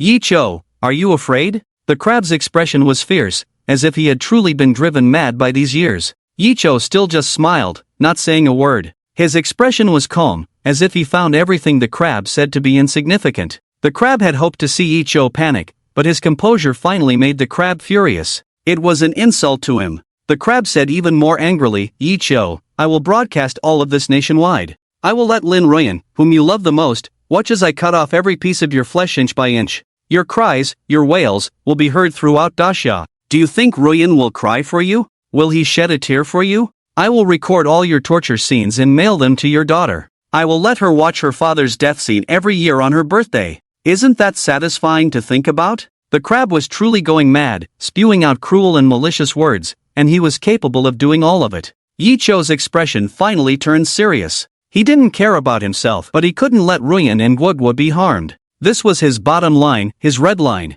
The Crab completely ignored Yicho's expression. Perhaps the angrier Yicho got, the happier the Crab felt. By the way, maybe you're not afraid of death, but what about your daughter? What about Lin Ruyan? I promise you, I will soon let them meet you, and I guarantee that when you meet underground, you won't recognize them, because they will be worse off than you. Crab! Yicho shouted. Crab, do you really think you have me under control? The Crab was stunned for a moment, then looked up at the sky. This is Hong Kong. Hong Kong is also Dacia. Yicho refuted word by word. Hope readers who like it can break the book shortage. Thank you all. In addition, if you want to read the extra chapters, you can add 967109974, that little enterprise, group, and cat videos. Hong Kong, also known as Daxia. The crab was stunned. After a moment of stunned silence, he laughed. Don't forget, this is a special zone. Do you think there will be so many people coming to save you? The crab said coldly. After so many years in Hong Kong, hiding his identity, his connections had long been established.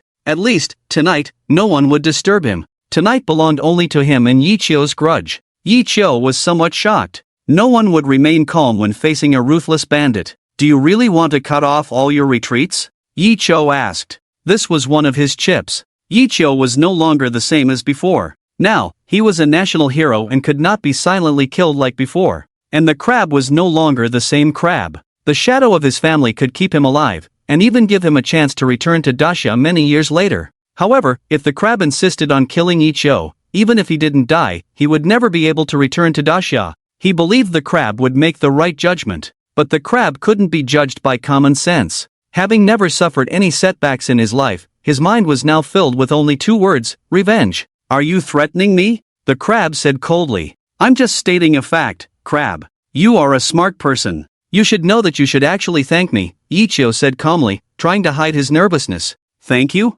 The crab laughed, as if hearing a huge joke. Thank you for what? Thank you for making me homeless? Thank you for ruining everything for me? Thank you for making me a stray dog? Yi Chio, what should I thank you for? If it weren't for me, you might be a dead dog by now, without even the chance to be a stray dog. Yi Chio shouted, even using profanity. He knew that one must not be too polite with people like the crab. Your kindness was seen as weakness in their eyes. And Yi Chio was not wrong. The crab's methods were outdated, and his arrogant days, even if Yi Chio didn't deal with him, would hinder Daxia's progress. When the Daxia officials really made up their minds, the crab might truly have no way out. Yi Chio's early action could be said to have saved the crab to some extent. Yi Chio believed that the crab could understand this point. Even if he couldn't see it at the time, after so long, he could figure it out. So he always believed that the hatred between them could be resolved. Big brother, don't listen to his nonsense. We had a plan from the beginning. If it weren't for him, we wouldn't be in such a miserable state. The fox, who had been silent, suddenly shouted, fearing the crab's hesitation.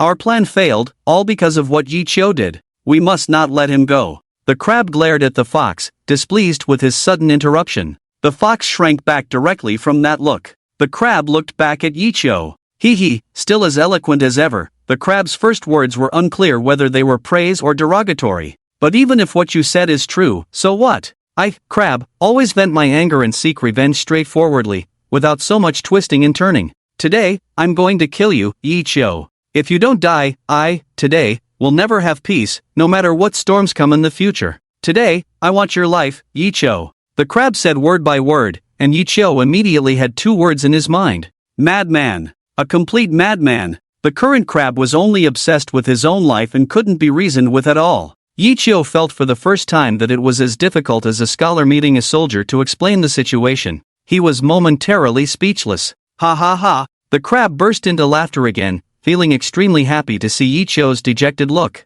Yi Chio, don't be afraid, I won't make you suffer too much. I won't use those methods on you. Bastard. Yi Chio cursed in his heart. The unpredictable crab really made people unable to figure him out. Do you know what the most painful method for you is? It's to kill you in front of the person you love the most, to make you feel despair, right? She will see your ugliest side in full view. Ha, do you want to know how your beloved feels when she sees this scene? Don't worry. I will definitely burn it for you. The crab laughed maniacally. Yi Chio, have I been good to you? I said, you will definitely die before me. Pervert. Yi Chio's expression changed. He didn't expect the crab to be willing to kill him at all costs, and he never expected the crab to use this method to retaliate against him. He had always been determined not to let Ru Yan see his appearance, but he was ruined by this crazy crab. Yi Chio was somewhat angry and looked up at the sky. Damn, why haven't those people come yet? At this moment, the crab raised his hand, and several flashes of light instantly lit up. Then, Yi Chio saw several cameras, and the light made Yi Chio close his eyes. It turned out to be a complete set of live broadcasting equipment. With the spread of the internet, another unique live broadcast began. Soon, people discovered this live broadcast room and immediately told all their relatives and friends, everyone they knew. Word spread quickly, and within 5 minutes, this live broadcast room had already reached tens of millions of views. At the same time, Ru Yen and the others at the press conference received the news. After a few words from Chen Lu and the staff, with a simple operation, the live scene began to be broadcast on the big screen at the venue. In the center of the big screen was Yi Qiu sitting in a wheelchair. Many people had seen Yi Qiu's appearance before, and at that time, he amazed the world, being recognized by many as the most handsome person in Xia. Now, Ru Yen closed her eyes. How ruthless time must be to torture you like this. Yi Qiu's left eye was gone. Although he wore glasses, it was still shocking. His face was full of vicissitudes, as if he had lived decades in just a few years. Stone also cried. He knew this wasn't aging, it was a disease. Yi Qiu was already a dying man, could leave this world at any time, and now, calling him 90 years old wouldn't be an exaggeration. In Yi Qiu's heart in Shangjiang, the waves of shock were even more intense. How dare the crab? How dare he kill himself in front of everyone? Does he really not want to live like himself? This was a challenge, challenging Xia. If the crab really did it, there would be no turning back. For the sake of dignity, Xia would do everything to get rid of him. So, who gave the crab the courage? Yi Qiu didn't believe that the crab could do such a thing without support. Who exactly? Does Xia want to kill him? Yi Qiu was a little horrified. If that was the case, then he would have no cards today. Who wants to kill him? Yi Qiu felt that everything today was not as simple as he had imagined. The destitute crab definitely didn't have the ability to start a nationwide live broadcast. He had the courage, but he definitely didn't have that kind of power. How did he manage to broadcast a nationwide murder without being shut down? Who was backing him? Whose cake did he mess with? Who could satisfy his twisted request to let the crab kill him? What exactly does Xia want to do? Yi Qiu believed that the crab would definitely kill him, but he couldn't understand why. However, Yi Qiu has a good habit of not thinking about things he can't figure out temporarily. After all, facing life and death now is like smoke. Yi Qiu raised his head, looked at the camera. Since he couldn't escape, he decided not to avoid it anymore. Yi Qiu smiled. Even if life is full of hardships, he still wants to face it with a smile like smoke. Yi Qiu, your daughter, and Lin Ruyan are watching you now. They will see you die by my hands, one stab after another. What do you think their reaction will be? 10 years, 20 years, 30 years later, will they still dream of this scene? Ha, Yi Qiu, exciting, isn't it? Perverted. This is not only Yi Qiu's evaluation but also the evaluation of the whole nation. The crab's words are chilling, and many people even started dialing 110 in front of the internet. For a while, 110 lines all over the country were busy. Who can still save Yi Qiu? Ruyan walked unsteadily towards the screen, her eyes already red from crying. Sorry, she promised not to cry. But she broke her promise again. Ruyan touched the screen with her hand, wishing it was Yi Qiu's face. How can she bear all these disasters for Yi Qiu? Who can tell her? This feeling of helplessness is the most painful. Fragrant River Terrace. The crab continued to laugh wildly. Everything is under his control. Yi Qiu, I'll give you a few minutes. Do you have anything else to say? Ha, cherish your last voice in this world.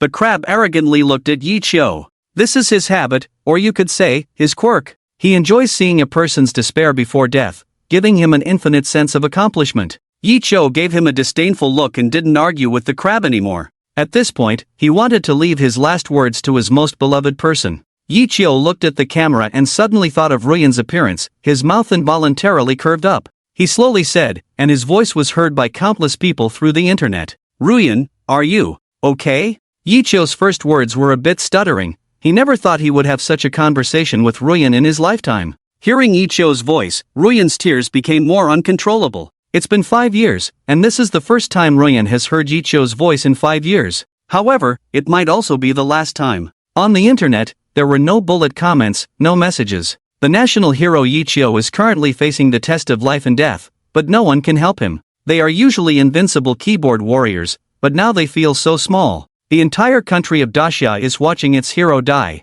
How tragic it is. Silence is the best commentary now. Ruyan, Yi Qiu spoke again.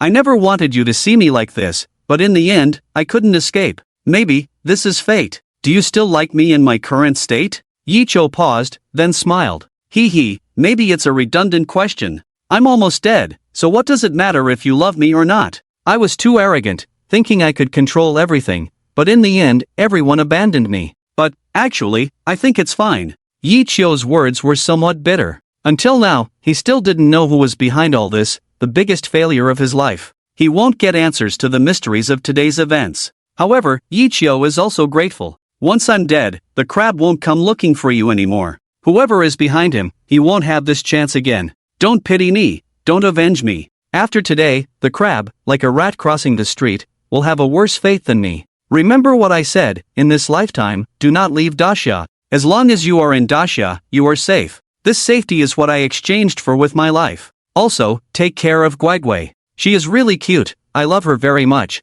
but unfortunately, I cannot accompany her until the end. Speaking of Guagua, Yichio suddenly became teary-eyed. The only regret in his life is this child. Guagua, if you can see, you should be seeing your father for the first time. I'm sorry, Dad is not the tall and mighty father you imagine. Dad is just a disabled person. When Yichio said the last two words, even he felt a bit cruel. Dad is not a superhero, Dad also wants to watch you grow up, wants to attend your adulthood ceremony, wants to hold your hand at your wedding and hand you over to the man who loves you for a lifetime, but Dad can't do it. I'm sorry, Guagua, you must listen to your mother in the future. If possible, I really want to hear you call me Dad with your own mouth. Yichio lowered his head, tears finally streaming down. Such a simple request, such a humble wish. However, Yichio will never hear this voice in his lifetime. The whole network was in tears. Yichio. It's too tragic. He did everything he could for the mother and daughter, but he can't even hear a simple term of endearment. I am a father, I used to be a border soldier. I haven't seen my child for 3 or 4 years. I thought I was the most tragic father, but when I saw Yichio, I realized how fortunate I am. At least, I could video call my child back then. The whole network was heartbroken for Yichio. In a lounge in the Magic City, a child burst into tears. Dad! Dad! Daddy! The child cried out, yes, she is Guagua. On the rooftop of Xianzhang. Yichio seemed to hear this voice, he looked towards the direction of the Magic City, a smile appeared on his face. At this moment, Yichio suddenly felt content, with no regrets in life. Alright, Crab, you don't have much time, hurry up and kill Yichio. Suddenly, a voice came from the video, leaving everyone stunned. The person behind Crab appeared? Who is so bold? Dare to speak to Crab like that? This voice spread through the network to the ears of millions of people. It was the tone of command. Crab has been domineering for so many years, who dares to command him, who can command him? Many people were full of doubts. But Crab in the video didn't care at all. He suddenly laughed maniacally. Ah, can't wait, huh? Then, Crab paused. He quickly took out a gun, swiftly released the safety. Then, as you wish. Crab pulled the trigger, bang bang bang bang, 4 shots in a row. No! Everyone on the network exclaimed. Ruyan collapsed directly, lifeless. Stone closed his eyes, tears streaming down. Guagua's crying grew louder, echoing throughout the building. Shenlu covered her eyes, she dared not look. If heaven has feelings, it is old. At the moment Crab pulled the trigger, thunder rolled in the video, as if even the heavens were condemning all this. No one had time to do more, the bullets instantly arrived, hitting Ichio's chest, once again knocking him down. Is the story finally coming to an end? The heart moves slightly, but the feelings are distant, things are not, people are not, everything is not, the past cannot be regained. Ruyan murmured to herself, she was already desperate at this point, tears were not enough to express 1% of her emotions. Who finally broke the string, flowers fall on the shoulders, hazy and confused, you treat Ruyan not lightly, Ruyan will follow you in life and death.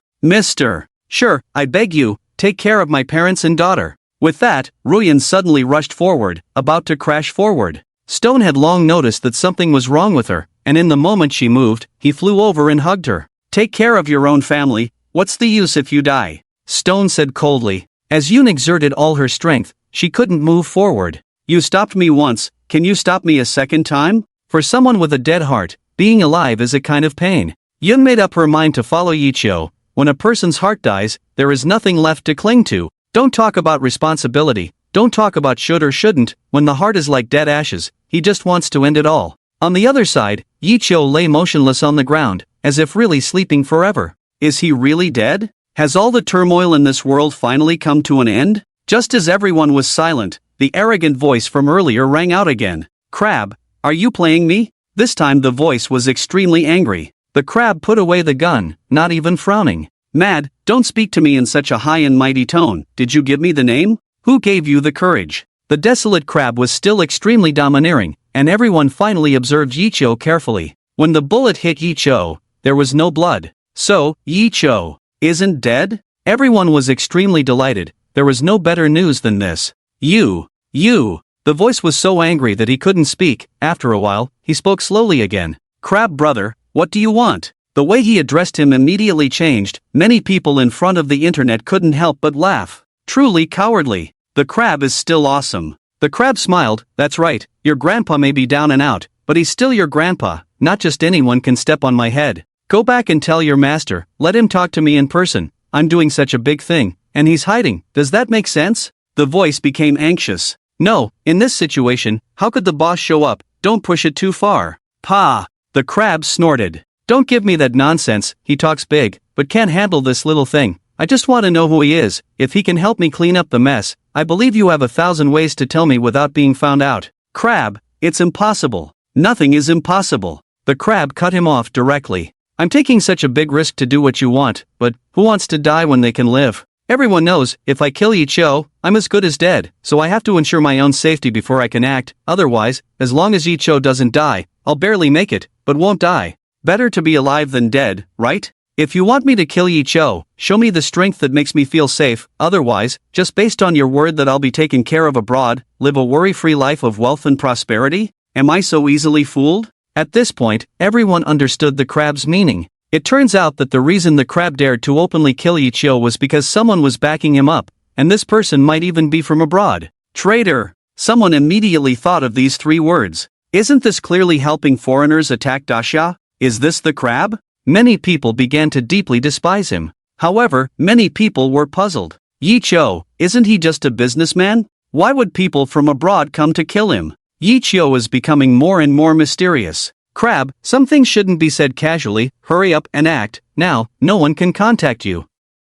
That voice urged, obviously dissatisfied with the crab. I warn you again, my name is not something you can call, and I advise you to report to your superiors quickly. Over here in Hong Kong, I can hold on for at most 10 minutes. After 10 minutes, Hong Kong will send someone. By then, it will be a mess. Do you think your superiors will kill you first? Threatened the crab. And that voice suddenly fell silent. Presumably, it went to contact some so-called superiors. Yicho, how many people have you offended? Hong Kong, the hero of Dacia is on your turf, hanging by a thread. Are you all moving so slowly? The whole Dacia knows, don't you know? As time passed by, the crab's palms also sweated. 6 minutes and 10 seconds later, that voice finally sounded again. Crab, I'll give you 1 last minute. After 1 minute, if you don't kill Yicho, then can you leave? Someone will make sure he dies. The voice was firm, giving the crab an ultimatum. No room for negotiation? The crab asked, feeling extremely nervous at this moment. Mad, still not found? Ha ha ha, crab, do you really think you are irreplaceable? We have long made more plans. Today, Yichio will die without a doubt. Ah, who are you? How did you find this place? The voice abruptly stopped, as if caught by someone, followed by a scream. Ha ha ha. The crab laughed heartily, finally feeling relieved. A dragon in shallow water is still a dragon. Hope readers who like it can give some support. Thank you all. Also, there will be an extra tonight. You can join 967109974. That small group. Dragon in shallow water is still a dragon. Yes, how could a dragon be threatened by insects? In the eyes of the crab, he is a dragon of Dacia, an absolute true dragon. His pride makes him look down on these petty thieves. Yicho, stop pretending to be dead, get up, the crab shouted, glancing at Yicho on the ground. Mad, just got hit by a few blank rounds? Is it necessary to play dead for so long? Yicho struggled to sit up, fully aware of what had just happened. Could everything today be a scheme by the crab and Dacia? That's why Dacia hasn't made a move yet? Unexpected yet within reason. Mad, be gentle, it really hurts. Yicho retorted. Since the crab had no intention of killing him, Yicho was no longer afraid. He had never been afraid. But it really hurt. Although they were blank rounds, Yicho's chest was burning with pain. Not killing you is letting you off easy. Yicho, you should be grateful. You are the first person to offend me, the crab, and still alive, also the first in launching. The crab still felt that he had spared Yicho. Yes, a small Yicho. If it weren't for the crab's mercy, what waves could he make? Yicho didn't argue with the crab. Who are they? What agreement did you reach with them? Yicho asked, his voice weak. He had too many questions in his mind. Who was plotting to kill him? They? Just a bunch of bugs. Do they deserve to make me do things? The crab remained arrogant. In his eyes, he was always the big boss, the second in command, and he was the third. Rest assured, Yicho, today, I, the crab, won't let you die. Even if it's the king of hell, I, the crab, will let him come and go. The crab said domineeringly. Yicho smiled. This was the crab he knew, so he stopped asking. Thanks, if there was wine now, I would definitely toast to you. Yicho said with a bold voice. This is the way crabs like it. This scene is also what he has in mind. Who said there's no wine? Fox, bring the wine. Crab ordered. He wanted to turn this rooftop deadly meeting into a drinking party. All the viewers watching the live broadcast breathed a sigh of relief. No matter how evil the crab had been before, today, he wasn't too bad.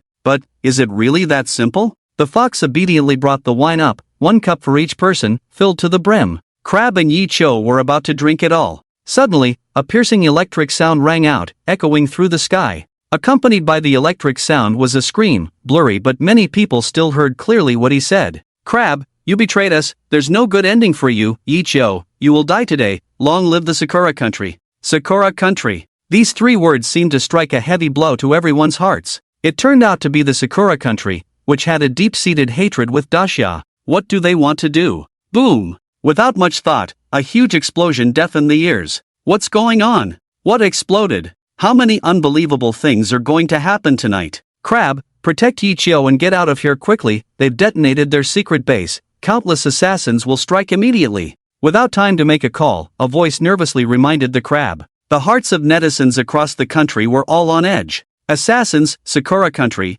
is this a movie being filmed? The scenes from the movie appeared vividly in front of everyone, many found it unbelievable. The crab was also shocked at this moment, giving Scorpion a look. Scorpion understood, taking a few big steps forward, light as a swallow. However, soon his face became more and more serious. Big brother, we can't leave, the passage has been blocked. Damn it! Crab cursed, glanced at Yicho, then looked around. Drag this waste to the corner, others, kill these bastards. Yicho was quickly dragged to the corner, and 2 people were assigned to protect him. In the current situation, the corner was undoubtedly the safest place. Yicho was carried by several people, extremely nervous at this moment. He knew that if he couldn't hold on this time, then he would really be done for. Sakura country, there's no reason to show mercy. Yicho looked at the burly figure of the crab, his heart pounding. Crab, be careful. Yicho shouted. Damn it, stop being dramatic. Crab didn't appreciate it at all. These scum, I don't even care about them.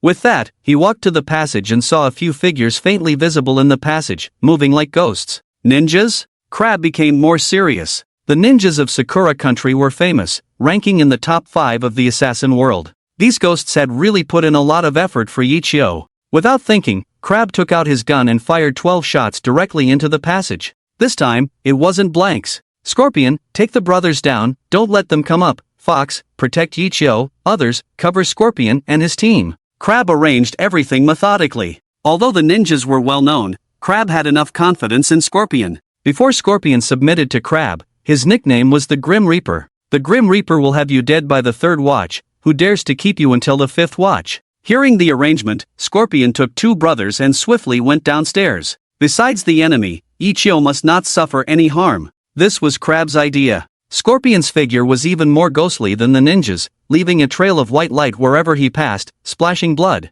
The literally flying knife never misses, that's a legend. The Grim Reaper's flying knife, once thrown, never returns. This was truly happening before everyone's eyes. In an instant, more than a dozen people fell under the Scorpion's hands. The Reaper who had not appeared for many years, reappeared in the arena. The Reaper's reputation is well deserved. Yicho muttered to himself. Although he couldn't see, he could tell from the subtle movements how skilled the Scorpion was. The crab said he had spared Yicho countless times, which was not groundless. Suddenly, a burst of cherry blossom language came, and only Yicho understood what was being said. Quickly kill Yicho, don't worry about others. Yicho was about to remind, but to his surprise, several ninjas next to the Scorpion rushed straight at the flying knives, while 2 others jumped up. Bang bang bang! 3 shots were fired towards Yicho, and then they were riddled by the crab. At the moment they landed, they smiled. These crazy ninjas were completing their mission with their lives. 3 bullets shot straight towards Yicho. 3 bullets were sure to take a life. For those who want to see the extra, it will be released tonight. Hope readers who like it can give some support. Thank you all. Also, there will be an extra tonight. You can add 967109974, that little group. The 3 bullets roared like the wind. No, faster than the wind. Yicho had never experienced so much life and death in one day. The successive bullets left him too shocked to react. No one could be lucky enough to dodge bullets all the time, especially 3 bullets aimed at certain death. In that moment, Yichio closed his eyes in despair. This was not a bluff from the crab, not an empty threat. These were enemy ninjas, weapons of death. Desya was ultimately a step too late. At that moment, Yichio suddenly felt an unparalleled calmness.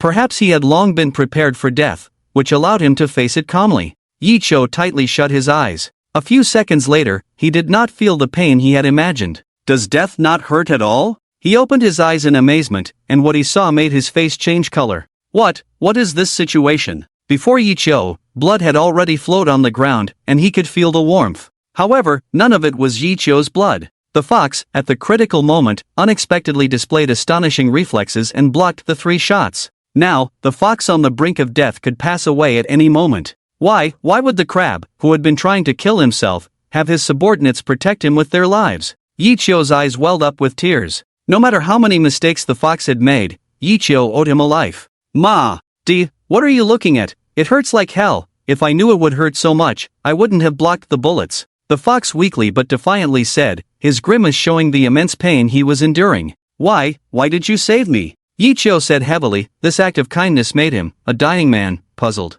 Get lost, don't be sentimental to me. Although the fox was on the verge of death, he still gave Yichio a disdainful look. Then, he looked towards the crab, smiled, and fulfilled his mission. Crab! The fox's voice suddenly became full of vigor. This was a last-ditch effort. I did it, I freaking did it. Yichio didn't die. I'm not a bookworm. I'm much stronger than that poisonous scorpion, right?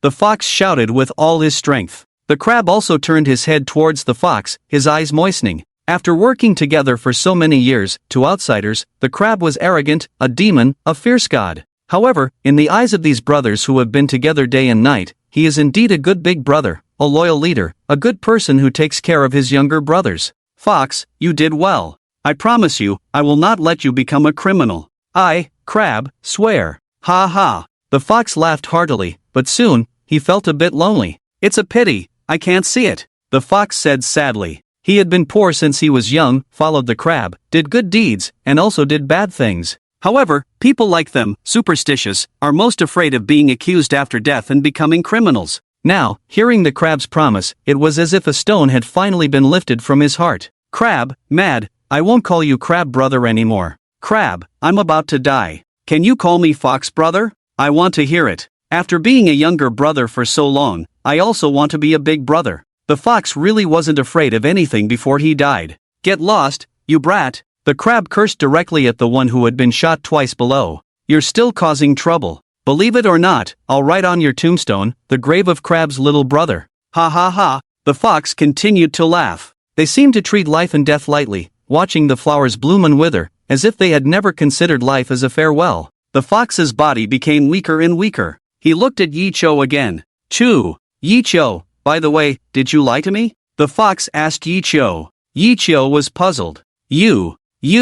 The fox was still weak. After thinking about it carefully, you never came to Fragrant River, so you didn't spend any money when you came to Fragrant River. How could you spend money if you never came here, right? Yichio's every move was clear to the fox as his opponent, and now he finally realized it. Yichio smiled and nodded heavily. That's right, I lied to you. The fox was even happier after hearing that. Haha, I knew it. How could I be worse than you? I am the smartest person in the world. The smartest person is not you, Crab, not your son, Crab. I should be your father. Ha ha. Yichio was speechless. The fox was indeed the fox, thinking differently from others even before his death. However, he didn't argue. After all, the fox died to protect him. Yes, you are indeed the smartest person in the world, Yichio said. The fox seemed very satisfied with this answer, smiled, and closed his eyes. The fox, the crab's right-hand man, the generation strategist, came to an end, closing his eyes slowly in the arms of his greatest opponent, Yichio.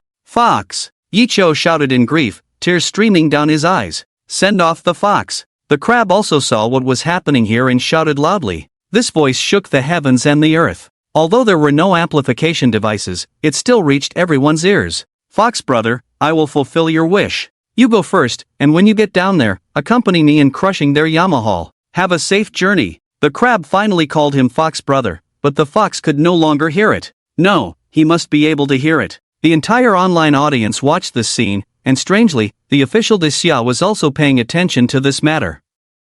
Boss, shouldn't we stop the live broadcast? A staff member asked. This live broadcast, more exciting than a movie, made them nervous. These real gun battles being broadcast in this peaceful society, does Disya really not care about the consequences? In the past, these things would have been banned 100%. The leader who was asked shook his head. He had received orders from above that no matter what happened tonight, the signal would not be cut off. Continue the broadcast. Since from today onwards, we are going to make Ichio's story public, we must let them know that heroes are not just about flowers and applause, but more about blood and tears. On the internet, many people were dumbfounded. This is their first time, the first time they have seen with their own eyes that one person can die for another person, they, still enemies. Many people even feel in their hearts that this is like a movie. In times of peace, how could there be so much fantasy? Are we watching a blockbuster? Is this the set of a blockbuster? I have seen the Fox before. Back then, when we were being relocated here, he led people to violently demolish. I always thought he was a bad person, but now, I don't know anymore. Maybe, people have two sides, good people may not always do good things, and bad people may not always do bad things. Why do I feel like crying? What are they, after all? Why did those ninjas kill Ichio? What about the others from Dacia? Why haven't they come yet? How many secrets are there in this world that we don't know? The enthusiastic discussions of netizens had no impact on the speed of the Dacia official. From the occurrence of the incident until now, it had only been a short 3 minutes. The soldiers near Fragrant River had already assembled and were ready to go, only needing 5 minutes. Ichio, as long as he didn't die for 5 minutes, and the crab, as long as he could hold on for another 5 minutes, then everything in the Sakura country would no longer be a threat. But, could they hold on? This time, the Sakura country had almost exhausted nearly 70% of its strength in Fragrant River and even more in Dacia. They were going all out. And they also knew that they had to fight quickly, fight decisively. In an away game, what they needed was time. The longer the time, the more disadvantageous it was for them. Scorpion, don't bring up another person. Even if you die there, you can't let anyone go. The crab shouted. Almost all of the crab's strength was focused on resisting the ninjas, and now Ichio was surrounded by weak protective forces.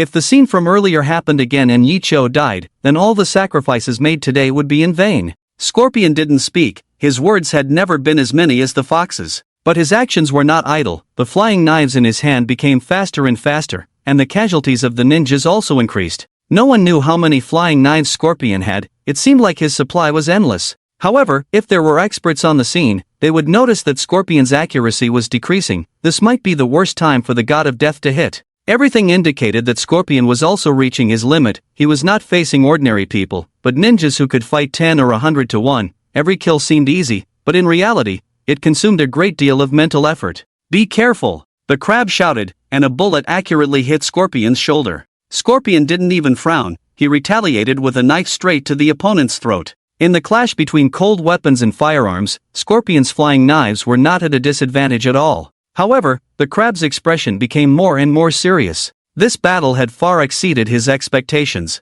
Scorpion was about to reach his limit. After so many years of dealing with Scorpion, he knew Scorpion's condition too well. The current Scorpion was at the end of his strength. Ichio also sensed all of this, but he was anxious and had no way to help. Even though he was incredibly intelligent, now he was just a disabled person. Damn it! Are you all looking to die? Each and every one of you, seeing your father, you all rush over here. Ichio shouted irritably. So many people died for him, and he was deeply moved. The crab turned his head to look at him, snorted coldly. Ichio, have you ever thought about it? The one who ends up protecting you in the end is me? The crab asked. Ichio shook his head, he still didn't understand why the crab would do this. The crab smiled, it was a smile of letting go of everything. He seriously looked at Ichio, his gaze particularly earnest. Ichio, why can't I see no matter what? What exactly do you have that makes so many people value you so much? Ichio was somewhat surprised, he didn't know the answer to this question either. Who values you? What did they say? The crab didn't answer, but continued on its own. Ichio, do you know how many times I wanted to kill you back then? It was you who made me leave my hometown, it was you who made me almost have nothing. I always thought I was good to you, I spared you so many times, I had so many chances to make you never wake up again, but damn it, I believed in you at that time. You are really smart, I always thought we are the same kind of people, we are both people who can stand at the top of this world, so I can't bear to kill you. With that, the crab smiled. You are not a girl, how can you make me so unforgettable? Even in this situation, the crab still had the mood to joke, indeed, the crab was unique.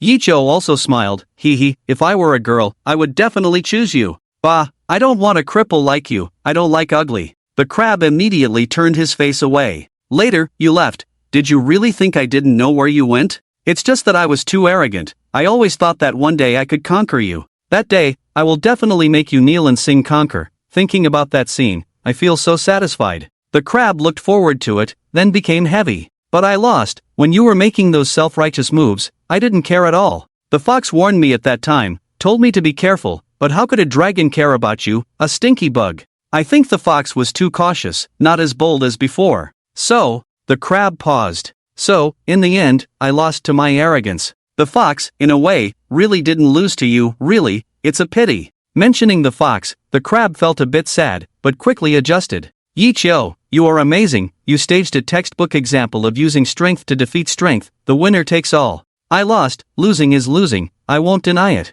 In this world, dare to lose to dare to win. But you didn't win either, you underestimated this society too much. Do you really think that by getting me caught, I couldn't do anything to you? At that time, I had 10,000 ways to make you die, and I could still live a wealthy life forever, do you believe it? The crab asked Yicho, and Yicho nodded. He believed, and he knew that if the crab didn't participate in today's events, he would still be a big shot in any place with a different identity, and no one could change that. Besides his identity, the crab's own abilities also determined this. Ha ha, the crab laughed again, seemingly, getting Yicho's approval was his greatest joy. The crab, his pride did not allow him to admit defeat. The crab continued, back then, I really wanted to crush you, break you into pieces, I hated you, I thought you didn't know how to appreciate, and you ruined everything for me and the family. My family, I was never the first priority, I finally climbed up, made everyone look at me, and you, made me revert to my original state. If you want to read the extra, the crab story, check the end of the previous chapter, it's already posted. Today, headache, a 4,000-word chapter, I've been dissatisfied all along, if you think there's any problem, you can comment at the end of the chapter, I'll revise it tomorrow, my body really doesn't feel well today. The crab's heartfelt words, anyone could hear how much resentment he held. Yicho, I've wanted to kill you countless times, but everyone told me it's not possible. I never thought that you, looking so sickly, would have such great energy. The crab felt a bit lonely. He said many times that he could win, but the result, whether he admitted it or not, was that he lost. Even now, he was still protecting his enemy, his opponent, with his life. Irony, isn't it? What use is there in verbal sparring? The crab lowered his head and looked at the scorpion, who was already exhausted, with more and more wounds on his body. Time was running out. The crab closed his eyes, scenes flashing before him like a revolving lantern. Money, women, status. It seemed like he had everything. So, what did he still regret? The crab's eyes suddenly became moist. He looked up, trying hard not to let the tears fall. How could the arrogant and domineering crab cry? But in the end, he still had to bid farewell to this flashy world. Reluctant to part, the crab muttered to himself. In the end, he still couldn't see through the checkpoint of death. Yicho watched the crab days off, feeling a bit anxious. Crab, they're coming up fast. If it's not possible, you guys go first, don't mind me, Yicho shouted anxiously. He understood that without the determination to make a sacrifice, all that would be left for them was total defeat. The speed of the ninjas was too fast, and the reinforcements from Disya were nowhere to be seen. One wrong step, and it's all over. The crab smiled at Yicho, looking down on him with disdain. Why panic? Haven't seen the world, have you? Taunting Yicho gave him a kind of indescribable pleasure. Yicho, do you remember the first time you saw me? The crab asked. Yicho was stunned for a moment, then nodded. The first time, he used a full-body bomb to force the crab to step back. That day, to be honest, Yicho took a risk. But was it the right time to bring that up now? The crab seemed addicted to reminiscing. The crab smiled. You had a few toys strapped to you that day, but you escaped unscathed. Did you think I was really scared that day? Blood, sweat, and tears, I've seen it all. Are you trying to scare me with your junk? With that, the crab arrogantly took off his shirt, revealing countless grenades on his body. Today, I'll teach you how to play with bombs. The crab called out arrogantly. Yicho was shocked, realizing everything, even the possibility of his death today, but he never expected this from the crab. What are you doing? Ignoring Yicho's question, the crab looked at the scorpion below and shouted, 1 minute, scorpion, I'll give you 1 minute. Withdraw, I'll deal with these bastards. Damn, trying to make me a lackey of Sakura country, don't forget to look at yourself. No matter how much labor despises me, I know what I eat and drink. Labor's grandfather told me since I was young, long live Disya. Long live Disya! The crab shouted from the bottom of his heart. Long live Disya! In an instant, all the barrage was filled with these words. They were moved by the crab, for the glory of Disya. The scorpion glanced up, his movements swift and decisive, retreating towards the exit. This was their pre-arranged plan. The moonlight tonight was cold, chilling everyone to the bone. It seemed like there was only the solitary figure of the crab between heaven and earth. At this moment, he was the only protagonist. Ha ha ha! The crab laughed out loud, looking at the sky, not a hint of sadness in his eyes. The scorpion was getting closer, and he knew his final days were near. Old man, I haven't disgraced the Zhou family. Labor's surname is Zhou for life. No one can expel me from the family. The crab shouted. He knew that the old man of the Zhou family could definitely hear him. Furthermore, you guys in Daxia are all a bunch of trash. Talking about nothing can go wrong, talking about sweeping everything. Let me tell you, don't let labor and capital die in vain. Catch that traitor for me, avenge labor and capital. The crab shouted wildly, still arrogant even before his death. And you, Yichio, why do I always see you as trash no matter what? Why do they say that with you, Daxia can advance for decades? How much brainwashing have you done to those blind fools? Damn it, in the eyes of labor and capital, you are inferior to me. You blind fools, idiots, labor and capital are the elite of Daxia, a bunch of bastards. The crab cursed recklessly. At this moment, he was the only boss in the world. Yi Cho was also somewhat shocked, tears in his eyes. Even though one eye could no longer see, blood and tears still seeped out. I am not as good as you. Yi Cho said seriously. He really felt that way. Honestly, if Yi Cho did not have the identity of a time traveler, truly living in the same era as the crab, he really didn't have the confidence to defeat the crab. The crab is undoubtedly the overlord of this era in Daxia. Ha ha ha. Seeing Yi Cho admit it, the crab laughed happily again. He raised his head and looked towards Yi Cho. Yi Cho, are we friends? The crab asked Yi Cho. At this moment before his death, he suddenly felt an unprecedented loneliness. In his life, he had loyal subordinates, a grandfather who doted on him, countless women, but suddenly he felt like he never had a friend, never. The crab admired Yi Cho, and wouldn't it be nice to consider him as his friend? The crab's eager eyes looked at Yi Cho. Yi Cho, with tears in his eyes, nodded heavily. We are friends, and also brothers. Ha ha ha. The scorpion had already retreated to the exit. The ninjas were about to come out. But the crab, at this moment, had no more worries. He felt that his life was close to perfection. He gave the scorpion a look, and the scorpion immediately somersaulted and swiftly left the exit. The crab's huge body stood directly in the center of the exit. Born as a Daxia person, die as a Daxia soul. The crab shouted loudly, then lit the fuse. A mushroom cloud rose, brilliant and tragic. Born as a Daxia person, die as a Daxia soul. This sentence echoed in the sky. Soon, in various places in Daxia, all the people watching the live broadcast echoed this sentence. Everyone was shouting with all their might. At this moment, between heaven and earth, only the crab. The proud crab, the glory of the Zhou family. The old master of the Zhou family said with tears streaming down his face.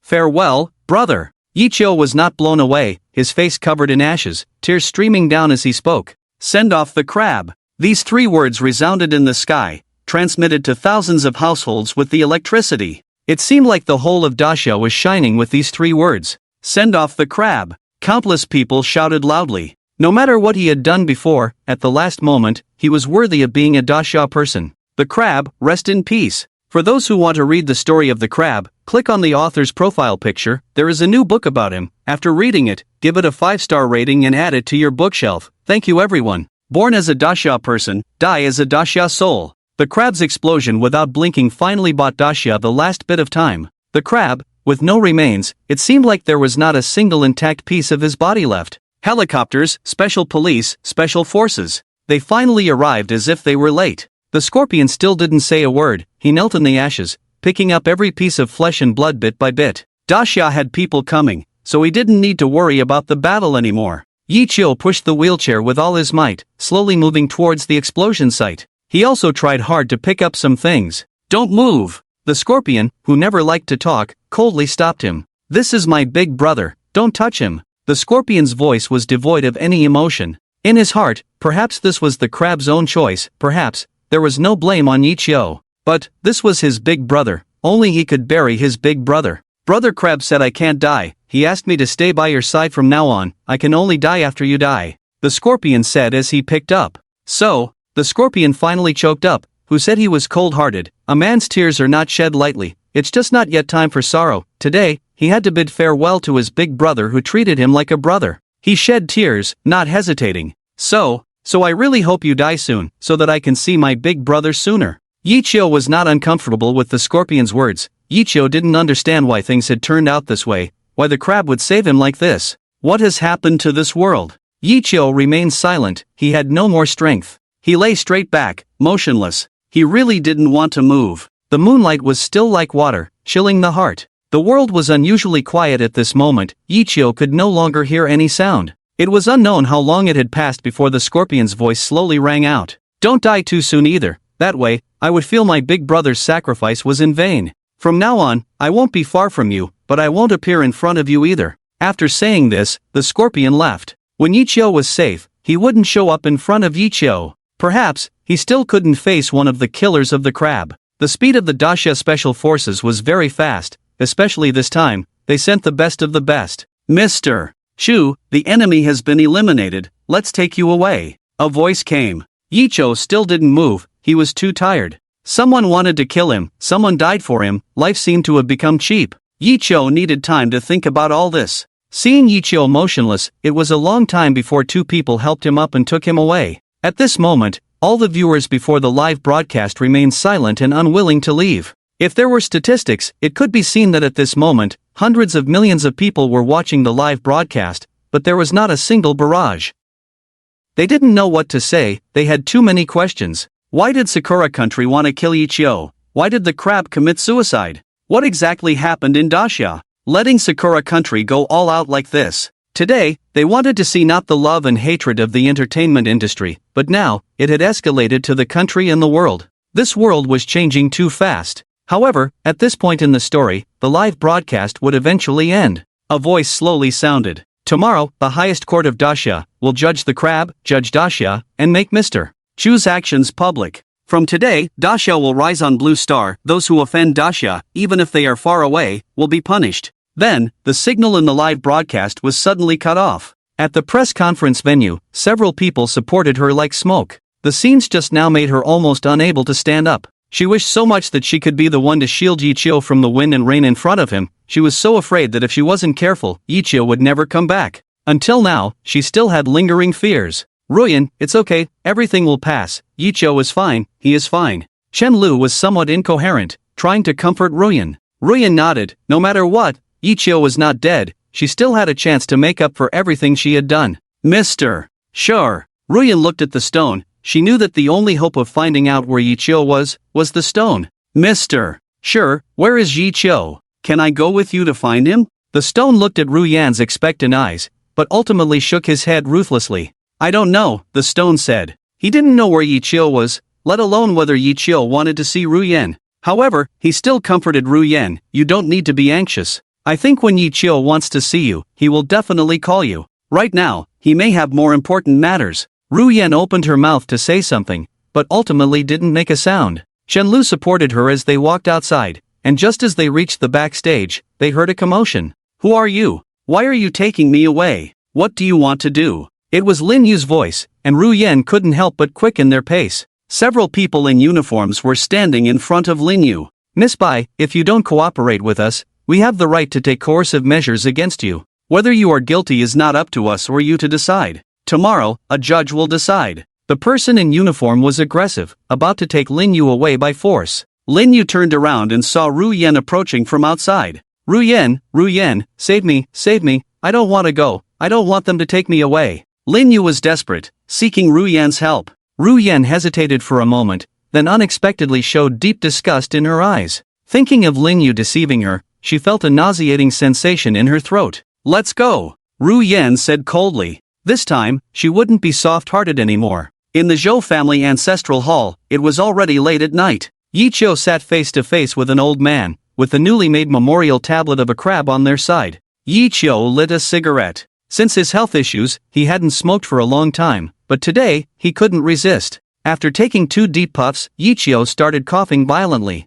Young man, don't show off, the old man advised. Yichio smiled and didn't respond to the old man's words. He was pondering a question he couldn't figure out. Master Zhou, if a person has done bad things all his life, but in the end, does a great deed, is he a good person or a bad person? Hope readers who like it can break the book drought. Thank you all. In addition, the Crab Legend Extra has been updated. You can add 967109974, that small enterprise. Group. What kind of person is Crab after all? Yichio sat in front of the memorial tablet, feeling confused. When dealing with Crab before, Yichio didn't feel any guilt. He had committed many wrongdoings, not just towards Ruyen, but also many others who suffered from his persecution. Many people wished to see him destroyed. So at that time, Yichio believed he was righteous, brave, eliminating harm for the people, and upholding justice. Even if he used some unsavory means, Yichio thought it was acceptable. But now, what kind of joke was society playing? Enemies becoming benefactors?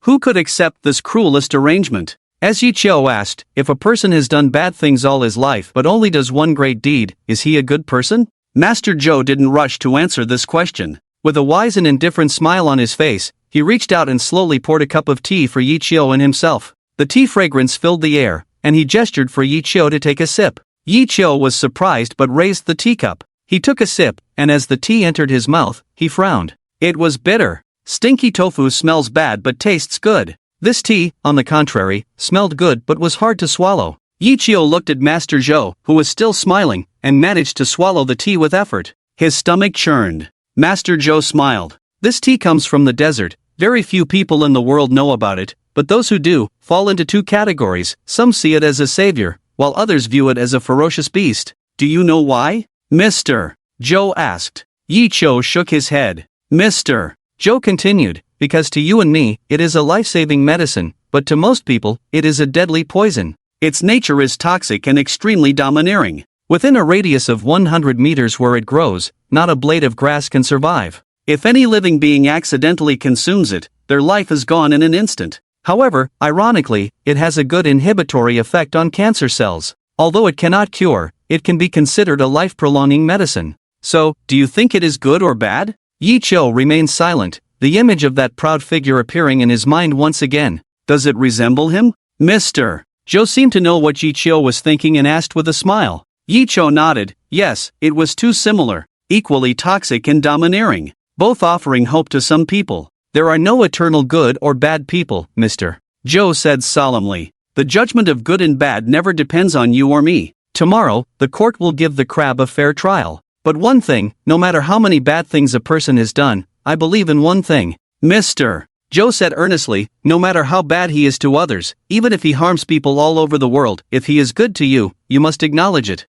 Everyone may say that this person is not good, but if he is good to you, you must acknowledge his goodness. Mr. Zhou looked at the crab's memorial tablet, feeling a bit melancholic. Yichio, you stayed up all night for the crab, you owe him a life. After all, he was his own blood relative, and at this point, Mr. Zhou also felt a bit desolate. White-haired people sending off black-haired people, no matter how strong, their hearts still break. Yichio nodded. It was true, the crabs full of evil deeds cannot be washed away, but he saved himself, which also cannot be erased. In the end, he owed the crab a huge favor. Why? Why did he save me? Yichio asked, a question that had puzzled him for a long time. Mr. Zhou eased his emotions, trying to make himself less sorrowful. With the skill of hiding joy and anger, he still had it. For the country, and for you. Mr. Zhou said emphatically. He suddenly stood up. At that moment, the majestic aura of an old general emerged. I recommended Xian Yuan with my blood, risking everything. This was the last thing the crab said to me. He was expelled by Daxia at that time. He asked me, do you still recognize him as a descendant of the Zhou family? I didn't say anything. He smiled at that moment, asking me, the Zhou family raised him as a weapon. Now that the weapon is broken, does the Zhou family want to disown him? This sentence made me thoroughly angry. I turned around and gave him a hard slap, very hard. The crab's mouth bled, but he still smiled arrogantly. He knelt down, kowtowing heavily to me 3 times. He said, these 3 bows sever the bloodline of the Zhou family. From now on, dust returns to dust, earth to earth, the great way leads to heaven, each going their separate ways. He said, for so many years, he had been domineering in the name of the Zhou family, but for the Zhou family, he ended up in such a situation. Who owes whom, is no longer important. I didn't say anything at the time, letting him walk away. I thought to myself, it's good that he's leaving, at least he can still live. Besides, the Zhou family indeed cannot tolerate a criminal. Do you know where the crab went at that time? Mr. Zhou suddenly asked. But before Yichio could answer, Mr. Zhou continued. He didn't go far, he went to his mother's grave. He sat there all night, saying, "Mom, if you had stayed a little longer, would they dare to bully me like this? Would they dare to use me as a weapon? Now that I'm useless, I can finally be abandoned." The crab drank while muttering to himself, saying, "Mom, you never really took care of me. I even forgot what you look like, but I still miss you. They all say that children with mothers are the happiest. I want that too. Mom, I'm leaving. I may not come back for a long time, can't come to see you. Promise me, in the next life, don't leave me so early." At this point, old Joe finally couldn't hold back his tears anymore. "Joe family, I'm sorry for this child. Joe family, the crab's fault, half of it was forced by the Joe family." Yichio fell silent. The grievances of the wealthy families are always hard to explain. How much of what the crab did came from his heart, and how much benefit did the Joe family gain, who knows? Old Joe took another sip of bitter tea. Perhaps only this way could he calm his emotions. After the crab left, the Joe family inevitably suffered consequences. Other families took advantage of your illness to harm you. During those days, the Joe family was on the verge of collapse, and I, like you, held on by sheer will, not living for too long. At that time, the power of the Joe family was basically in the hands of others. It was at that time that they did something behind my back. Foreign forces contacted the Joe family at that time, saying they could help us. And those unworthy descendants actually went behind my back to negotiate. Bastards! A bunch of useless people without ancestors. Old Joe's cane struck hard, showing his extreme anger towards that matter. Hope the readers who like it can break the book drought. Thank you all. In addition, the crab legend has been updated. You can join 967109974, that little group. The Zhou family has always been loyal. When the Great Xiao was founded, the Zhou family had 29 people killed in action, the oldest being over 70, and the youngest only 12 years old. This brought glory to the Zhou family, the prosperity they have now. But those unworthy descendants, for the sake of power, actually forgot what the ancestors sacrificed for today. They are the real sinners. In my heart, the crab is worthy of the Zhou family, the others are the shame of the Zhou family. Yi Qiu listened with trembling courage. He didn't expect the impact of the crab's actions to be so significant. The power of the Zhou family in the Great Xiao was at its peak. Even if it was weakened at that time, it was not to be underestimated. The betrayal of such a family would bring so much influence to the Great Xia. Yi Qiu felt a chill down his spine just thinking about it. And then? How was it resolved? Yi Qiu asked. Blood stained the Zhou family, order was restored, facing the enemy with one's own body, counterattacking in the face of death, old Zhou said solemnly. When they were secretly planning to sell the Zhou family, one night, the crab came back. He brought two people with him, a fox and a scorpion. That night, the crab's knife was very cold, the wind of the Great Xia was chilly. The crab looked at the then head of the Zhou family, also his uncle, and said only one thing. He said, one must not forget one's roots as a person, and one must not only consider profit in one's actions. The Zhou family only has martyrs, not deserters. These people of the Zhou family, who thrive on treachery and deceit, when it came to a real showdown, would be the opponents of the crab who had been away for years. That day, when I saw the crab, his face was covered in blood. The first thing he said to me was, "Grandpa, I killed your son and grandson. Now, in the Zhou family, you have the final say." Flesh and blood turned against each other. Do you know how an old man like me felt upon hearing such news? But before I could get angry, the crab threw the evidence of their negotiations with foreign powers at me. After I saw it, I didn't speak for a whole night. The next day, I gathered all the Zhou family members and announced that the head of the Zhou family and his son, killed by the crab, were sent out of the country by me. The Zhou family was under my control. And on that day, the crab disappeared from everyone's sight again. Before leaving, he said to me, "Grandfather, Daxia has termites, but the Zhou family must not become termites. Many people are targeting eldest uncle's matters. I have to leave, I have to clear everything for the Zhou family." He said, "Grandfather, if I can't come back, can I ask you for one thing? I beg you, send me to the ancestral hall. I want a home. I'm afraid I won't be able to enter. I'm down there, even my mother won't recognize me." Perhaps, from that moment on, the crab decided to die. I'm saying all this just to tell you that the crab saved you, but more for the Zhou family. You don't have to feel guilty about it. The Zhou family is guilty, the crab is guilty too. Tomorrow, Daxia will give a fair punishment, but my grandson, in my heart, will always be a dignified man. He, worthy of the Zhou surname. Yes, everything will be settled. Good is good, bad is bad. A person cannot erase all his faults just because he did a good deed. But why is this story so heartbreaking? Have the traitors been found? Why do they want to kill me? Yichio asked quietly, not knowing how to evaluate many things. Zhou Lao shook his head. Some clues are nothing more than one of those few major families, but there were some accidents. The contact person self-destructed at the last moment, destroying most of the evidence. However, I believe he won't be able to hide for long, Zhou Lao said, then couldn't help but remind, but during this period, you better stay in a safe place. They are likely to act recklessly and drag you into death. For yourself, for Daxia, stop being stubborn. He. Yi Chou sneered. What merits and abilities do I have that make them value me so much? This is indeed a question that Yi Chou couldn't understand. He knew that everything he did would have a significant impact on the future, but would it be enough to make the top families of Daxia, at least comparable to the Zhou family, value him so much? Zhou Lao looked at him puzzled, and after a long time, he confirmed that this child really didn't understand the situation. It's simple, 2 points. Anyone who possesses these 2 points deserves to be valued.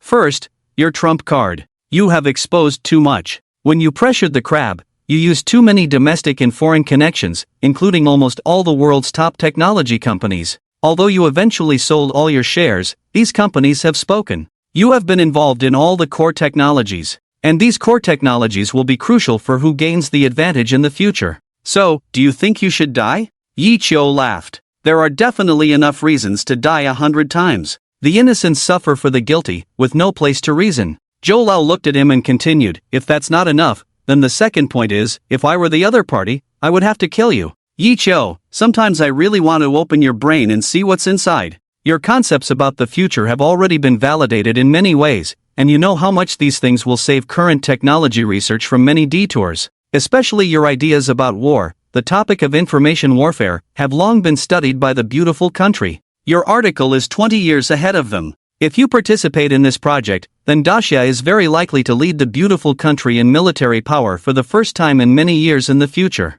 How can they not be anxious? Sakura country is our archenemy and a subordinate of the beautiful country. They will spare no effort to kill you. Yi Chou understood. Yes, advanced awareness and direction are a disaster for other countries, especially enemy countries. I privately sent all these things to Daxia. Was it leaked by the traitor? Zhou Lao nodded, and this answer made Yi Chou silent. This mole has a lot of energy. So, we must catch him out, but before we catch him, Yi Chou, your safety is the most important, don't be willful anymore. Zhou Lao reminded once again, Yi Chou, anywhere is fine, but for the sake of love, it's easy to lose composure. Now is not the time for love. Don't worry, I know my limits, Yi Chou said. Tonight, he and Zhou Lao didn't sleep all night, they were on the final journey of sending the crabs. As the sky brightened, the two became even more alert. The trial is about to begin, right and wrong, finally coming to a conclusion. However, today is not just about the crabs, nor just about the Zhou family. A bigger storm is brewing. Hope the readers who like it can break the book drought. Thank you all.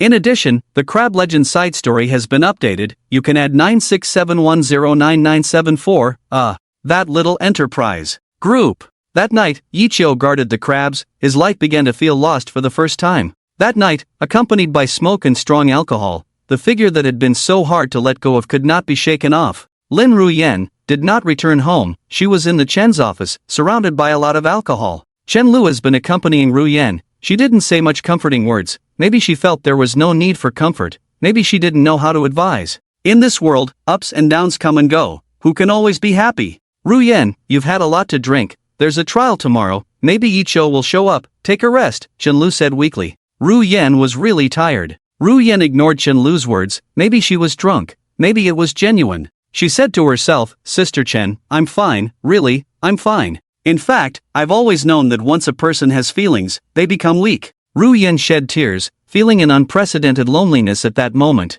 5 years of glamorous life, 5 years of crowds of people, but at the time when she needed friends the most, she felt so lonely. However, she was not sad. Perhaps all the girls in the world long for someone like that. No matter how he treats others, he treats you specially. Fortunately, Ruyen has such a person. She said, I used to drink too. I always said I wanted to toast to the past, never look back in love again. In fact, I know, I've always known, that even if I get drunk and worry alone until dusk, if Yi Chou reaches out his hand, I will still go with him. I've been lying to myself for so long, really, I don't want to lie anymore. I almost fooled myself, now I know, I never forgot. Ruyen drank a glass of wine. She really thought she had forgotten, once went crazy thinking, then tried hard to forget. She thought she could do it. But I know, I can't forget. You all say I'm a workaholic, tell me not to work so hard. Who wants to work so hard?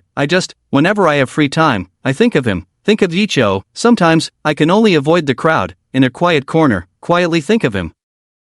I know I'm a bad woman, Yichio has done so much for me, but I misunderstood him again and again. No matter what the reason, I'm a bad person, but I'm grateful that heaven has given me another chance, this time. Ru Yan suddenly stood up. The alcohol made her a little unsteady, but she still said firmly, this time, I won't let go. Ru Yan's resolute courage shocked Chen Lu. She understood this woman, who had reached the top of the entertainment industry in 5 years. She had an unparalleled energy, absolutely not to be underestimated. This story is not over, or rather, it's just beginning. Good. Chen Lu was infected and stopped persuading. Like smoke, both you and Yichio are my benefactors. In the future, whatever Chen Lu needs me to do, I will definitely not refuse. Chen Lu also drank a glass of wine. On this night, he also planned to let himself go. The two of them toasted and drank, tired, then collapsed on the floor. There was no boss, no celebrity, just unrestrained indulgence. Higanbana, flowers bloom without leaves, leaves grow without flowers, longing for each other but unable to meet. After some time passed, the two finally succumbed to the effects of alcohol, fell into a deep sleep, with smiles still on their faces on the cold floor. At this moment, the sound of the door opening came from the entrance, followed by the sound of a wheelchair. Yichio, who knows when, had already arrived at the door, with Stone pushing him from behind. Stone pushed slowly. It was now close to dawn, the trial meeting was about to begin, and Yichio only contacted Stone when it was almost daylight. Yichio said he wanted to see Like Smoke one last time, that woman he always thought of, forever the softest place in his heart. Stone asked, why not let Like Smoke accompany you to the end? Yichio shook his head. He wanted to, but he couldn't. A conversation with old Zhou made him realize that as long as the traitor was not exposed, he would always be in danger. He feared the other party might harm Like Smoke out of desperation. Daxia had agreed to transfer Like Smoke to a safe place. Yichio asked if he could go too. There was silence on the other side. Yichio knew it was not possible. He needed to lead Daxia to complete unfinished tasks, bring his foreign technology to Daxia, and most importantly, cooperate with Daxia to find the mastermind. This was the last thing he could do in his remaining years, and also the most dangerous. Old Zhou finally said a sentence. He said, perhaps, these technologies are secondary, but this worm, we must dig it out. Otherwise, if one day he truly gains enough power in Daxia, then Daxia will be in danger. Yichio was slowly pushed in front of Like Smoke, and he embraced her. Fool, after all these years, your alcohol tolerance hasn't improved. Yichio's tone was somewhat indulgent. He took off his coat and gently draped it over Like Smoke. His actions were unusually gentle. After 5 years, this was the first time he had such close contact with Like Smoke. In Yichio's heart, he felt a long-lost peace. Like Smoke, I have to go. I'm sorry, I still can't be with you, even though I want to be with you every moment until the end of my life. But I must use all my strength to do this, even if it means sacrificing myself. However, I am not a great person. What I think about is our small family, not this big one. Daxia promised me that regardless of the success or failure of the final task, you, Guogua, and all your family members will receive first-class treatment.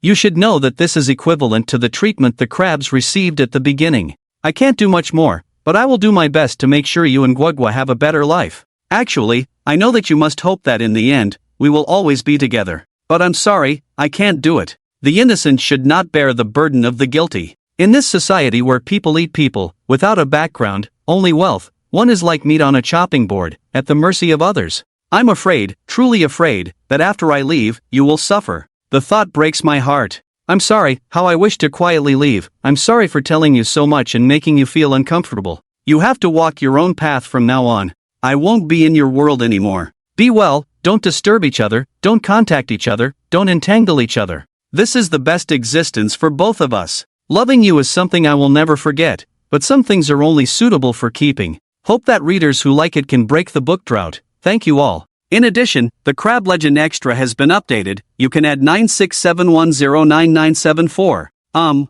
That little enterprise.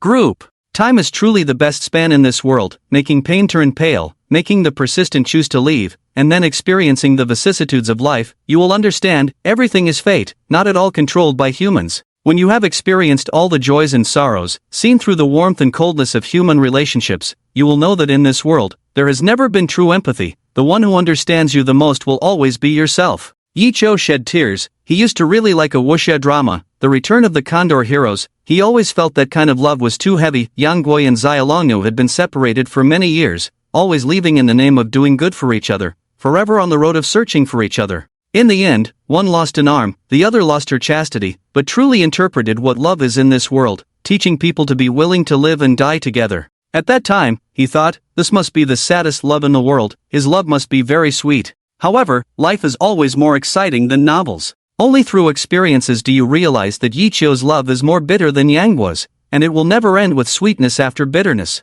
Chu, Mr. Chu, you're here, Luo. Ruyan. Chenlu suddenly woke up. As the boss, she naturally couldn't do without social gatherings over the years. After a short rest, she had already sobered up a lot. She opened her eyes and saw Yi Chio. For a moment she thought she was hallucinating, but after rubbing her eyes, she confirmed that Yi Chio was indeed there. Yi Chio waved his hand, indicating that she shouldn't disturb Ruyan. It's okay, I just came to see. Yi Chio said softly. Chenlu, long time no see. Long time no see. Chenlu didn't know what to say. She saw Yi Chio sitting in a wheelchair wearing an eye mask, feeling inexplicably heartbroken. Mr. Chu, your health. Chenlu couldn't bear to continue. I'm fine. Yi Chio was quite indifferent to this question. He just gently held Ruyan, feeling an indescribable heartache. Ruyan has a bad stomach. I prepared some stomach medicine for her. When she wakes up, she must watch her drink it. At that time, she's afraid of bitterness, always trying her best not to drink. Not obedient at all. Ruyan often gets headaches the day after drinking. Find a masseur. There's a master on Central Street in the Magic City, surnamedly. Ruyan said she really likes his technique. You can invite him over. Yi Chio started to ramble, as if these things were engraved in his DNA. He couldn't forget. Tomorrow have the chef make some preserved egg congee. It must be light. Ruyan will still vomit the day after drinking. Only this, she can eat a little. Don't let her put on makeup tomorrow. Yi Chio said a lot in one breath, as if he wanted to explain everything. He looked at the stunned Chenlu and smiled. Am I being too annoying? Chenlu shook her head. Actually, Ruyan is no longer a child. After so many years, she has learned to take care of herself. Yi Chio was stunned for a moment, then a bitter smile appeared on his lips. Yes, after so many years, Ruyan was no longer the same Ruyan as before. She was already a mother. Time really is a good thing. Hee, I'm overthinking it. Yi Chio self-deprecatingly said. It's about time, I have to go too. Chenlu, take care of Ruyan for me, thank you. Stone pushed Yi Chio slowly towards the door. Yi Chio tried his best not to look back. He was afraid that if he turned back, he wouldn't be able to leave again. He was afraid that this time he really had no place to die. After all, no matter how thorough the plan, there were always loopholes. After all, the lessons of the crab and the fox were vivid. If he couldn't give her happiness, then he should try not to disturb her anymore. Although Yi Chio had already disturbed her once. Stop talking about right or wrong. Who can tell Yi Chio what to do in his current precarious situation? It's already 8 a.m. 9 a.m. The day of the live broadcast trial across the network. At this moment, many netizens are sitting in front of their computers, quietly waiting. More netizens are contemplating how to ask for leave from their bosses in schools. Hey, boss, I have a stomach ache today. I ate something bad last night, an employee said in a pitiful voice. Find another reason. Ahua already used that one, the boss calmly replied. Then I have a headache today? Xiao Ming just used that. My stomach hurts? Xiao Zhang had appendicitis. After about 10 conversations, the employee looked down at his body, as if there was really no perfect excuse left. Boss, can you just pick a spot where I'm hurting? Anyway, I can't go to work today, you can just deduct my day's pay. The employee brazenly acted like a rogue. He had made up his mind that such a big event today must be given immediate attention. Not even the king could change his mind. Deduct 2 days. Deal. Countless places are playing out the same scene. This trial has become the biggest highlight of today. The crab is innocent. Even if he made a mistake, he has already atoned for it. When a person dies, the account is settled. There's no need to flog a dead horse. Some people sympathize. Good is good, bad is bad. The crab's violent methods in the past harmed many people, do you know? Such people cannot be forgiven even in death. Perhaps this netizen had been harmed by the crab before. I'm not concerned about the crab. I'm concerned about Yi Chio, about the Sakura country. They sent people to our homeland to kill our citizens. Can you tolerate that? They invaded us in the first place. Now, the chance for revenge has come. Warmongers have already begun to fantasize about the Third World War. Will Yan Yan and Yi Chio end up together? Their love story has made me cry for 2 days and nights. It's so touching. I support this couple. Yan Yan and Yi Chio fans are also not backing down. Meanwhile, in the courtroom, many prominent figures have gathered. General, do we really have to do this? This way, war could break out at any moment. A civilian official looked worried. Those who offend the great Xia will be punished, no matter how far they are. The 5-star general said fiercely. Raise an army for 1,000 days, use it for a moment. Dong, we are not seeking war, we want to exchange war for a bright future.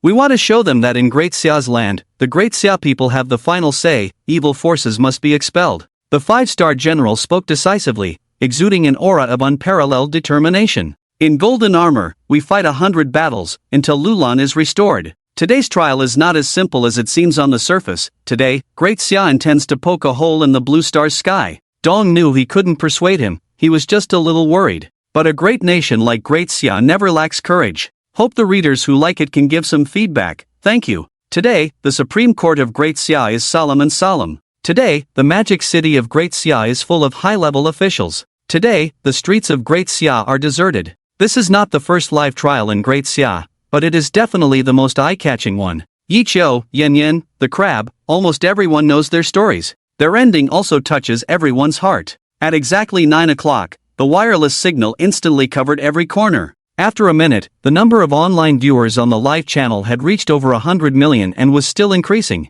However, the live stream was not lagging at all. When a country does something, all problems cease to exist. At the same time, all major TV stations have stopped all programs today, and each program played is about this trial. Everything tells everyone that today is not as simple as imagined. As the camera zoomed in it slowly, 2 large words were clearly seen by everyone. In the center of the courtroom, above the words justice and integrity, there were 2 more words that were even more shocking. National traitor. The tragedy of a nation. Just 2 words but heavily hitting everyone. Is it necessary to judge a crab? Can the term national traitor be used casually? Netizens are puzzled. What happened? Did some big shot pass away? Why is there no news? Yeah, is today some important day? My girlfriend just asked me if I remember what day it is today. Almost scared me. I searched through my notes and finally said today is our 205th day anniversary of our first time having sex, and then I got slapped. Only then did I realize she was asking about the TV. I sympathize with the person above. Did an earthquake happen somewhere? Does anyone know? I feel that whether it's a crab or Yi Qiu, they don't deserve these 2 words. I know what day it is today. Today is my 28 years and 102 days of being single anniversary, single since birth. Who can compete? Get lost, the live broadcast has started. Watch TV properly. That's right, the live broadcast has already started. A person resembling a judge walked to the front, and everyone was not unfamiliar with him. Chief Justice of Daxia Zhang Yi. Usually on TV, he is one of the prominent figures sitting in the front row at any major event, a powerful figure in Daxia. Today, he was equally serious and solemn. Daxia Supreme Court, regarding the crab, Zhou family, Lin Yu, treason case. Now, the trial begins. Zhou family? Crab? Lin Yu? Damn, everyone was dumbfounded. The Zhou family, a military family, although many people knew that the crab was from the Zhou family, no one would have thought that the crab would be implicated with the Zhou family. A joke, such a family should coexist with Daxia, always standing at the top. How could they be judged? But today, things are really different. As for Lin Yu, everyone sneered at her. It seems like something strange has mixed into these 3 names. Yes, Lin Yu, is she comparable to the crab? Is she even comparable to one of the crab's toes? Can this thing be mentioned in this kind of place with her name? However, many people were gloating. Is it that damn Agent Ru Yan? Damn, half of Ru Yan and Yi Qiu's tragedy was caused by her. Today make sure to get her killed. That's right, does such a person need a trial? Just give her the death penalty directly. Today's appetizer is really disgusting. The discussions among netizens were varied, but they did not affect Zhang Yi's emotions. Nearby, a few soldiers escorted Lin Yu to the trial platform. Zhang Yi looked at her indifferently. Lin Yu, born in Daxia for 60 years, 34 years old this year, from Daxia's magic city, guilty of embezzlement, maliciously embezzling others' property, colluding with foreign countries, selling national information, and suspected of fleeing. Do you acknowledge your guilt? Lin Yu shook her head violently. She looked very haggard now. In just 2 days, everything she had worked hard for had vanished, turning her into a despised villain. This kind of gap was also a kind of experience. I did not betray the country. So many people are going abroad now. I am just one of them. I am just an ordinary person. I don't have the ability to betray the country. And also, the money I and Ru Yan earned over the years is rightfully mine. I just did some wrong things, but I did not commit a crime. You cannot judge me as guilty because of public opinion, nor because of sympathy or fear of Yi Qiu and Ru Yan. I am willing to return the property I should not have received, but I do not admit guilt. Man dies for wealth, bird dies for food. I only made a mistake that most people could make. but this is not a crime. If you judge me guilty, then you are corrupting the law. Does the law of Daxia still have credibility? Even without a lawyer, Lin Yu still spoke eloquently. Being wrong and being guilty are completely different concepts. She only admits being wrong, but absolutely denies being guilty. Zhang Yi coldly smiled. He had seen this kind of person a lot. Not giving up until the Yellow River is reached. Even many people, with overwhelming evidence, still cry out for injustice. They are not worthy of sympathy. Lin Yu, confess and you will be treated leniently, resist and you will be punished severely. You know everything you have done, avoiding the main issue will not lead to a good outcome. I will give you one last chance to confess your crimes. If you remain obstinate, Daxia will never have a place for you. I'm not guilty. Lin Yu shouted loudly. Confess and be treated leniently, serve your sentence and go home for the new year. Lin Yu deeply understood these 16 words. Persist to the end. Zhang Yi slammed the table, shaking everyone's spirits. The slamming of the table seemed to have endless power. Just now Lin Yu, who was sharp-tongued, suddenly broke out in a cold sweat. But it's okay. Lin Yu still held on to a glimmer of hope. These were just economic crimes. As long as she actively repaid, maybe there was still a chance. Lin Yu was about to speak, but Zhang Yi immediately interrupted her. Zhang Yi didn't want to hear Lin Yu's explanation at all. If it's just these, maybe you were just driven by greed. But you have betrayed Daxia's secrets, disclosed information about Daxia's secret personnel, an unforgivable crime, unpardonable. I haven't. Lin Yu shouted. I'm just an agent. Although I have contacts with some high-ranking officials, it's impossible for me to know these confidential information. I can repay my greed, but I won't admit to anything else. If you want to add crimes, you can always find an excuse. Are you judging me with baseless accusations? Is that your goal? Lin Yu strongly retorted, surprisingly winning some people's approval. That's right, betraying the country is too serious. She's not even a significant figure, how could she betray the country? She made a mistake, but there should be a fair trial, not imposing things on her that she didn't do. That's unfair. Even bad people should receive justice. I stand with Lin Yu in this wave. The weak are always easily sympathized with. Although many people dislike Lin Yu, they still feel that she couldn't have done these things. Her status, her connections, all destined her to be incapable of doing all this. So what Zhang Yi said was unfair. However, Zhang Yi's face turned serious, his gaze towards Lin Yu became sharper. Baseless accusations, are you also worthy of saying these 3 words? Zhang Yi's words were resounding. Baseless accusations refer to the ancient patriotic general, General Yu, who was framed by traitors. The traitors used baseless accusations to kill the loyal General Yu, and since then, General Yu lost his power in the court. And now, Lin Yu actually used these 3 words to describe herself. What qualifications does she have to call herself that? Lin Yu, Zhang Yi said heavily. Do you really think that everything you did is unknown to anyone? 5 years ago, you had a boyfriend from the Sakura country. At that time, Lin Ruyan and Yi Qiu were also in a relationship. Yi Qiu was already conducting a secret research with Daxia, hiding his identity. But you, under the influence of your Sakura country boyfriend, secretly fed Yi Qiu a drug that destroys human skills. What were your intentions? The whole room fell silent. Yi Qiu has been terminally ill for 5 years. Was it done by Lin Yu? This is simply unbelievable. Lin Yu's pale face gave everyone the answer. No, I didn't know at the time.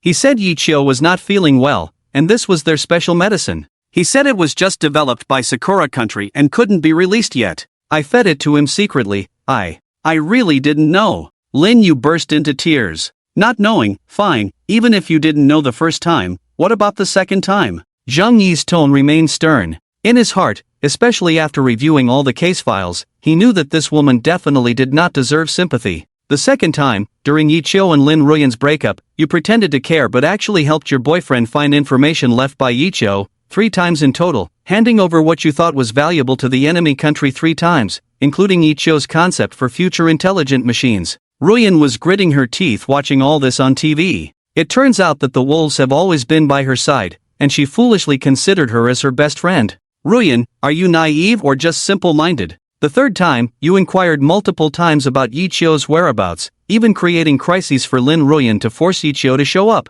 Do you know that at that time, Sakura country was already planning to eliminate Yi Qiu? This is murder, you are an accomplice. Zhang Yi almost shouted at the end. Don't say you didn't know. Maybe you didn't know the first time, but what about the second and third times? At that time, your boyfriend helped you obtain legal status in Sakura country and promised to take you away. That's why you took risks time and time again. As a citizen of Daxia, knowing the other party is a spy and not reporting it, aiding the enemy, Lin Yu, what else do you have to say? You must be wondering why you suddenly couldn't contact your so-called boyfriend later on. A year ago, we had already captured him, and now he has confessed to everything. Lin Yu, you are not worth pity. Lin Yu's legs went weak, her mouth turned white, unable to say a word. Yes, she did all these things. She thought she could leave Daxia, she thought she could get away with it. The law is strict, but it is also fair. Verdict, Lin Yu, guilty on multiple charges, sentenced to death. Zhang Yi's gavel fell again, taking a life in the first trial. Tonight, it's not going to be easy. Ruyan held back her tears, even though they were childhood sweethearts, even though they had decades of feelings. Should she feel pain or hatred? The most painful thing in the world is being betrayed by the most trusted person. The world is bustling for profit, perhaps this is the truth. Lin Yu was just the appetizer, the real big players are yet to come. Zhang Yi didn't adjourn, he directly had his subordinates bring up the second person. Yes, bring up. Old Master Zhou, despite facing trial, still exuded the aura of a superior. A lifetime of struggles, no matter the situation, he would never be afraid. Old Master Zhou stepped up to the judgment seat. General Zhou, how did it come to this? Zhang Yi said slowly, not daring to show any disrespect in front of old Zhou. Old Master Zhou had served in the military in his early years, one of the few generals who had been on the battlefield, a true General Zhou. I had to come, Old Master Zhou said word by word. The crab is my Zhou family's descendant. If he does wrong, it's because I, the old man, failed to discipline him properly. If he does right, it brings honor to me. If the crab dies, I cannot leave this seat empty. The Zhou family cannot allow anyone to undermine our reputation. I am here today to tell everyone that no one can rely on past achievements to act recklessly. Whoever makes mistakes or commits crimes must own up to them.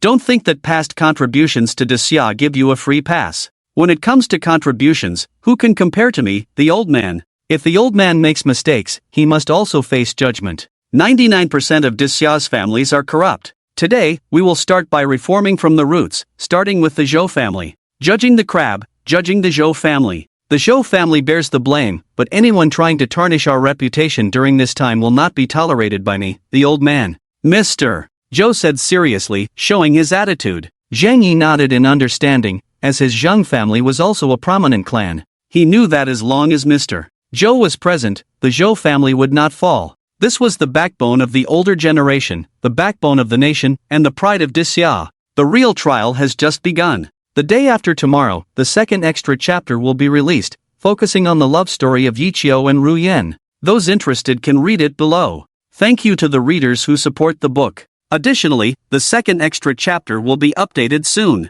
You can join the group by adding 967109974. That's small. Group. Mr. Zhou's resolute and unyielding demeanor moved everyone. Zhang Yi knew that today's trial was not just an ordinary one but also a warning, a way to shake the mountain and startle the tiger. Zhang Yi slowly took out the crab's file. Every wrongdoing will eventually be judged. The crab, born in Daxia 55 years ago, 39 years old this year, from Long City, Daxia, convicted of intentional harm, leading an illegal group, embezzlement of national assets. Among these, violent forced evictions resulted in severe injuries to 97 Daxia citizens, causing the death of 8. An eye for an eye, a life for a life. According to Article 178 of Daxia's law, the crab is sentenced to death. The crab, leading an illegal group, repeatedly harassed and coerced female artists through various means, severely impacting Daxia's cultural industry. The crab is sentenced to 18 years in prison and fined 5 million yuan.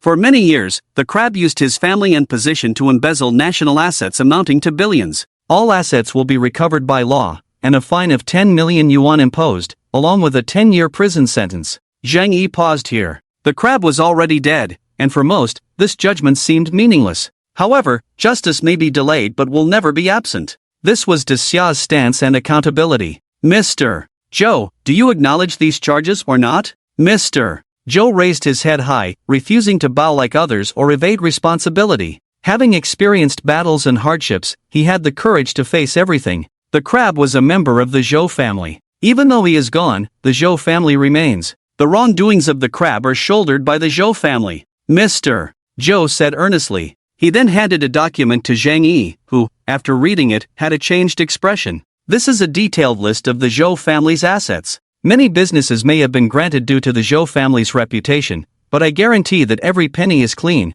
without exploiting the common people. I had someone audit these finances, and the amount likely just covers the debts left by the crab. I will donate all of it to compensate for the national losses and to help those harmed by my grandson. Of course, for those hurt by the crab, this may only be a number and far from enough. Here, I apologize to all those who have been hurt. The actions of the crab were due to my inadequate discipline, with the support of the Zhou family behind him. Most of his mistakes should be borne by us. So, all judgments, the old man accepts. The Zhou family dares to take responsibility and has the courage to admit their mistakes. If the Zhou family's money is not enough, then as long as I am alive, I will slowly repay the debt. I cannot die, nor dare to die. The Zhou family does not owe anyone. Zhou Laoyi could bend and stretch, his words were powerful. Ah, I have seen him before. He once led the Great Xia army to defend the country, he is also a national hero. The Zhou family is not all bad people, we just hope that what he says can be done, to give some compensation to some people.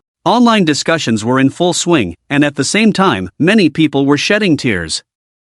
Most of them had gray hair, most of them were elderly, but at this moment, they all had tears in their eyes. A person quietly took out a military uniform from the innermost part of the closet. The uniform was already worn out. Old Captain, it was you who personally brought me to the army back then, you saved my life, now it's time for me to repay the favor. Someone picked up the phone. Calculate how much money I have, Soldier 1095 is returning to the team. Even more people, who lived not far from the trial site, drove there the moment Zhou Lao appeared. Zhou Lao, disasters do not affect the family, these things can be preserved. Zheng Yi advised, these are the lifelong savings of the Zhou family, without them, the Zhou family would be nothing. Enough? Zhou Lao didn't waste words, he just asked these two words. In the minds of these elderly people, faith is always the most important. Zheng Yi shook his head, knowing that he couldn't persuade them anymore. The Zhou family is not a commercial family, although they have accumulated wealth, it is still far from the crimes of the crab. Zheng Yi couldn't bear to continue, he felt that it was adding insult to injury. The law is ruthless, but people have emotions. Even if you go to the Li family in Modu, old leader, such a big thing happened, why didn't you inform us? A voice came, an old man in his 60s wearing an old military uniform walked in. Although the Li family is not a big family, they have enough. If Commander Zhou is short, go to the Li family and ask for it. Xiao Li, how could you? Zhou Lao was stunned, this was his former bodyguard, they rarely contacted after retiring. Who would have thought that today, he would show up? Commander Zhou, we are here too. Behind Xiao Li, dozens of people in military formation walked in. Their military uniforms were all different, old, and pitiful, each of them had experienced a lot, and time had left indelible marks on their faces. But at this moment, they lined up seriously, walking in unison, maybe not in perfect order, but definitely powerful. Security Team Soldier 10024, returning today, willing to repay the debt for the Zhou family. Captain of the Suicide Squad returning, my life was given by the commander, everything I have belongs to the Zhou family. Charge Battalion Commander returning, born as a soldier of Great Xia, die as a soul of Great Xia, the fierce tiger army of Great Xia, always daring and responsible. Steel 7 Battalion, Soldier 9023, returning. War Wolf Division, Division Commander, returning. Blood Knife Regiment, Regiment Commander. Flying Tiger Team, Wild Wolf Regiment. One by one, with oaths, Zhou Laoye's subordinates, the Zhou family's iron-blooded army, returned today. Zhou Laoye's eyes were filled with tears. When the crab died, he didn't cry. When there were traitors in the family, he didn't cry. But today, he couldn't help it. You. Zhou Laoyi choked up and couldn't speak. Originally, the Zhou family was highly respected and influential, with their private army almost becoming a personal army. Daxia saw them as a thorn in their side, a constant irritation. The old master Zhou loudly called for the disbandment of the Zhou family army, with all high-ranking officials transitioning to civilian life and handing over military authority to Daxia. On that day, everyone stood at the door, opposing this decision. They were scarred, they had remarkable military achievements. But now they were being asked to leave the units they had guarded day and night. Who could accept that? The old master Zhou said at the time, we are soldiers of Daxia. Back then, Daxia needed us to charge into battle, so we went. Now, Daxia needs us to lay down our arms and return to civilian life, so we must comply. The Zhou family army will never be a cancer to Daxia. Although they were given the best transition conditions at the time, these old soldiers still had a deep love for this land. Initially, the old master Zhou let them down, and the Zhou family let them down as well. After experiencing life and death together, they ultimately toasted to relinquishing military authority. Who could understand the pain behind it? It was from that time that the old master Zhou began to fade from the center of power. Perhaps he was tired, perhaps he had grown disheartened. However, unexpectedly, today, as the Zhou family was about to decline, they returned. Although they no longer had the power they once held, although they were no longer as vigorous as before, but they still saw themselves as soldiers of the Zhou family. "Commander Zhou, we are back," all the old soldiers said in unison. Soldiers need not say much, a simple "we are back" sufficed. Everyone on the internet was shocked. Who are they? What kind of people are they? Are they all retired soldiers? But they seem different, their aura is so strong. Yes, they are retired soldiers, but not ordinary ones. They have been on the battlefield, shed blood for the country, risked their lives, and killed people. They are heroes of Daxia. The old Zhou nodded, looking at Zhang Yi. "Judge Zhang, please continue with the sentencing." The Zhou family is not just one person. Zhang Yi was also moved. A family like the Zhou family should never be underestimated. A camel starves to death is bigger than a horse. However, the law is the law, and Zhang Yi hoped to be a just person. The crab's sentencing is complete, but since the crab is dead, and Mr. Zhou, you are willing to take full responsibility for compensation, the specific compensation amount will be discussed with others later. Next, for the third trial, the Zhou families Zhou Tianlong and Zhou Tianyu, who colluded with foreign forces and attempted to flee the country, were fortunately discovered in time and have been shot dead. Fortunately, they did not cause any substantial losses to Daxia. The following sentence is made. The sentence is to revoke the Zhou family's first-class family title, revoke the honorary family title of Daxia, revoke the related benefits of special treatment by Daxia, and revoke all the meritorious rewards awarded by Daxia. The whole scene was in an uproar. The reason these top families were top families was because of these unique titles. They may not have any substantial effect,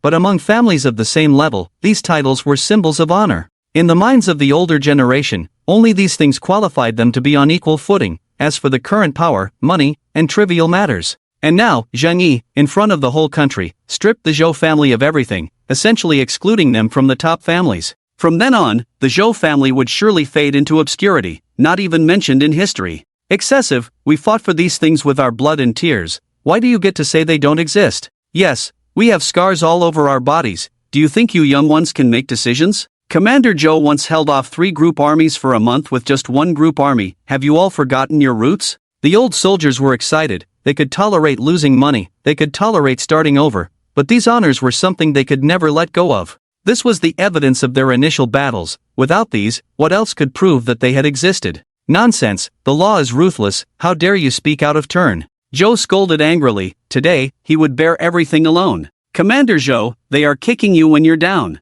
The old soldiers were still indignant. Yes, although the crab is not a good thing, I have heard of it, but he sacrificed himself for the country in the end, why not mention it now? Right and wrong, if it's fair and just, we wouldn't say a word, but this is clearly taking advantage of your illness, trying to kill you. The Zhou family army has never been wronged. The old soldiers were dissatisfied, they were not fighting for themselves, they were fighting for Commander Zhou, for the past glory. Enough! Zhou said heavily, his face turning pale. It's been decades, have you forgotten the rules of the Zhou family army? Who gave you the courage to shout and be disobedient here? If you don't obey, get out now. No one spoke, the old soldiers gritted their teeth, although they were unwilling, not one of them made a sound. I admit, Zhou said heavily, uttering these 2 words, which meant he was letting go of all his glory. Zhang Yi nodded, not speaking to Zhou anymore. He knew that the most important part of the trial was yet to come. Thirdly, I would like everyone to watch an interview. On the big screen, several familiar figures appeared.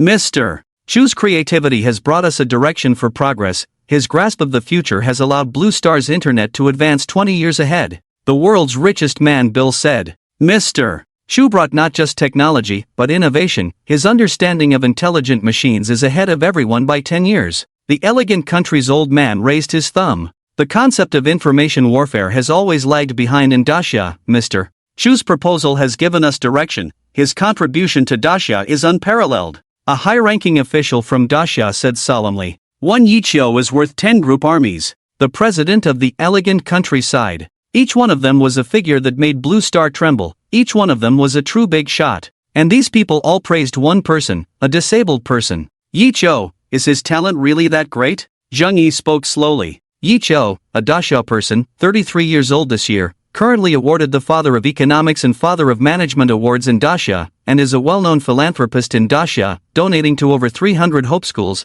donating billions to disabled people, and establishing a foundation with a capital injection of tens of billions to support laid-off workers and impoverished residents. At the beginning of this year, he was invited back to the country to participate in the construction of the Skynet, participate in military information construction. His concepts have saved Dacia at least 10 years of effort. He is called by the outside world the hope of Dacia's revival. At the same time, the enemies abroad are not giving up. Yi Chio's situation has been betrayed by traitors, and now he is the #1 target on the black market hit list. Many hostile forces have issued kill orders, saying that if Yi Chio dies one day earlier, Dacia will lose a year's worth of time. A hero of the country cannot be humiliated. I ask you, if we do not have the strength to protect our heroes, can we justify ourselves to so many compatriots who have shed blood and tears? After the decision of the top officials of Dacia, we have decided to counterattack the enemy. Dacia has never been afraid of bloodshed. Dacia has never lacked brave fighters. The day after tomorrow we'll release the second extra. This time it's about Yi Chio's love story. Those who want to read it can come and see. Where to read it is below. Hope the readers who like it can give some support. Thank you. Also, the second extra will be updated soon. You can add 967109974. That small enterprise.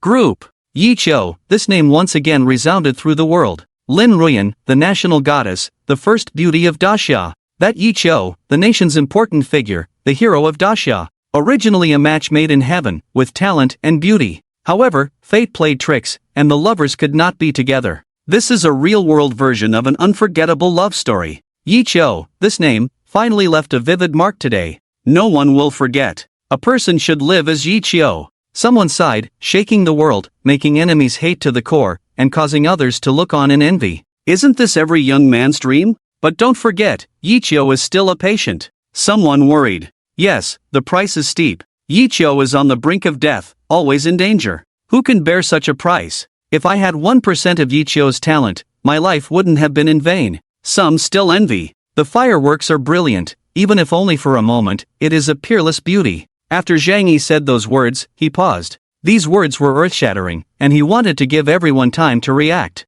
And he knew that what comes next is today's focus. As the crowd gradually calmed down, Zhang Yi spoke slowly. Whether a hero or an ordinary person, as long as he is a citizen of Dacia, what he carries is the flesh and blood of hundreds of millions of people. Dacia is not aggressive, but never afraid of a fight. Dacia does not bully others, but also does not tolerate being bullied. I am not like Yi Chio, who has done so much for Dacia, but I am still proud to be a Dacia person. Thunderous applause erupted below. Yes, the emotions of Dacia's 100 years are ingrained. No regrets in this life for entering Dacia, and in the next life, we will still be Dacia people. Perhaps it is not the most powerful in the world right now, but it is still our home. The applause gradually subsided. Zhang Yi continued, however, now, the Sakura country has sent ninjas to assassinate our country's leader. The beautiful country has frozen Mr. Chu's assets, preventing him from returning to Dacia, and the neighboring Curry country unreasonably shut down Mr. Chu's factory and forcibly obtained some technical data.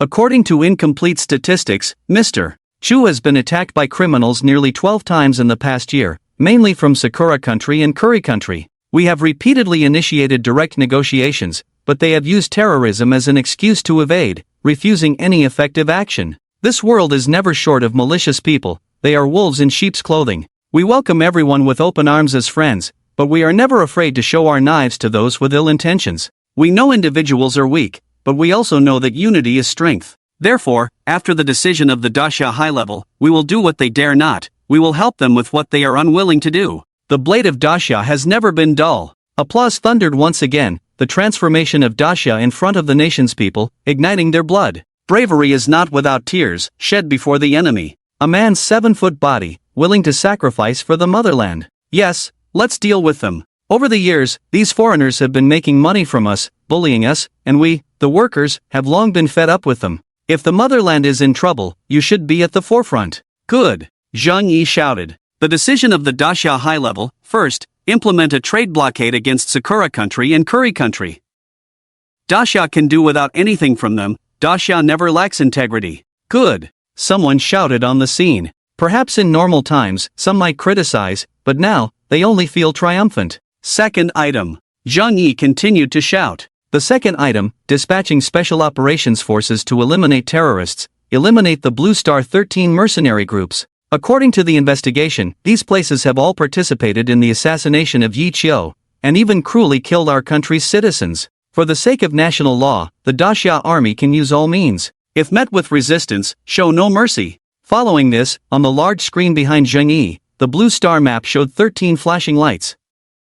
Damn, are we really going to take action? At this moment, those who were concerned about the international situation saw these 13 places and were shocked. Is there a problem? Many others were still puzzled. These 13 places are said to be mercenary groups or base organizations, but they have been able to stand for so long because they have the support of countries behind them. Simply put, most of these 13 places are supported by the Sakura country, and the remaining ones have support from the beautiful country and the curry country. By doing this, Daxia is directly challenging them. Such explanations were widespread in every corner of Daxia, and people's initial astonishment slowly turned into excitement. Who wouldn't want to see their motherland rise in power? Who wouldn't want to see their hometown stand strong? Long live Daxia! Long live! Such cheers rang out like thunder in every place. The third item. Zhang Yi's cold voice rang out once again. The third item, Daxia enters a state of war, deploys 1 million troops against Sakura country, deploys 700,000 troops against Curry country. Once there is any movement, Daxia dares to fight, can fight, and is not afraid to fight.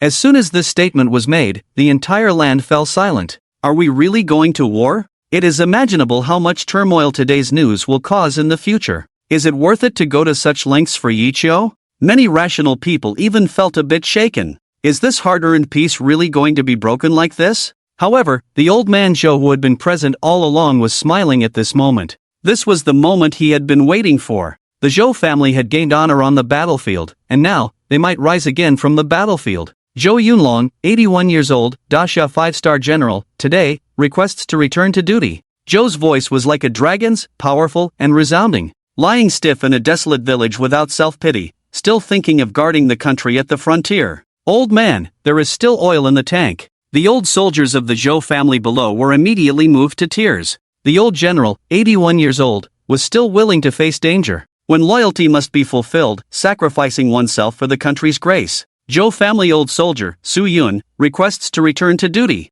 Zhou family old soldier, Wang Dahua, requests to return to duty. The old horse in the stable, aspiring to travel 1,000 miles. Zhou family old soldier, Li Depeo, requests to return to duty. The calls to return to duty instantly stirred up the entire Daxia. Wife, bring out my old military uniform, this time I'm going back. Fight and return and fight. Daxia old soldiers, request to return to duty. Mom, I used to be a soldier. Long live Daxia. Facing hardships to protect the country, with a heart set on strengthening the nation. Don't think that the East is all backward. Daxia's rise has the yellow people. At this moment, everyone was proud to be in Daxia. The day after tomorrow, the second extra chapter will be released. This time it's about Yi Chiu's love story. If you want to read it, you can find it below. Hope the readers who like it can give some support. Thank you everyone. Also, the second extra chapter will be updated soon. You can join 967109974, that small group. Deploying 1 million troops is both a deterrent and a determination. Yi Chiu is just one person, but he has ignited the passion of Daxia. The crowd was impassioned, and in the video, many people were cheering loudly. Not far away, at the highest decision-making center of Daxia, an old man looked keenly at everything. General, is this the right course of action? Beside him, a staff member looked worried. The rigid and stable development strategies of Dagang and Daxia are conflicting, and once uncontrollable consequences occur, it will be a catastrophe. Up to now, most of the senior officials of Daxia have doubts about this matter, too radical, which will plunge Daxia into a crisis. The 5-star general opposite the staff is resolute. He nodded heavily. Lao Wang, some things have to be done. If we don't do it, our descendants will do it, leaving disasters for the future, which is escapism. The 5-star general said word by word. Daxia is rising, disturbing many people's interests. Yi Chiu, he just accelerated this process, showing them the crisis. No country's rise is a smiling one. Blood and tears are the eternal themes of this world. The highest commander of Daxia, Xin Feng, said loudly. Daxia seems strong, but it is actually troubled internally and externally. Last time, they wanted to use Yi Chiu to expose the internal worms, but in the end, they only caught a few small bugs. This time, they not only want to intimidate but also to take advantage of this opportunity to completely eradicate this big worm. Chief of Staff Wang nodded, feeling risky, but he also knew that some things had to be done. Yi Chio has agreed. We only need to use thunderous means to eliminate the 13 mercenary groups. These guys will definitely be restless again. However, Yi Chio, this time, is too dangerous. Chief of Staff Wang felt a bit sad. This plan was made by him personally, and Yi Chio was the most critical and dangerous part. There will always be sacrifices. The tone of the 5-star general was somewhat sad. This person could be you, me, or Yi Chio. For Daxia, someone has to shed blood. The 5-star general said. Yes, because Yi Chio also thinks so. At this moment, Yi Chio is in a villa, eating his favorite stinky tofu. Initially, he and Ruyan fought over a piece of stinky tofu. Beside him is Sure too, looking at him helplessly. A million people are ready to go to war for you on TV, and you're here eating stinky tofu. Is that appropriate, Lord Chu? Yi Chio put another piece of tofu in his mouth and said without looking up, do you want some? Sure too was speechless. Am I here to eat stinky tofu? Do I want to eat stinky tofu? Is this about stinky tofu? Yi Chio completely ignored his expression, quickly finished the remaining tofu in the bowl. All gone, any more? Sure too was going crazy. God, save this child. Lord Chu, do you know you're about to go to your death? How can you be so indifferent? Yi Chio smiled, he never cared about this question. Wasn't I not going to live long anyway? It's good to do something. Sure too was stunned, then a bit desolate. Yi Chio's words made him feel a bit sad. After all, for someone who often faces death, would he still fear death? How bitter is his heart. Sure too wanted to comfort Yi Chio. It's okay. Maybe there's still hope? Look at me, indifferent by nature, don't care about anything. I've long seen through the right and wrong in the world. Oh, really? Have you seen through it? Yi Chio raised his head, his big eyes looking at Sure too, although only one, still bright. What? What have you seen through? Sure too was confused. Didn't you say you're indifferent? No wonder you haven't had a girlfriend for so many years. This is a disease, it needs treatment. Yi Chio said seriously. What? Indifferent? The stone was still a bit confused. Did he say that? After a moment of thought, he suddenly remembered the phrase innately cold, and his face immediately turned extremely ugly. What do you mean cold? You're the cold one, your whole family is cold. I'm talking about being innately cold, innate, do you understand? Stone shouted. Yi Chio just smiled and didn't say anything. This is life, life shouldn't be bitter. At this moment, the phone rang, and Yi Chio answered it. It was Chief Wang's call, the person from Daxia who contacted Yi Chio the most. The special forces have already set off. We'll come pick you up in an hour. Chief Wang said only this. Man proposes, God disposes, no matter how much comfort there is, it's just comfort. Okay. Yi Chio was also very straightforward. After hanging up the phone, Yi Chio suddenly felt a wave of exhaustion. In fact, Yi Chio knew that he had done everything he could. As a time traveler, he had written everything he knew into a report, which was his final contribution. And now, all he had to do was to expose the final worm for Daxia, not for the country's righteousness, but for gratitude and revenge. Repay the crab's kindness, avenge the crab. After the incident, Yi Chio thought a lot. He didn't know anyone in his life, and he didn't want to owe the crab in the end. The crab asked him if they could be friends. He really wanted to answer the crab now, I would be honored. But the crab could no longer hear. Kindness is kindness, past is past. The crab saved Yi Chio, so Yi Chio had to repay this favor. This was what he should do. Daxia's plan was simple, to use him to lure out that person. The simplest way is the most effective and the only useful method. The last time such a precise arrangement was made, 2 people ended up dead. This time, Yi Chio knew he was walking into the gates of hell. I have 1 more hour. I want to see Guoguai and Ruyan, Yi Chio said quietly. The final farewell is also a farewell. He knew this was the last time. Stone nodded. They are already on their way and will be here soon.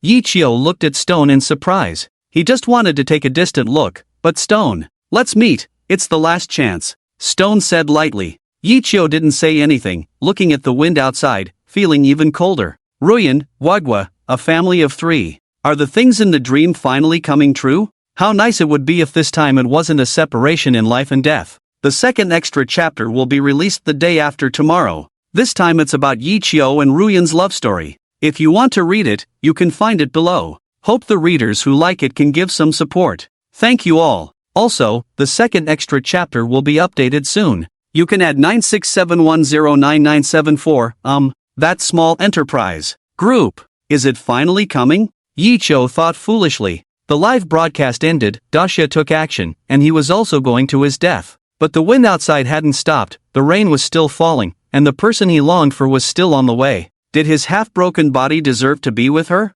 Yicho couldn't help but feel nervous. Yicho always felt that if the face after a long separation was tired and uneasy, it would be better to choose distance at the beginning of the wait. So he had never chosen to meet. But not choosing didn't mean he didn't want to see her. Deep down, how he longed for that thing called home.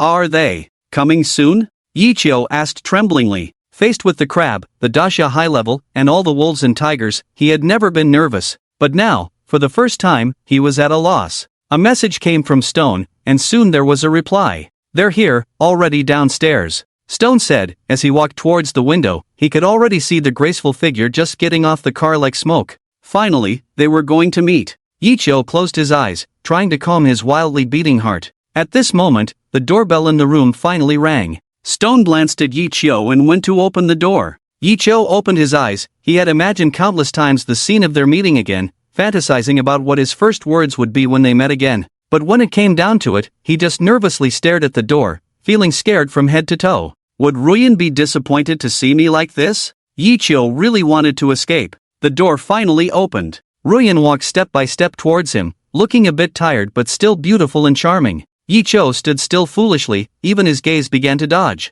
Ruyan's eyes moistened when she saw Yicho, even though she had seen him countless times in images, but when Yicho appeared in front of her for real, she still felt deeply moved. You've lost weight, Yicho said softly, as if there were no need to say 1,000 words anymore. Ruyan was still the same Ruyan. You've aged too, Ruyan also said softly. Yicho smiled. He knew that nothing else mattered. They were just reuniting after a long separation, lost in their own ways but never too far apart, never forgetting, even though time had taken away their original intentions. But time was kind and would eventually return, just like the warm sunshine streaming in. Everything seemed to have changed, yet everything remained the same. It's been 5 years, we all age, Yicho said with a smile. But you're still the same as before, unchanged. Ruyan nodded with tears in her eyes. Yicho was carefree, but Ruyan's heart was in turmoil. Ruyan hadn't changed, but Yicho had long changed. His legs, his eyes, seemed like a mark, telling the story of those eventful years. Take me away, Ruyan said firmly. This time, she didn't want to lose him again no matter what.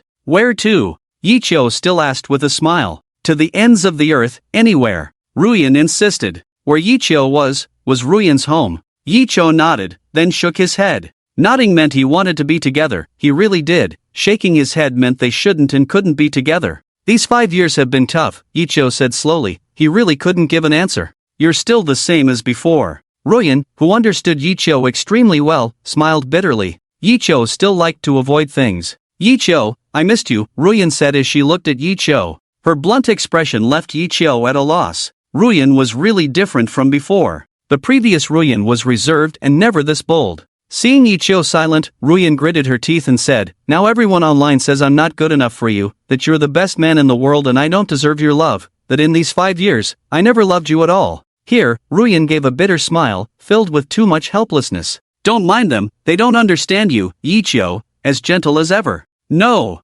Ruyan suddenly raised her voice. Do you believe what they say is true? Yicho didn't know what to say. Ruyan really seemed different today. Yes, that's who I am. I've never refuted anything because what they say is true. Yicho, in these 5 years, I've hated you more than loved you. I hate you for leaving, I hate you for being heartless, I hate that when I was down, you were nowhere to be found, I hate that you let down my daughter, and even when I became a star, I really hoped you would see me on TV, not for anything else, just so you could say you regretted it. I, Lin Ruyan, am still outstanding even without you. He. Yicho laughed. I regret it a long time ago, he said slowly. I really regret it. You don't know how much I want to see you up close every time I see you. You're such a jerk. Ruyan ignored Yicho's response and continued. I didn't hate you because I loved you. At that time, I simply hated you for not looking back every time. Every time Guagua cried for her dad, I didn't know how to explain. Until I gradually calmed down, slowly, I thought of you less and less, slowly, I felt I could be alone.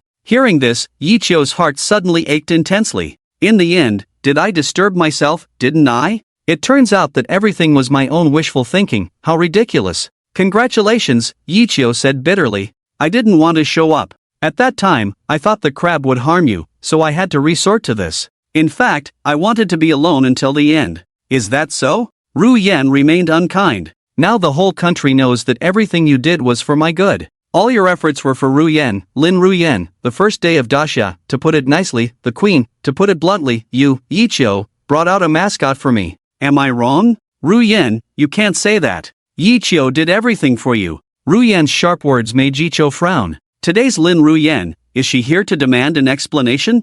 I'm sorry for causing you trouble, it's my fault. Yiqiu still said those 3 words. No, what you owe me is not just that. I'm not Guogua. Guogua is also my daughter, I love her very much, so do you know where you owe me the most? Ru Yan asked, her eyes fixed on Yiqiu. Yiqiu and Ru Yan's love story, those who want to read can come and see. Yiqiu shook his head. He really didn't expect Ru Yan's current emotions towards him. Time is both poison and antidote. When love is worn out, no matter how much you do, what's the point? It's just causing more trouble for the other person. Yiqiu shook his head. I'm sorry, it won't happen again. He closed his eyes, a bone-deep heartache engulfed his whole body, more painful than any treatment. Ru Yan smiled. No, the biggest thing you owe me is making me lose the ability to love, Yiqiu, you owe me that for life. Do you know? Tears welled up in Ru Yan's eyes again. I said I forgot, but I see you in everyone. Once, I saw a figure in the crowd that looked like you. I chased him for a long time until I couldn't see him, then I sat down and cried.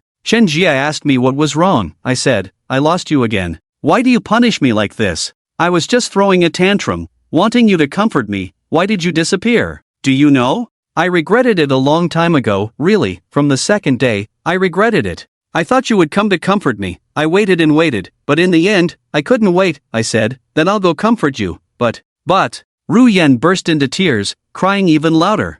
I was wrong, I was really wrong, I know I was wrong, but I couldn't find you, really, I couldn't find you. Do you know how helpless I was at that time? Do you know how scared I was? I thought you would come back soon like before, but you jerk, you left for 5 years. Hearing this, Yiqiu was somewhat stunned, but more than that, he felt heartbroken.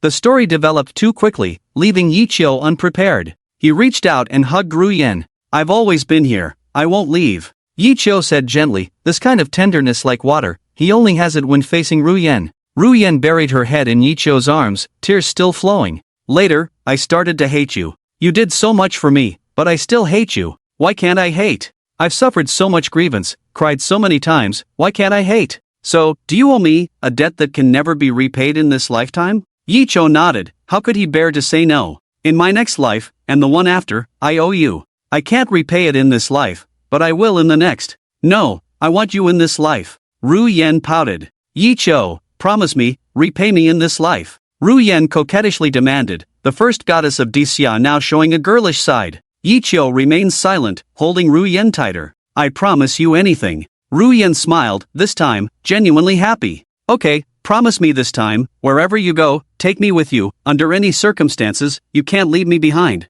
This was Ru Yan's goal, she was determined from the start, she couldn't lose Yiqiu again. Yiqiu suddenly didn't know how to respond, he knew what he would face next, bringing Ru Yan with him would only harm her. Promise me, okay? Ru Yan said again, needing a definite answer. Promise Mom. Mom used to cry secretly in bed, I was young, she thought I couldn't hear, but I did. I hid in bed, afraid to speak, silently reciting magical fairy tales, so Mom wouldn't cry. Guogua's childish voice interrupted, she had been obedient since coming in. Aunt Shenlu told her that Mom was going to meet someone very important today and she had to be very good. She agreed, so she hadn't spoken since coming in. Yiqiu saw Guogua beside him, he had seen his daughter from the beginning, he wanted so much to play with Guogua, to do all the things a father and daughter should do together. But he was afraid of scaring Guogua. Can I hug you? Yiqiu asked Guogua. Guogua looked nervous but nodded. You promise Mom and I'll let you hug. Yiqiu couldn't help but laugh and cry, indeed Ru Yan's good daughter. Ru Yan lifted her head, looked at Guogua, and hugged her affectionately, then provocatively looked at Yiqiu. Her eyes seemed to say, what, your daughter has spoken, dare to disagree? Yes, Chu General. Chen Lu also said. Before coming, Ru Yan and I had already discussed, I'm going to sell the Chen group and spend time with you and Ru Yan. You're crazy. This statement completely shocked Yiqiu, he knew how much effort Chen Lu had put into the Chen group, to sell it just like that? Ru Yan's decision he could understand, but why was Chen Lu joining in the fun? It was you who helped build it up, so selling it doesn't hurt. Chen Lu was indifferent. Don't pretend to be strong, we're not throwing a tantrum, not acting on impulse. We already guessed what you need to do, Ru Yan must be with you, And me, don't you need someone to handle external affairs for you? The legendary businesswoman of Dixia, not just empty talk. Chen Lu said with a hint of pride. She had once been on the cover of an international authoritative magazine. This was her confidence. It's different. Yi Chou still shook his head. What's different? Are you saying you'll die? Ru Yan asked directly. Yi Chou, do you think, one day, if I sit here and hear that you've died, can I still live? If you didn't come back, it would have been fine, but now that you're back, do you want to just leave like that? Let me tell you, Yi Chou, if you dare to leave me alone again, I will jump straight from here. Are you afraid or not? Yu Yan said angrily, mad, don't think you can't handle it. When you leave today, my descendants will have the same surname as you. Not afraid. Yi Chou shook his head. You can't threaten me, Yi Chou said firmly. Yi Chou, you bastard. Yu Yan was getting impatient. Don't doubt it, I will do what I say, you know me. Yi Chou nodded. I know you, you definitely dare. He remained calm. Yu Yan's face looked even worse, as if she could explode at any moment. Yi Chou smiled. The thing is, this is the first floor. You think I would be scared by a first floor threat? The scene instantly became awkward. Who would care if it was the first floor or not after such an emotional moment? Yu Yan, it's really dangerous. I promise you, this time when I go, I will definitely come back to be with you, okay? Yi Chou said seriously. Not okay. This was Guigua's childish voice. Daddy, I want to be with you. Immediately publish the extra love story of Yi Chou and Yu Yan. Hope readers who like it can give some support. Thank you all. In addition, the second extra chapter will be updated soon. You can add 967109974, that small enterprise. Group. Daddy. Guigua's innocent voice completely broke Yi Chou's defenses. He looked at Guigua, trembling uncontrollably. What do you call me? Daddy. Guigua innocently called out again. Mom said you are my daddy. Daddy, please don't leave me, okay? Okay. Yi Chou teared up. This was his daughter, his flesh and blood. Then let's pinky swear, lying is for puppies. Guigua extended her pinky finger, looking at Yi Chou with innocence and cuteness. Okay. Yi Chou also extended his hand. Pinky swear, no changing for 100 years, sealed. After sealing the deal, Guigua smiled even more happily. I have a daddy now. Guigua happily jumped up. Yi Chou smiled, feeling a sense of peace for the first time. The last time he felt at home was probably in his past life. It had been a long time, and he hoped this feeling would last a little longer, even longer. Yu Yan once again picked up Guigua, feeling truly relieved. She used to think she could give all her love to her daughter, but today, seeing Guigua's happy smile that she had never shown before, she realized that she could never replace Yi Chou. Let's never be apart as a family again, okay? Yu Yan's tone carried a plea, whether for herself or for Guigua, they really didn't want to be separated again. Yi Chou nodded heavily. He couldn't refuse. One was his beloved, the other was his daughter. How could he refuse? 1 week later. Daxia, Military Decision Department. The 5-star General-in-Chief of Staff Wang had solemn expressions. How is Yi Chou? The 5-star general asked. Everything is normal. This week, he has been with his daughter and wife, enjoying a rare moment of peace in his life, Chief of Staff Wang said. A true hero aims for the world, but daily family affection, what future does that hold? The 5-star general said discontentedly. Old Long, you can't say that. The country, a small family makes a big one. Who doesn't live for their family? Chief of Staff Wang advised, but seeing Long's disdainful expression, he sighed in the end. The old dragon, named Long Xiaotian, lives up to his name as the guardian of Daxia. He possesses exceptional personal combat abilities, having once led a small team to sweep through 8 strongholds in a single night. He also served as the commander of the Daxia peacekeeping force, earning a prestigious reputation internationally. There is a saying in the international community, it is easy to shake the heavens, but difficult to shake Long Xiaotian. Long Xiaotian's story is filled with numerous feats, to the extent that many still tremble at the mention of his name. However, he is a staunch nationalist, a symbol of ruthlessness and dedication, having remained unmarried for life. He believes that any entanglement would only delay his service to the country, which he deems unnecessary. Long Xiaotian is an extreme hardliner, never compromising on his principles. Initially, his appointment as a 5-star general in Daxia sparked controversy due to his evident personality flaws, but he ultimately reached the pinnacle of success. He declared that the 3 words Long Xiaotian strike fear into all nations of the Blue Star. While he may be seen as a villain by many, for Daxia, he is undoubtedly a lucky star. Daxia needs individuals like him. How are things progressing? Long Xiaotian asked coldly. Everyone has set off, our people have reached the designated locations, and other forces have shown restraint with minimal activity, keeping minor conflicts within manageable limits, Chief of Staff Wang replied. No one was seriously injured, right? Long Xiaotian furrowed his brow. A few were wounded, but nothing severe. Useless. Long Xiaotian clenched his fist. Inform the commanding officer ahead that if another one of our men dies, I will personally deal with it. Such incidents are inevitable. Chief of Staff Wang felt it was a bit excessive. Inevitable? Our people may die on the battlefield, but they must not be sacrificed in such trivial matters. Anyone causing trouble will be dealt with. If they send one person, we will send 10. If they send 10, we will send 100. Long Xiaotian's words were resolute. Those who violate daxia will be punished, no matter how far they are. Chief of Staff Wang fell silent, realizing that Long Xiaotian's uncompromising nature might complement his own. What about the other matters? Long Xiaotian inquired again. This time, they had undertaken numerous tasks. It seemed there was only minimal activity. Chief of Staff Wang sighed. All operations are currently covert, and everyone seems relatively restrained. No one wants to provoke a lion, but this calmness feels like the calm before the storm. However, if the mole remains hidden despite our efforts, it will be a great loss. It's not easy to expose them, Long Xiaotian added. The surface may show daxia's bold and reckless actions, but the primary goal remains to uncover the traitor within. This mole, likely part of the core circle, poses a significant threat. If not rooted out, they could jeopardize decades of effort. How many can we confirm are safe now? Long Xiaotian asked. 5. Chief of Staff Wang replied. You, Lu, Zhu, Zhou, and your brother are confirmed safe. Besides them, including myself, there isn't enough evidence to deem anyone else safe. Everyone else is a question mark. Lu, Zhu, and the others are seasoned veterans and key figures in the current decision-making body. However, the number of confirmed safe individuals is too few. Damn it! Long Xiaotian grew impatient.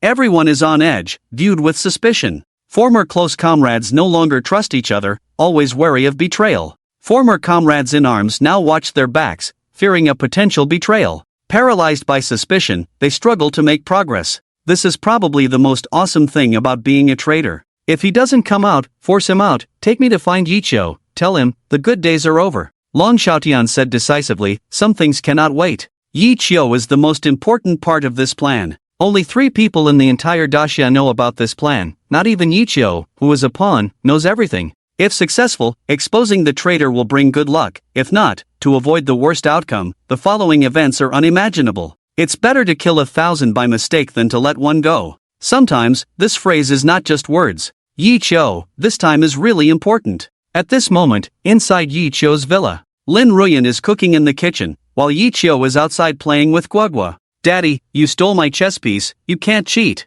Guagua pouted, angrily. On their table is a game of Gamoku. No, you remembered wrong, there was no chess piece here. Yiqiu shook his head repeatedly, feeling bitter inside. Damn, this child's genes are too strong. 3 days ago, she couldn't even play Gamoku. 3 days later, she could beat me. As a great father, where is my dignity? You are cheating. Guagua is not easily fooled. You are hiding it on your left side. Show me your hand. How could daddy cheat? Yiqiu extended his left hand, checked it several times, then extended his right hand and demonstrated again. I checked both hands, see? There was no chess piece here. Yiqiu boasted for a while. Really? Guagua stared innocently with big eyes. Okay, I was wrong, let's continue. Daddy, I will definitely win. While saying this, Guagua took another chess piece when Yiqiu wasn't paying attention. But her methods were too crude and she was caught on the spot. Guagua burst into tears. Why am I so stupid? I can't hide things. Yiqiu panicked. Don't cry, Daddy will tell you. Hide things in your clothes, then they won't be found. Oh, really? Guagua held back her tears for a minute, looking at Yiqiu with a smirk. Daddy, why don't you take off your clothes? Yiqiu was speechless. Beautiful girls can deceive people, but why didn't anyone tell him that beautiful kids can too? Yiqiu, caught red-handed, felt no shame, even though the black chess piece had fallen to the ground. Now, it's all about saving face. Guagua, congratulations, you passed my test. I was testing your eyesight and intelligence, truly worthy of being my daughter, not embarrassing me. Excellent people always have excellent offspring. Yiqiu shamelessly praised himself. Young Guagua kept thinking, wondering if what Daddy said was true. Was he teaching her something? Meanwhile, Lin Ruyan in the kitchen burst into laughter. Nothing had changed, her competitiveness was now directed at the child. Guagua, don't listen to his nonsense, your dad is not a good person. Yi Chou's face darkened. Damn, the fortress is always breached from within. Don't listen to your mom. What does she know as a woman? Yi Chou explained. Humph. Guagua suddenly got angry. Mom is right, dad is not a good person. I'm a girl too, doesn't dad understand gender equality? Yi Chou was speechless. Are kids nowadays so mature? Well, she's my daughter-in-law, I'll endure it. Yi Chou was about to give in when the doorbell rang. Guagua, can you go open the door for daddy? Okay. Guagua readily agreed. Open the door, a resolute face appeared in front of Yi Chou. His expression changed instantly. The person who came was Long Xiaotian. Yi Chou had only seen him once, but he knew. Seeing him meant that the good days were over. Yi Chou turned to look at Ruyan and Guagua. He really didn't want to. Won't you invite me in for a sit? Long Xiaotian looked at Yi Chou, who was in a daze, and said. Yi Chou shook his head, but still moved the wheelchair aside. To be honest, I really don't want to see you. The two walked to the sofa. Yi Chou looked at Ruyan and said, take Guagua out to play first, I have something to discuss. Ruyan was somewhat reluctant, looking at Long Xiaotian in military uniform. She suddenly felt a strong sense of crisis in her heart. She didn't know Long Xiaotian, but a woman's intuition told her that this man was here to take Yi Chou away from her. I'll wash some fruits for you, there's soup simmering in the kitchen. Ruyan spoke somewhat incoherently, she didn't want to leave. Ruyan! Yi Chou interrupted her. It's okay, I promise you, I won't leave without saying goodbye. Yi Chou said quietly, his tone carrying a sense of commitment. Ruyan looked into Yi Chou's eyes for a long time before nodding. Seeing the two of them leave, Yi Chou finally breathed a sigh of relief. Sorry for the inconvenience, General Long. Long Xiaotian ignored these, his character made him feel that these things could be summed up in 4 words, family affection. The plan is about to start, are the things ready? When are you leaving? Long Xiaotian went straight to the point, no nonsense. All the fake things have been prepared long ago, will they believe it? Yi Chou asked with a smile. Yi Chou's name, the nuclear weapon decryption method, a person who has created countless miracles, even if it sounds unbelievable, there are people who will believe it. Long Xiaotian said firmly. Only this kind of explosive information could change the technology of Blue Star and make the other party take risks. As for trust, they had made careful arrangements, and they had no choice but to believe. Hearing this, Yi Chou felt helpless. A week of tranquility made him somewhat dependent on this kind of life. But how could he refuse? Actually, sometimes I think. Yi Chou poured a cup of tea and handed one to Long Xiaotian. I'm just a disabled person, and, in the eyes of Daxia, there is more evil than good towards me. Yi Chou said only this sentence, but it was the truth. He had been lonely since childhood, and no one had cared for him even a bit. With wounds all over, who had ever felt sorry for him? When he fled in a panic, who had spoken a word for him? Now, he was asked to sacrifice himself for the country. Perhaps he would not hesitate before, but now, he really couldn't bear to. Do you want to quit? Long Xiaotian frowned, as if he had never thought that Yi Chou would have a problem at this time. Yi Chou remained silent, his heart was in turmoil at the moment. After doing so much, now, you want to quit? Long Xiaotian pressed on. Silence, both remained silent, neither willing to speak again. After a long time, Long Xiaotian sighed heavily. Have you made a decision? His question was still only 4 words. I don't know. Yi Chou shook his head, he really didn't know. You can quit. Long Xiaotian said these 5 words. If you had said this 10 years ago, I would have drawn my gun at you without hesitation, but now, I won't. Someone once asked me, what exactly are you guarding? I thought about it for a long time before I realized that this world itself is unfair, and what I want to guard is the ordinary lives of more people. Who doesn't want a peaceful life? No one is wrong, but behind this peace, there always needs to be someone to bear the burden. Yi Chou, as long as you don't betray Daxia, you are the person I, Long Xiaotian, need to protect every day. So, if you want to quit, it's fine. As for the traitor, we'll figure something out. Hope that readers who like it will break the book shortage. Thank you everyone. In addition, the second episode of The Extra will be updated soon. You can add 967109974, that little enterprise. Ease. Group. As long as you don't betray Daxia for a day, then you are the one I need to protect for a day. Long Xiaotian's words were resolute, but Yi Chou was moved by them. Perhaps, you can criticize Long Xiaotian's iron and blood, you can criticize his ruthlessness, but, you absolutely cannot disrespect him, because with them, Daxia has had such a long period of peace. General Long is dedicated to the public, Yi Chou admires. Yi Chou sincerely exclaimed. Long Xiaotian felt this was what he should do, he only had this one belief in his lifetime. The child is cute, the wife is beautiful. If you want to give up, I don't agree, but I understand. Long Xiaotian said slowly. Yi Chou nodded. He knew what he had to do this time, how important this matter was, so he didn't expect Long Xiaotian to be so righteous. General Long, I have a question. I don't know if I should ask. Yi Chou asked. But feel free to ask. To resolve all the world's affairs, to win fame before and after one's life, who wouldn't want to leave a mark in history? But the fate of heroes has never been good. Dare to ask General Long, being so persistent for a lifetime, if in the end there are no remains, how would you feel? Yi Chou asked word by word. He had heard about Long Xiaotian's affairs. He was a good general in many people's eyes, but he had also offended too many people.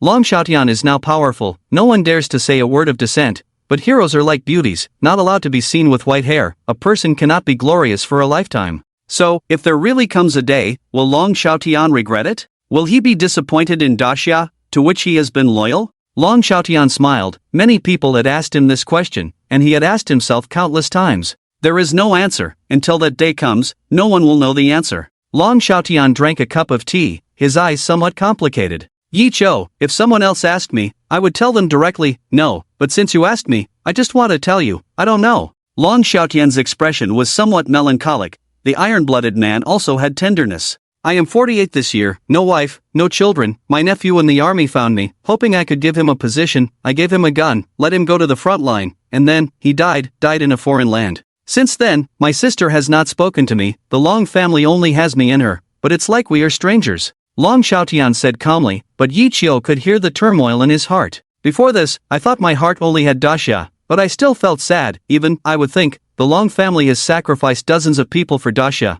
I, Long Xiaotian, have dedicated my whole life to Daxia, just for the sake of one person. Is it not permissible? I sent him to the front line. Was it for Daxia or for my ridiculous face? Daxia doesn't lack a nephew, so, I will regret it too. Long Xiaotian finally said this. The man of iron and steel also had regrets in his heart. Then why do you continue? Yi Chou asked again. Yes, Long Xiaotian has remained iron-blooded in recent years. His ruthlessness and lack of righteousness are famous throughout the Blue Star. Long Xiaotian glanced at Yi Chou, his face somewhat serious. Some things must be done by someone. With external worries and internal troubles in Daxia, Long cannot have weaknesses, otherwise, it will be a disaster for Daxia. Long Xiaotian's voice was very low, but very firm. Where the path lies, even if there are thousands of people, I will go. Long cannot be ordinary, then go to protect everyone's ordinary, but, I still don't want others to be like me. Long Xiaotian spoke sincerely. He didn't say the last sentence. It's too bitter. His seemingly glorious life is actually too bitter. Yi Chou understood, and he suddenly thought of a sentence. Because he has seen darkness, that's why he longs for light. Long Xiaotian is such a person, because of lonely guardianship, lonely dedication, so he does not want more people to be like him. Long Xiaotian stood up, his straight back appeared somewhat desolate in Yi Chou's eyes. Things will always be resolved by someone. Yi Chou, cherish the present. With that, he walked towards the door. Long Xiaotian, never weaker than others in his life, will always be loyal to Daxia no matter what, and find the true big worm for Daxia. Yi Chou was in a state of confusion at this moment. He didn't know whether he should stop Long Xiaotian. He really didn't want to give up his current life. Guagua, Ruyan, wife, children, and a warm bed, how rare a happiness it is. Long Xiaotian did not walk fast. Yi Chou looked up at him, his lips moved several times. When are you leaving? Yi Chou finally said this sentence. Long Xiaotian's figure suddenly trembled, shaking a bit. Decided? Long Xiaotian asked. Yi Chou smiled. Besides me, is there another choice? Yes, besides Yi Chou, who else could lead out that person? Having finally climbed to the highest point, without great benefits, how could they possibly show themselves? Why? Long Xiaotian still asked. Just now, he clearly saw Yi Chou's dilemma and reluctance. He also gave Yi Chou the opportunity to withdraw. Yi Chou still smiled. He repeated the words Long Xiaotian had just said. Where the Tao is, even if 1,000 people go, I will go. He. Long Xiaotian also laughed. In the vast sea of people, finding a kindred spirit is not easy. 3 days later, Daxia will start releasing news. You have at most 3 days to say goodbye. Once the news is out, Yi Chou will no longer be safe. He must leave for Lin Ruyan in Guagua. At the border of Daxia, Zhou Lao Yu is playing chess with an old man in the military camp across from him. Hey, Lao Zhou, I advised you to stay in the military camp back then. Don't get involved in those messy things. How is it now? Grandson is gone. Son is also gone. The family has been ruined by you, not listening to the words of the elderly. Suffering is right in front of you. I'm leaving. The old man speaking held the white chess pieces and made a move on the board. Zhou Laoyi blew his beard, giving the old man across from him a look. I'm a day older than you. Who should be called an old man in front of whom? Lao Wang, you don't understand, this is called luring the tiger out of the mountain. Without paying a price, where is the gain? A dead duck's mouth is still hard, nothing has changed. Who was the one who got his woman stolen back then, saying it's okay but crying at night? Who called for Tsuehua, saying I want to eat pickled vegetables? What happened? Tsuehua is gone. Coming here to show off? Lao Wang didn't show any weakness, directly hitting back. Zhou Laoya's face turned red. The whole camp knew about that incident back then, until he got older, no one mentioned it, but today this old account was brought up again by the old man in front of him. Damn, hello, you're really good. After watching a movie back then, I went to the female soldiers' dormitory and shouted, "And Hong, who loves you?" Did she call herself An Hong? I shouted, and in the end, I got drenched in foot washing water, came back and licked it, really sweet. What, her feet are sweet? Zhou Laoyi couldn't be bullied, so he retorted directly.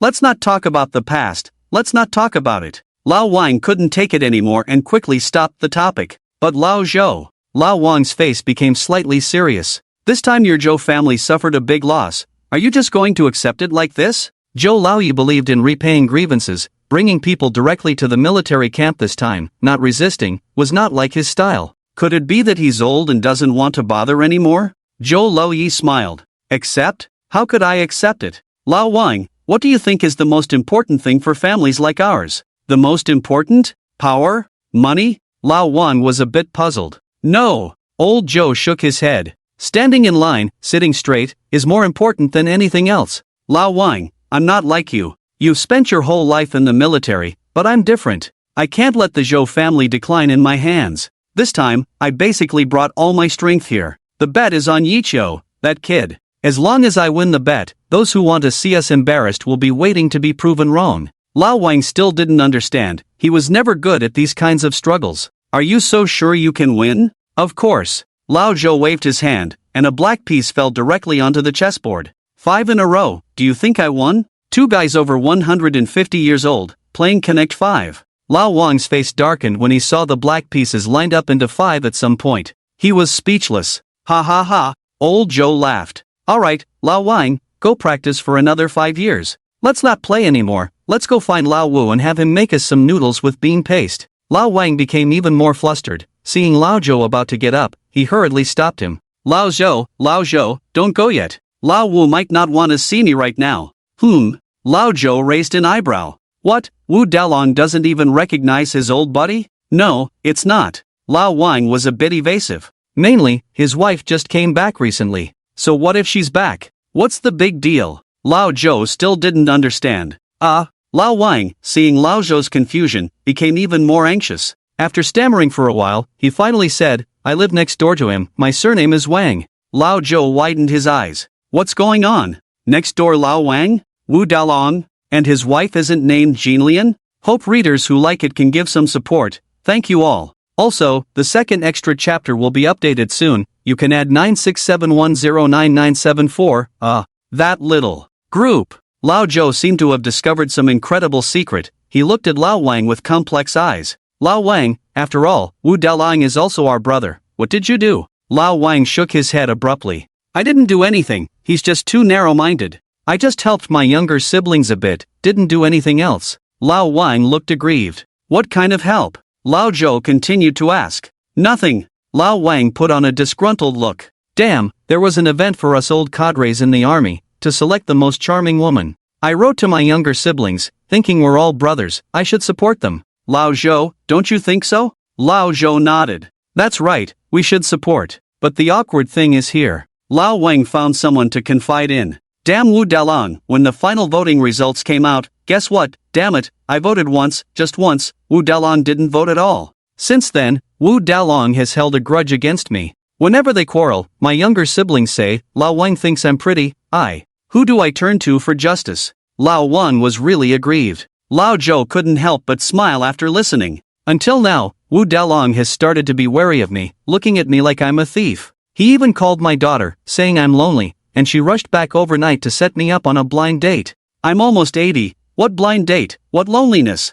Lao Zhou sympathetically patted Lao Wang. It's hard for an honest official to resolve family matters. Brothers, good luck. On the other side, at Yichio's villa, after Long Xiaotian left, Yichio quickly brought Stone over. Some things had to be explained. Have you really made up your mind? Stone, after listening to Yichio's narration, asked with some seriousness. Yichio nodded without saying a word. Stone sighed, not saying any words of advice. After so many years of brotherhood, if Yichio could listen to others, he wouldn't be Yichio. Ah, you're really relentless, Yichio. I really want to see what's in your head. So smart, yet so foolish. Yichio smiled, not wanting to make the conversation too heavy. Sure, call me Dad. In a man's heart, they all want to be their brother's father. Stone was stunned, looking helpless. Damn, I treat you as a brother, and you want to be my dad? Forget it. Stone shook his head, not in the mood for jokes. This time, take me with you. Stone firmly demanded, having a pain in his heart from the crab dinner incident, vowing not to back down this time. Yichio continued to smile. Call me Dad and, Dad. Before the words take you could come out, Stone's dad slipped out. Yichio was dumbfounded, as they had joked like this countless times, but Stone had never compromised. Yichio looked up and saw Stone's determined expression. Yichio, Stone said firmly. I abandoned you once, but not this time, never abandoning you. Stone extended his fist. No matter how dangerous this time was, even facing death, Stone would never abandon Yichio. Not giving up. Yichio also clenched his fist, bumping it heavily with Stone's. Not giving up. This was once their favorite line from a TV drama, saying that's how brothers should be. Stone smiled, knowing that Yichio had agreed. Ah, children grow up and don't listen to their parents. Yichio tried to say with a smile. Get lost. Stone was exasperated. The dad just now was too embarrassing. 3 days, I'll go back and prepare. It's a bit rushed, but rest assured, if I don't come back, all assets will be transferred to Ruyan's name. With that, Stone left on his own, knowing that staying longer would only lead to more disadvantages. With a brother like this, what more could one ask for? After Stone left for a while, Ruyan returned. Guagua rushed to Yichio as soon as she entered. Dad, I caught a butterfly. Isn't it pretty? Very pretty. Yichio indulged in hugging Guagua. Guagua, go back to your room first. Mom and Dad need to talk. Before finishing hugging, Ruyan separated Guagua. Seeing Guagua go back to her room, Ruyan's expression turned serious. Are you leaving? Ruyan asked quietly. Yichio hesitated, able to speak to Long Xiaotian and Stone, but lacking the courage to face Ruyan. After much struggle, Yichio finally moved his lips. Don't lie to me, never lie to me again. Before he could finish, Ruyan stared at Yichio and said seriously,